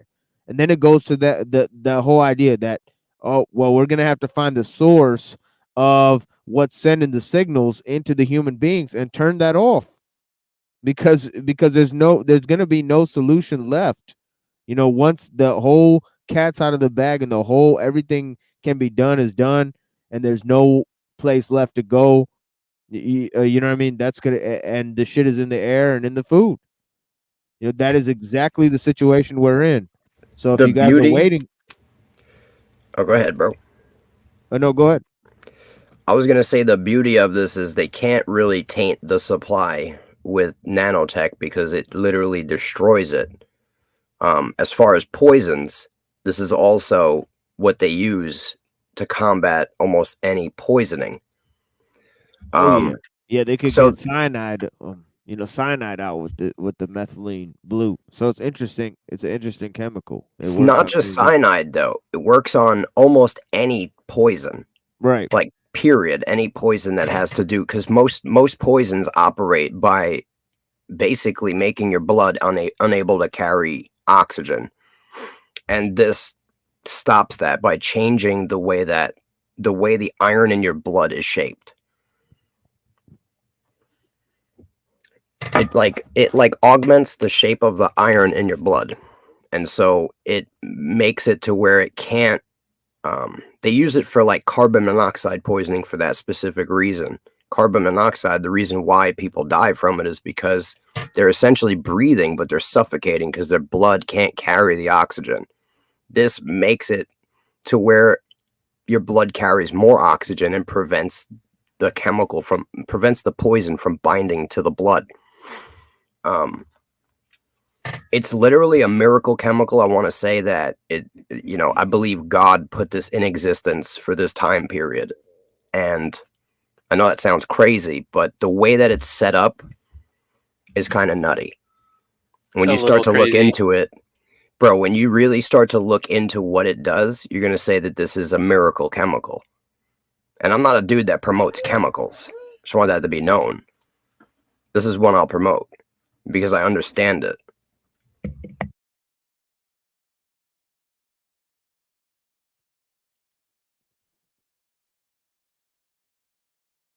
But what I would say is I would get your hands on it before they absolutely ban it.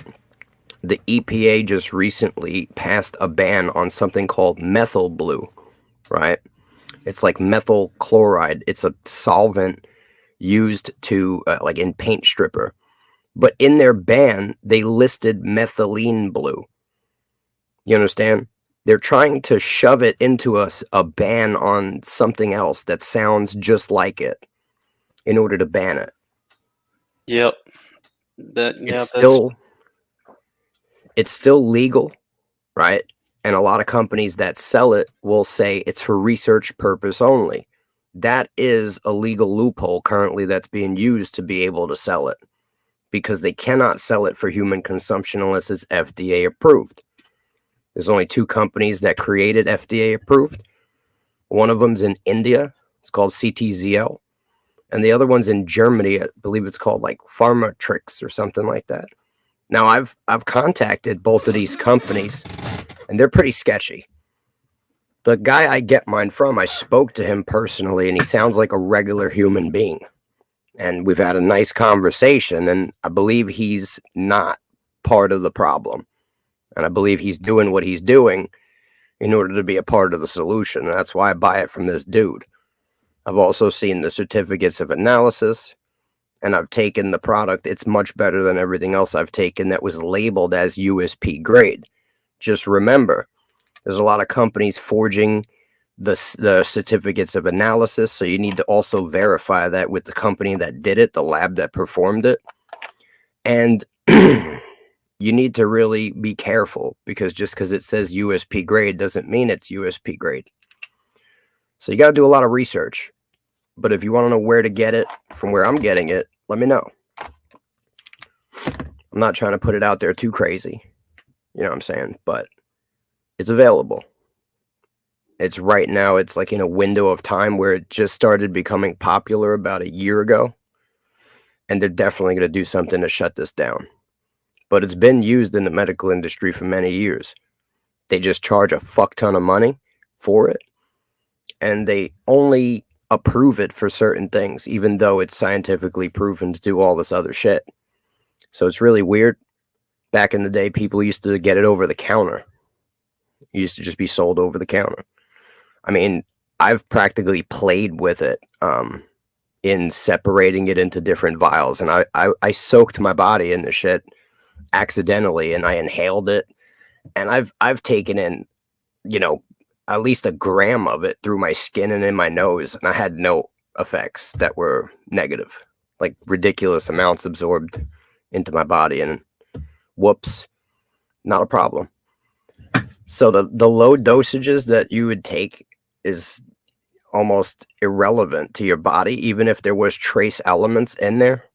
You're getting more, like I said, more trace elements of whatever could be in there in rice.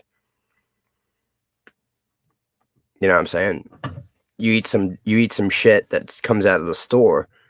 There's no fucking, limits on stuff that's in it. They don't even have to test for it. You could get a soy sauce that's contaminated with heavy metals. You'd never know unless someone ran a COA on it. And there's a guy, his name's Mike the Health Ranger, that actually does that type of shit.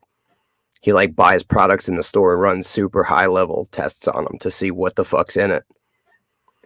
And you'd be surprised at what's in your average food. It's way more toxic than what's on the nutrition label. They don't list most of the shit in there. All these different dyes and shit that they use in it, they could say it's got red 40 in it, right? But what does the red 40 have in it? You see?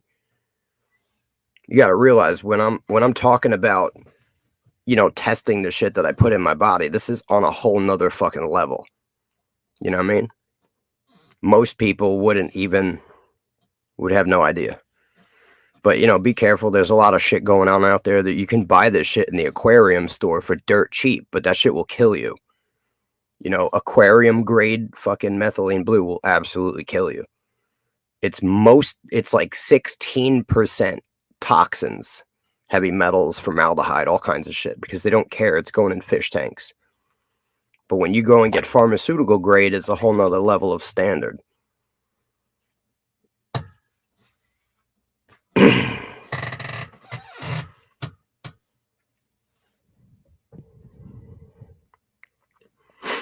I don't trust fucking anything that comes out of a pharmaceutical industry. You know what I'm saying? B12, gel tabs, I don't fucking know, bro. I try to eat as natural as I possibly can, within reason.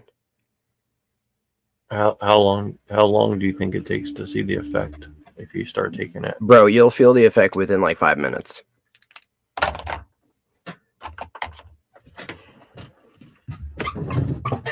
Can I buy like a small bottle on Amazon or something? Or yeah, I mean, you can. Just Google it, bro. It's not like illegal or anything right now. But if you're gonna order it, let me know where you're gonna order it from. I'll give you a good website to get it from. The best way to do it is to get it in powder, right? Because you got, powder is lightweight. So you get it in powder, and then you take 1 gram of it, right? And you mix it with 100 milliliters of water. That gives you 10 milligrams per milliliter.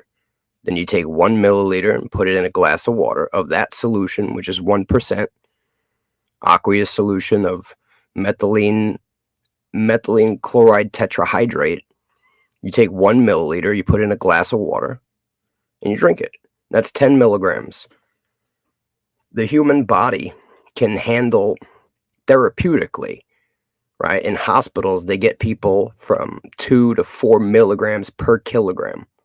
So how much do you weigh? Roughly in pounds. A lot. I mean, all right, so let's say you weigh 200 pounds, right? Half of that is 100 minus 20, 80, roughly 80 kilograms, right? You could handle 4 times that amount. So 360 milligrams, right? You could handle 360 milligrams with absolutely no problem. And that would be a therapeutic dose. You could take that all in basically one shot, 360 milligrams. Now I'm recommending you take 10 milligrams a day. And if you really like it, you could take 2 doses spread out 5 hours in between. It's got a 5-hour half-life. So after 5 hours, you'll have half of that in your system. I take 2 or 3 doses a day, depending on how I feel. If I start crashing, you know what I'm saying? But essentially, I'm microdosing at 10 milligrams a day. You could take 360 with no problem. You could even probably take 500 milligrams, and you would start to feel negative effects, but you wouldn't be reaching toxic levels. In rats, right? It takes 1,168 milligrams per kilogram to reach the LD50 in rats. That's 1,100 milligrams per kilogram of body weight. You get what I'm saying? To reach toxic levels in rats. Now, if humans were even a portion of that, I'm only recommending you take 10 milligrams total.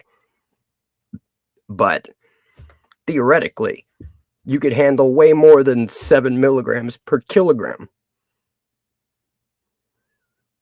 You know what I'm saying? Like, you're not reaching toxic levels, nowhere near toxic levels at the microdose that I'm recommending. And you will see effects at a microdose level.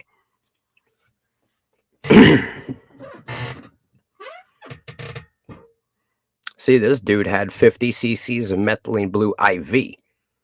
And that's an even more direct absorption of the chemical. Now, 50 cc's doesn't exactly tell us what milligrams that is.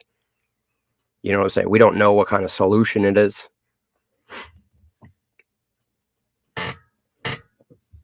But that's, you know what I mean? If it was a 0.5% solution, 50 cc's, it's a lot. That's like an IV bag of methylene blue at a half strength solution, which is what like Provo blue comes in. It's like $1,200 one vial for that one dose. Yeah, the red light amplifies the effects. Methylene blue prevents UV light from penetrating your body and reduces the effects it has on your body. It goes around donating free radicals. Oh, it also interferes with endocrine disruptors. So it keeps your hormones in balance. And if you combine it with nicotine, it increases your testosterone. It's just wild. It's literally my favorite chemical.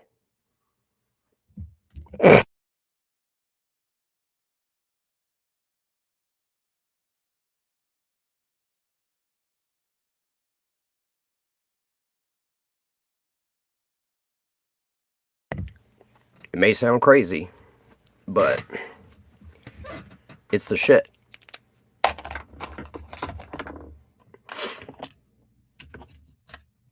Fucking the FDA approved website is called CTZL, and they have a website. They sell 1 gram for $30. It's very expensive. There's other companies that are not FDA approved. They sell it for research purposes only. But if you look at their certificates of analysis and you know what you're doing, you can find the right shit. If they have a certificate of analysis that meets USP grade, that means it meets the pharmaceutical grade to make pharmaceuticals. Yeah, Dr. Mark Sloan, bro. I got the book. I sent it to TML, bro. He should be able to forward that to you, Neuro, if you want to read the book on it. It's like 130 pages of really bulky words. The words are really fat, so it's an easy read. You can read through it in 2 hours probably, and you'll know everything you need to know about it. There's tons of videos on YouTube. It's totally not banned at all. Like, as far as a topic, it's not being hidden from the public. It's just the supply is very hard to get around to, because you got to go through these companies that want to charge you an arm and a leg, or you got to do a lot of research and find a good supplier. Most of it's coming from India or China or Germany.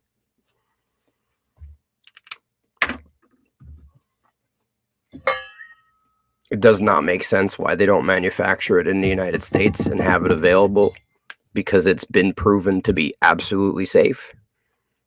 The only negative effects is the SNRIs and SRI interaction that I could really find. That's the only real problem if you're on the antidepressants. But I mean, it makes no sense for them not to produce this. They're doing it on purpose. They could produce this in the United States at 30 cents a gram. It cures malaria in 48 hours. Proven. It's been proven. Scientifically proven. There's tons of research papers all over the place about it. Why don't we use this? It doesn't make any fucking sense. They use other shit that basically kills you in the process. It's been used to fight Lyme disease, HIV, Hep C. It kills all this shit that we're inundated with.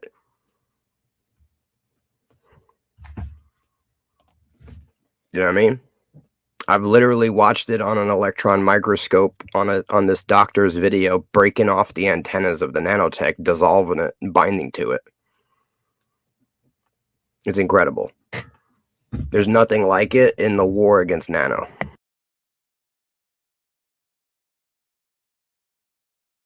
For sure.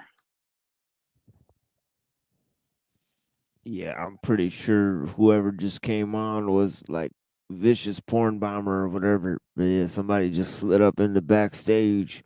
If you want to come back in, please turn on your camera if you want to come back through here. But yeah, blessings. Talking about some true shit, and you get those porn bombers coming. We must be getting close to the we must be getting close to the source, bro. Somebody's getting antsy. We're scratching the surface of something they don't like. I know who it is. Hold on, they're gonna come back. Yo, blue roofs, all right, blue urine, 2025. That's the one negative effect, bro. You will piss blue, like Kool-Aid blue, bro. It's a little shocking at first. That sounds kind of cool, though. It is, bro.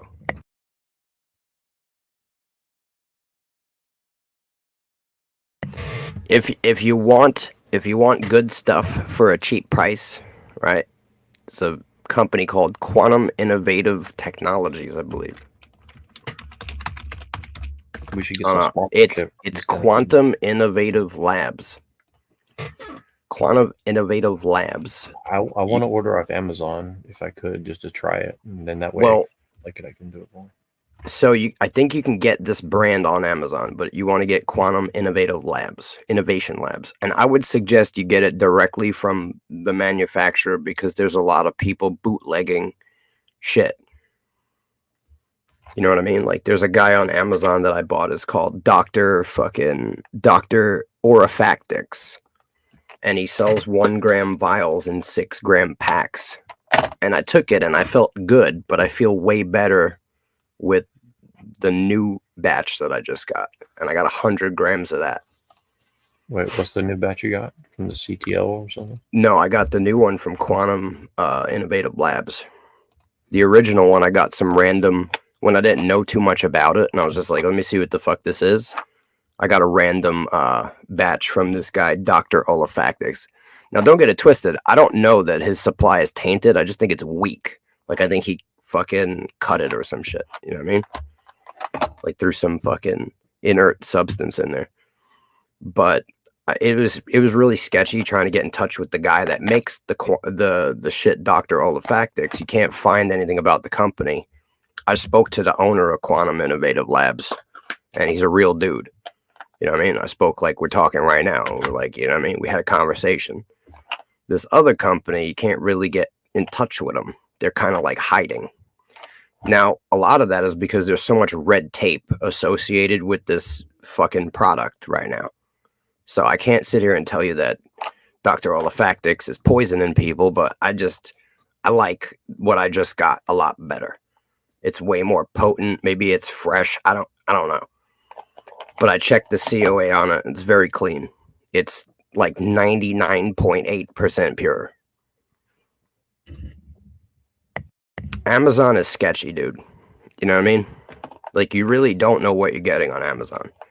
That's the reality. They don't check it. You're just buying off random people. I could just take a bunch of whatever the fuck I want right now and list it on Amazon. It doesn't matter. Yep. It's really sketchy. So, you know, be careful with stuff that you're going to put in your body, even health supplements, anything. You know what I'm saying? Like, they're bootlegging everything right now. And it's being bootlegged by China, who wants to kill us. So, keep that in mind. This dude is out of California.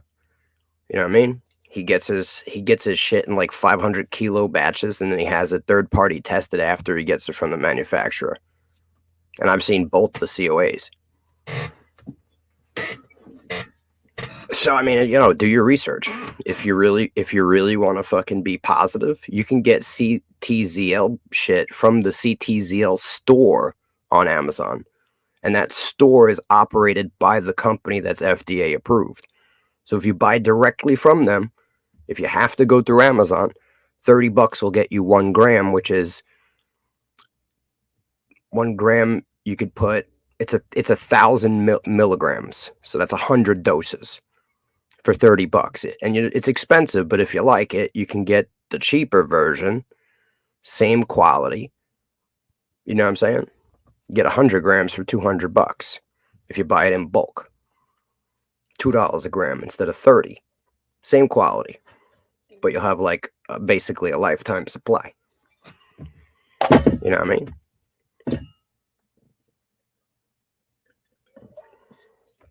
A lot of red tape, a lot of research you need to do. Just let me know, bro. I've spent a fucking week doing it. I did it for you. I contacted every fucking manufacturer by phone. You know what I'm saying? Like, I'm not playing.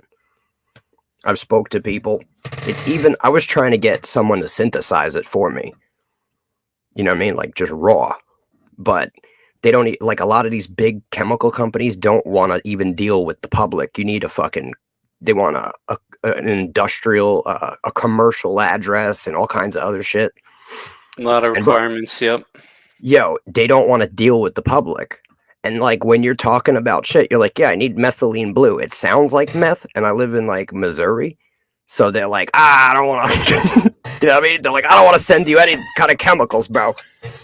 I'm like, listen, bro, just synthesize me methylene blue and send it. Like, here's the chemical structure. I've spoke to people out of Boston. I've spoke to universities. Most people don't want to touch this shit with a 10-foot pole.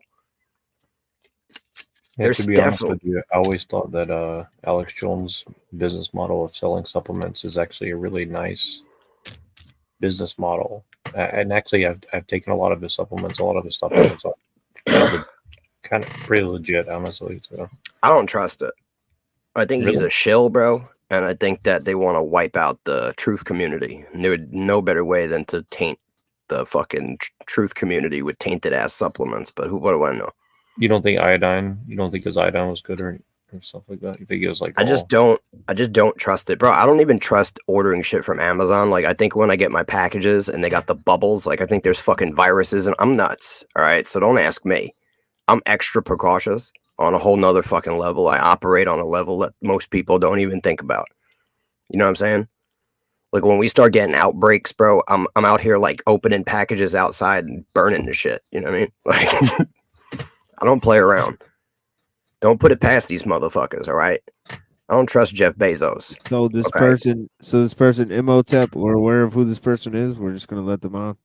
I think I know who it is. It should be good. Okay, let's take a chance with this. Put up a blocker, bro. Yeah, put up a blocker. You just need an image. That's huge. Yeah, that won't really do much until like. I feel you. You could kind of get a feel for them, though.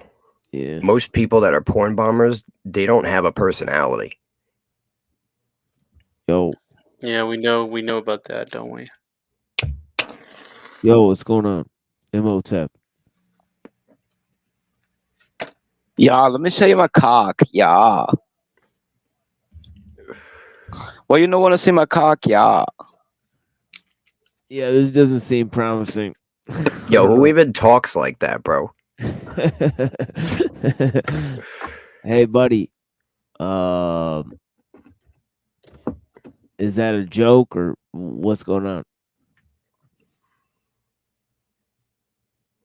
All right, yeah, I'm gonna dunk this. I know who that is. That's Rocky Raccoon. Oh, okay. Okay. All right, we'll leave him if that's what you say. Yeah. For sure.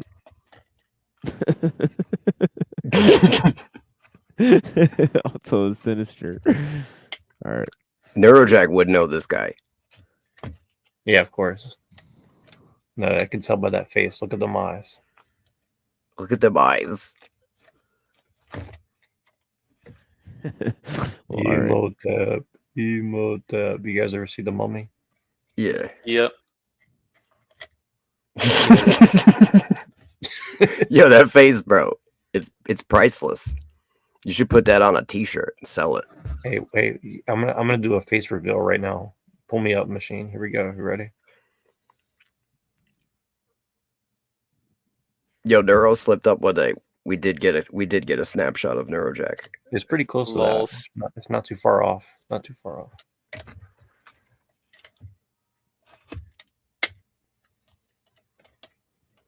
You remember that day Neurojack accidentally flipped on his camera? Yeah. I used to put my mug out there all the time before I learned that the creepers are out. It's really the AI you don't want to get you. But aside from the AI, bro, it's the black magic sorcerers that need to kind of know what you look like. Shut up! You're spreading fear. Shut up. Yeah. Listen, I do what I want. All right. I'm not spreading fear. I'm spreading solutions. No, you're spreading fear. This guy's on a fucking 4 o'clock crack binge again, bro. He's here to fucking tell us about Remember, the you told I Love Satan that he was fear mongering. Because you have no solutions, just fear. But that's all I heard you do is fear, fear, fear, fear, fear. I put hope in the people's hearts. All right, there is a solution. By telling them to take some type of blue meth shit. Yeah. It's Sounds not like meth, Donald Trump. bro. But that's all you heard because you're on meth. It takes one to know one, right? No, it doesn't take one to know one. I've literally never smoked meth. The closest I've got was when I took Adderall as a kid. That's the closest. I mean, that's pretty close. But it's not the same. Oh, that definitely explains a lot. What? You never had Adderall as a kid, bro? You snorted all that Adderall, it rotted your brain. Nah, bro, everyone knows snorting Adderall is no fun. It's like snorting fire, all right? And it doesn't I wouldn't know because anything. I've never done anything other than smoke marijuana. Stop lying, bro. Literally, that's all he's ever done. Is like from the moment he's born until now. This man's lying, bro.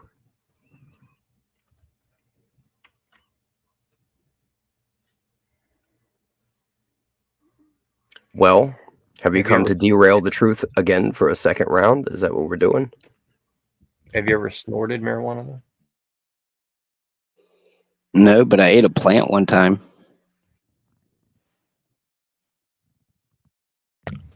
I ate the whole goddamn thing. I tried snorting coke, but I kept getting ice cubes stuck in my nose. Okay. That's what they call it, ice. No, like I tried to snort a glass of coke. And the ice cubes kept getting jammed in my nose, bro. Couldn't get all the liquid up. It was terrible. I don't know how people be out there snorting coke. It's okay because all the immigrants will be taking your possessions. It's okay.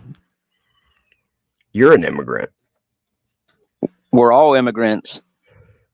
No, you're an immigrant. Just you. Everyone else is a citizen, okay? They were allowed over the border legally by Joe Biden. I'm a goddamn extraterrestrial.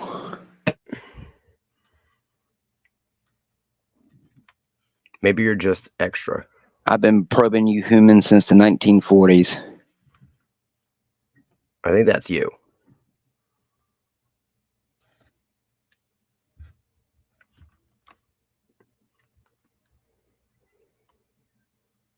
What do you guys think the likelihood is that there is extraterrestrials? You know, speaking of the Mummy, if you guys see the Tom Cruise version of the Mummy, it's very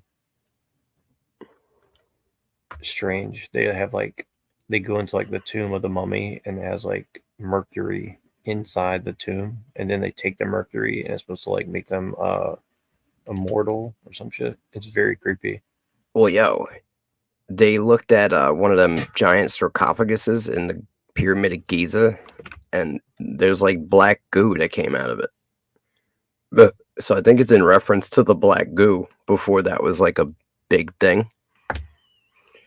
And X-Files talks about that too. I believe the black goo was simply ancient nanotech that they reverse engineered, and that's what we have going on. Then you look into the Egyptians, and they had an obsession with this blue pigment.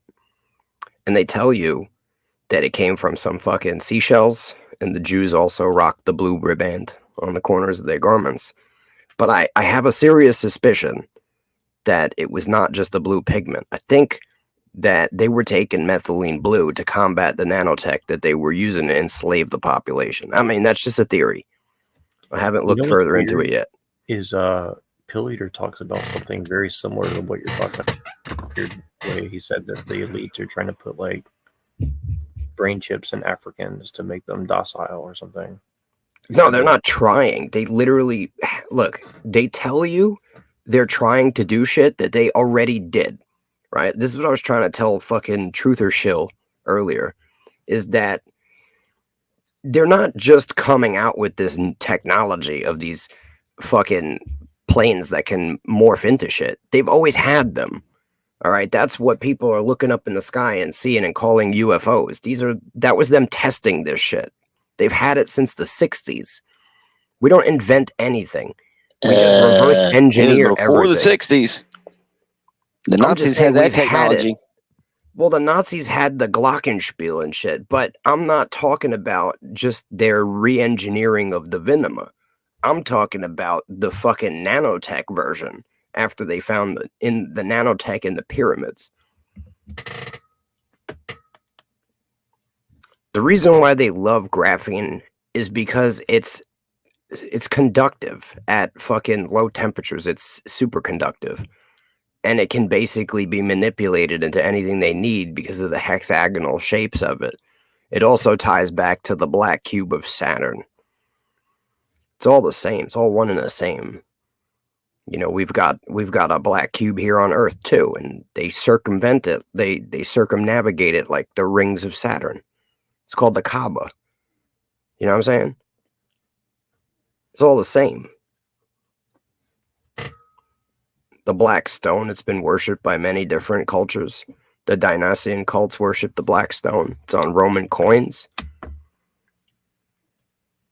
That's why the Roman armies used to move like fucking insects in formations and shit.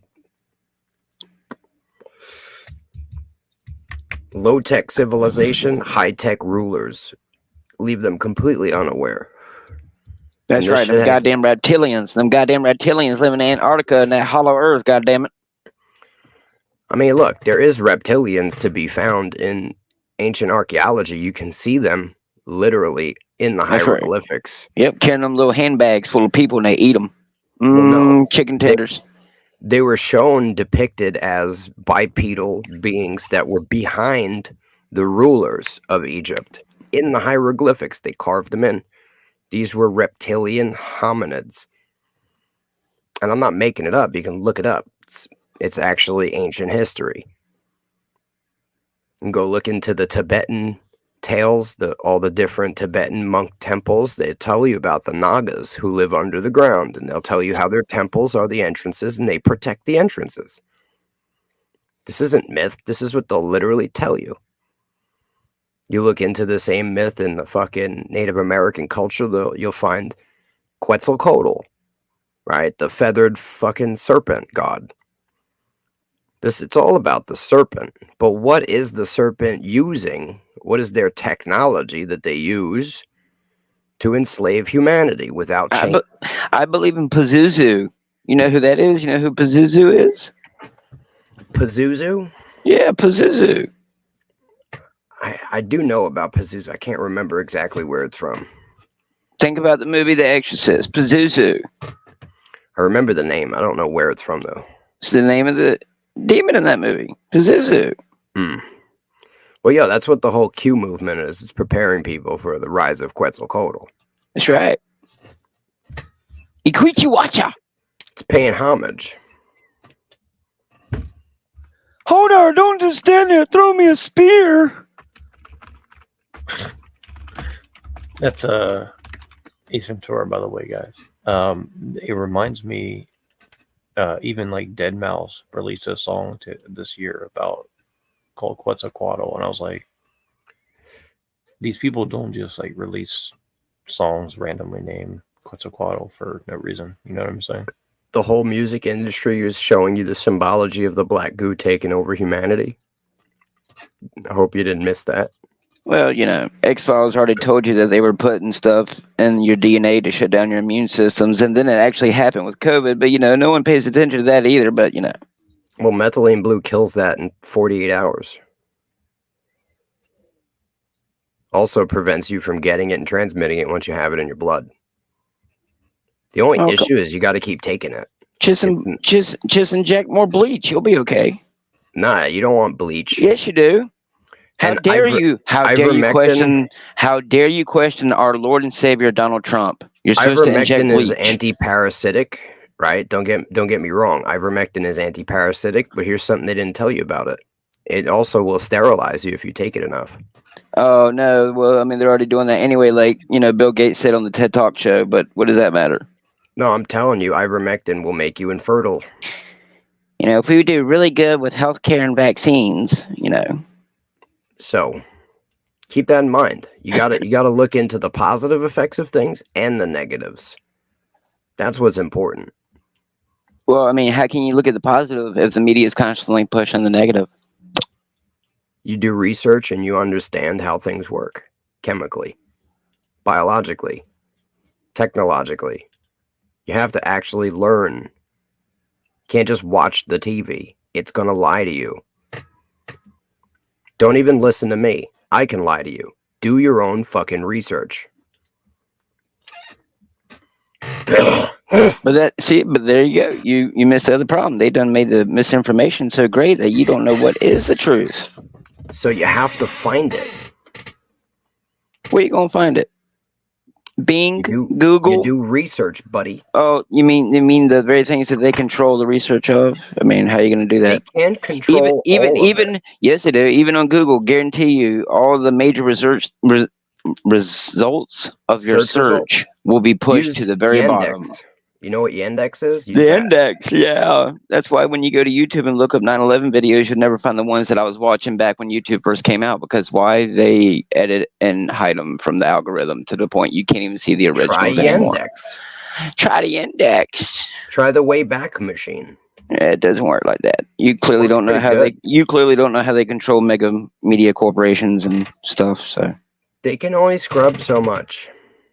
I mean, yeah, that's true, but you'd be surprised. I've had sheriffs and police officers tell me that they have text messages from people all the way back from the very first cell phones that came out. So believe me, they do. But guess what? They have a record. They have a record all the way back on your granddaddy, boy. Not even your granddaddy safe. They have a record of when your granddaddy took a shit on his 12th birthday, from what I've been told. It's a haystack, bro. And the way you talk online, they won't know what the fuck they're looking for. That's kind of the point. How do you know I'm not a Fed or an agent? I could be an agent of an agent. I could be a double agent of a double agent. How do you know? You're too retarded. I'm too retarded. Yeah. Really? Wow. Amazing. I'm glad you base that on what? My randomlings? I base it on what I know. Wow. Amazing. One time in high school, I had two men in uniforms who weren't wearing badges come and tell me I had to stop talking about 9/11 because it was apparently starting homegrown terrorism. But I'm too retarded. Yeah, because you were talking about it. Yeah. Shouldn't have done it. Yes, I shouldn't have explained high school physics about how two towers can't fall within 9 seconds of free fall speed. But, I shouldn't. No, I'm just saying you shouldn't walk around telling people in your school. I didn't. The teacher let me get in front of the class and completely explain my theory on 9/11. And then about 4 or 5 days later, two men in suits with no identification told me I had to stop talking about it. Yeah, they're worried about little Timmy's 8th grade fucking science project. Get the oh, no. Little Timmy's 8th grade project is act of terrorism. Oh, no. If only I had fucking fairies to be my fairy godparents. My name's Timmy. Listen, bro. Drink the blue shit, okay? And shut up. I don't have to. I drink too much fluoride, according to you. All that fluoride in my water. See, bro, once you drink the blue shit, you'll stop acting like this. I promise. Oh, yeah. For all you people who live in major metropolitan areas, y'all drink shit water and y'all don't even know it. Yeah, you gotta distill your water, bro. Yeah, well, most people don't know that they drink the water from their, toilets, but, Yo, you get a pot, right? And then you get a steel bowl that's smaller than the pot, and you fill the pot up about halfway. You float the steel bowl, right? In the water, you float it. And then you get a lid that's glass, turn it upside down, and you boil the water with ice cubes on top of the glass lid. And it distills the water into the steel bowl that's floating, and you drink that. Pure water, bro. Amazing. Now solve world hunger. World hunger, bro? You Yeah. could live 30 days without food. What are you worried about? Well, that's more than like 90% of the population that's going to die because they can't survive without their corner stores or grocery stores. Well, you should have stockpiled food a long time ago, bro. You knew this was coming. Boy, I'm going to hate to see it when everyone loses their food stamps and EBTs and TANAs. They're going to find out when they can't go to the store and buy their 211s and blunt rats. Why don't my credit card work? Why don't my TANF card work? Oh, sorry. No more money. How many people you think? How many people you think were down the first night because everyone's going to start breaking into the stores and killing and raping and murdering everyone for their little cans of peas and potatoes? How long? I think people are going to be selling their ass on day 3 for a can of beans. Well, it won't matter. I mean, the way these motherfuckers are right Here's now your with solution. OnlyFans, Here, bro. y'all were talking about earlier about a solution to the problem that everyone here has been talking about. I got a solution. Depopulate us. Oh wait, they're doing that anyway. Here's your solution. Because they're gonna do it anyway. If they don't do it, we'll do it ourselves. Who was it earlier? It said we like being controlled. We humans are gullible and retarded. We like being controlled. That's if we you. didn't, no, it's not me. I can survive without a convenience store. You know, there's a reason why they call it a convenience store. It's because why they had to have a convenience for every goddamn inconvenience we humans have. That's why it's called a convenience store. Look, just because your caretaker fills the fridge every week, all right, doesn't mean you can survive without a convenience store. Okay, calm down. Oh no. Unlike most people, I know how to go out in the woods and, hunt a deer or a raccoon or a squirrel and cook it and get my water from a fresh water source, unlike most of these dumb assholes. Oh, yeah? Yeah.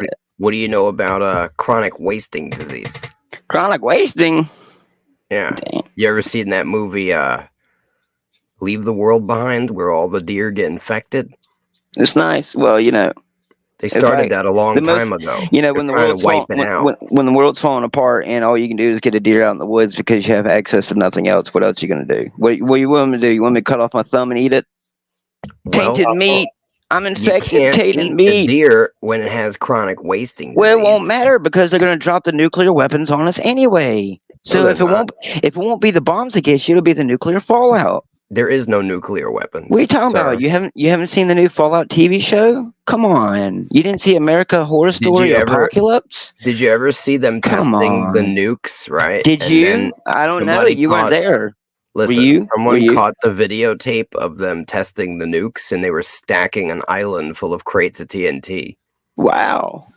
Look it up. Have you ever stood close to a concussive bunker bomb missile? Have you ever stood close to that when it goes off in your head in Iraq? I bet you haven't. So shut the fuck up. I don't think I need to. Shut the fuck up. You don't have to. I don't think that's a requirement. All it takes is a standard bunker buster missile to drop anywhere close to you within a 40 to 50 foot radius, and buddy, there ain't gonna be nothing left of you. The government. Do you know how many bunker buster missiles they would need to drop? Why do you think Biden's laughing at y'all?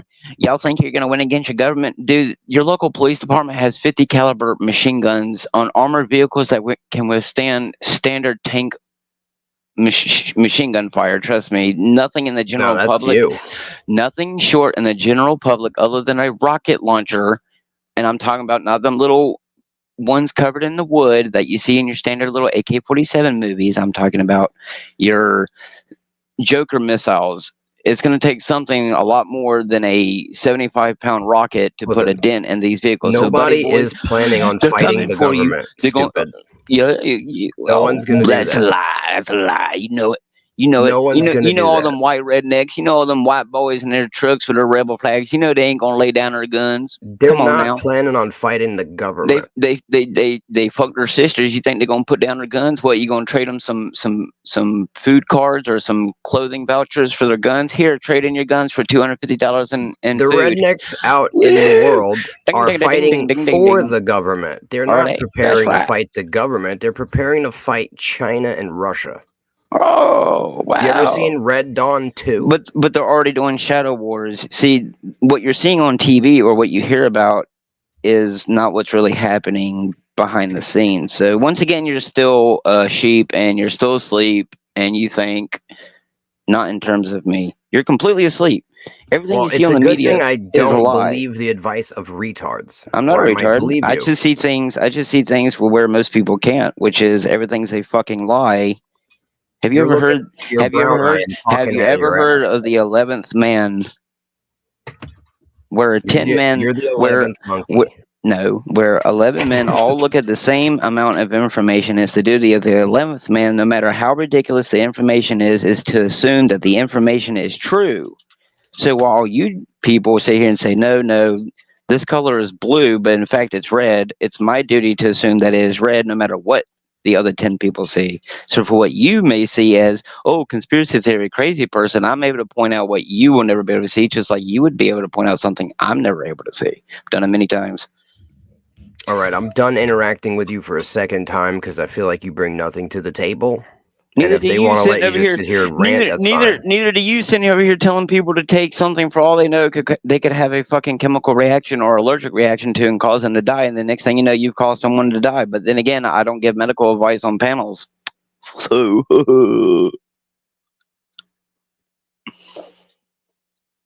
well, I'm sorry. Would you prefer to talk about 9/11? Yeah, sure. Go ahead. Get into that conspiracy. What you want to talk about? The Roswell incidents, Operation Paperclip, Operation Fishbowl. What you want to talk about? How they gave unsuspecting black men, vaccines and caused them cancers and caused their children to have different types of diseases. I mean, what other else do you want to talk about? How they're gonna develop AI systems so sophisticated that you won't even know that you're in a matrix? I mean, what else do you want to talk about? Every conspiracy theory just leads into another conspiracy theory. You can talk about the Machiavellis, the Illuminatis, the Anunnakis, all you want, but it all comes back down to if there's God and the devil, it all leads back to one or the other. Every conspiracy theory leads back to the biggest conspiracy theory of all, which is there a God and is there a Satan? Because if there is no God, therefore we have no meaning, and everything you're fucking talking about is pointless because it's all pointless. It only matters if the grand conspiracy is that there was something that put us here with a purpose other than you came from primordial goop that transformed into a fucking fish that started transforming into monkey men that would beat each other in the heads with rocks in order to relieve their headaches. So take your pick on how far you want to go down the rabbit hole, or icebergs as they call it in these woke days.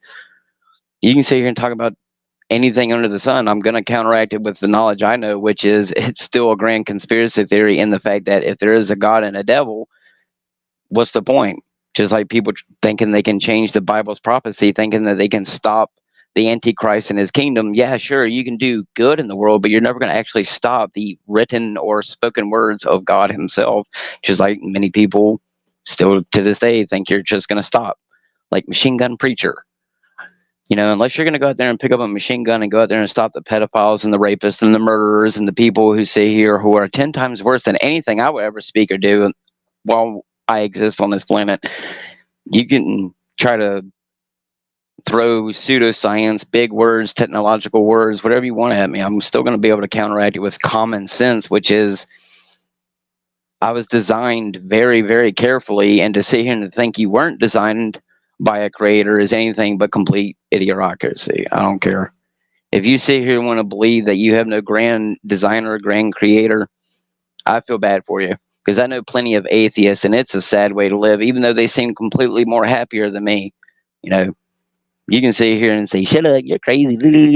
Dude, I've seen things that you couldn't comprehend, just like you may have seen things that I can't comprehend. I've met a fucking demon and I've seen a UFO.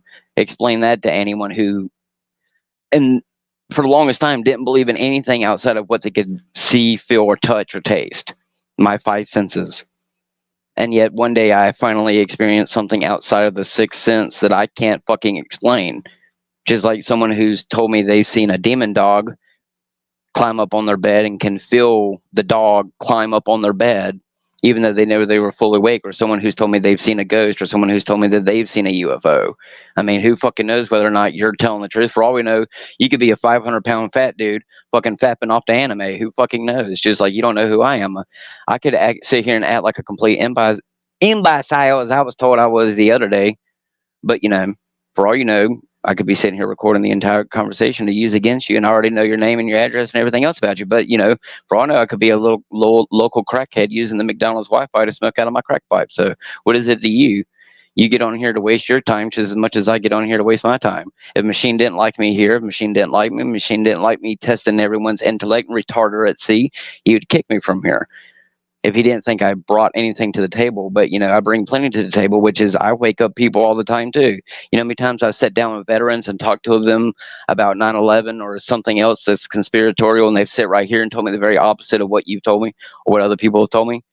So you can sit here and say I'm just a crazy conspiracy theorist, but I've talked to about 7 or 8 Vietnam War veterans who sit right here and said that they 100% believe that their country is the ones who did 9/11. And it was to the point that they didn't even allow their children to enlist or their grandchildren to enlist by the time they got into it, because they expect, from what I was told just here about a year ago, they expect the next 5 years, if your war's not going to come from the outside, it's about to come from within. And people can sit here every single day and you can go about your lives thinking that this immigration, I'm not saying don't let people come to the United States and let them, if they don't have a criminal record or a terrorist record, come to this country and be able to work their ass off to be able to have a house and a car and a family and provide for their loved ones. But I can tell you right now, from the majority of the ones that I've met and talked to and observed, a majority of them here are to take your shit, and they don't give a fuck about you or your children or your moms or your dads. I'm not saying all of them, but just from the ones I have observed, from my ability to observe, the ones that I know that are not veterans of living here, they clearly, you can tell they come straight out of Guatemala, Honduras, all these different, even ones that don't come from Spanish speaking countries. There's a family right down the road from me who you can tell came straight from someplace in Africa. They don't speak anything but, I don't know, I want to say Swahili, maybe close to it. I played enough Resident Evil 5 that I know what it sounds like. The point is that, you know, them two motherfuckers sit right there, and every single day they speak and say things when you walk by. And the one thing that always I think is funny about some of these families that I've been observing here lately is that why is there 3 or 4 men inside of a house, 1 woman and 5 kids? Or in the other house, why is there 3 men, no women, no kids? And they just pop up out of nowhere, and they're all congregating in the same areas. It's not like one lives right down the road or one lives 2 or 3 blocks away. No, they're living right across the street from each other. They go back and forth across the street. Their cars are completely tinted out and blacked out, and yet they're so incapable of even speaking English that they have to pull out their phone to the mailman and speak in a translator in order to be able to even get the mailman to understand. And then you sit in here and you notice what's going around the United States with all your break-ins and your thefts, and y'all wonder why your stores are raising your prices. Maybe it's because human beings are stupid, we're easily controllable, and the only thing that's going to stop this, what y'all call conspiracy of what everything that is culminating what y'all are talking about, is A, you reduce the population, because humans are never going to change. You know, as much as I believe in a God, you're not going to change the heart of mankind. And the problem with mankind is that we're getting even dumber by the second. You live in a world where it's completely okay to dress like a fucking dog and walk down the street. What do you think is going to change about this world, bro?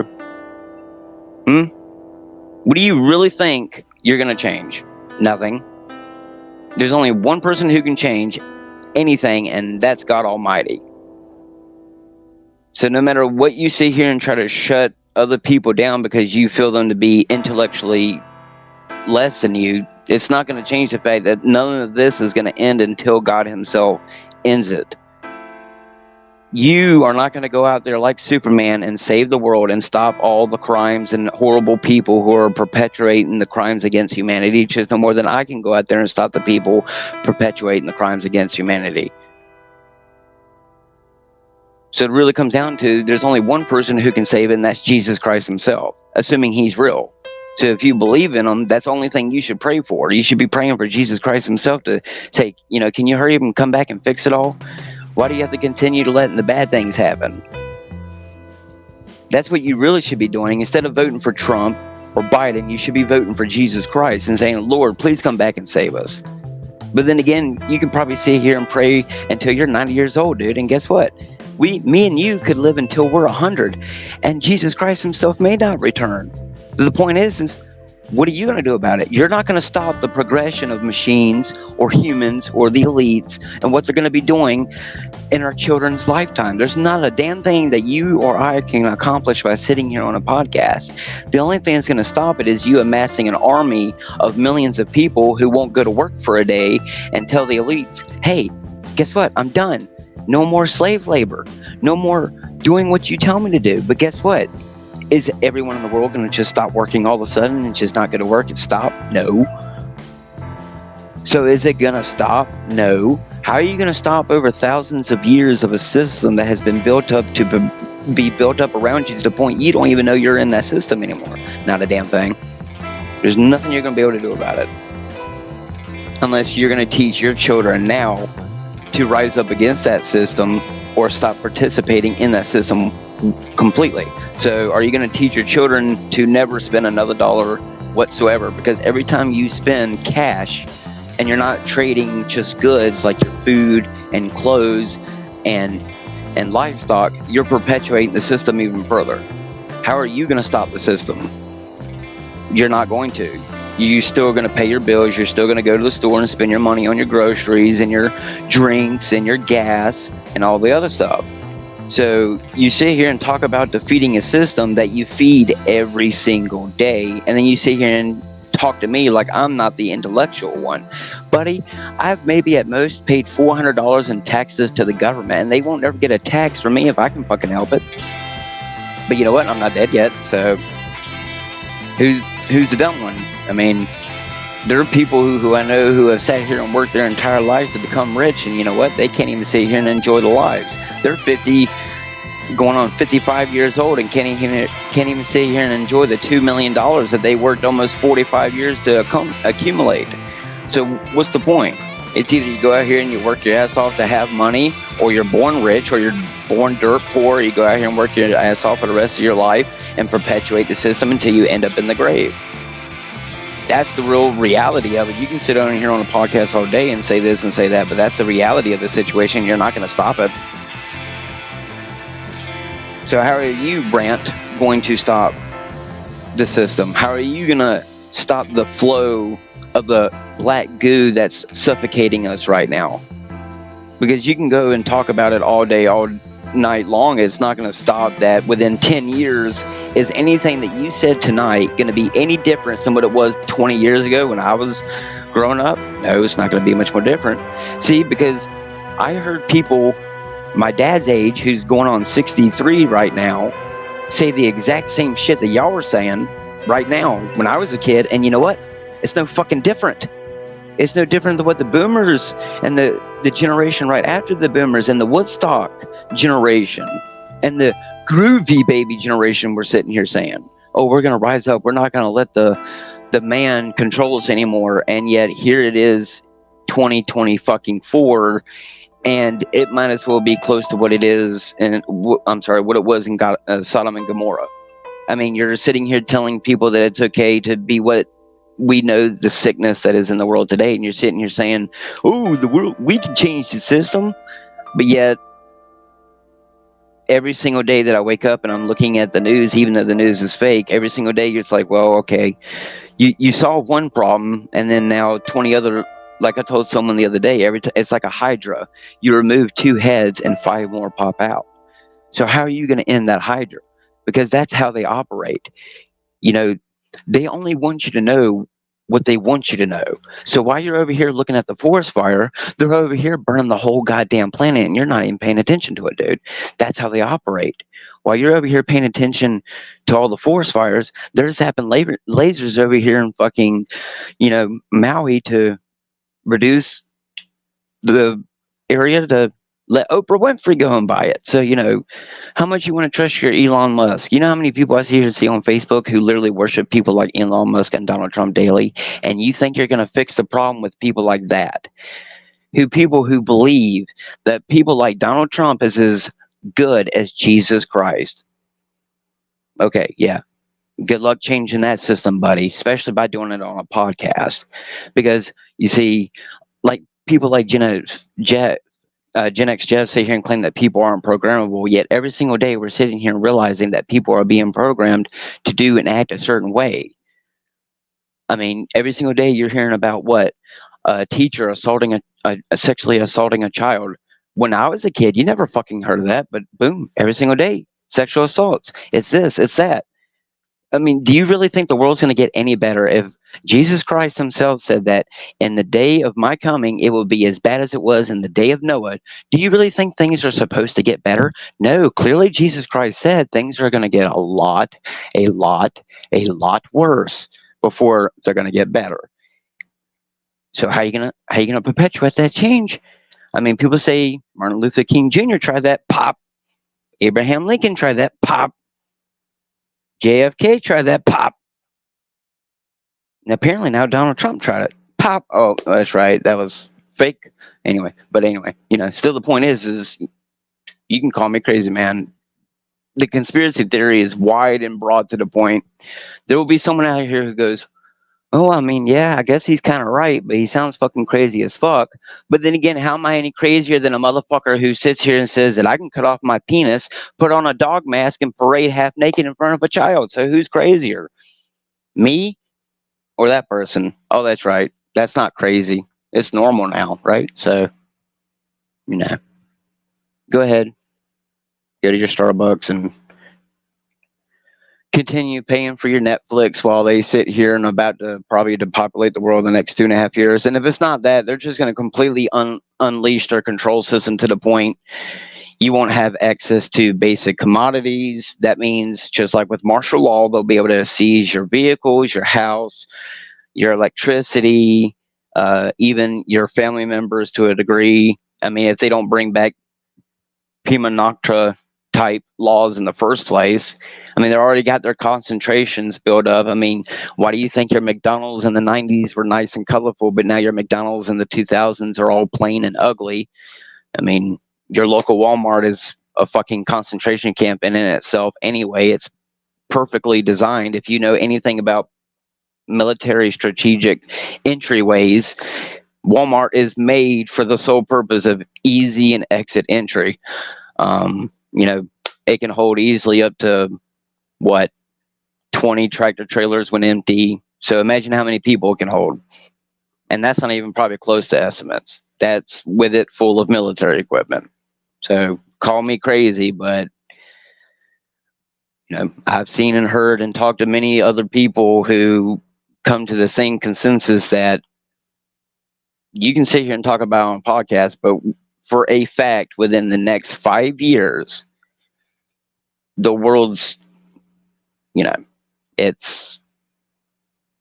going to do a very good job at hiding the end times. That's what a lot of people are not realizing. They're hiding the end times. Every time you turn around and something is happening on the earth that they can't explain, that's a birth pain. What do they try to explain it as? Oh, it's this, and the third. Because why? The entire world believes you live on a fucking ball. See, that's the biggest problem. It really comes down to, if you don't believe in God, you're 100% going to fall for it anyway. So how are you going to get, 98% of the world? Because even take people with TML's faith. How many people of different faiths are you going to get to work with you and not want to continue to work for that establishment? Not very many people. Many people, including many people of different race and religious backgrounds, will sit here and disagree with what y'all are talking about. Oh, there's nothing wrong with it. Continue to let it happen. And just like Morpheus says in The Matrix, most of them will fight to defend it. But I'm the crazy person. I'm not dumb enough to sit here and sign myself up for a country that won't even provide me medical care if I blow my fucking leg off with a landmine, but yet sit here and tell me at the age of 18 that I can't even smoke a cigarette or drink alcohol. That now, I'm sorry, not alcohol. At 18, you had to be in the state of Well, hold Virginia. You on, had to bro. be 21 now. So, Bro, but bro, at you're 16, cooking. You're I don't know. It's going in and out. I couldn't hear him. Is he still going, bro? I just went and watched 2 whole videos. What's up, dog? How's Yo, it what's going? up, dog? Good to see you, man. I tried to DM you. You were gone. Hit me up when Oh, you have a yo. chance if you like. If you like, bro. Yo, I'm still around. I just nuked my whole shit. Okay. I do that Well, occasionally. we miss talking to you, bro. Yeah. Yo, just Good add to the Discord again, bro. It's the same shit. I just nuked it and put it back. Okay. All right, Sometimes you man. gotta clean I'll do- house, bro. For sure. For sure. And I don't know didn't if mean you to were interrupt, around, but I got root. I had a root kit on my shit, so I wanted to nuke it. Okay. All right, but you're good. I'm glad I was glad to hear your voice a couple of days ago, Mo, because I was like, where the fuck did he go? Oh yeah, I don't really come on panels like that anymore because you got fucking lunatics like this come on a panel and just fucking, you know what I mean? You can't speak no truth no more. They're even figuring out ways to censor that. Yeah. I heard it. I mean, the young man was cooking, definitely. I mean, I Maybe can't towards the disagree with a lot end. of the stuff he was saying, but like he was I don't cooking. know. You know That's what why I'm they didn't saying? interrupt him that much, even though it was a monologue. Didn't really give anyone else a chance to go interject. But young man was cooking, and it's good to listen to the youth. You know, that's something that a lot of us older dudes don't do really. But anyway, it's good to hear you rant and Neuro, Red, Imhotep 93. Nice to meet you, and Machine Lies. I'll be seeing you, bro. Peace. Yeah, bro. Good seeing you, bro. Good seeing you, bro. Be easy.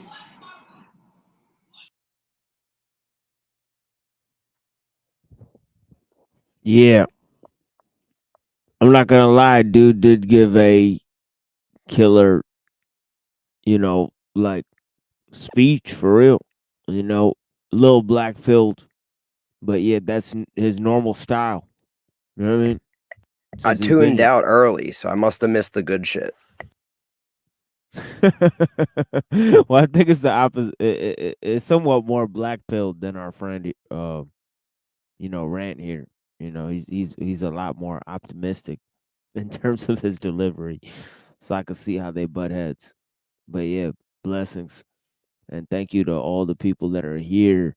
I'm gonna go ahead and wrap this up on that note because it is getting to dawn here.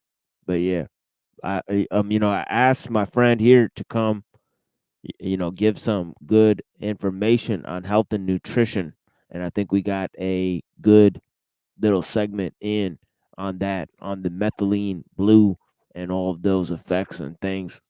So yeah, we got some little presentations going here on food politics, food health.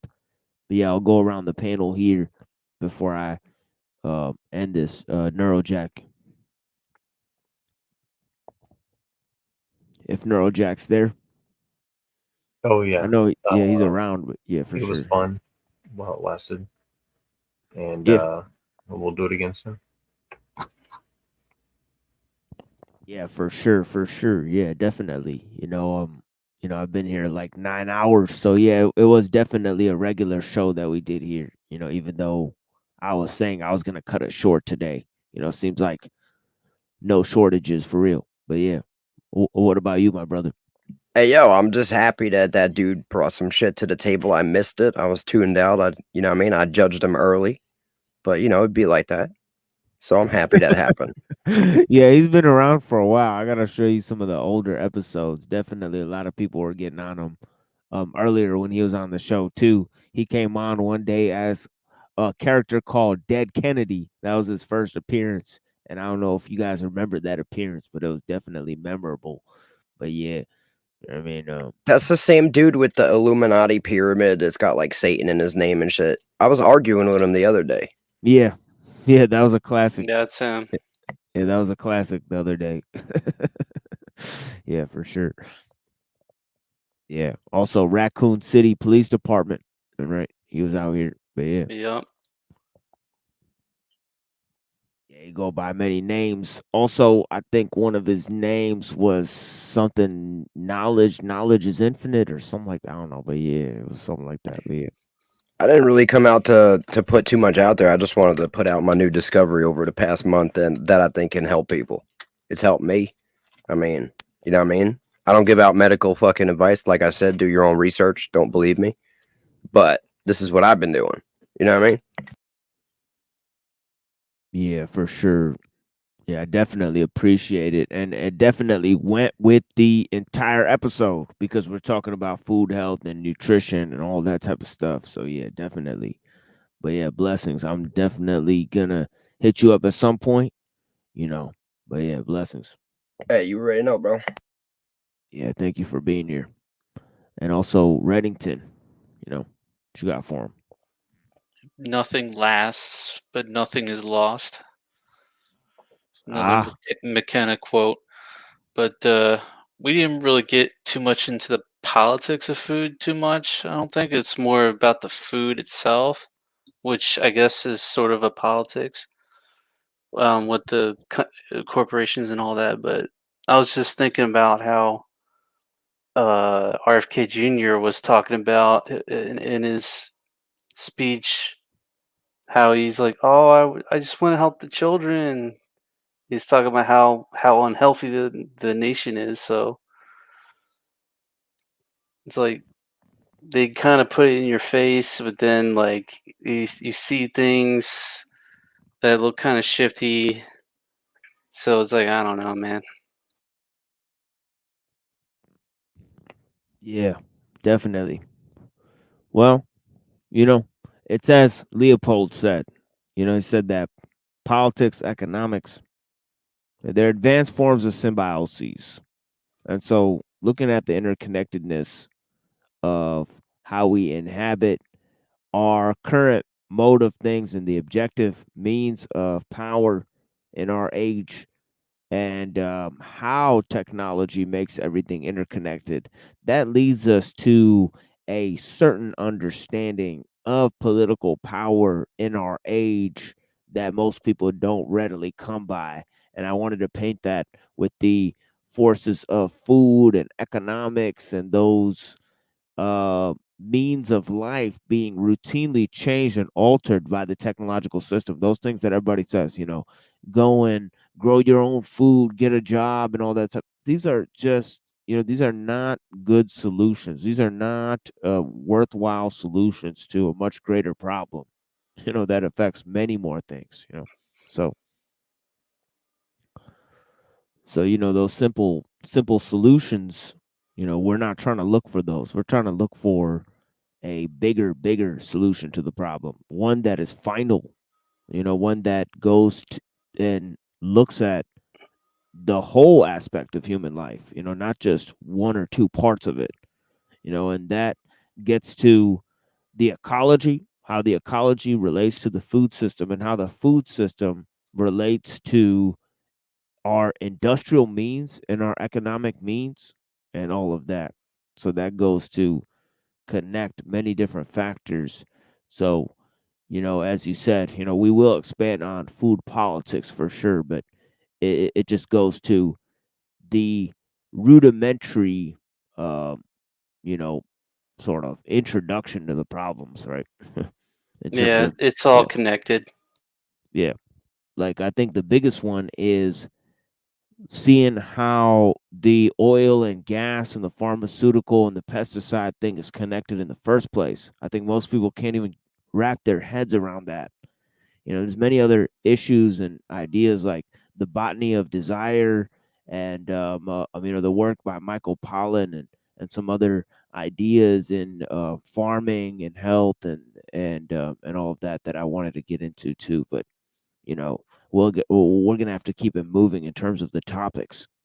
But yeah, it's a good exploration introduction into these topics. We will do another nature show soon, but it's gonna take some while. We'll put together some more materials, and we'll do another one, down the road, maybe in about 3 or 4 more episodes or something like that. We'll move back to some of our other issues: theology, technology, postmodernism, and just have a little chat with the people. I think we've been doing too many topic heavy or topic laden material, and I think it's deterred interaction and engagement from the audience. We get like more people on the panel when we have sort of a show without a topic or random topics. So we might try to bring that back now that we've gained a lot of subscribers. We do thank all the people that subscribed today. We gained lots of subscriptions today.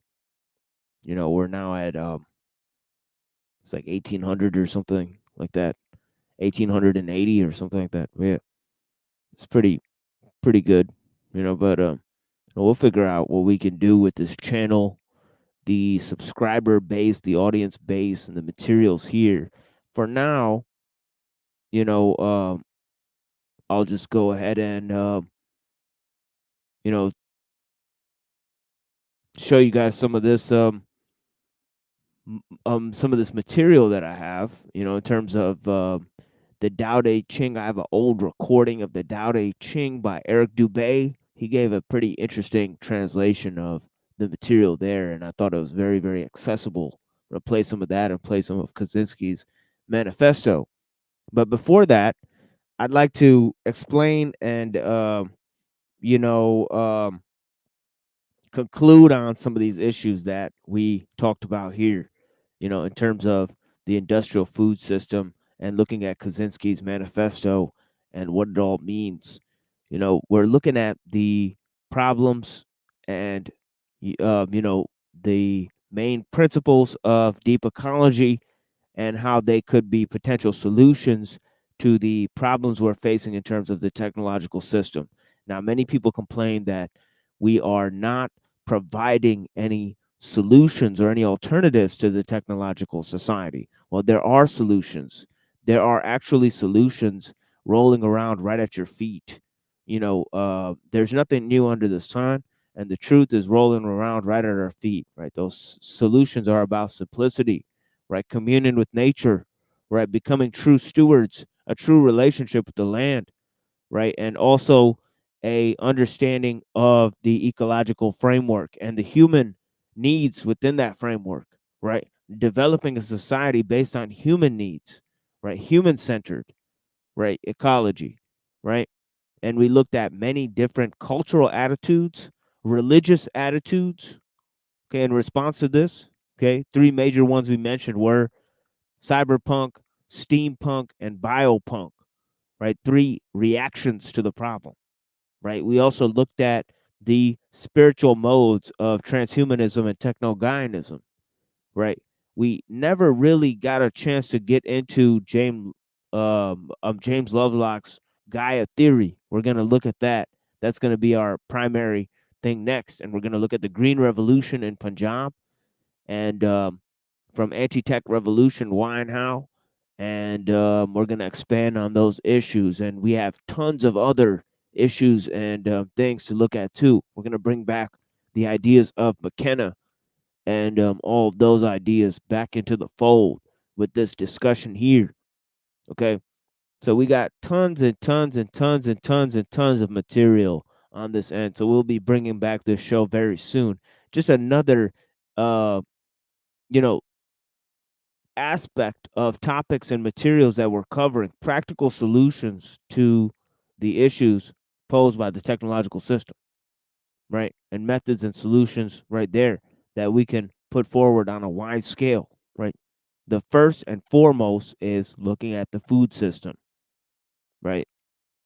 And all of that, right? Because the first way that we interact and interface with nature is through the food system, right? Everyone interacts and interfaces with nature that way, right? So it's the easiest way to develop a better relationship with the earth and a more congenial relationship with our tools that we use, right? Because we shape we shape our tools and our tools shape us. Right? The quote I was trying to say, right? Okay. Okay, and yeah, You know, thank you for joining us here on The Machine Lies, where we talk about the lies of the machine on the machine that lies. And yeah, you know, the first step to blinding somebody is getting them to open their eyes. And the first step to seeing beyond your programming is to realize those forces that impinge upon your freedom, right? As I said earlier, freedom is knowing, right, those forces which are beyond your control, right, so that you will not be subject to determinisms, right? And one of the greatest determinisms that we face today is technological determinism, right, where man is becoming inundated to become like machines, right? And that leads us back to the beginning of where we started. I'm going to play some songs, play some of the manifesto here for you guys to remind you guys about our present struggles, right? And then I'll play some of the Tao Te Ching to look at some of the solutions to the problem, right? And that is what it is, you know. Thank you guys for being here with me. Here's some songs for you guys. Thanks for being here.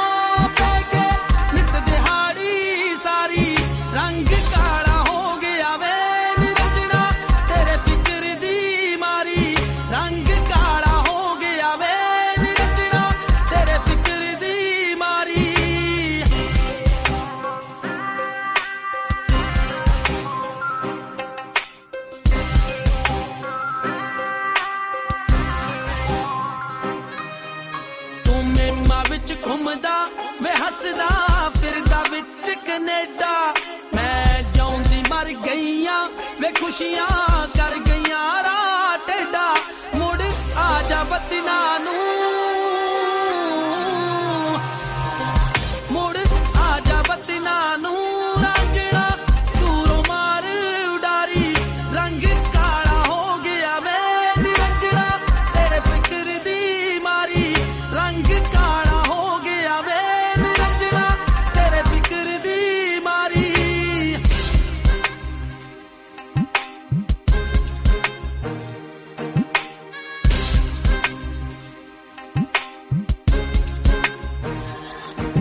रंग उड़ गया मुखड़े तो वेखा गया यार तेरी दा चोरा फुल डिग पे हुसना दे वे दे विच लचक रही ना पोरा कदे खिड़खिड़ हसदी सी कदे खिड़खिड़ हसदी सी वे हुण तां हासे बंद पटारी रंग काला हो गया वे निरंजना तेरे फिक्र दी मारी रंग काला हो गया वे निरंजना तेरे फिक्र दी मारी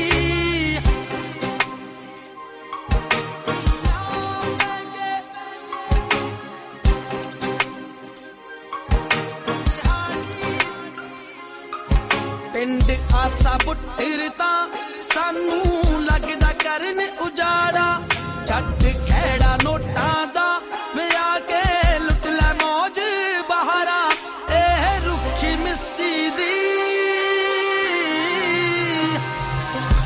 ए रुखी मिस्सी वे हुंदी कर अपने सरदारी रंग काला हो गया वे रांझना तेरे फिक्र दी मारी रंग काला हो गया वे रांझना तेरे फिक्र दी मारी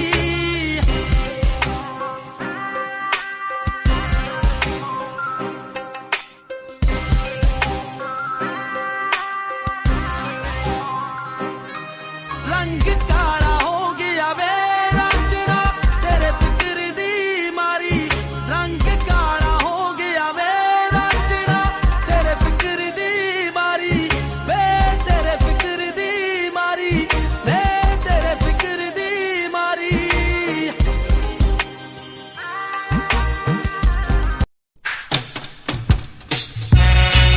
Slanda ruim, slanda bunda do clean. Slanda ruim, slanda bunda da twin.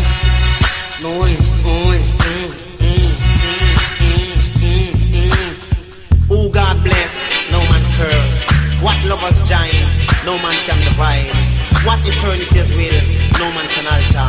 Jah divide this and no man can take it away. Stand down, when them a gun up, they shut them out. Stand away, when them a gun up, they shut them out. Them a gun up, they shut them out. When they come, them a gun up, they shut them out. When me gather enough lyrics all about. And when me gather enough lyrics all about. Me reach down Africa, me tell it all about. Me reach down Africa, me tell it all about. Me don't like a man, me love talk and shout. Me don't like a man, me love talk and shout. Me wake up every morning, me wash out me mouth. Me wake up every morning, me wash out me mouth. Where them a gone to fish up me mouth? You know where them a gone to fish up me mouth? Where them a gone to fish up me mouth? Me say down where them a gone to fish up me mouth. They want to put big padlock on me mouth. They want to put big padlock on me mouth. Tell them Jet, Babylon come, them lick me na me head. Only if people want to see me drop dead from pain. Tell them, watch them from pain. Tell them, watch them. Me have the pain in me head, got the pain in my neck. Hey, come from me neck, in my chest. Hey, come from me chest, in my back. Hey, come from me back, the in my waist. Come from me waist, and from me hip. Hey, come from me hip, in my thigh. Come from me thigh, in my leg. Come from me leg, in my knee. Come from me knee, in my foot. Them treat naughty dread like I cook. But me read up the Bible, the holy book, page to page. Tell them, watch them, page to page. Tell them, watch them. But with them I'm gonna do to shut me mouth. Nay, with them I'm gonna do to shut me mouth. Can't wait till me gather enough lyrics all about. Me reach down Africa, me tell it all about. Me don't like a man, me love talk and shout. Boing, boing, boing, with them I'm gonna do to shut them mouth. With them I'm gonna to shut them out. So the behind the swing in a sling. Behind the slide this in a. So put that away, I don't do this long then. So do the way, I don't do the day. They got the pain in me head, got the pain in my neck. Come from me neck, in my chest. Come from me chest, in my back. Come from me back, in my waist. Come from me waist. Come from me hip, hey, come from me hip, in a me thigh. Come from me thigh, the in a me legs, hey. Come from me leg, in a me knee. Come from me knee, in a me foot. Them treat a naughty dread like I cook. But me read up Jah Bible, the holy book, page to page. Tell them, watch them, page to page. Tell them, watch them. Me say that, them a gonna up, shut me mouth. Shut up. When them a gonna up, shut me mouth. When me gather enough lyrics all about. Me reach down Africa, me tell it all about. Me don't like come and me love talk and shout.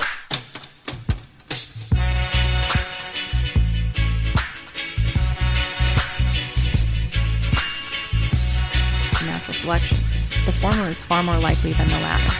It would be better to dump the whole stinking system and take the consequences. Strategy. The technophiles are taking us all on an utterly reckless ride into the unknown. Many people understand something of what technological progress is doing to us, yet take a passive attitude towards it because they think it is inevitable. But we don't think it is inevitable. We think it can be stopped, and we will give here some indications of how to go about stopping it. As we stated in paragraph 166, the two main tasks for the present are to promote social stress and instability in industrial society and to develop and propagate an ideology that opposes technology and the industrial system. When the system becomes sufficiently stressed and unstable, a revolution against technology may be possible. The pattern would be similar to that of the French and Russian revolutions. French society and Russian society, for several decades prior to their respective revolutions, showed increasing signs of stress and weakness. Meanwhile, ideologies were being developed that offered a new worldview that was quite different from the old one. In the Russian case, revolutionaries were actively working to undermine the old order. Then, when the old system was put under sufficient additional stress by financial crisis in France, by military defeat in Russia, it was swept away by revolution. What we propose is something along the same lines. It will be objected that the French and Russian revolutions were failures, but most revolutions have two goals. One is to destroy an old form of society, and the other is to set up a new form of society envisioned by the revolutionaries. The French and Russian revolutionaries failed, fortunately, to create the new kind of society of which they dreamed, but they were quite successful in destroying the old society. We have no illusions about the feasibility of creating a new ideal form of society. Our goal is only to destroy the existing form of society.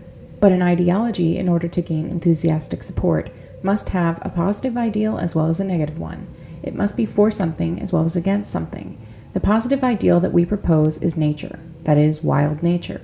Those aspects of the functioning of the earth and its living things that are independent of human management and free of human interference and control.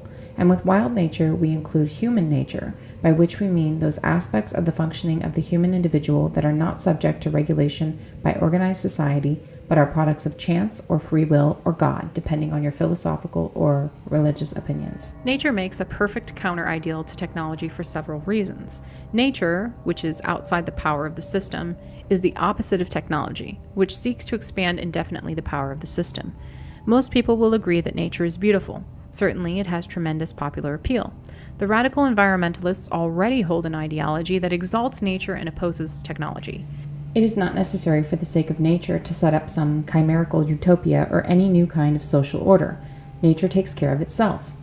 It was a spontaneous creation that existed long before any human society, and for countless centuries, many different kinds of human societies coexisted with nature without doing it an excessive amount of damage.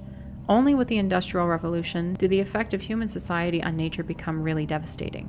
To relieve the pressure on nature, it is not necessary to create some special kind of social system. It is only necessary to get rid of industrial society. Granted, this will not solve all problems.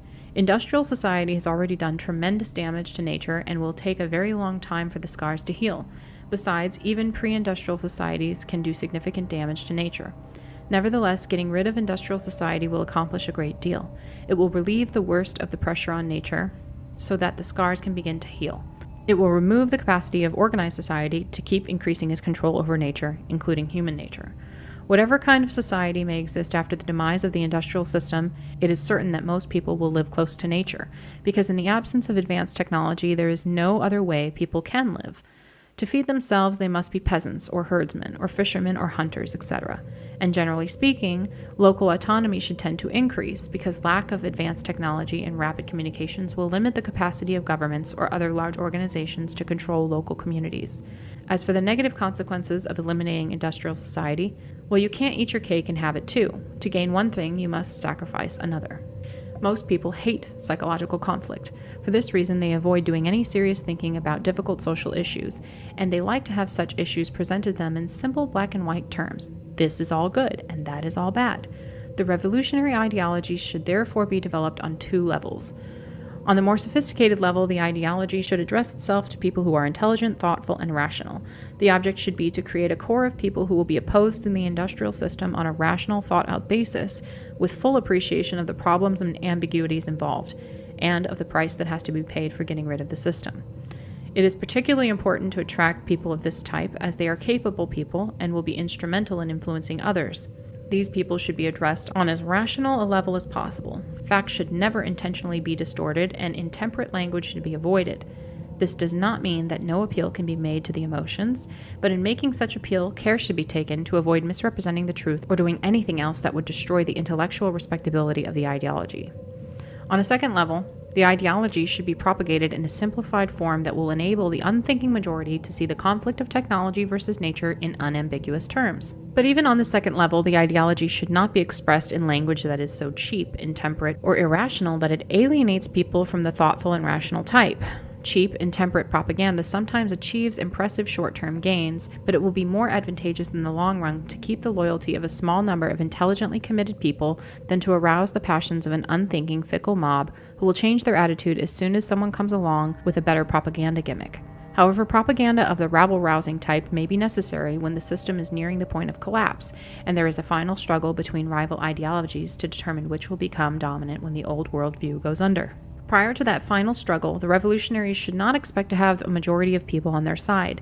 History is made by active, determined minorities, not by the majority, which seldom has a clear and consistent idea of what it really wants. Until the time comes for the final push toward revolution, the task of revolutionaries will be less to win the shallow support of the majority than to build a small core of deeply committed people. As for the majority, it will be enough to make them aware of the existence of the new ideology and remind them of it frequently, though of course it will be desirable to get majority support to the extent that this can be done without weakening the core of seriously committed people. Any kind of social conflict helps to destabilize the system, but one should be careful about what kind of conflict one encourages. The line of conflict should be drawn between the mass of people and the power-holding elite of the industrial society, politicians, scientists, upper-level business executives, government officials, etc. It should not be drawn between the revolutionaries and the mass of the people. For example, it would be a bad strategy for the revolutionaries to condemn Americans for their habits of consumption. Instead, the average American should be portrayed as a victim of the advertising and marketing industry, which has suckered him into buying a lot of junk that he doesn't need and that is very poor compensation for his lost freedom. Either approach is consistent with the facts. It is merely a matter of attitude whether you blame the advertising industry for manipulating the public or blame the public for allowing itself to be manipulated. As a matter of strategy, one should generally avoid blaming the public. One should think twice before encouraging any other social conflict than that between the power-holding elite, which wields technology, and the general public, over which technology exerts its power. For one thing, other conflicts tend to distract attention from the important conflicts between power elite and ordinary people, between technology and nature. For another thing, other conflicts may actually tend to encourage technologization, because each side in a conflict wants to use technological power to gain advantages over its adversary. This is clearly seen in rivalries between nations. It also appears in ethnic conflicts within nations. For example, in America, many black leaders are anxious to gain power for African Americans by placing black individuals in the technological power elite. They want there to be many black government officials, scientists, corporation executives, and so forth. In this way, they are helping to absorb the African American subculture into the technological system. Generally speaking, one should encourage only those social conflicts that can be fitted into the framework of the conflicts of power elite versus ordinary people, technology versus nature. But the way to discourage ethnic conflict is not through militant advocacy of minority rights. Instead, the revolutionaries should emphasize that although minorities do suffer more or less disadvantage, this disadvantage is of peripheral significance. Our real enemy is the industrial technological system, and in the struggle against the system, ethnic distinctions are of no importance. The kind of revolution we have in mind will not necessarily involve an armed uprising against any government. It may or may not involve physical violence, but it will not be a political revolution.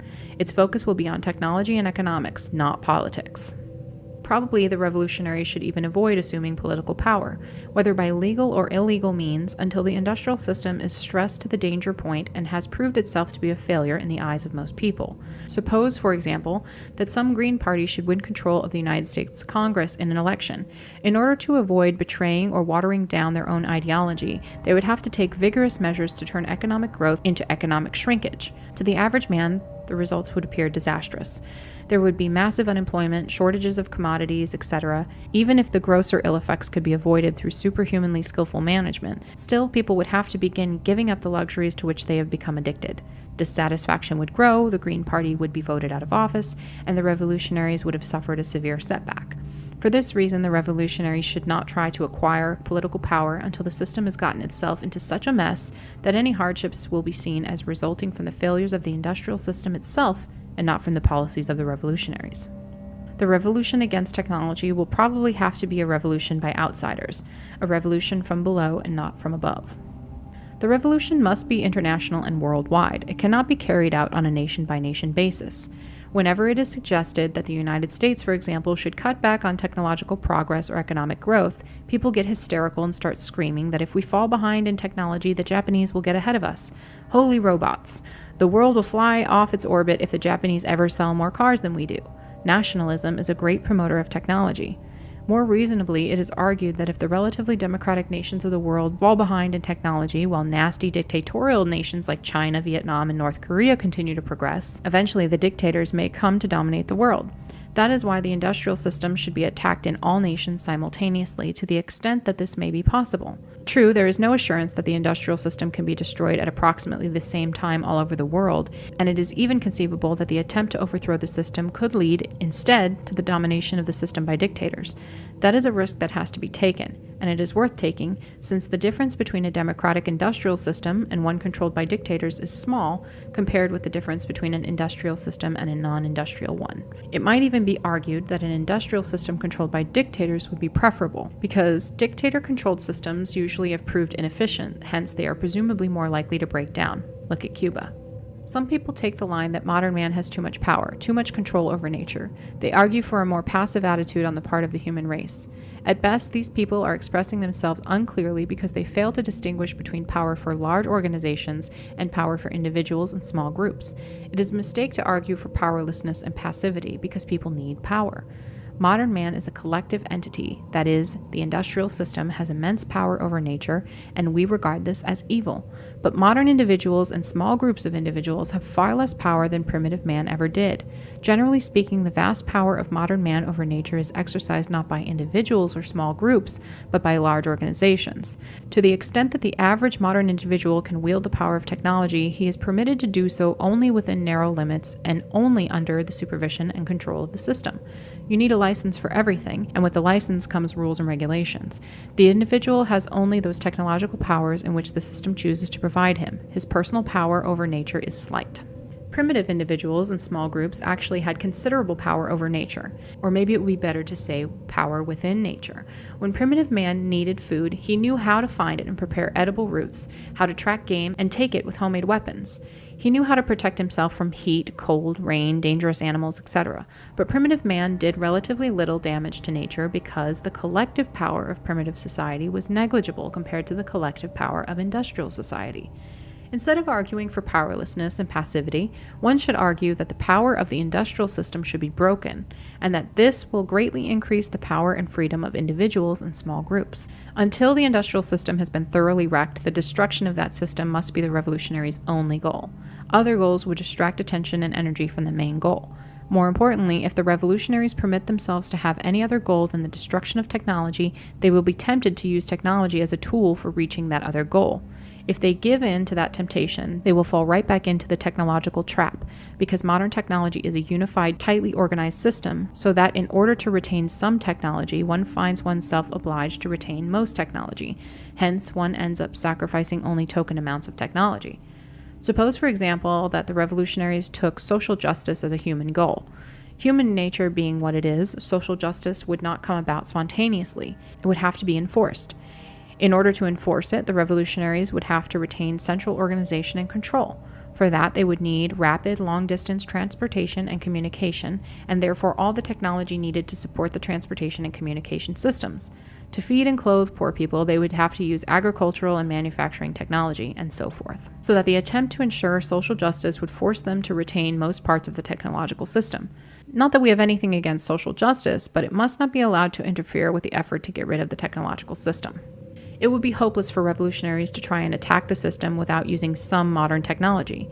If nothing else, they must use the communications media to spread their message. But they should use modern technology for only one purpose: to attack the technological system. Imagine an alcoholic sitting with a barrel of wine in front of him. Suppose he starts saying to himself, "Wine isn't bad for you if you drink in moderation. Why, they say small amounts of wine are even good for you. It won't do me any harm if I just take one little drink." Well, you know what's going to happen. Never forget that the human race with technology is just like an alcoholic with a barrel of wine. Revolutionaries should have as many children as they can. There is strong scientific evidence that social attitudes are to a significant extent inherited. No one suggests that a social attitude is a direct outcome of a person's genetic constitution, but it appears that personality traits are partly inherited and that certain personality traits tend, within the context of our society, to make a person more likely to hold this or that social attitude. Objections to these findings have been raised, but the objections are feeble and seem to be ideologically motivated. In any event, no one denies that children tend on the average to hold social attitudes similar to those of their parents. From our point of view, it doesn't matter all that much whether the attitudes are passed on genetically or through childhood training. In either case, they are passed on. The trouble is that many of the people who are inclined to rebel against the industrial system are also concerned about the population problems. Hence, they are apt to have few or no children. In this way, they may be handing the world over to the sort of people who support or at least accept the industrial system. To ensure the strength of the next generation of revolutionaries, the present generation should reproduce itself abundantly. In doing so, they will be worsening the population problem only slightly. And the important problem is to get rid of the industrial system, because once the industrial system is gone, the world's population necessarily will decrease. Whereas if the industrial system survives, it will continue developing new techniques of food production that may enable the world's population to keep increasing almost indefinitely. With regard to revolutionary strategy, the only points on which we absolutely insist are that the single overriding goal must be the elimination of modern technology, and that no other goal can be allowed to compete with this one. For the rest, revolutionaries should take an empirical approach. If experience indicates that some of the recommendations made in the foregoing paragraphs are not going to give good results, then those recommendations should be discarded. Two kinds of technology. An argument likely to be raised against our proposed revolution is that it is bound to fail because, it is claimed, throughout history technology has always progressed, never regressed. Hence, technological regression is impossible, but this claim is false. We distinguish between two kinds of technology, which we will call small-scale technology and organization-dependent technology. Small-scale technology is technology that can be used by small-scale communities without outside assistance. Organization-dependent technology is technology that is dependent on large-scale social organization. We are aware of no significant cases of regression in small-scale technology, but organization-dependent technology does regress when the social organization on which it depends breaks down. Example, when the Roman Empire fell apart, the Roman small-scale technology survived because any clever village craftsman could build, for instance, a water wheel. Any skilled smith could make steel by Roman methods, and so forth. But the Romans' organization-dependent technology did regress.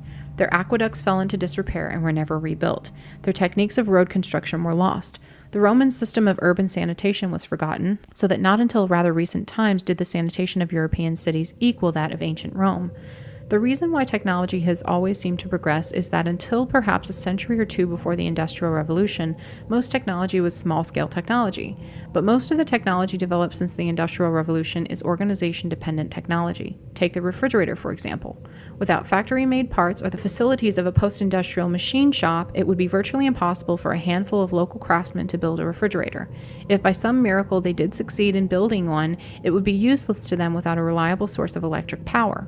So they would have to dam a stream and build a generator. Generators require large amounts of copper wire. Imagine trying to make that wire without modern machinery.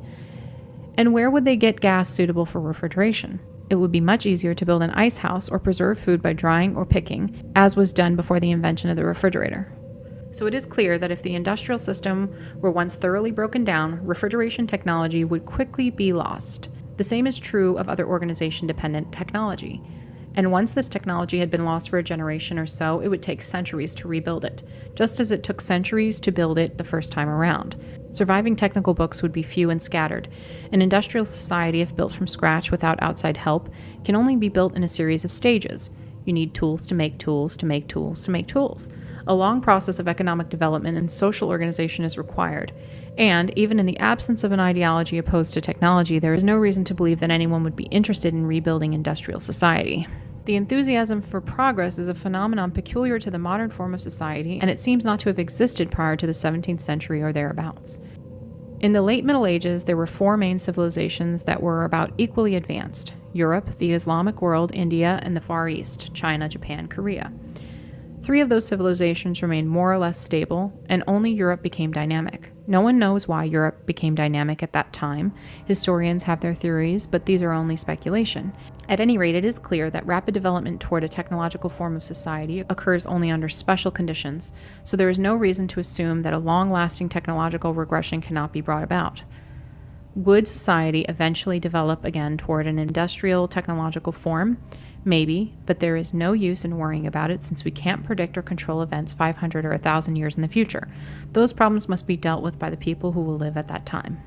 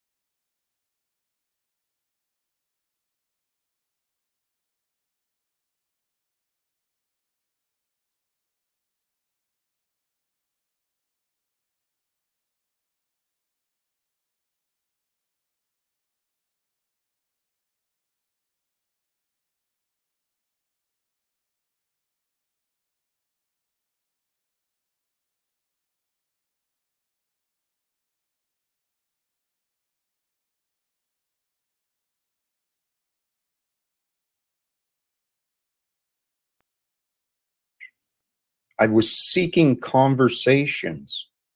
But my efforts to have conversations, they've been failing. People are bringing arguments and side conversations. So, I don't know. Hey, Machine Lies, welcome, brother. How are you today? Thank you for joining. I'm having a great day, brother Jack. But I warned beforehand that my microphone has been acting a little bit strange since yesterday. So there is that. All right. It sounds just fine. No, it sounds good. That's good to hear. Hey, you are a man with beautiful perspectives. What would be your input from realizing your part in truth? And the concept, well, I guess actually I didn't go into that much more.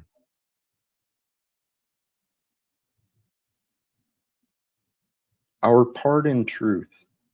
Some of the thought I was considering in that earlier is if we realize we are but a perspective of the truth, we are a small part of the truth, then we can realize that there is a greater truth beyond us.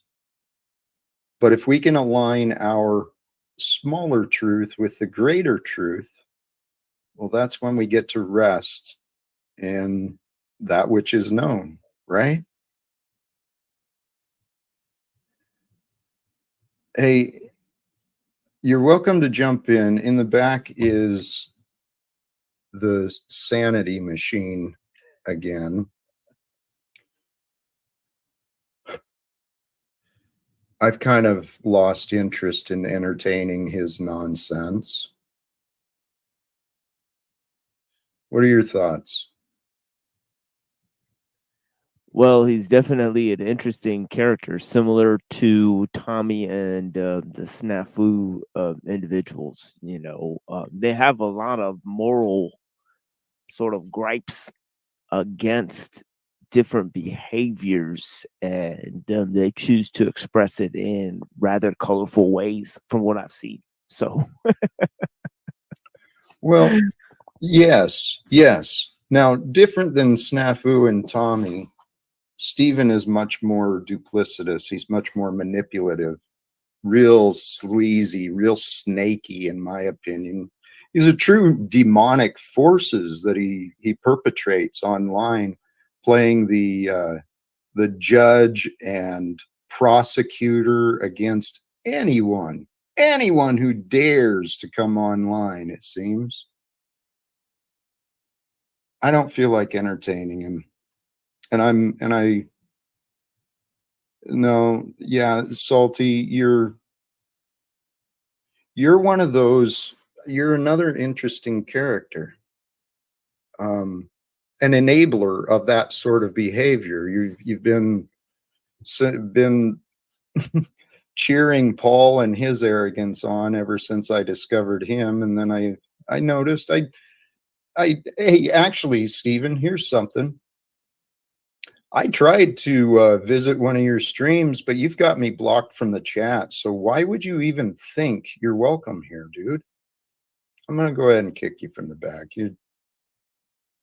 I'm done.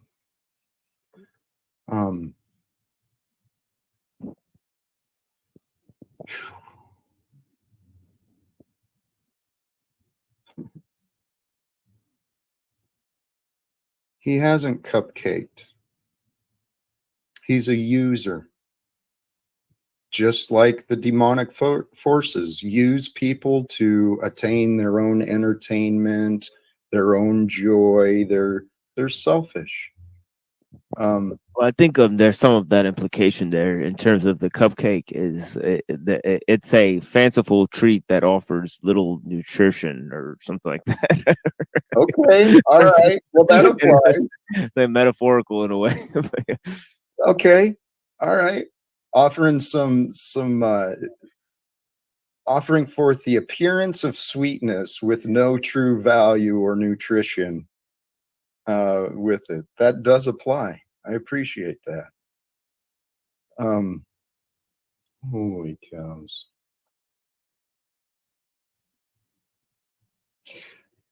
Along those lines, what we enjoy constitutes our abundance.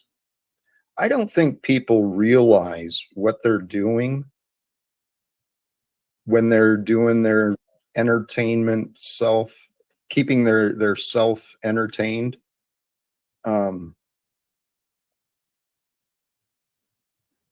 There's some people who enjoy some really disturbing things. I mean, Snafu just popped in the back again, and he's another one. He seems to enjoy being a disruption.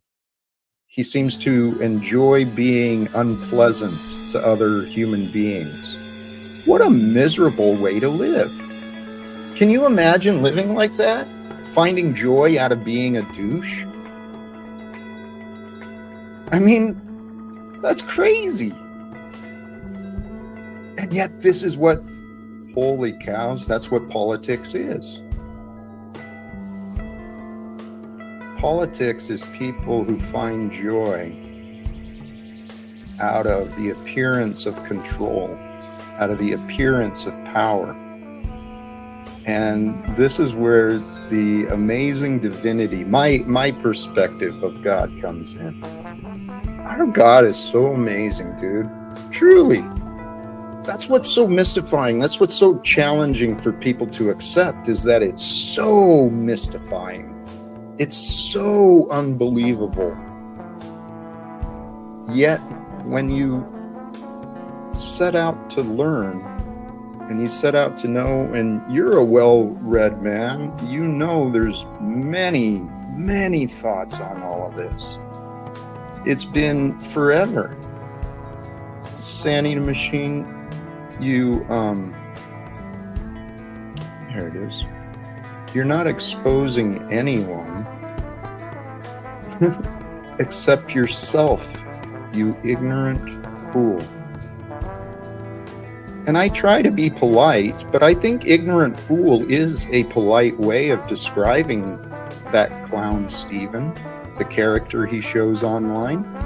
He might be a nice guy if given the chance. I tried giving him a chance, though. No, I tried giving him a chance. And he showed me he's not a nice guy. He lacks moral foundations, lacks integrity.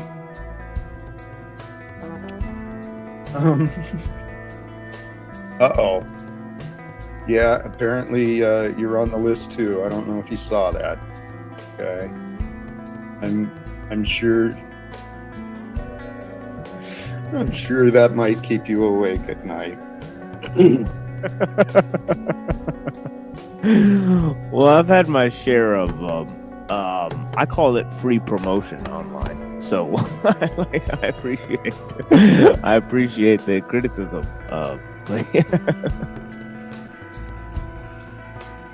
I find it fascinating, truly fascinating, that people have no regard for how they come across, right?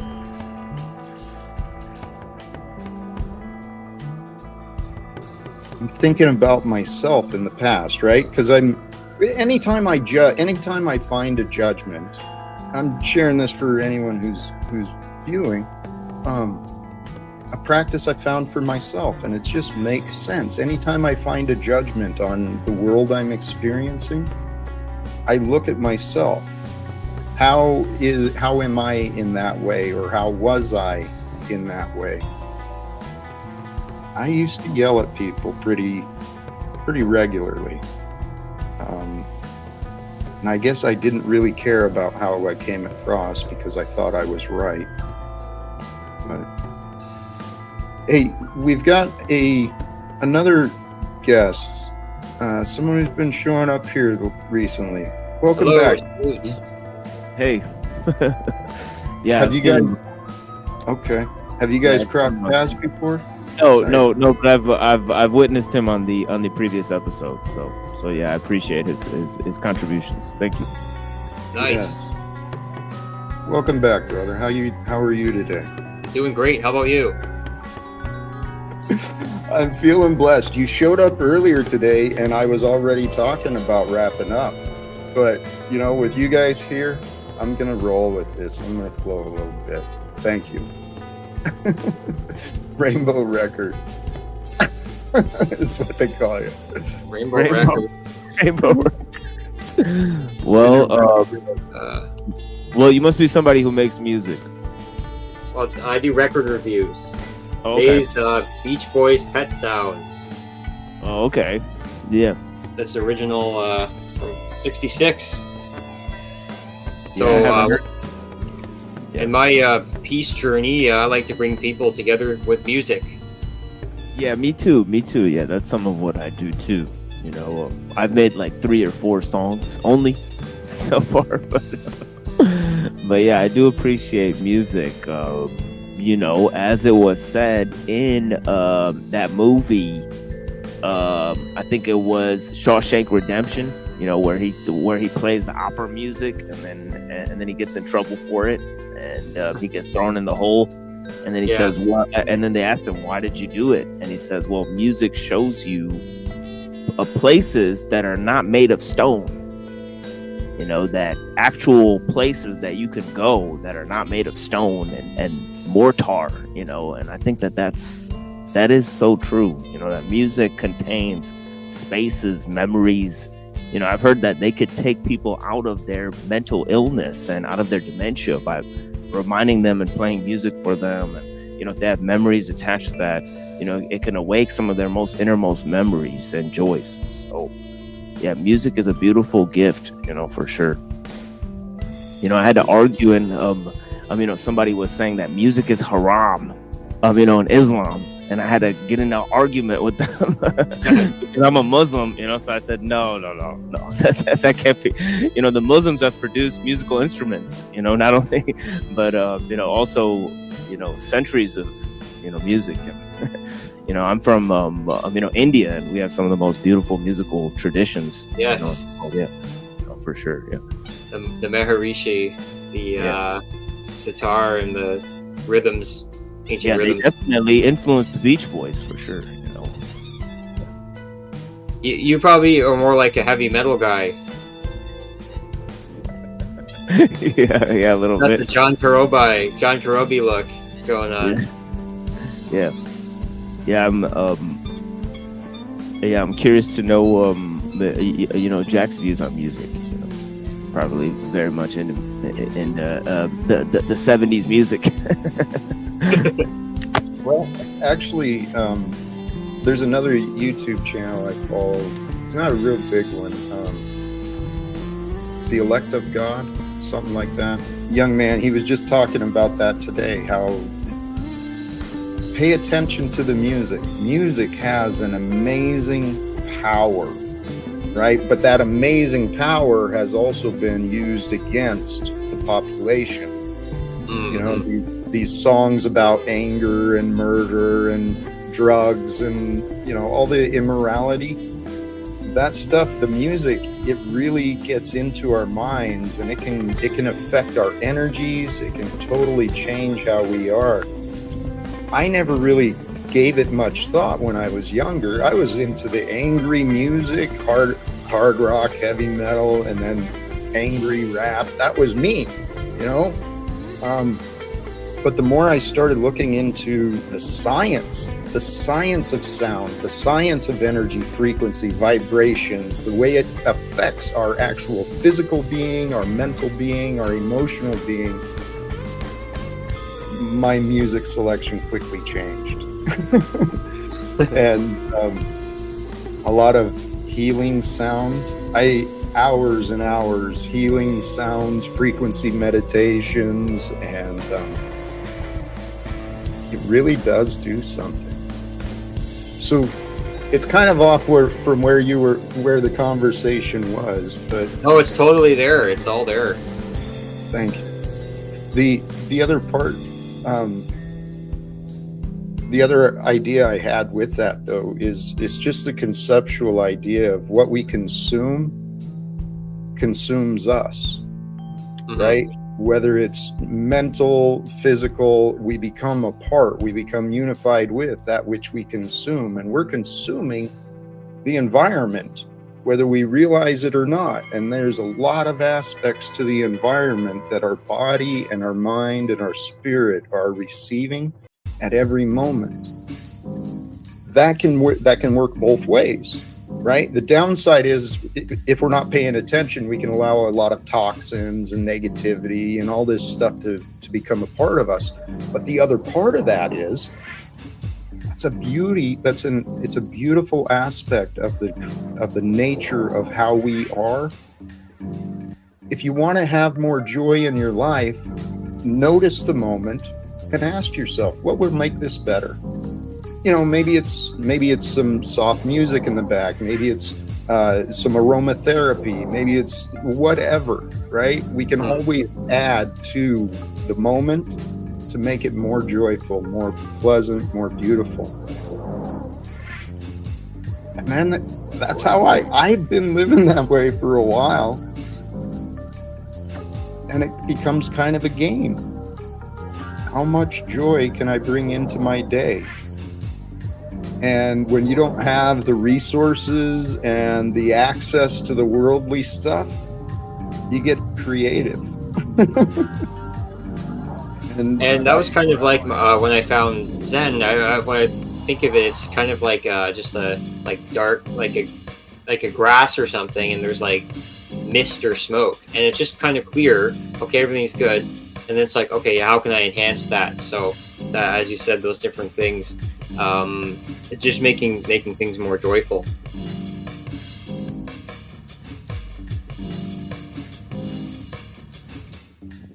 Yes. Sorry. I was dealing with the backstage. Yeah, but what you were talking about is 100% on point, and I think that what we're dealing with is a problem of mediation. You know, as Shang Tzu says, you know, nets are for birds. Once you've got the bird, you let go of the net. You know, the trap is for the fox. And once you've got, you know, the trap set, you know, you could let go of it. And words are for meaning, you know, and once you've got the meaning, you could really let go of the words. So this idea of the mediation, you know, we don't have to pay attention to how the message is being delivered. You know, if we could just pay attention to what the message is, you know, a lot of times we pay attention to the wrong part of things, you know, and I think that mediation, you know, as they say, the median is the message, you know, so a lot of times when we externalize truth, you know, we lose it because we put the meaning of it outside of ourselves, you know, so we think we're separate from the truth that we're witnessing. And then also we could make it transcendental, where we could go too much inside and then make the truth elevated beyond our consciousness so that it becomes something transcendental, and then it becomes a stepping stone to God, you know, instead of just going right to the you know, the truth, not finding mediation between it, you know, just getting right to the truth that's there and acting on it, you know, and that's the real essence of truth is in action, and that goes with another thing, which is participation. You know, you know, the truth can only be found in participation because nobody owns the truth.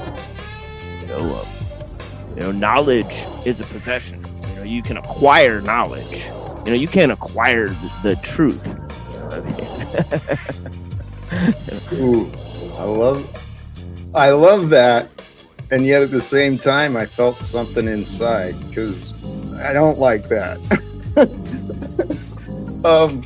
But I totally get what you're saying. The truth stands alone, right? The truth doesn't need approval. It doesn't need acceptance. The truth is true regardless. And the truth comes from that which is. That's what I say. I believe God is that which is. And that which is reveals that which is true.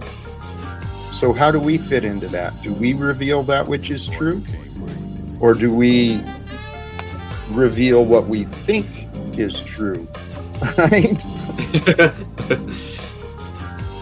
My part in the truth would be I have different gifts, so I have to use my gifts that I have, and so one of them is adding value to other people's channels by communicating and building my communication skills and setting an example for other people.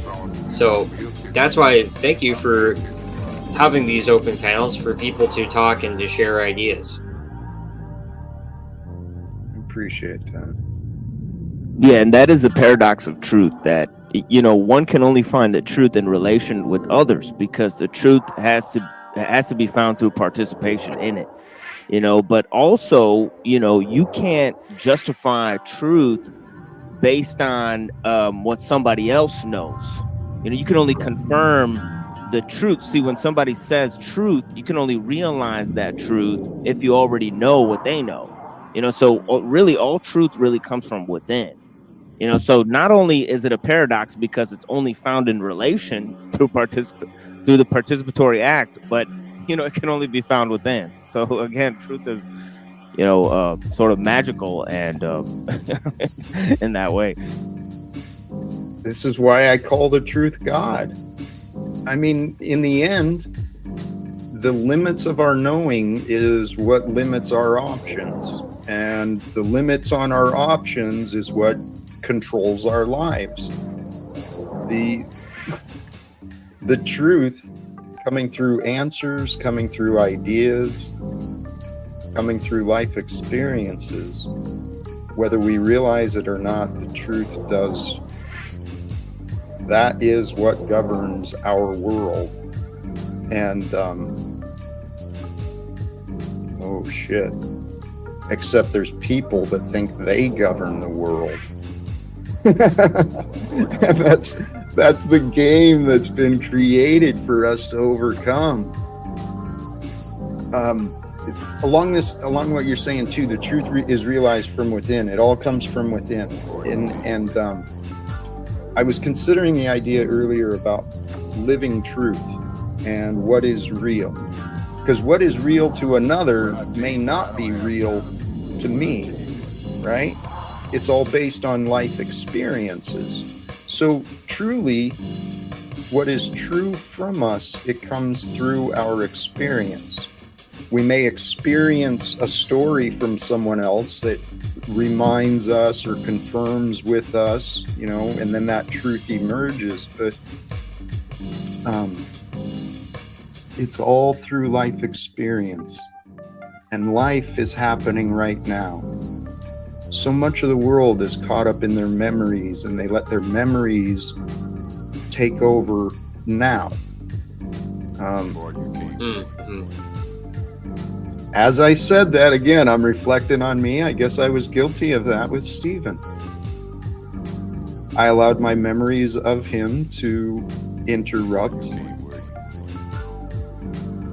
Well, you know what? Fool me once, fool me a dozen times. I'm gonna learn.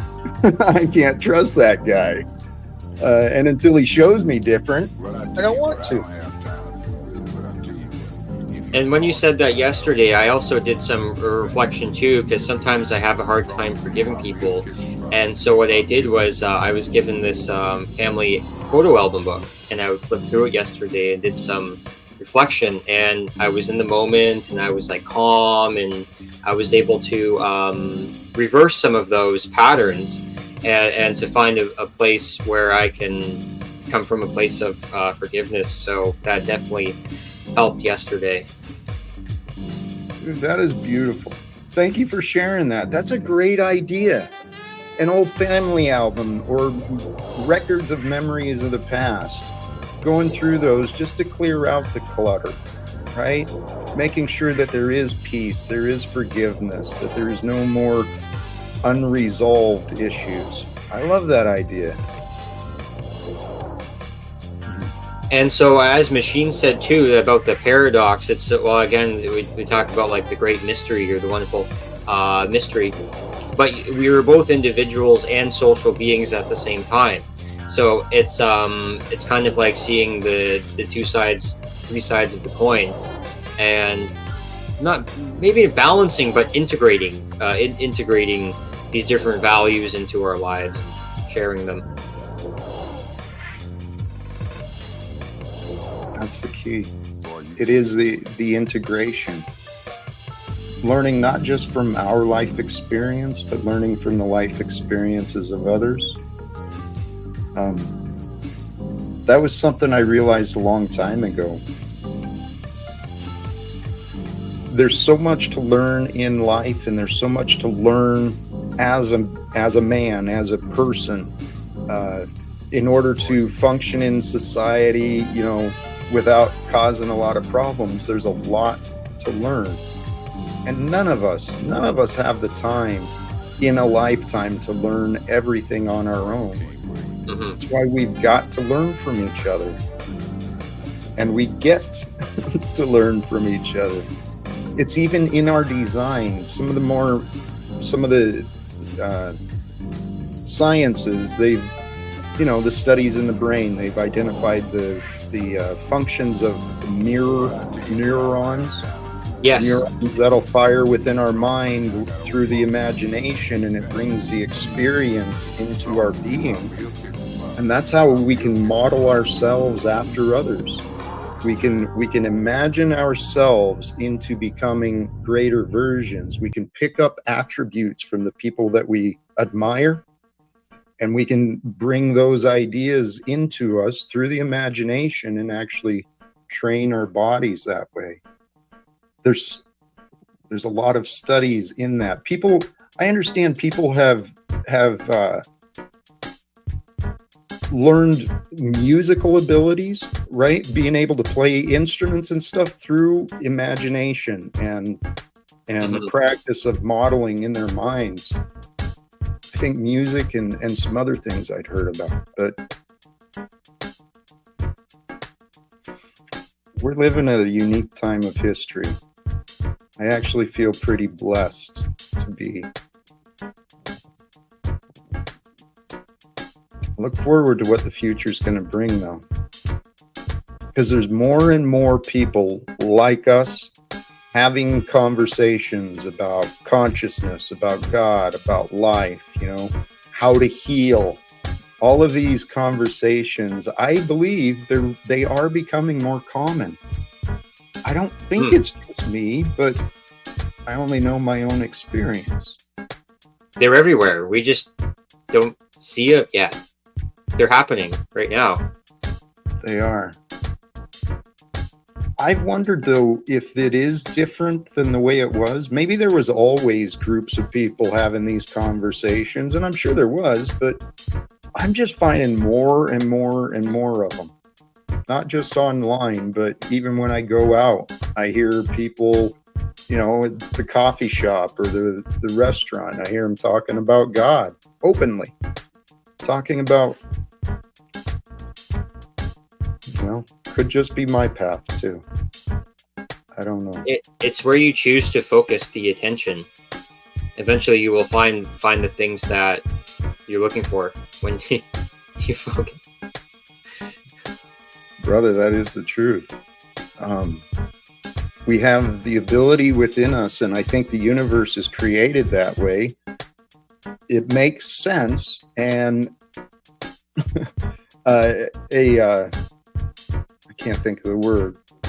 You know, the omnipresent, all-powerful God, it creates this life for us to live how we want. And we have within ourselves the freedom of choice, the free will. We can choose to be true and pure and loving, or we can be corrupted and foolish and evil, whatever we want. Mm-hmm. Whatever we believe, we can achieve. And there's people who have believed they could achieve power and wealth and control and oppression. And they have. With great power comes great responsibility. Right. That's why it's interesting that we came to the conclusion earlier that we're not separate from the truth. The truth comes from within. But also, the truth is available, in terms of God and nature, in terms of that we're not separate from nature or God. But if we start to identify ourselves with nature, meaning that we can control nature, then we fall into, problems, and if we try to identify ourselves with God, instead of showing that, God is all there is, but also that, we can't know God, in a sense that, that God is the totality of existence. So it's not that God is each separate part of existence, but that existence is in the shadow of the Creator. So that we can, realize that we're not separate from God, but that God is greater than, what we experience, and that God is more real than ourselves, in a sense, and that we're not separate from nature either. That's a great and deep truth, Absolutely. Facts. That's precisely what I was trying to point out earlier too. God is, and we are a part of that which is. But the creator of that which is above that. So we can only see little aspects and little perspectives of that which is and God. We get our own little sliver, our own little slice, but the answers are there for us to seek. The answers are there for us to know. And I don't claim to know how all of this works, from God's greatest perspective, but it does make sense to me that each of us, every single one of us, we're on our own individual path of spiritual, mental, and intellectual, physical development. We're all on our own individual paths with God. We don't have to accept that there's higher powers with us. Oh man, but we get to. We don't have to accept the truth of God, but we get to. And what I've been practicing for myself, I don't even know the right words. It's just the way that Jesus was shown for us to live. Imagine yourself living that way with the love, the mercy, the compassion. That's how we're supposed to be. I mean, the rules, the natural law, the laws of order, they are there for us, for our health, for our success. And the truth I found for myself is this is a spiritual life, and each day, each moment, we can walk with the Spirit. So I identify spirits as emotions, right? I invite, welcome, Denizen. Hey, Denizen. Can you guys hear me? Yes. Yep. I invite the spirit of comfort to walk with me. I invite the spirit of love to walk with me. When I'm feeling empty, which happens, right? I invite in the Spirit of Christ to join me, the heart of God to join me, and I invite God's presence with me, with the fullness of God, because the fullness of God within me will overcome any emptiness I have. It'll bust through any of the darkness, the strongholds of darkness and the strongholds of limitations I've got within myself. When I invite in the wholeness and the power of God, I feel whole.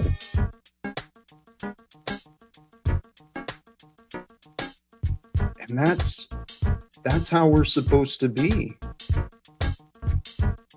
I mean, even from the Buddhic philosophies too, of the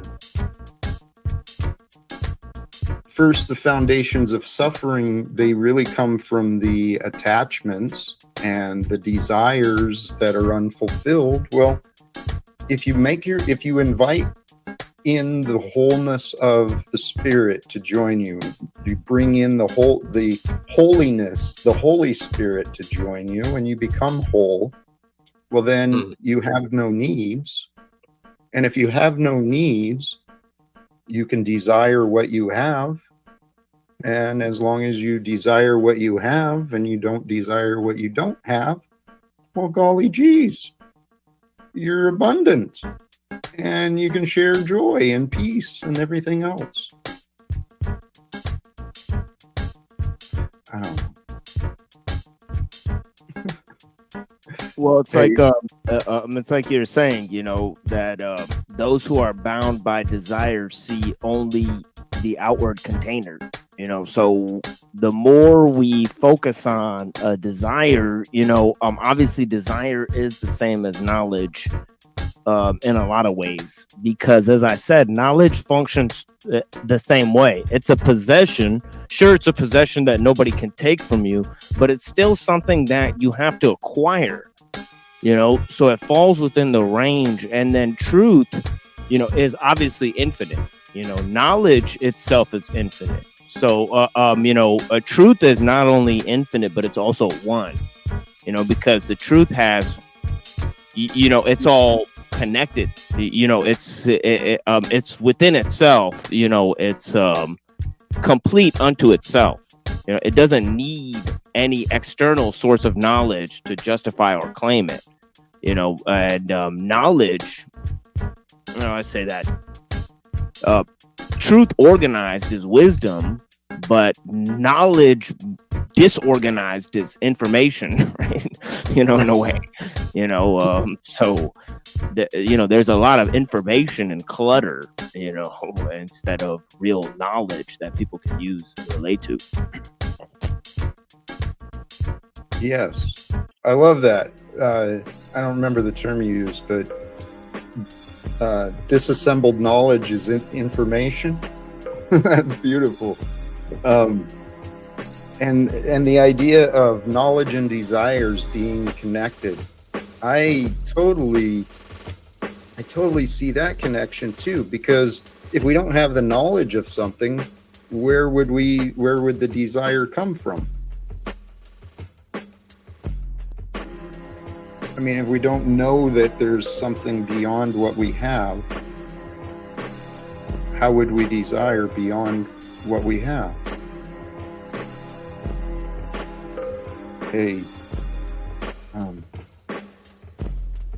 Richard Hawkins, I believe we have no disagreements. I believe the God I believe in transcends all religion. It is all that ever was and will ever be. Amen. And we are but grains of sand, and we are part of and not separate from. We are absolutely there. Hey, I heard Sleepy Joe step down today. I think it's time for us, people, to make a move. I'm hoping I'll get there. You know, I'm praying that this year is my year. I truly am. Everything is in God's hands. That's what I understand. Hey, Denizen? Yo. If you had anything, feel free. You jumped up and out. I think we've just been going on. I was going to ask if I would be hijacking the panel if I brought up politics. I don't think so. Go ahead, please. So everyone has heard our fearless leader has decided to ride off into the sunset this weekend. Mm-hmm. Well, is it just he's withdrawing from the next candidacy, or is he actually resigning from the position? So far, he's only withdrawn from the candidacy. All right. There's much speculation that the best thing for Kamala's campaign would be to make her president as soon as possible. Is that what they're? Have they offered any replacement ideas yet? Is Kamala the one? No, it looks like they're unifying behind Kamala. And of course, everybody forgets about RFK, who arguably is the only real Democrat in the race running as an independent. I've got hope in him, but I still have a lot of things with him I'm not real comfortable about as well. Hey, we've got another friend to the stream. Whoa, he's alive, Man, he's I alive. Retirement until it was the time of the Talcott, and now it is. Here we go. We're all on board here. It is the time for the Talcott. Congratulations, President-elect Talcott. You know, I would certainly love to have an influence on that position, but I don't have any interest in doing the campaigning or the voting. You just want to usurp a power? Yes. Yes. That's Which is basically what all of us want for you as well. Same. Because I think if you have to go the normal vote route, you're going to have a hard time. Harder time than if you just take it by force. I agree. And I know there's a way to do it. Not by force, but with, I don't know the right word. Perseverance, persistence. Violence. No. Hey, actually, though, I mean, as that idea was being tossed around in there, I've already kind of been through that in my past. I served as an elected officer for 14 and a half years in my local. And I think when I started, our election cycle was every 2 years. And I think we might have changed it to 3 years during that time. But if I remember right, I think I was only voted for like once or twice in all those elections, because if there was an empty seat no one wanted to do, I'd volunteer to do it. And then once I took over the role of president, no one wanted it. They wanted me to do it. There you go. You already have experience. I do. And I tell you what, I didn't know what the hell I was doing back then. I was winging it like an MFer, man. But I have been studying and learning and developing.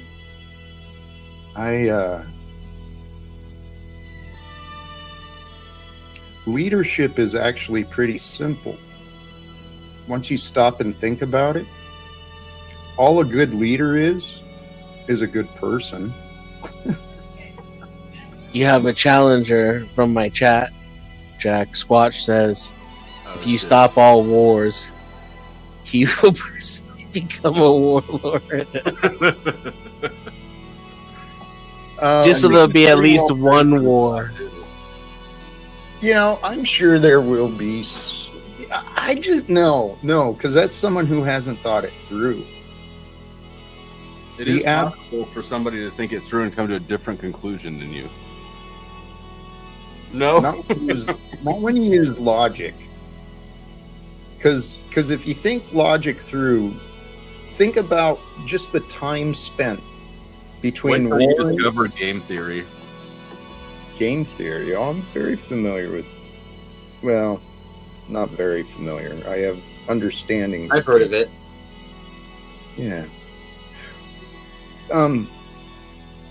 But just the simple aspect. I mean, this is from my experience. I lived with the patterns of conflicts and disagreements internally, which came out with a lot of conflicts and disagreements externally. And when I stopped fighting, I realized how much time I had. I got a lot more time in my life to learn and to live when I'm not focused on past arguments or future arguments. And that's the way the whole world could be. If people weren't so busy fighting for survival or fighting for supremacy, we could live with cooperation. Cooperating with each other, cooperating with Earth, you know, Mother Nature. And there are so many possibilities available for us today. Innovations in agriculture have been developed. There's so many opportunities for our world to drastically and rapidly change.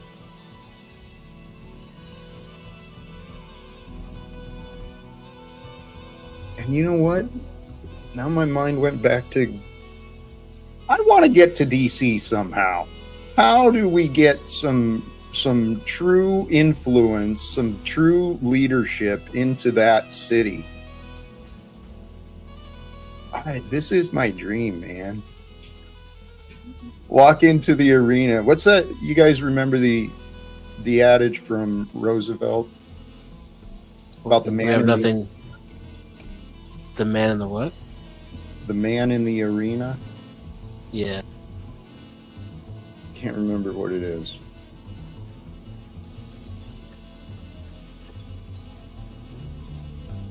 Nope, don't even know what you're talking about. Yeah, I'm familiar with it, but I don't remember how it goes. I couldn't possibly paraphrase.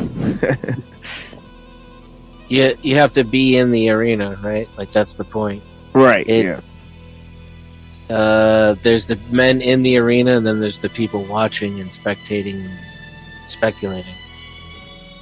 Here. The man in the arena. It's not the critic who counts. Not the man who points out how the strong man stumbles, or where the doer of deeds could have done them better.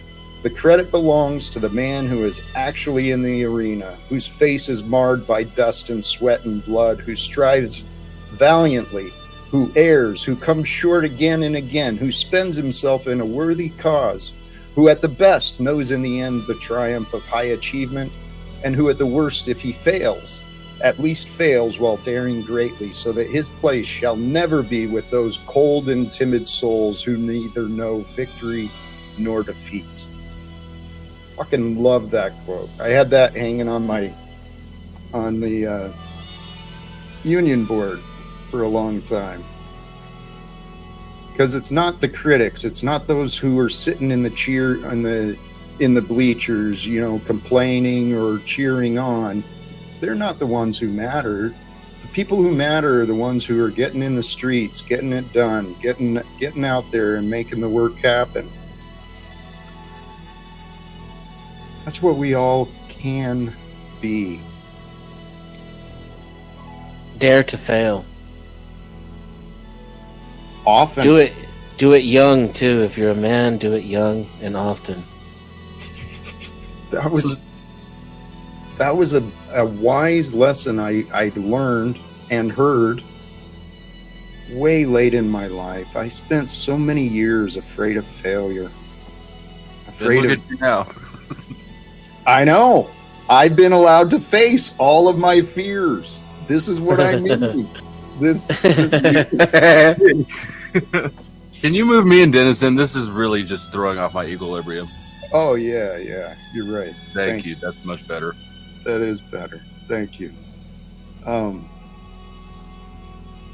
Yeah, no, this is what my life has brought me. And I've mentioned this. It was especially after I invested in that idea. Well, maybe I noticed the patterns after that, but I was allowed to discover fears I didn't know I had. Seriously. And that gift, it allowed me to overcome a lot of things. Right? And this is what I've been learning. Within every one of us, there is a leader. Maybe it hasn't had the experience, maybe it hasn't had the education, but there is a leader within us, whether we realize it or not. We're all leading ourselves through time based on the choices and the availability of what the world offers us. But what if that leader is like Justin Trudeau? What if you have like an inner little Chinese Hitler in there?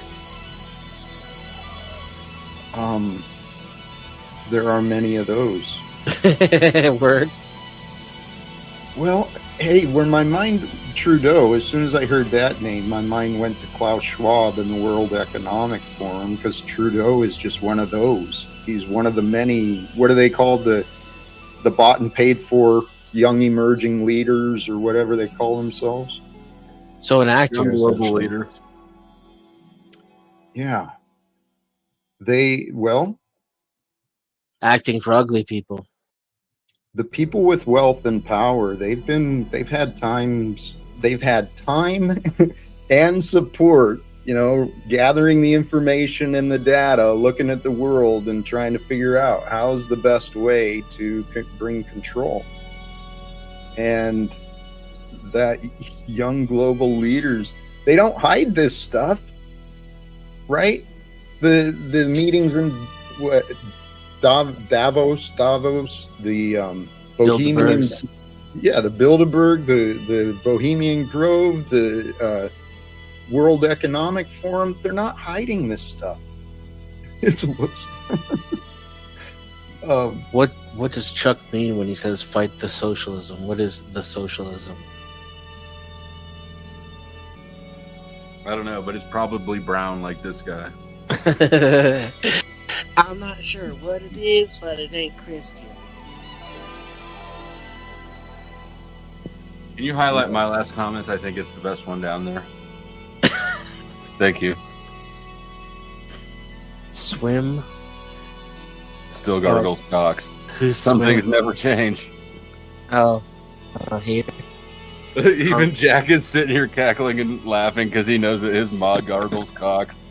No, not at all. No, not at all. I'm not sure what Chuck means by fight the socialism, because I think if people really understood. People really understand socialism. That's They a really common don't. Marxist trope, is to say that you don't understand Marx, but Yeah, it's correct. I've never heard any critique of socialism that had anything to do with socialism on any of these panels. Right. because this is a pro-socialism panel, even though the panelists individually may not be so. And the DeFreak says it's social redistribution. So Is capitalism? it just me, or is Denizen kind of crackly? Oh, is it crackly? I'll be Yeah, back. you're crackly. Yeah, a little bit. Please and thank you.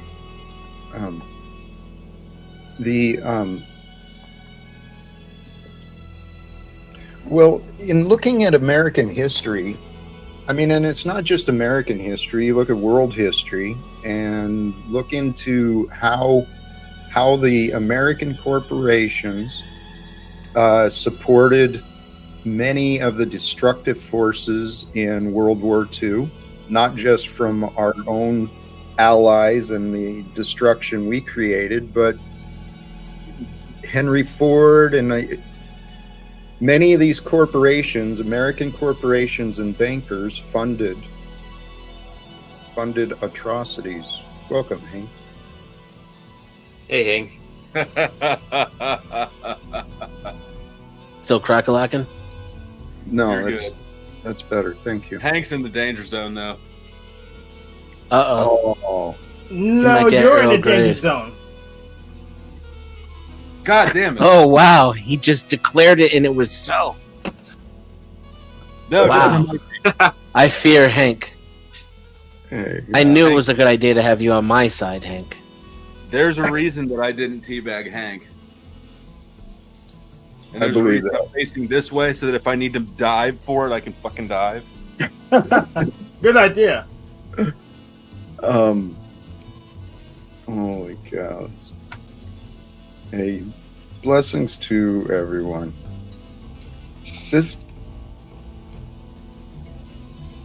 Interesting. Well, if I could just interject with a few theories and explanations of these different theories, because see, you have in one sense you have a sort of libertarianism where there's no government regulations, right, on private industry, right? Then you have a form of idea where government can have limited access into private industry, meaning that they can regulate private industry. That is socialism, right? And then the control over the means of production, that's public. That's communism, right? That would be a communal distribution of the. Who knows what the future's going to bring? But thank you, Denizen. I think I'm going to start wrapping up. I'm going to give Machine Lies the last word, though. If you don't mind. Absolutely. Thank you, brother. Hank bounced out. I'm going to throw you Machine Lies. Yes, I hope everyone can hear me fine. And, I've given 2 lengthy presentations on my show about Trump and his ties to the mob, his political background, and also, the foundation of his political career, his ties to the QAnon movement, and some of the other, and also his ties to the Israeli intelligence.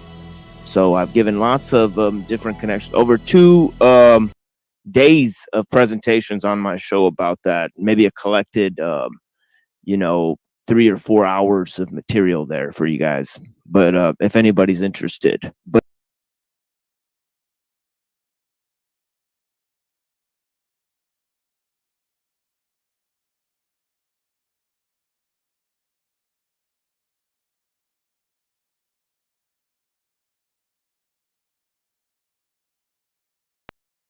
To read some of the ways that we can connect to what's true within this compass through the Tao Te Ching. It says that the greatest of rulers is but a shadowy presence.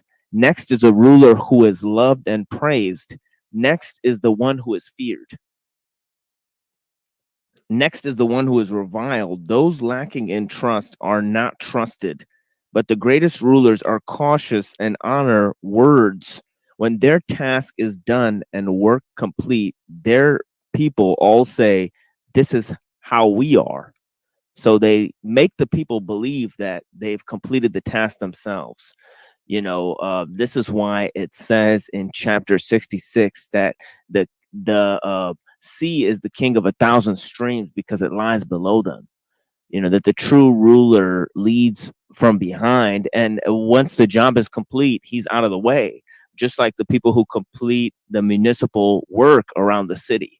They offer a service, and they're honest, and then they remove themselves from the process. They let the people think that they've done it themselves, and they don't unveil themselves. The true power is not the one that displays its force.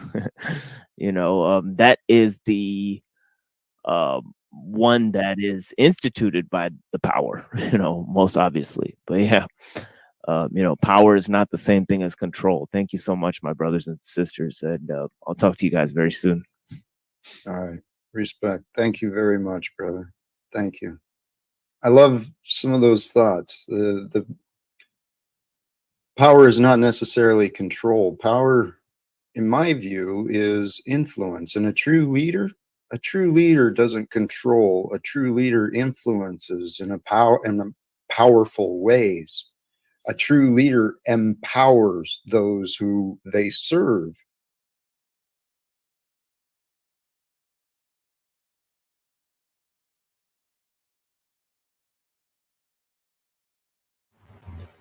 The Tao Te Ching by Lao Tzu. 1. If you can talk about it, it ain't Tao. If it has a name, it's just another thing. Tao doesn't have a name. Names are for ordinary things. Stop wanting stuff. It keeps you from seeing what's real. When you want stuff, all you see are things. Those 2 sentences mean the same thing. Figure them out, and you've got it made. 2. If something looks beautiful to you, something else must be ugly. If something seems good, something else must seem bad. You can't have something without nothing. If no job is difficult, then no job is easy. Some things are up high because other things are down low. You know you're listening to music because it doesn't sound like noise. All that came first, so this must be next. The masters get the job done without moving a muscle and get their point across without saying a word. When things around them fall apart, they stay cool. They don't own much, but they do use whatever's at hand. They do the work without expecting any favors. When they're done, they move on to the next job. That's why their work is so damn good. 3. If you toss compliments around freely, people will waste your time trying to impress you. If you give things too much value, you're going to get ripped off. If you try to please people, you'll just make them pissed. The master leads by clearing the crap out of people's heads and opening their hearts. He lowers their aspirations and makes them suck in their guts. He shows you how to forget what you know and what you want, so nobody can push you around. If you think you've got the answers, he'll mess with your head. Stop doing stuff all the time and watch what happens. 4. How much Tao is there? More than you'll ever need. Use all you want. There's plenty more where that came from. You can't see Tao, but it's there. Damned if I know where it came from. It's just always been around. 5. Tao's neutral. It doesn't worry about good or evil. The masters are neutral. They treat everyone the same. Lao Tzu said Tao is like a bellows. It's empty, but it could help set the world on fire. If you keep using Tao, it works better. If you keep talking about it, it won't make any sense. Be cool. 6. Tao is an eternal mystery, and everything starts with Tao. Everybody has Tao in them. They just have to use it. 7. Tao never stops. Why? Because it isn't trying to accomplish anything. The masters hang back. That's why they're ahead of the game. They don't hang on to things. That's how they manage to keep them. They don't worry about what they can't control. That's why they're always satisfied. 8. Doing the right thing is like water.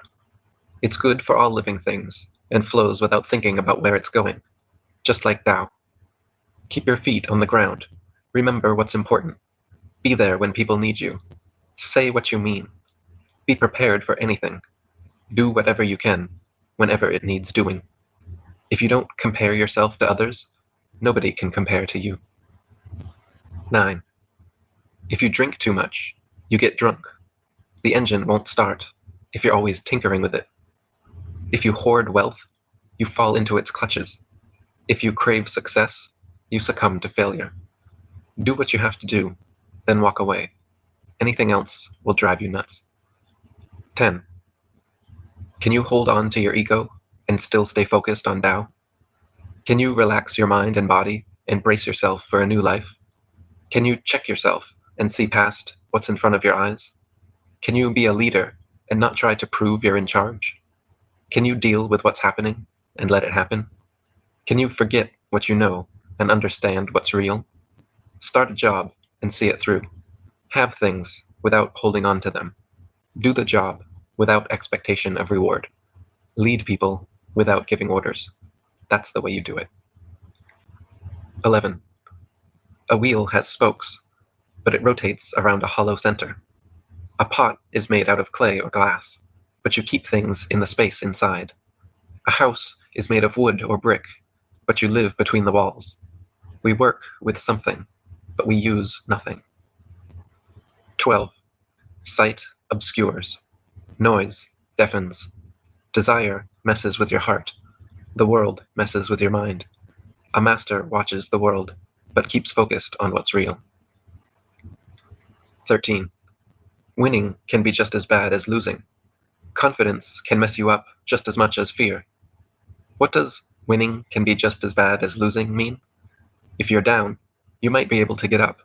But if you're up, you can get knocked down real fast. Don't worry about the score. Just do what you have to do. What does confidence can mess you up just as much as fear mean?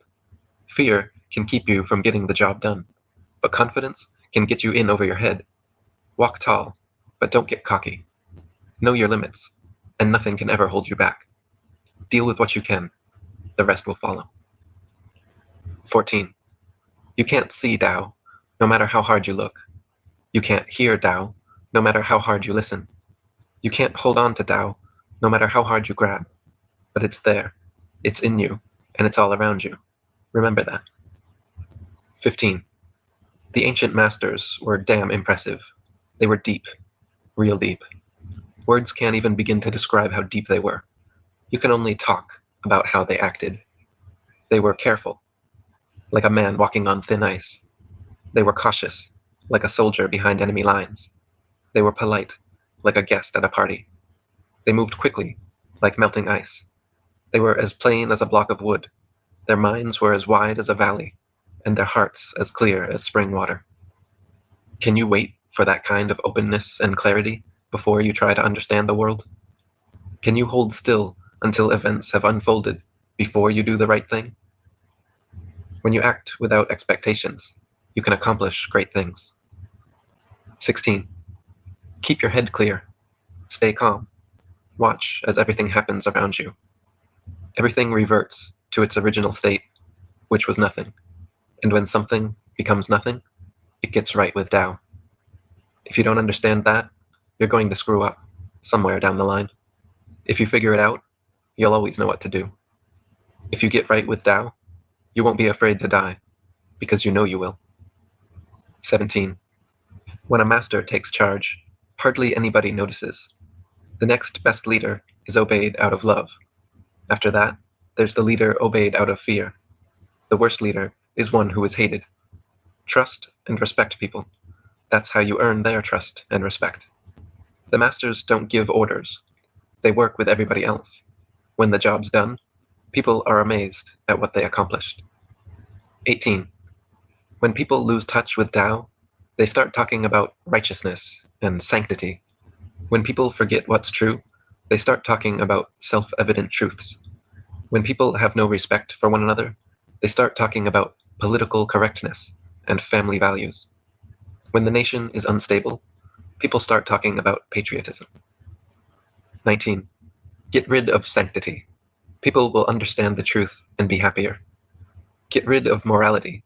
People will respect each other and do what's right. Get rid of value and profit. People will not steal if they do not desire.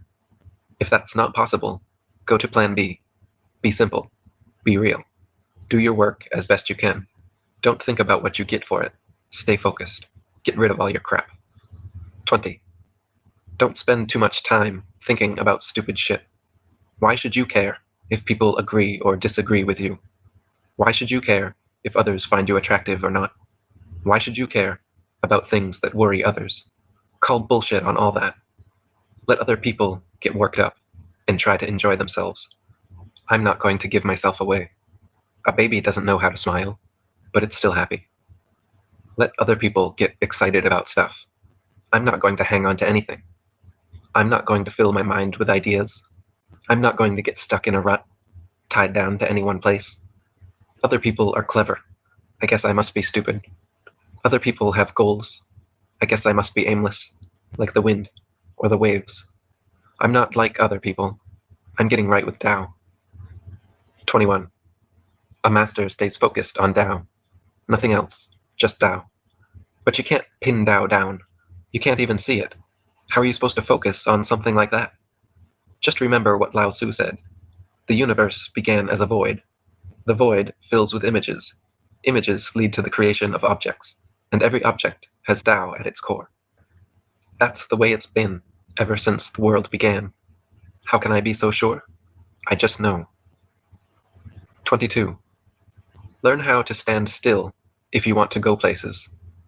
Get on your knees if you want to stand tall. If you want wisdom, empty your mind. If you want the world, renounce your riches. Push yourself until you're exhausted, and then you'll find your strength. You can go far if you don't have anything to carry. The more you acquire, the less you can really see. A master takes this to heart and sets an example for everybody else. She doesn't show off, so people take notice. She's not out to prove anything, so people take her at her word. She doesn't brag about herself, but people know what she's done. She hasn't got an agenda, but people know what she can do. She's not out to get anybody, so nobody can get in her way. Learn how to stand still if you want to go places. That's not as crazy as it sounds. Get in touch with Tao, and you'll see what I mean. 23. When you have nothing to say, you may as well keep your mouth shut. The wind and the rain don't go on forever. If nature knows enough to give it a rest sometimes, so should you. If you're ready for Tao, you can live with Tao. If you're ready to succeed, you can live with success.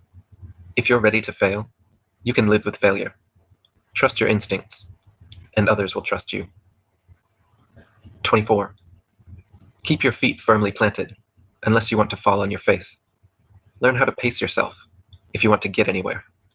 Don't call attention to yourself if you want people to notice your work. Nobody respects people who always have excuses. Nobody gives credit to people who always take it. People who hype themselves have nothing else to offer. Think of being in touch with Tao, like eating at a buffet. Take only what you need. Save some for everybody else. 25. Something perfect has existed forever, even longer than the universe. It's a vast, unchanging void. There's nothing else like it. It goes on forever and never stops, and everything else came from it. I don't know what else to call it, so I'll call it Tao. What's it like? I can tell you this much. It's great.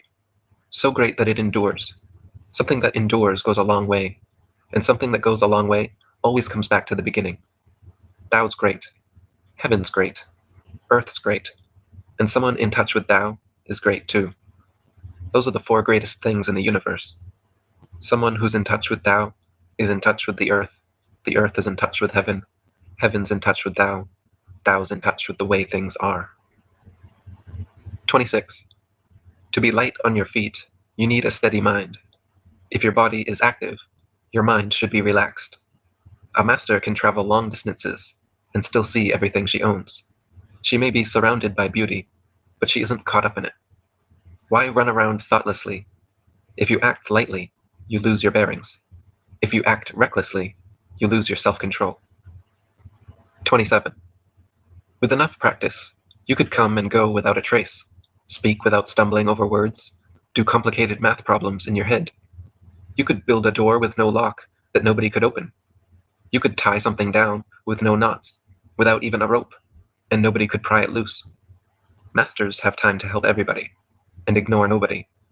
They use their resources wisely, wasting nothing. Some people call this following the light. Good people teach others because they have the potential to be good too. Brains count for nothing if you fail to respect your teachers or to honor the potential in others.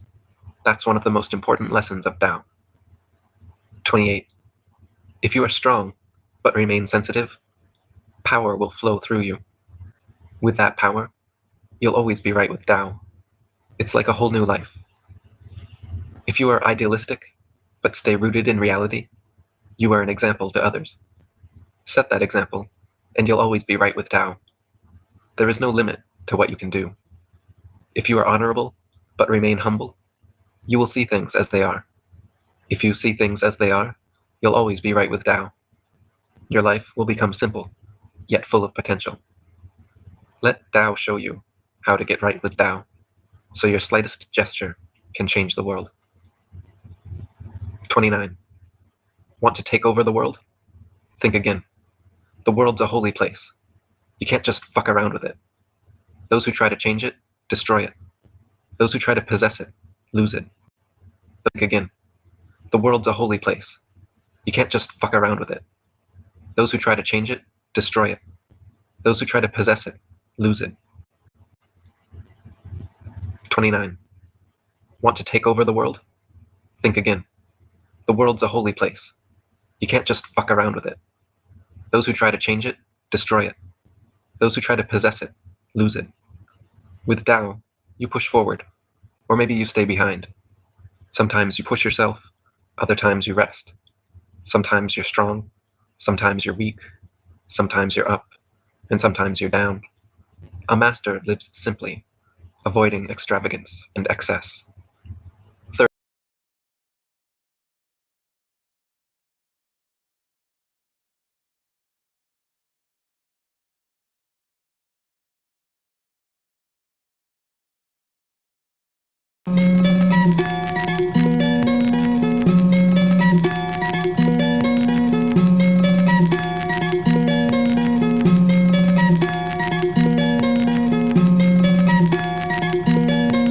How many were here the night when I was here a few months back? Raise your hand. Let's see.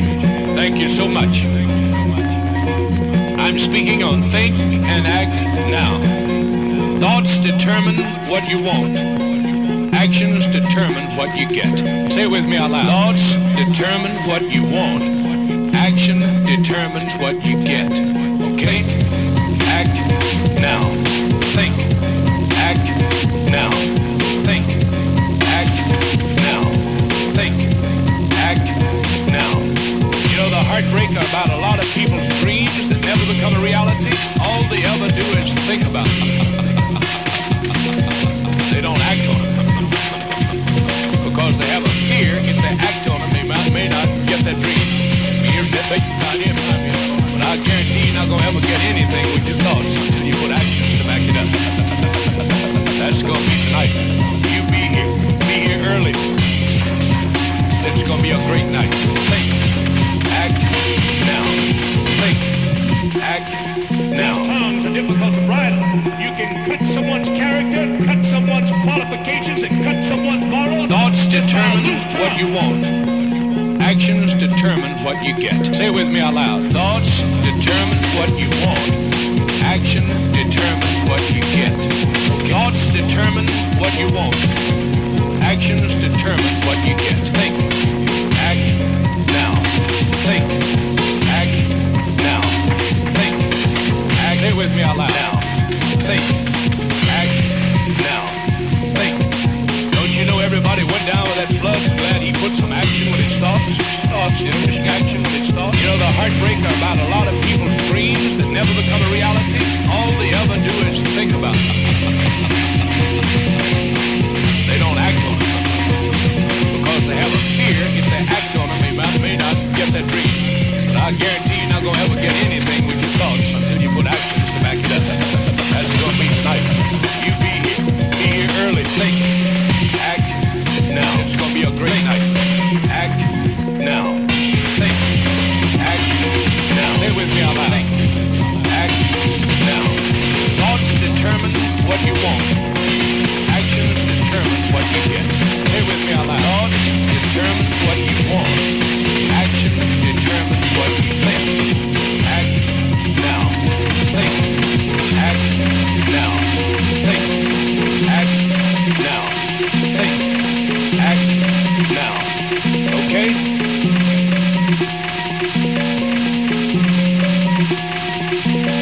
That's going to be tonight. You be here. Be here early. It's going to be a great night.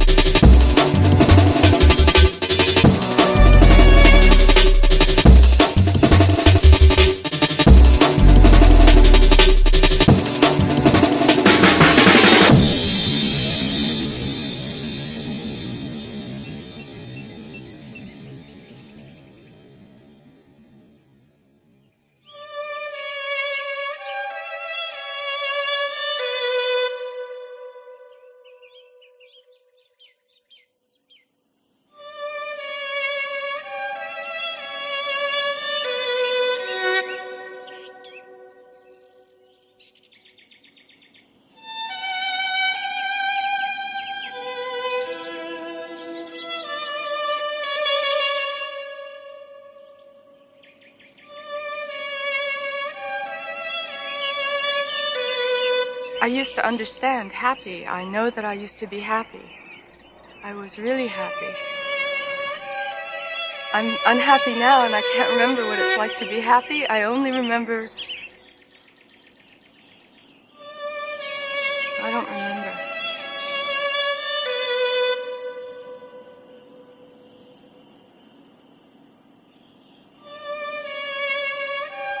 I remember being happy only in comparison to not being happy, which is what I am now.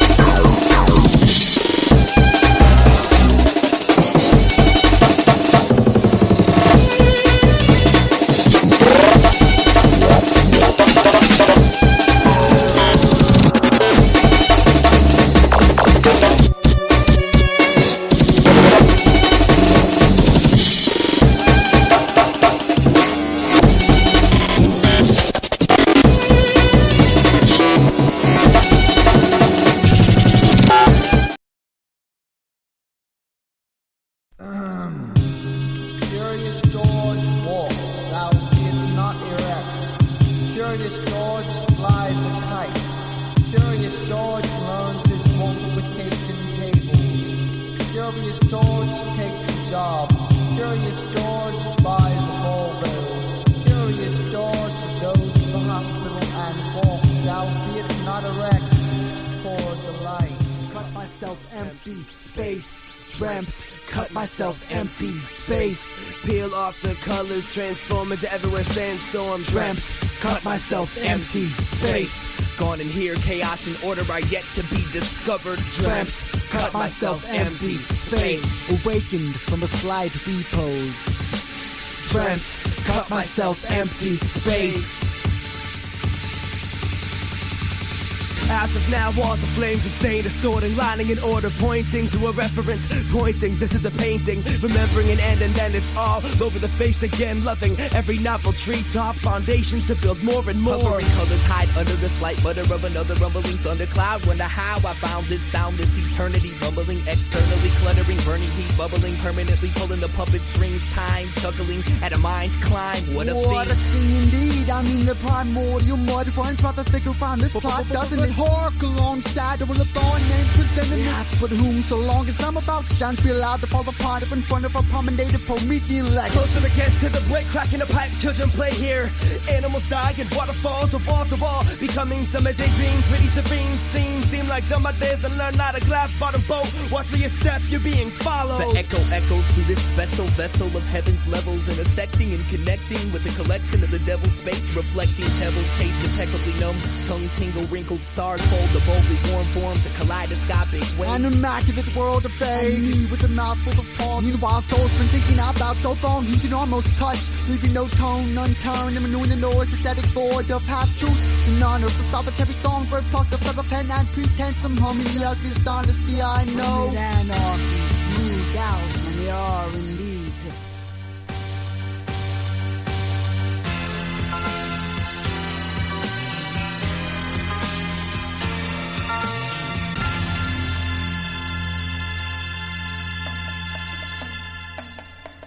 Well, if monsters could talk and if time recorded itself in civilization, sunsets would be an album of bare photos.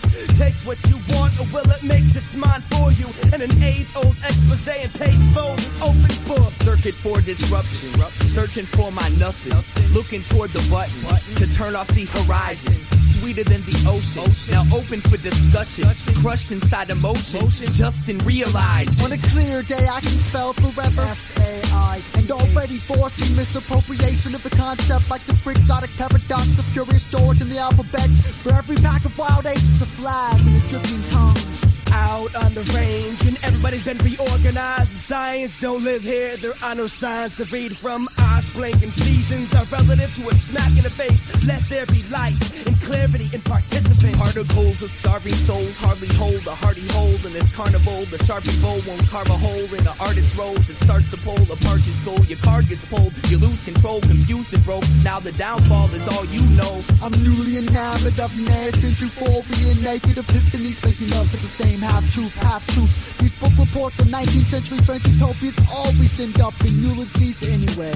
I mean, don't they? Lead, guttural, firma, mint, lead, guttural, firma, mint, lead, guttural, firma, mint, lead, guttural, firma, mint, lead, guttural, firma, mint, lead, guttural, firma, mint.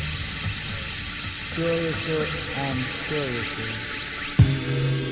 Monkey-made monolith, albeit not perfect. Still the heavens quivered, the windmill wept, wings flapped, lights flashed, and parking meters blinked. And somehow we stumbled into this repeat.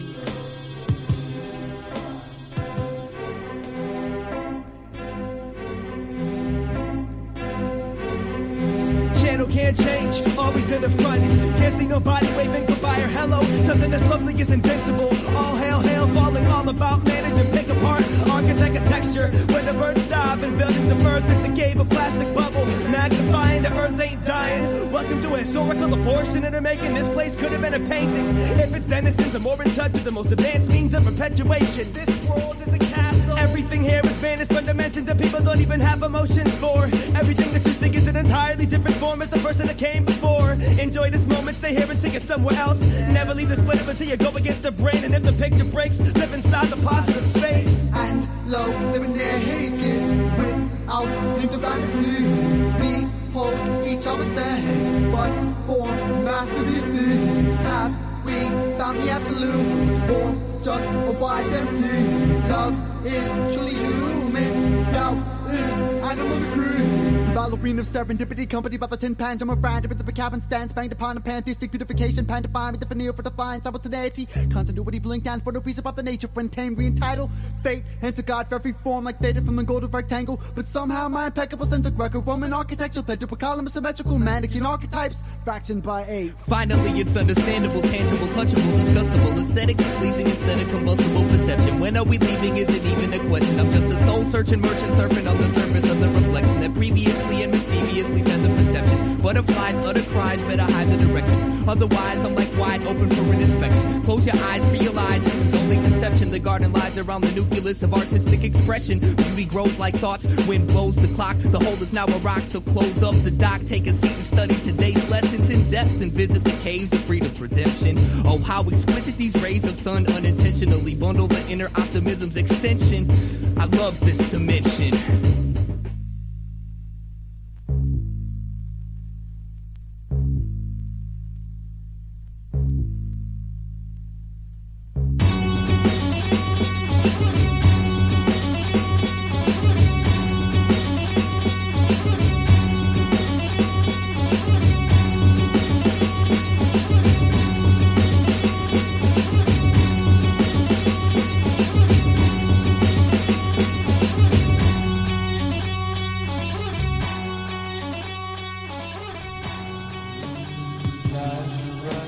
Taking pictures with the wax messiah. Fundraising for the campaign of the dominant male. Inward a groan, outward a roar. Feeding lions to the Christian.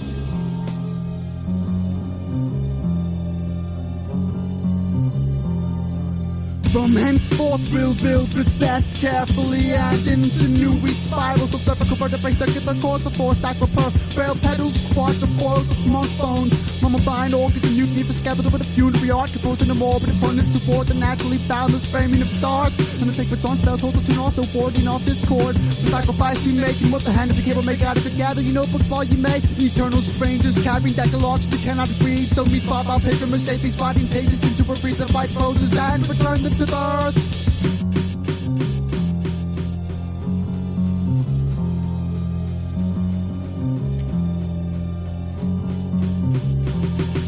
There's no time left, smoking girl. Chimney weighs a ton and there's no presents, these are gifts. Make all the faces a new exchange. Not to be stuck in the back until it comes around. Karma don't exist, well that's not what's deserved. Hard workers don't make millionaires. But children that grow up and stare at the waterfalls all fall eventually into the same guillotine ahead of time. Bodies at decay. Nothing is forever. Like the lies that make the world turn and heads roll. Who's paying attention? Realizing our potential made stories of inspiration. Bleed in need of other cabins. Do what's happened but that children. All children are born things only get better. All moves are good moves, and if we think hard enough, everything will disappear. Flowers still grow throughout of this pollution. The earth is willing to sand and grow strong in the garden.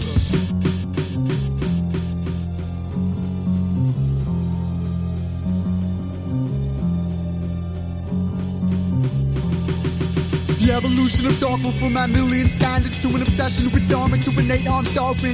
The evolution of dogma from man building its standards to an obsession with dharma to an 8-armed Darwin. The evolution of dogma from a million standards to an obsession with dharma to an 8-armed dolphin. The evolution of dogma from man building its standards to an obsession with dharma to an 8-armed Darwin.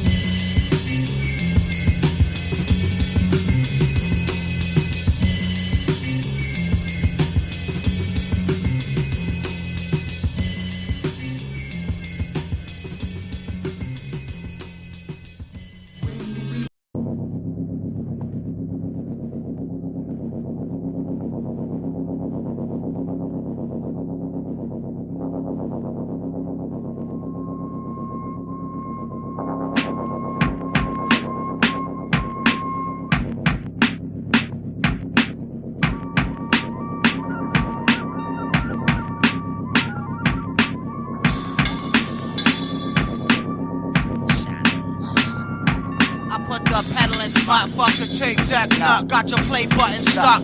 My eyes wide shut, coming out my face on stage, put lumps in your throat. Like I hung you off the roof from 6 feet of rope. I'll give away rhymes for you to battle me with. While I do MCs like Yugoslav intelligence. So deflect back to Shuck in the planet of beats. You open a barrel of worms, and atmosphere reeks. A little kids with dreams and rhymes they wanna tell. The pedophile labels come and less them with sales. Big shot producers, Pelican MCs. Stand by watching in the breeze. This world's a commercial. I can't change the channel every day. Try and kill it, but there's no ammo. And television heads and feds that wanna hurt you. I found a way out, but ain't nowhere to murk to. This world's a commercial. I can't change the channel every day. Try and kill it, but there's no ammo. And television heads and feds that wanna hurt you. I found a way out, but ain't nowhere to murk to. In the flesh, I stress the day-to-day vision. Go on a condom. Now I'm sponsored by Trojan. Walking polo ad, rap fat, MTV, grab every face of the nation. My optical examination. Feeding you, bleeding you through media, brain leaving ya.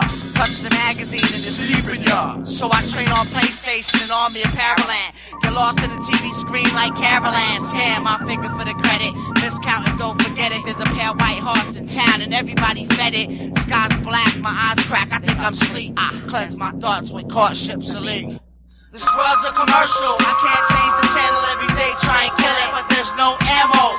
And television heads and feds that wanna hurt you. I found a way out, but ain't nowhere to murk to. This world's a commercial. I can't change the channel every day, try and kill it, but there's no ammo. And television heads and feds that wanna hurt you.